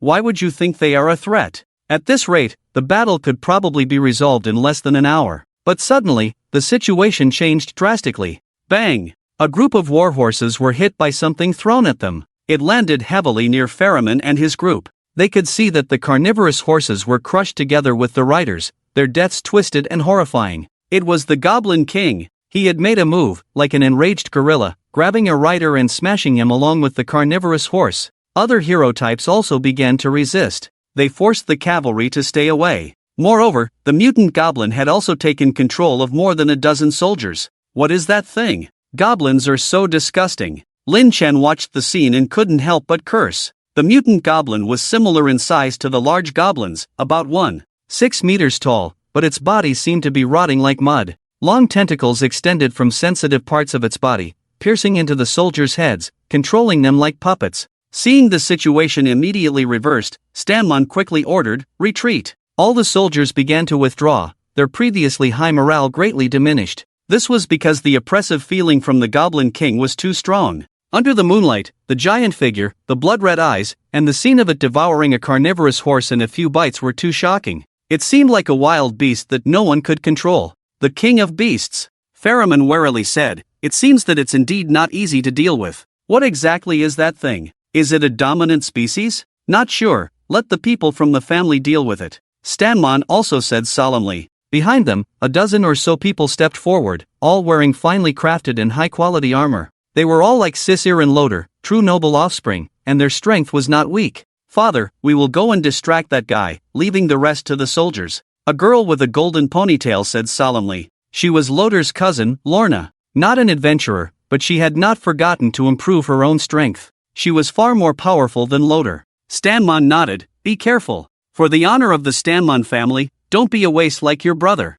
"Yes, sir." After Lorna finished speaking, she quickly led a dozen people to launch an attack. They skillfully and lightly avoided the harassment of the little goblins and the obstruction of the hero types, and arrived at the side of the Goblin King. One of them used magic and launched an explosion at his head. However, the effect was minimal, but it effectively angered him, and he roared and chased after the dozen people. Lin Chen thought to himself that it was not good. If they kept retreating, they would soon run into the group that was gathering behind him. Fortunately, not pulling too far, the Beast King Goblin stopped, and it wasn't too stupid. It was obvious that he was trying to lead them away. Lin Chen curiously checked their attributes. Beast King Goblin, LV79 race, Goblin occupation, none title, King of Beasts, Apostle of the Tomb, extremely sinful, divine blessing life, 2000 strength, 630 defense, 570 skills, Beast King's Roar, Savage Strike, Armor Skin Equipment, none comprehensive, 2800, I didn't expect this guy's strength to be so abnormal. Lin Chen was slightly surprised, even he couldn't possibly fight him alone. It's no wonder that the monsters in the Enchanted Forest are far more fierce than imagined. TSK, it's a pity, that golden ponytail girl, there's not much luck. Lin Chen sighed and lamented. With a comprehensive strength of only 1700, and the others around 1000, there was no possibility of winning. This thing about combat power is not just about two 2000s adding up to fight a 4000. It's a big difference. The young mage once again wanted to cast an explosion spell on the Beast King Goblin's head, with a smug smile on his face, approaching him. Lorna quickly stopped him. "Don't go, we need to work together to restrain him." "It's okay, sister, I'm a long-range attacker, he can't hit me." The young man enjoyed this feeling very much, it was exciting and fun. At a distance of about 10 meters, he began to chant his skill, gradually charging the red crystal ball in his hand. This magic attack is indeed very far, but it also has about a second of wind-up time, not something that can be launched at any time. The Beast King Goblin directly locked his icy and eerie eyes on him. In the blink of an eye, the smiling young man suddenly felt that the situation was not good. Goosebumps rose all over his body, and he was so scared that his legs seemed to lose strength and he was about to fall. In the blink of an eye, the Beast King Goblin charged forward. A big, black hand came straight at him, closer and closer, close enough to see the palm prints and rough calluses on the hand. Snap! A gruesome sound rang out. The young man, who was only about 10 years old, was completely shattered. He flew to where Lorna and the others were. There were hands on one side, and a head on the other. Parts were scattered everywhere. The Beast King Goblin licked the blood on his hand. It's a very tender taste. His big mouth couldn't help but grin, revealing sharp teeth. Brother, I will avenge you. At this moment, a young man angrily roared and drew his long sword to attack. They were all from the same family, all relatives, and they were definitely angry at seeing their brother killed. Moreover, the young man was a rising star in the family, approved by the great Archmage, and was expected to inherit his white magic hat in the future. Now he couldn't even fight properly. Lorna was also shocked and quickly stopped him. Wait, don't be impulsive. We need to restrain him together. Several people quickly restrained the young man. Otherwise, the outcome might be the same as the young man just now. Everyone, spread out and surround him. Lorna commanded, and it was clear that she was also very nervous. Perhaps it was her first real battle. After all, everyone's first time would be like this. No one was being reckless, they all did as they were told. The scene just now had scared them all. A living being had turned into a pile right in front of their eyes. The Beast King Goblin was full of disdain, ready to kill the young man who had just moved. But as soon as he moved, attacks came from behind and all around. There were arrows, magic, and people daring to attack him up close. He couldn't react at all. After they spread out like this, the Beast King Goblin really didn't know who to attack first. Once he attacked one, he would be focused on by the others. It was inevitable that he would be injured. Lorna looked at the current situation, showing a relieved smile, but then became alert and encouraged herself. Come on, Lorna, don't take it lightly. You are a role model in the academy. Now you have to set a good example for everyone and lead them to win this first real battle. These nobles all attended noble schools, where they had their own powerful adventurers, retired warriors, and other teachers. Although they would also go on real battles under the supervision of their teachers, that didn't really count. Now, this was a real fight. But just in the few seconds that Lorna was distracted, that young man still did not escape the fate of being slaughtered. The Beast King Goblin pounded the ground with his fists, transferring his strength, and instantly killed the young man. His body twisted as if it had been kneaded into a ball. Because all his bones were shattered, he lost his support. Cousin. Lorna's heart shook with self-blame. Everyone, pay attention to dodging and keep attacking him. We can definitely wear him down. Everyone followed her command and began to do so. The effect was very significant. Under continuous attacks, the Beast King Goblin, except for the crocodile skin armor on his back, began to show obvious signs of injury elsewhere. Great! Keep it up, everyone. A mere goblin, your teeth will be our first trophy. Don't slack off, keep attacking with all your might. Create an opportunity for Lorna to launch a deadly attack. Everyone felt a glimmer of hope and went all out. Lorna held a long spear with a white jade handle and ran around the Beast King Goblin, looking for an opportunity to use the holy spear to attack. Her slender figure was difficult to catch as she moved at high speed. Her long ponytail swayed behind her, and with her serious expression, she was very moving. Found it! Just as the Beast King Goblin attacked others who were close, Lorna targeted his side, his waist. She raised the spear and infused it with power, high-level martial skill, exorcising Holy Spear. The golden spearhead lit up with holy light. It fiercely pierced the waist of the Beast King, causing him to scream in pain on the spot. The power of the divine was injected, and from the wound, one could see cracks spreading like a spider web. The Beast King Goblin was extremely angry, and the blood vessels in his body bulged. He glared fiercely at Lorna. Damn woman, you've been annoying me non-stop, and now you dare to sneak attack me. The Beast King Goblin gritted his teeth. Seeing this, Lorna realized the situation was not good and prepared to escape. But the spearhead was stuck in the Beast King Goblin's rib, and she couldn't pull it out. Others thought, oh no, go save Sister Lorna. When everyone rushed towards him, the Beast King Goblin revealed a sinister smile. This was what he wanted. Otherwise, he could have killed Lorna earlier. Then he opened his blood-filled mouth and took a deep breath. Roar! Using his innate skill, the Beast King roared. It could cause a strong sonic attack on those nearby, with an extremely dizzying effect. The terrifying roar echoed through the heavens and the earth. The space was distorted and rippled. Those close to him, within a few seconds, had their eyes rolled back and stood dazed in place. Blood flowed from their ears, eyes, and nostrils. Their brains lost consciousness. Some who hadn't finished relieving themselves today, now did so. Including Lorna, who stood there dazed, her eyes rolling upwards, even foaming at the mouth. The Beast King Goblin endured the pain and pulled the long spear from his waist. Then, with a single swing, he pierced through 5 people who had fainted, nailing them to the ground in front of him. The remaining people were swatted away like flies, one by one with a smack. Just listening to the sound of flesh and blood shattering was chilling. At this point, Lorna had regained some consciousness, but she staggered and fell to the ground. As she turned her head, she saw familiar faces. They were the ones she had impaled with her spear, lying on the ground like a stack of dolls. Their heads were tilted in one direction, their eyes rolled back, and blood oozed from their facial features, as if they were looking at Lorna, expressing how much they were suffering. Lorna screamed in fright and looked around, only to find no one else in sight. She had no idea what had just happened. However, the pools of blood and flesh on the ground gave her a good idea. Why is this happening? This is nothing like what we were taught at the academy. How can there be such powerful goblins? How can I, too, not handle them? Lorna trembled in fear, feeling a headache coming on. She had always been a top student at the academy, excelling in both combat skills and theoretical knowledge. It seemed like luck was no longer on her side. She couldn't accept this failure. At that moment, the Goblin King angrily said, "It's your turn, annoying fly," as he reached out to grab Lorna. In this critical moment, Lorna seemed to awaken. "I can't lose. I must avenge everyone." She immediately regained full consciousness and prepared to get up and continue the fight. But the next moment, crack! The sound of bones breaking rang out. Lorna felt an excruciating pain starting from her feet and shooting straight to her brain.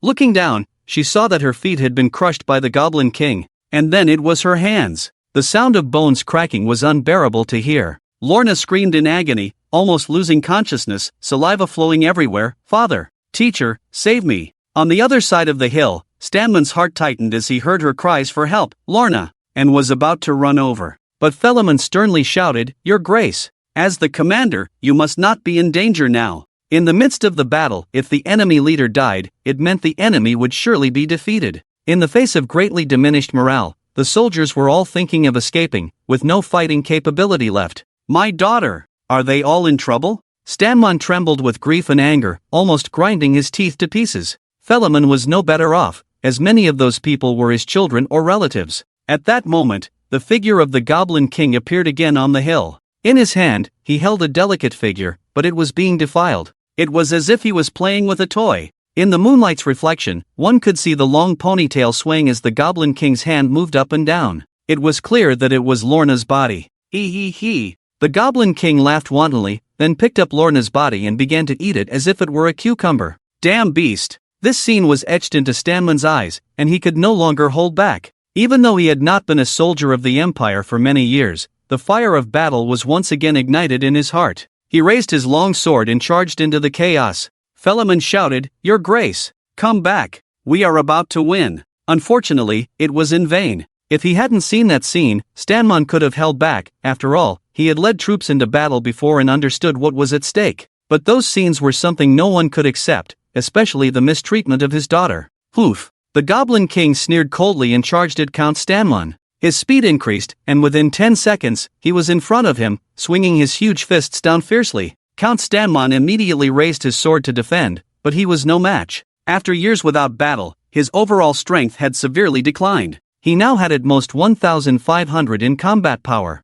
In the past, on the Empire's battlefield, he had a combat power of 3,000 and could easily win. But now, he was directly knocked out with one punch, falling into the midst of the chaos. "Your Grace? What's wrong with you?" A shield bearer was surprised and quickly rushed to protect him, to prevent other goblins from hurting him. But he could withstand ordinary goblins, not the overwhelming strength of the Goblin King. Skip directly to lift the shield hand and throw it out, then pinch Stanman in his hand, ready to pinch him to death. However, he ignored that there were no longer many goblins around, and most of them were Imperial soldiers. Several long spears pierced his body on the spot. The Goblin King roared in pain, threw Stanman aside, and forcefully punched to drive back those fully armored soldiers. But as more and more soldiers surrounded him, he gradually fell into a disadvantage. The fully armored soldiers were different from the previous group of young ones. They were impossible to kill with a single blow, and they were extremely difficult to deal with bloodlust in their eyes. The shield hand blocked in front, and the cavalrymen stabbed back and forth on him.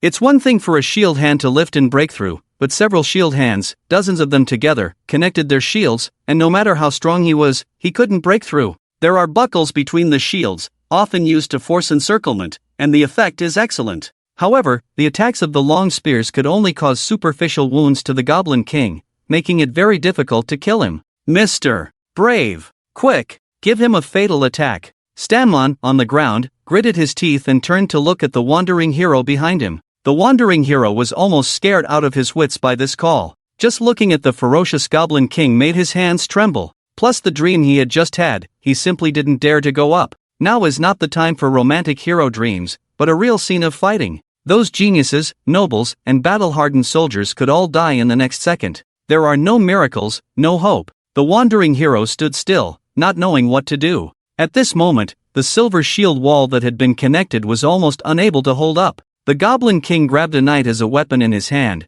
constantly blocking the attacks of the cavalry. He couldn't attack for fear of hitting his own people, so this gave him a chance to catch his breath. Seeing this, Stanmon struggled to get up with all his strength, his leg bones visibly broken, but still moving forward. Faramon was about to say something when Stanmon interrupted. "Count, you can't die, I can die. Let me do it." Seeing such a passionate scene from an elderly person, the conscience of the wandering hero finally awakened. Swish! A heroic figure passed by Stanmon. The flowing, slightly curly black hair and the messy stubble made him look particularly handsome and dashing at this moment. The wandering hero held 2 magic balls in his hand, jumped through the soldiers and onto the shield wall, high-level magic energy gathering light ball. Fusion! The 2 light balls began to merge into a huge light ball. Then, the wandering hero jumped into the center of the shield wall, ready to cap it off with the light ball. The Goblin King sensed the danger and launched a crippling strike. A fierce black wind appeared on his fist. However, the wandering hero was not afraid and faced the attack head-on.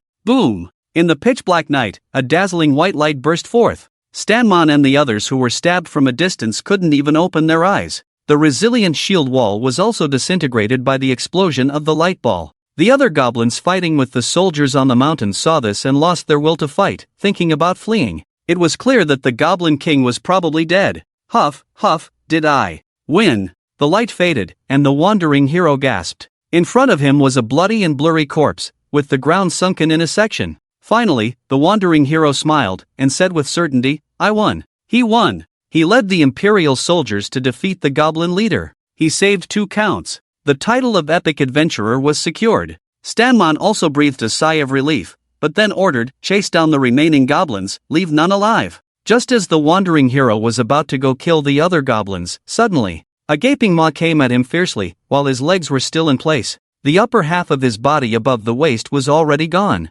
It turned out that the Goblin King was not dead, and his bloody and blurry body could still barely support itself, chewing and swallowing the wandering hero in big bites. You can still hear the crisp sound of bones. The people of Stanmon were stunned, but immediately rushed forward again with their swords, damn beast, wanting to kill it while it was still weak and severely injured. However, at this moment, the body of the Beast King Goblin began to undergo a transformation. He devoured the wandering hero, and had eaten many before, ready to evolve. Count Stanmon, run! Behind, Faramon shouted. Because it was already too late. The Beast King Goblin's hands began to grow sharp claws, tearing at his own head. He even tore off a layer of skin. Then, a completely new form, like a baby just born, covered in a lot of mucus, similar in size, but the crocodile back armor that was only on the back before had now grown all over the body. It didn't even look like a goblin anymore, with 4 long and sharp fangs, like a cutting machine, easily tearing flesh apart. Thick black mane grew on the neck, scattered on the body as well.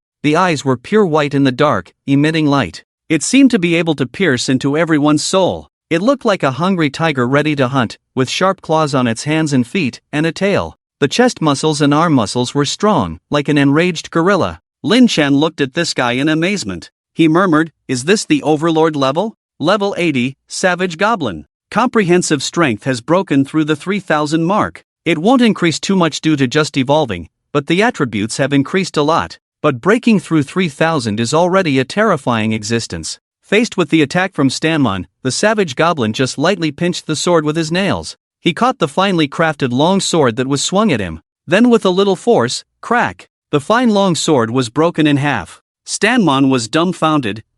Before he could finish his sentence, the broken blade pierced his heart, and was then thrown into the mouth by the Savage Goblin. Damn, if this guy eats everyone, what will I eat later? Lin Chen looked from a distance and couldn't help but curse. At this point, the human side was bound to lose, so it seemed necessary to intervene and help suppress this savage creature. The goal was for both sides to be injured, and then pick up the experience points to evolve the overall situation into a heroic species. At this moment, Faramon shouted loudly, "All soldiers, attack that guy!" In the distance, the soldiers who had already suppressed the goblin army turned around and saw the most terrifying thing in their lives. They had never seen a creature emit such a hair-raising aura. It was even more terrifying than the crazy soldiers fighting on the battlefield. Moreover, they also saw the broken long sword on the ground, which meant that Stanman was also dead. The savage goblin was extremely angry and charged directly at the group of soldiers. Their hands holding weapons were trembling with fear. However, unexpectedly, the savage did not attack, but instead went past them to the side of the goblins, and killed several heroic species with his hands. I said, "Whoever tries to escape, will die." "Boss, we won't escape," a heavily armored goblin pleaded. But the next moment, he was torn open by the savage's claws, and the heavy armor in his hands was as thin as paper. The savage glared at the other goblins. "All of you, attack. If anyone dares to take a step back, this will be their fate." With this said, the remaining goblins all launched a counterattack. They might not die if they fought, but they would definitely die in the hands of the savage if they didn't. Faced with the reorganized goblin army led by the savage, the human side began to panic. Stanman's death was nothing compared to the terrifying nightmare of the savage. They were completely overwhelmed and unable to resist. Soon, they were forced back into the town of light. The ground was littered with the bodies of soldiers, and of course, many adventurers as well. Since Lin Chen had wiped out 300 adventurers, there had still been some entering the town of light. They had never expected to encounter such an unprovoked disaster. Philemon saw that the situation was out of control and quickly said, "Retreat. The cavalry can take the residents with them. We need to retreat." At that moment, he deeply realized his failure. Underestimating the goblins had led to the current situation. Watching them flee, he knew that the brutality would not let them escape. "Chase them. We cannot let them get away." The ring of power had not been retrieved yet, so this trip would have been in vain. In the sky, Lin Chen watched the two groups leave and couldn't help but reveal a sinister smile, because below were all corpses. There were goblins, soldiers, and adventurers, almost 1,000 of them. He quickly flew to the back and ordered, "Bring 100 people with sacks and follow me, be quick." The goblins went with sacks to start frantically collecting the bodies. Regardless of size or shape, they were all stuffed into the sacks. Most of the dead bodies were small goblins, generally around level 10 to 20, but it was better than nothing. Then there were a few hundred human soldiers and large goblins, around level 30 to 40, with relatively more experience. After loading all the bodies, they withdrew to the back, leaving behind 200 large goblins and some hero types to wait for the final harvest. Lin Chen rode a flying dragon to go and see the current situation. It didn't take long before he saw the brutal goblins had started fighting with the human army again. However, the humans were fighting and retreating. It seemed that being wiped out was only a matter of time. The brutal force had become too powerful, almost unstoppable, and was slaughtering unilaterally. Philemon's eyes were full of anger, but no fear. "These damn beasts! Your Majesty, if only I had been given 1,000 more soldiers at that time." He never thought that he would be defeated within the Lionheart Empire's territory. It was truly a disgrace to the position of the Count. One by one, the brutal goblins, if not killed, would be disabled, and they rushed towards Philemon's position. At that moment, Lin Chen furrowed his brow and looked in astonishment at the mountain road about 10 kilometers away. Several different lights were rapidly approaching. The speed was too fast. It didn't seem like something that humans or any kind of creature could achieve.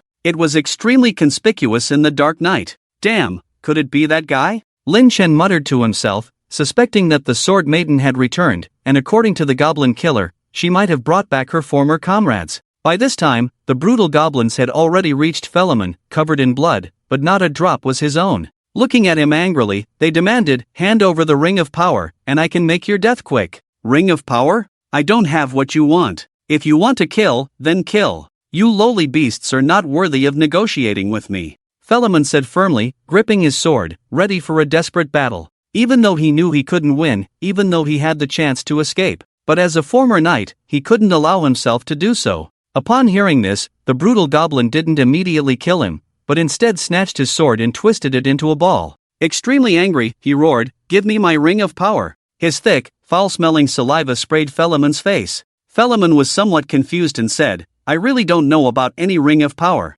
Are you serious? It's impossible, this doesn't make sense. Come here to me." The brutal goblin was also confused and roared at the distant wild goblin. Grabbing his neck, he asked fiercely, "What do you mean? Wasn't it him who took the ring?" "It was him, the boss, it can't be wrong," the wild goblin replied in pain. However, Philemon didn't seem to be lying. Enraged, the brutal goblin gritted his teeth and snapped the wild goblin's neck. He was ready to kill everyone and then search. Philemon's heart raced, he knew that the day had come, and slowly closed his eyes. Swish! A piercing sound suddenly exploded. Only the treetops in the distance, a white light-entwined arrow shot out. It directly pushed back the ferocious beast several steps, leaving scars on its crocodile scale armor, and a few drops of blood oozed out. Seeing this, the ferocious beast's cold eyes looked towards the distance, where a figure in white clothes holding a bow and arrow was standing. Opening its mouth, it roared, "Who goes there?" Suddenly, it felt a chill on its head, a sense of impending death. It quickly dodged to the side.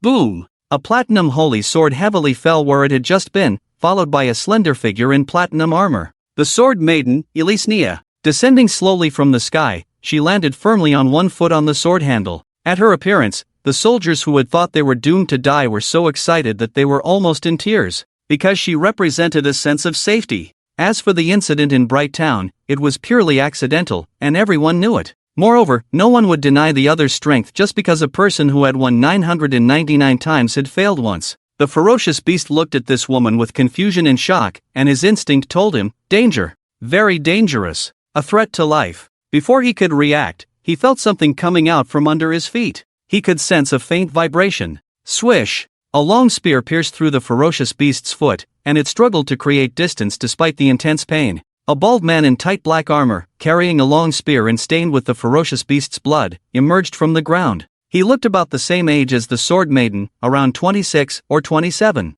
The ferocious beast's face became more and more contorted. These few headache-inducing, threatening presences had appeared out of nowhere. Is it necessary to bully a goblin like this? Suddenly, a deep, magnetic voice sounded from behind the ferocious beast. Turning around, a black leather-clad old man with a shield and sword approached, with grayish-white short hair and an eye patch. He was at least 60 or 70 years old, but he still exuded a strong presence, very imposing. From his only eye, it was clear that he didn't take the ferocious beast seriously at all. He was full of disdain. The ferocious beast couldn't hold back any longer and roared, swinging its fists fiercely at the old man. Seeing this, the old man, with a shield as wide as a meter, used it to block the attack. Boom! The tremendous force created an impact, stirring up a fierce wind. The old man stood unscathed in the same spot, looking a bit surprised. What are the young people eating these days? Are they all this strong? Seeing that his attack was easily blocked, the ferocious beast began to slowly look for an opportunity to retreat. He knew that these people were not to be trifled with,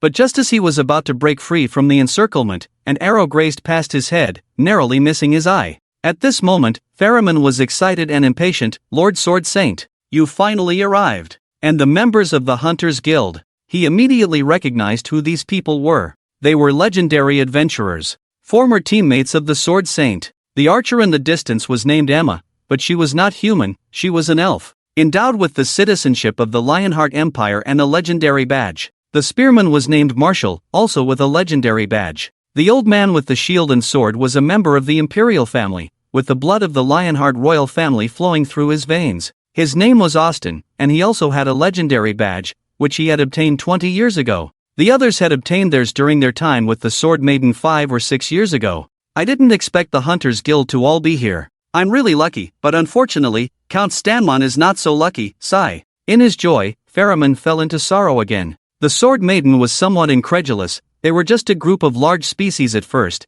and now they've evolved into dominant species. Oh my, sister, don't scare me. It's been less than a year, and the large species have become dominant species? Marshall the spearman was startled. Before coming, I thought a mere group of goblins was nothing to be afraid of. But hearing this, I find it hard to accept. It's really unbelievable. Alice Nia said impatiently, I've told you, call me Alice. Alright, little sister, let's get to work first. Marshall chuckled and activated his skill again, Transcendent Martial Skill, Earthwalk Technique. He went straight into the ground, preparing to strike again. Ferocity also became cautious, watching the ground beneath his feet. But this time, Marshall emerged from behind, his long spear shining with a golden glow as he prepared to attack. In that instant, Ferocity suddenly turned around, grabbed the long spear, and flung Marshall away. Rolling on the ground in a sorry state, he bitterly said, I was careless, I've embarrassed myself in front of my little sister. Ferocity took the initiative, using the stolen long spear to stab at Austin. But once again, it was blocked by his shield. Not done yet, Austin used his skill, Scorching Ashes. He sprayed out a mouthful of starfire burning ashes, causing Ferocity's eyes to sting and lose sight. Then he felt a sharp pain in his chest. A large gash had been cut open. he quickly retreated. Austin picked up the long spear and threw it, saying, "Take it, kid. You can't even protect your weapon, yet you keep clamoring to protect Alice every day?" Already embarrassed, Marshall felt even more ashamed. He remembered the embarrassing scenes when they were in a team before. He had pursued Alice Nia and vowed to protect her in times of danger. But now, he was the one who always needed protection. "Enough, Sir Austin. After finally meeting again, give me some face," Marshall said with a wry smile. Then, they both became serious. The two of them began to coordinate their attacks, with Emma shooting arrows from a distance to interfere. Ferocity, who had been arrogant and wild before, now had lost all his bravado. Only sweat continuously seeped from his forehead. The pressure was too great. One small mistake could lead to injury or even death.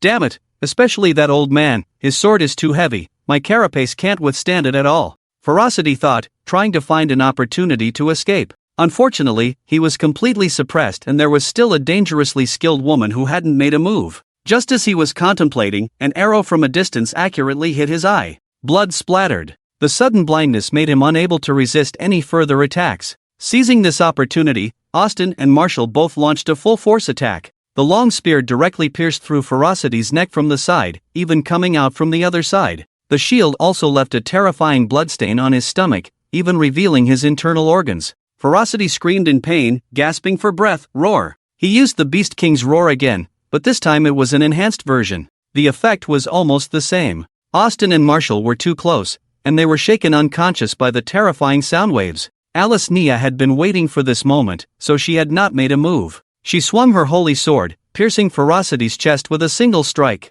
Transcendent sword skill, splitting stars, wearing the moon. Boom! An explosion of scorching holy light directly blew a hole in Ferocity's chest. It was even possible to see the scenery through that hole. Ferocity, in pain, grabbed a goblin and devoured it, activating a new talent skill, Savage Nature. Eating the same kind can provide efficient healing. The wound began to heal at a visible speed. Austin and Marshall quickly recovered as well, and they quickly moved to the side. Watching him, Marshall couldn't help but sigh. This guy, can he survive being pierced through the neck and chest? After all, he's at the Overlord level. A follow-up attack now could kill him, Alice Nia said slowly as she walked over, preparing to take action. Seeing this, Ferocity was scared and crawled back, full of fear for this woman. He quickly begged, "Wait. I'm just here to find the magic ring. I don't want to fight. I'll go back to the Great Tomb now, okay?" The Great Tomb is the alias of the largest enchanted forest in the West. It is mainly because there is a real tomb inside, where a monster that the entire continent fears lives.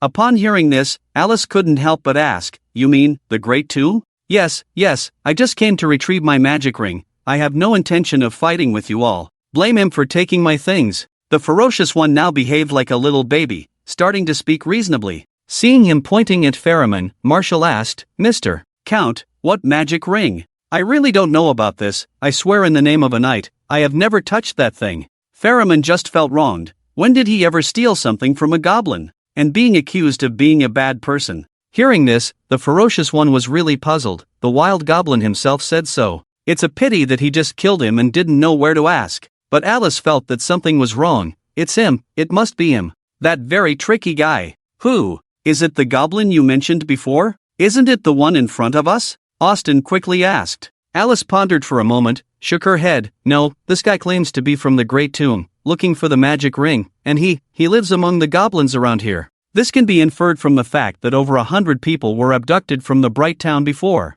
Only goblins living around here would do such a thing. It's impossible for them to come from the Great Tomb hundreds or thousands of kilometers away just to capture 100 people. So, that guy used a scheme to lure him from the Great Tomb, wanting to see us both hurt? At this moment, everyone felt a chill down their spines. Can goblins really do such a thing? Everyone took a deep breath. This is even more terrifying than encountering the most cunning enemy, because he disguised himself as weak and foolish, convincing everyone. The ferocious one suddenly realized, yes, it must be like this. We have no grudges, so we'll take our leave. With that, he got up and tried to escape. But Austin tripped him with a heavy step. Alice, what should we do? Let's ask Count Pheromon, Alice said calmly. Her eyes were full of vigilance towards Lin Chen, thinking of ways to take him down. She didn't have time to deal with the ferocious one. Pheromon looked at the ferocious one on the ground and said coldly, is there even a need to ask? The goblin, kill him. And Count Stanmon died at his hands, as did the brave wandering hero.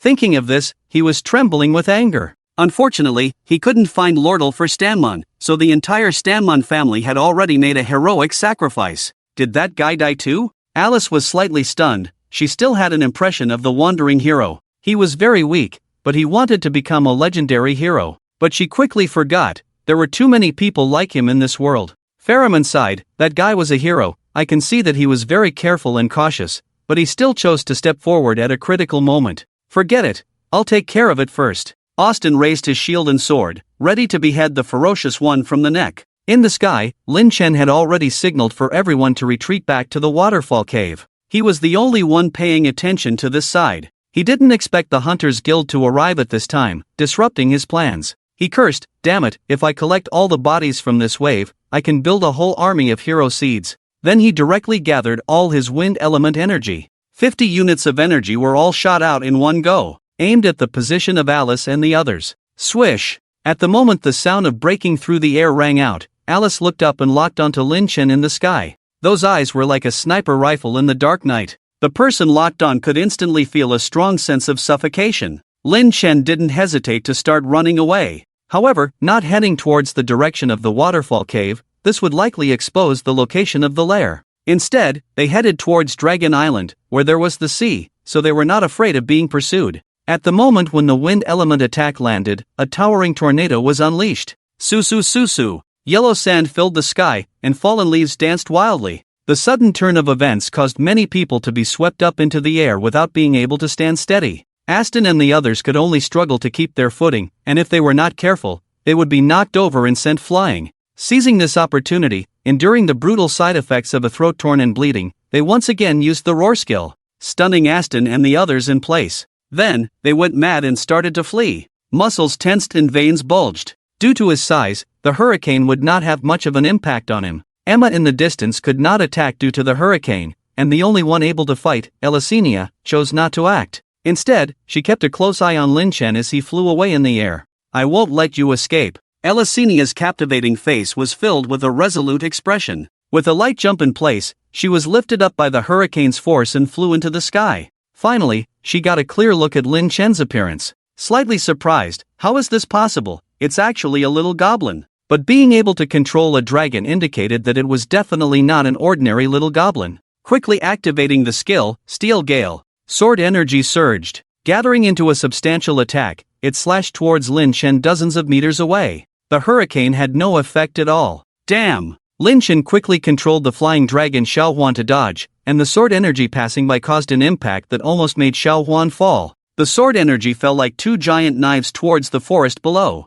Boom! A thunderous roar erupted. If hit, it would be difficult to survive. Lin Chen was just relieved to have escaped when he noticed a white figure chasing after him from below. It was Elicinia, and she coldly said, "No matter where you escape to, I will not let you go. I will definitely personally slaughter you." Finally flying towards the sea, she did not pursue further. But that voice was not a threat, it was a declaration. Lin Chen gulped, "This crazy woman, she's really strong. I'll see how I deal with you later." However, it's troublesome now. It's difficult to deal with a sword saint, and now there are several more strong opponents. Aston, Marshall, Emma, all have a combat power of around 2,500, similar to Lin Chen's current strength. After flying for a while, they circled back, ready to intercept the fleeing Brutal on the road. On the other side, as the hurricane dissipated, the remaining goblins had all been killed, leaving only 800 out of the original 1,800 elite soldiers, with more than half lost. Half of those losses were caused by the Brutal.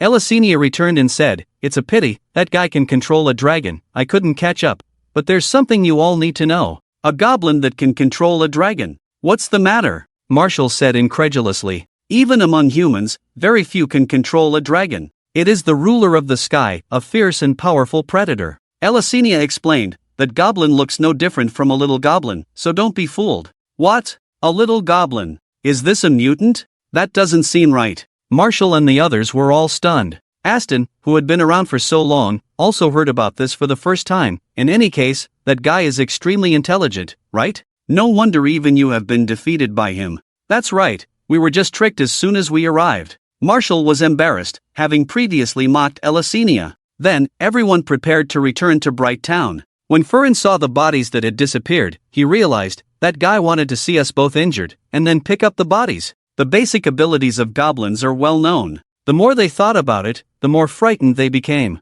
These two groups of people were not foolish. One team was the former knight commander of the empire, now a count. There is another team, the brutal monsters near the big tomb, being manipulated like this. Pharamond suddenly remembered something. Right, the Lord mentioned the magic ring. It's probably in that guy's hands. Be careful next time we encounter him. Next time, I will personally kill him, Alice Nia interrupted. The group began to rest. The army suffered heavy casualties. Even Austin and Marshall were roared at twice by the brutal monsters, and suffered internal injuries. It will definitely take some time before they can go to attack Linchen. On the way to the Great Toon Forest, the brutal monsters were too preoccupied with their injuries and were mindlessly fleeing. When passing by the cave waterfall, he couldn't help but stop. I don't care, I'll hide there first. It will be bad if those guys catch up. The goblin sentry of the Tianquang tribe guarding inside the waterfall suddenly felt a tremor in his heart and looked alertly ahead. That terrible breath. Instinctive fear. He ran back without caring about anything else.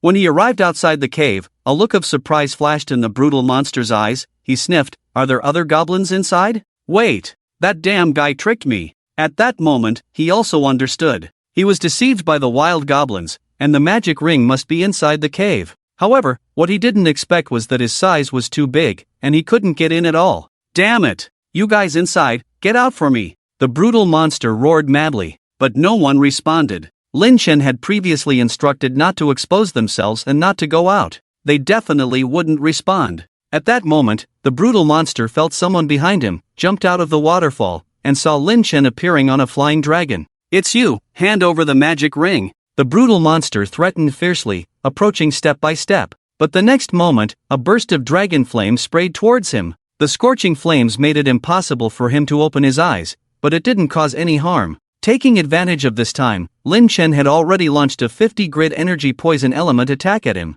Roar! The brutal monster jumped and directly overturned the flying dragon. Seeing Linchen's true face clearly, he was full of disbelief. The lowest creature? No, what are you? Hand over the magic ring. You mean this? Linchen got up from the ground, patted the mud, and extended his hand, revealing the ring emitting a green light. At once, the brutal monster was like a mad gorilla, every punch shaking the ground. Just as he raised both fists to smash Linchen, he suddenly disappeared. It's really thanks to this body that I can be faster than you. At this moment, Linchen had already circled behind the brutal monster, holding a fine dagger in his hand. Hearing this, the brutal monster suddenly turned around, but there was nothing there. Only the grass and the river and the pebbles beside it. The brutal monster's eyes turned, and he suddenly turned around again, still finding nothing. Turning back and forth, his face was full of horror. Where are you? I've been here all along. A sinister and evil laughter sounded in his ears. Swish! With a flash of cold light, Linchen directly cut off the brutal monster's 2 ears and immediately stuffed them into his mouth.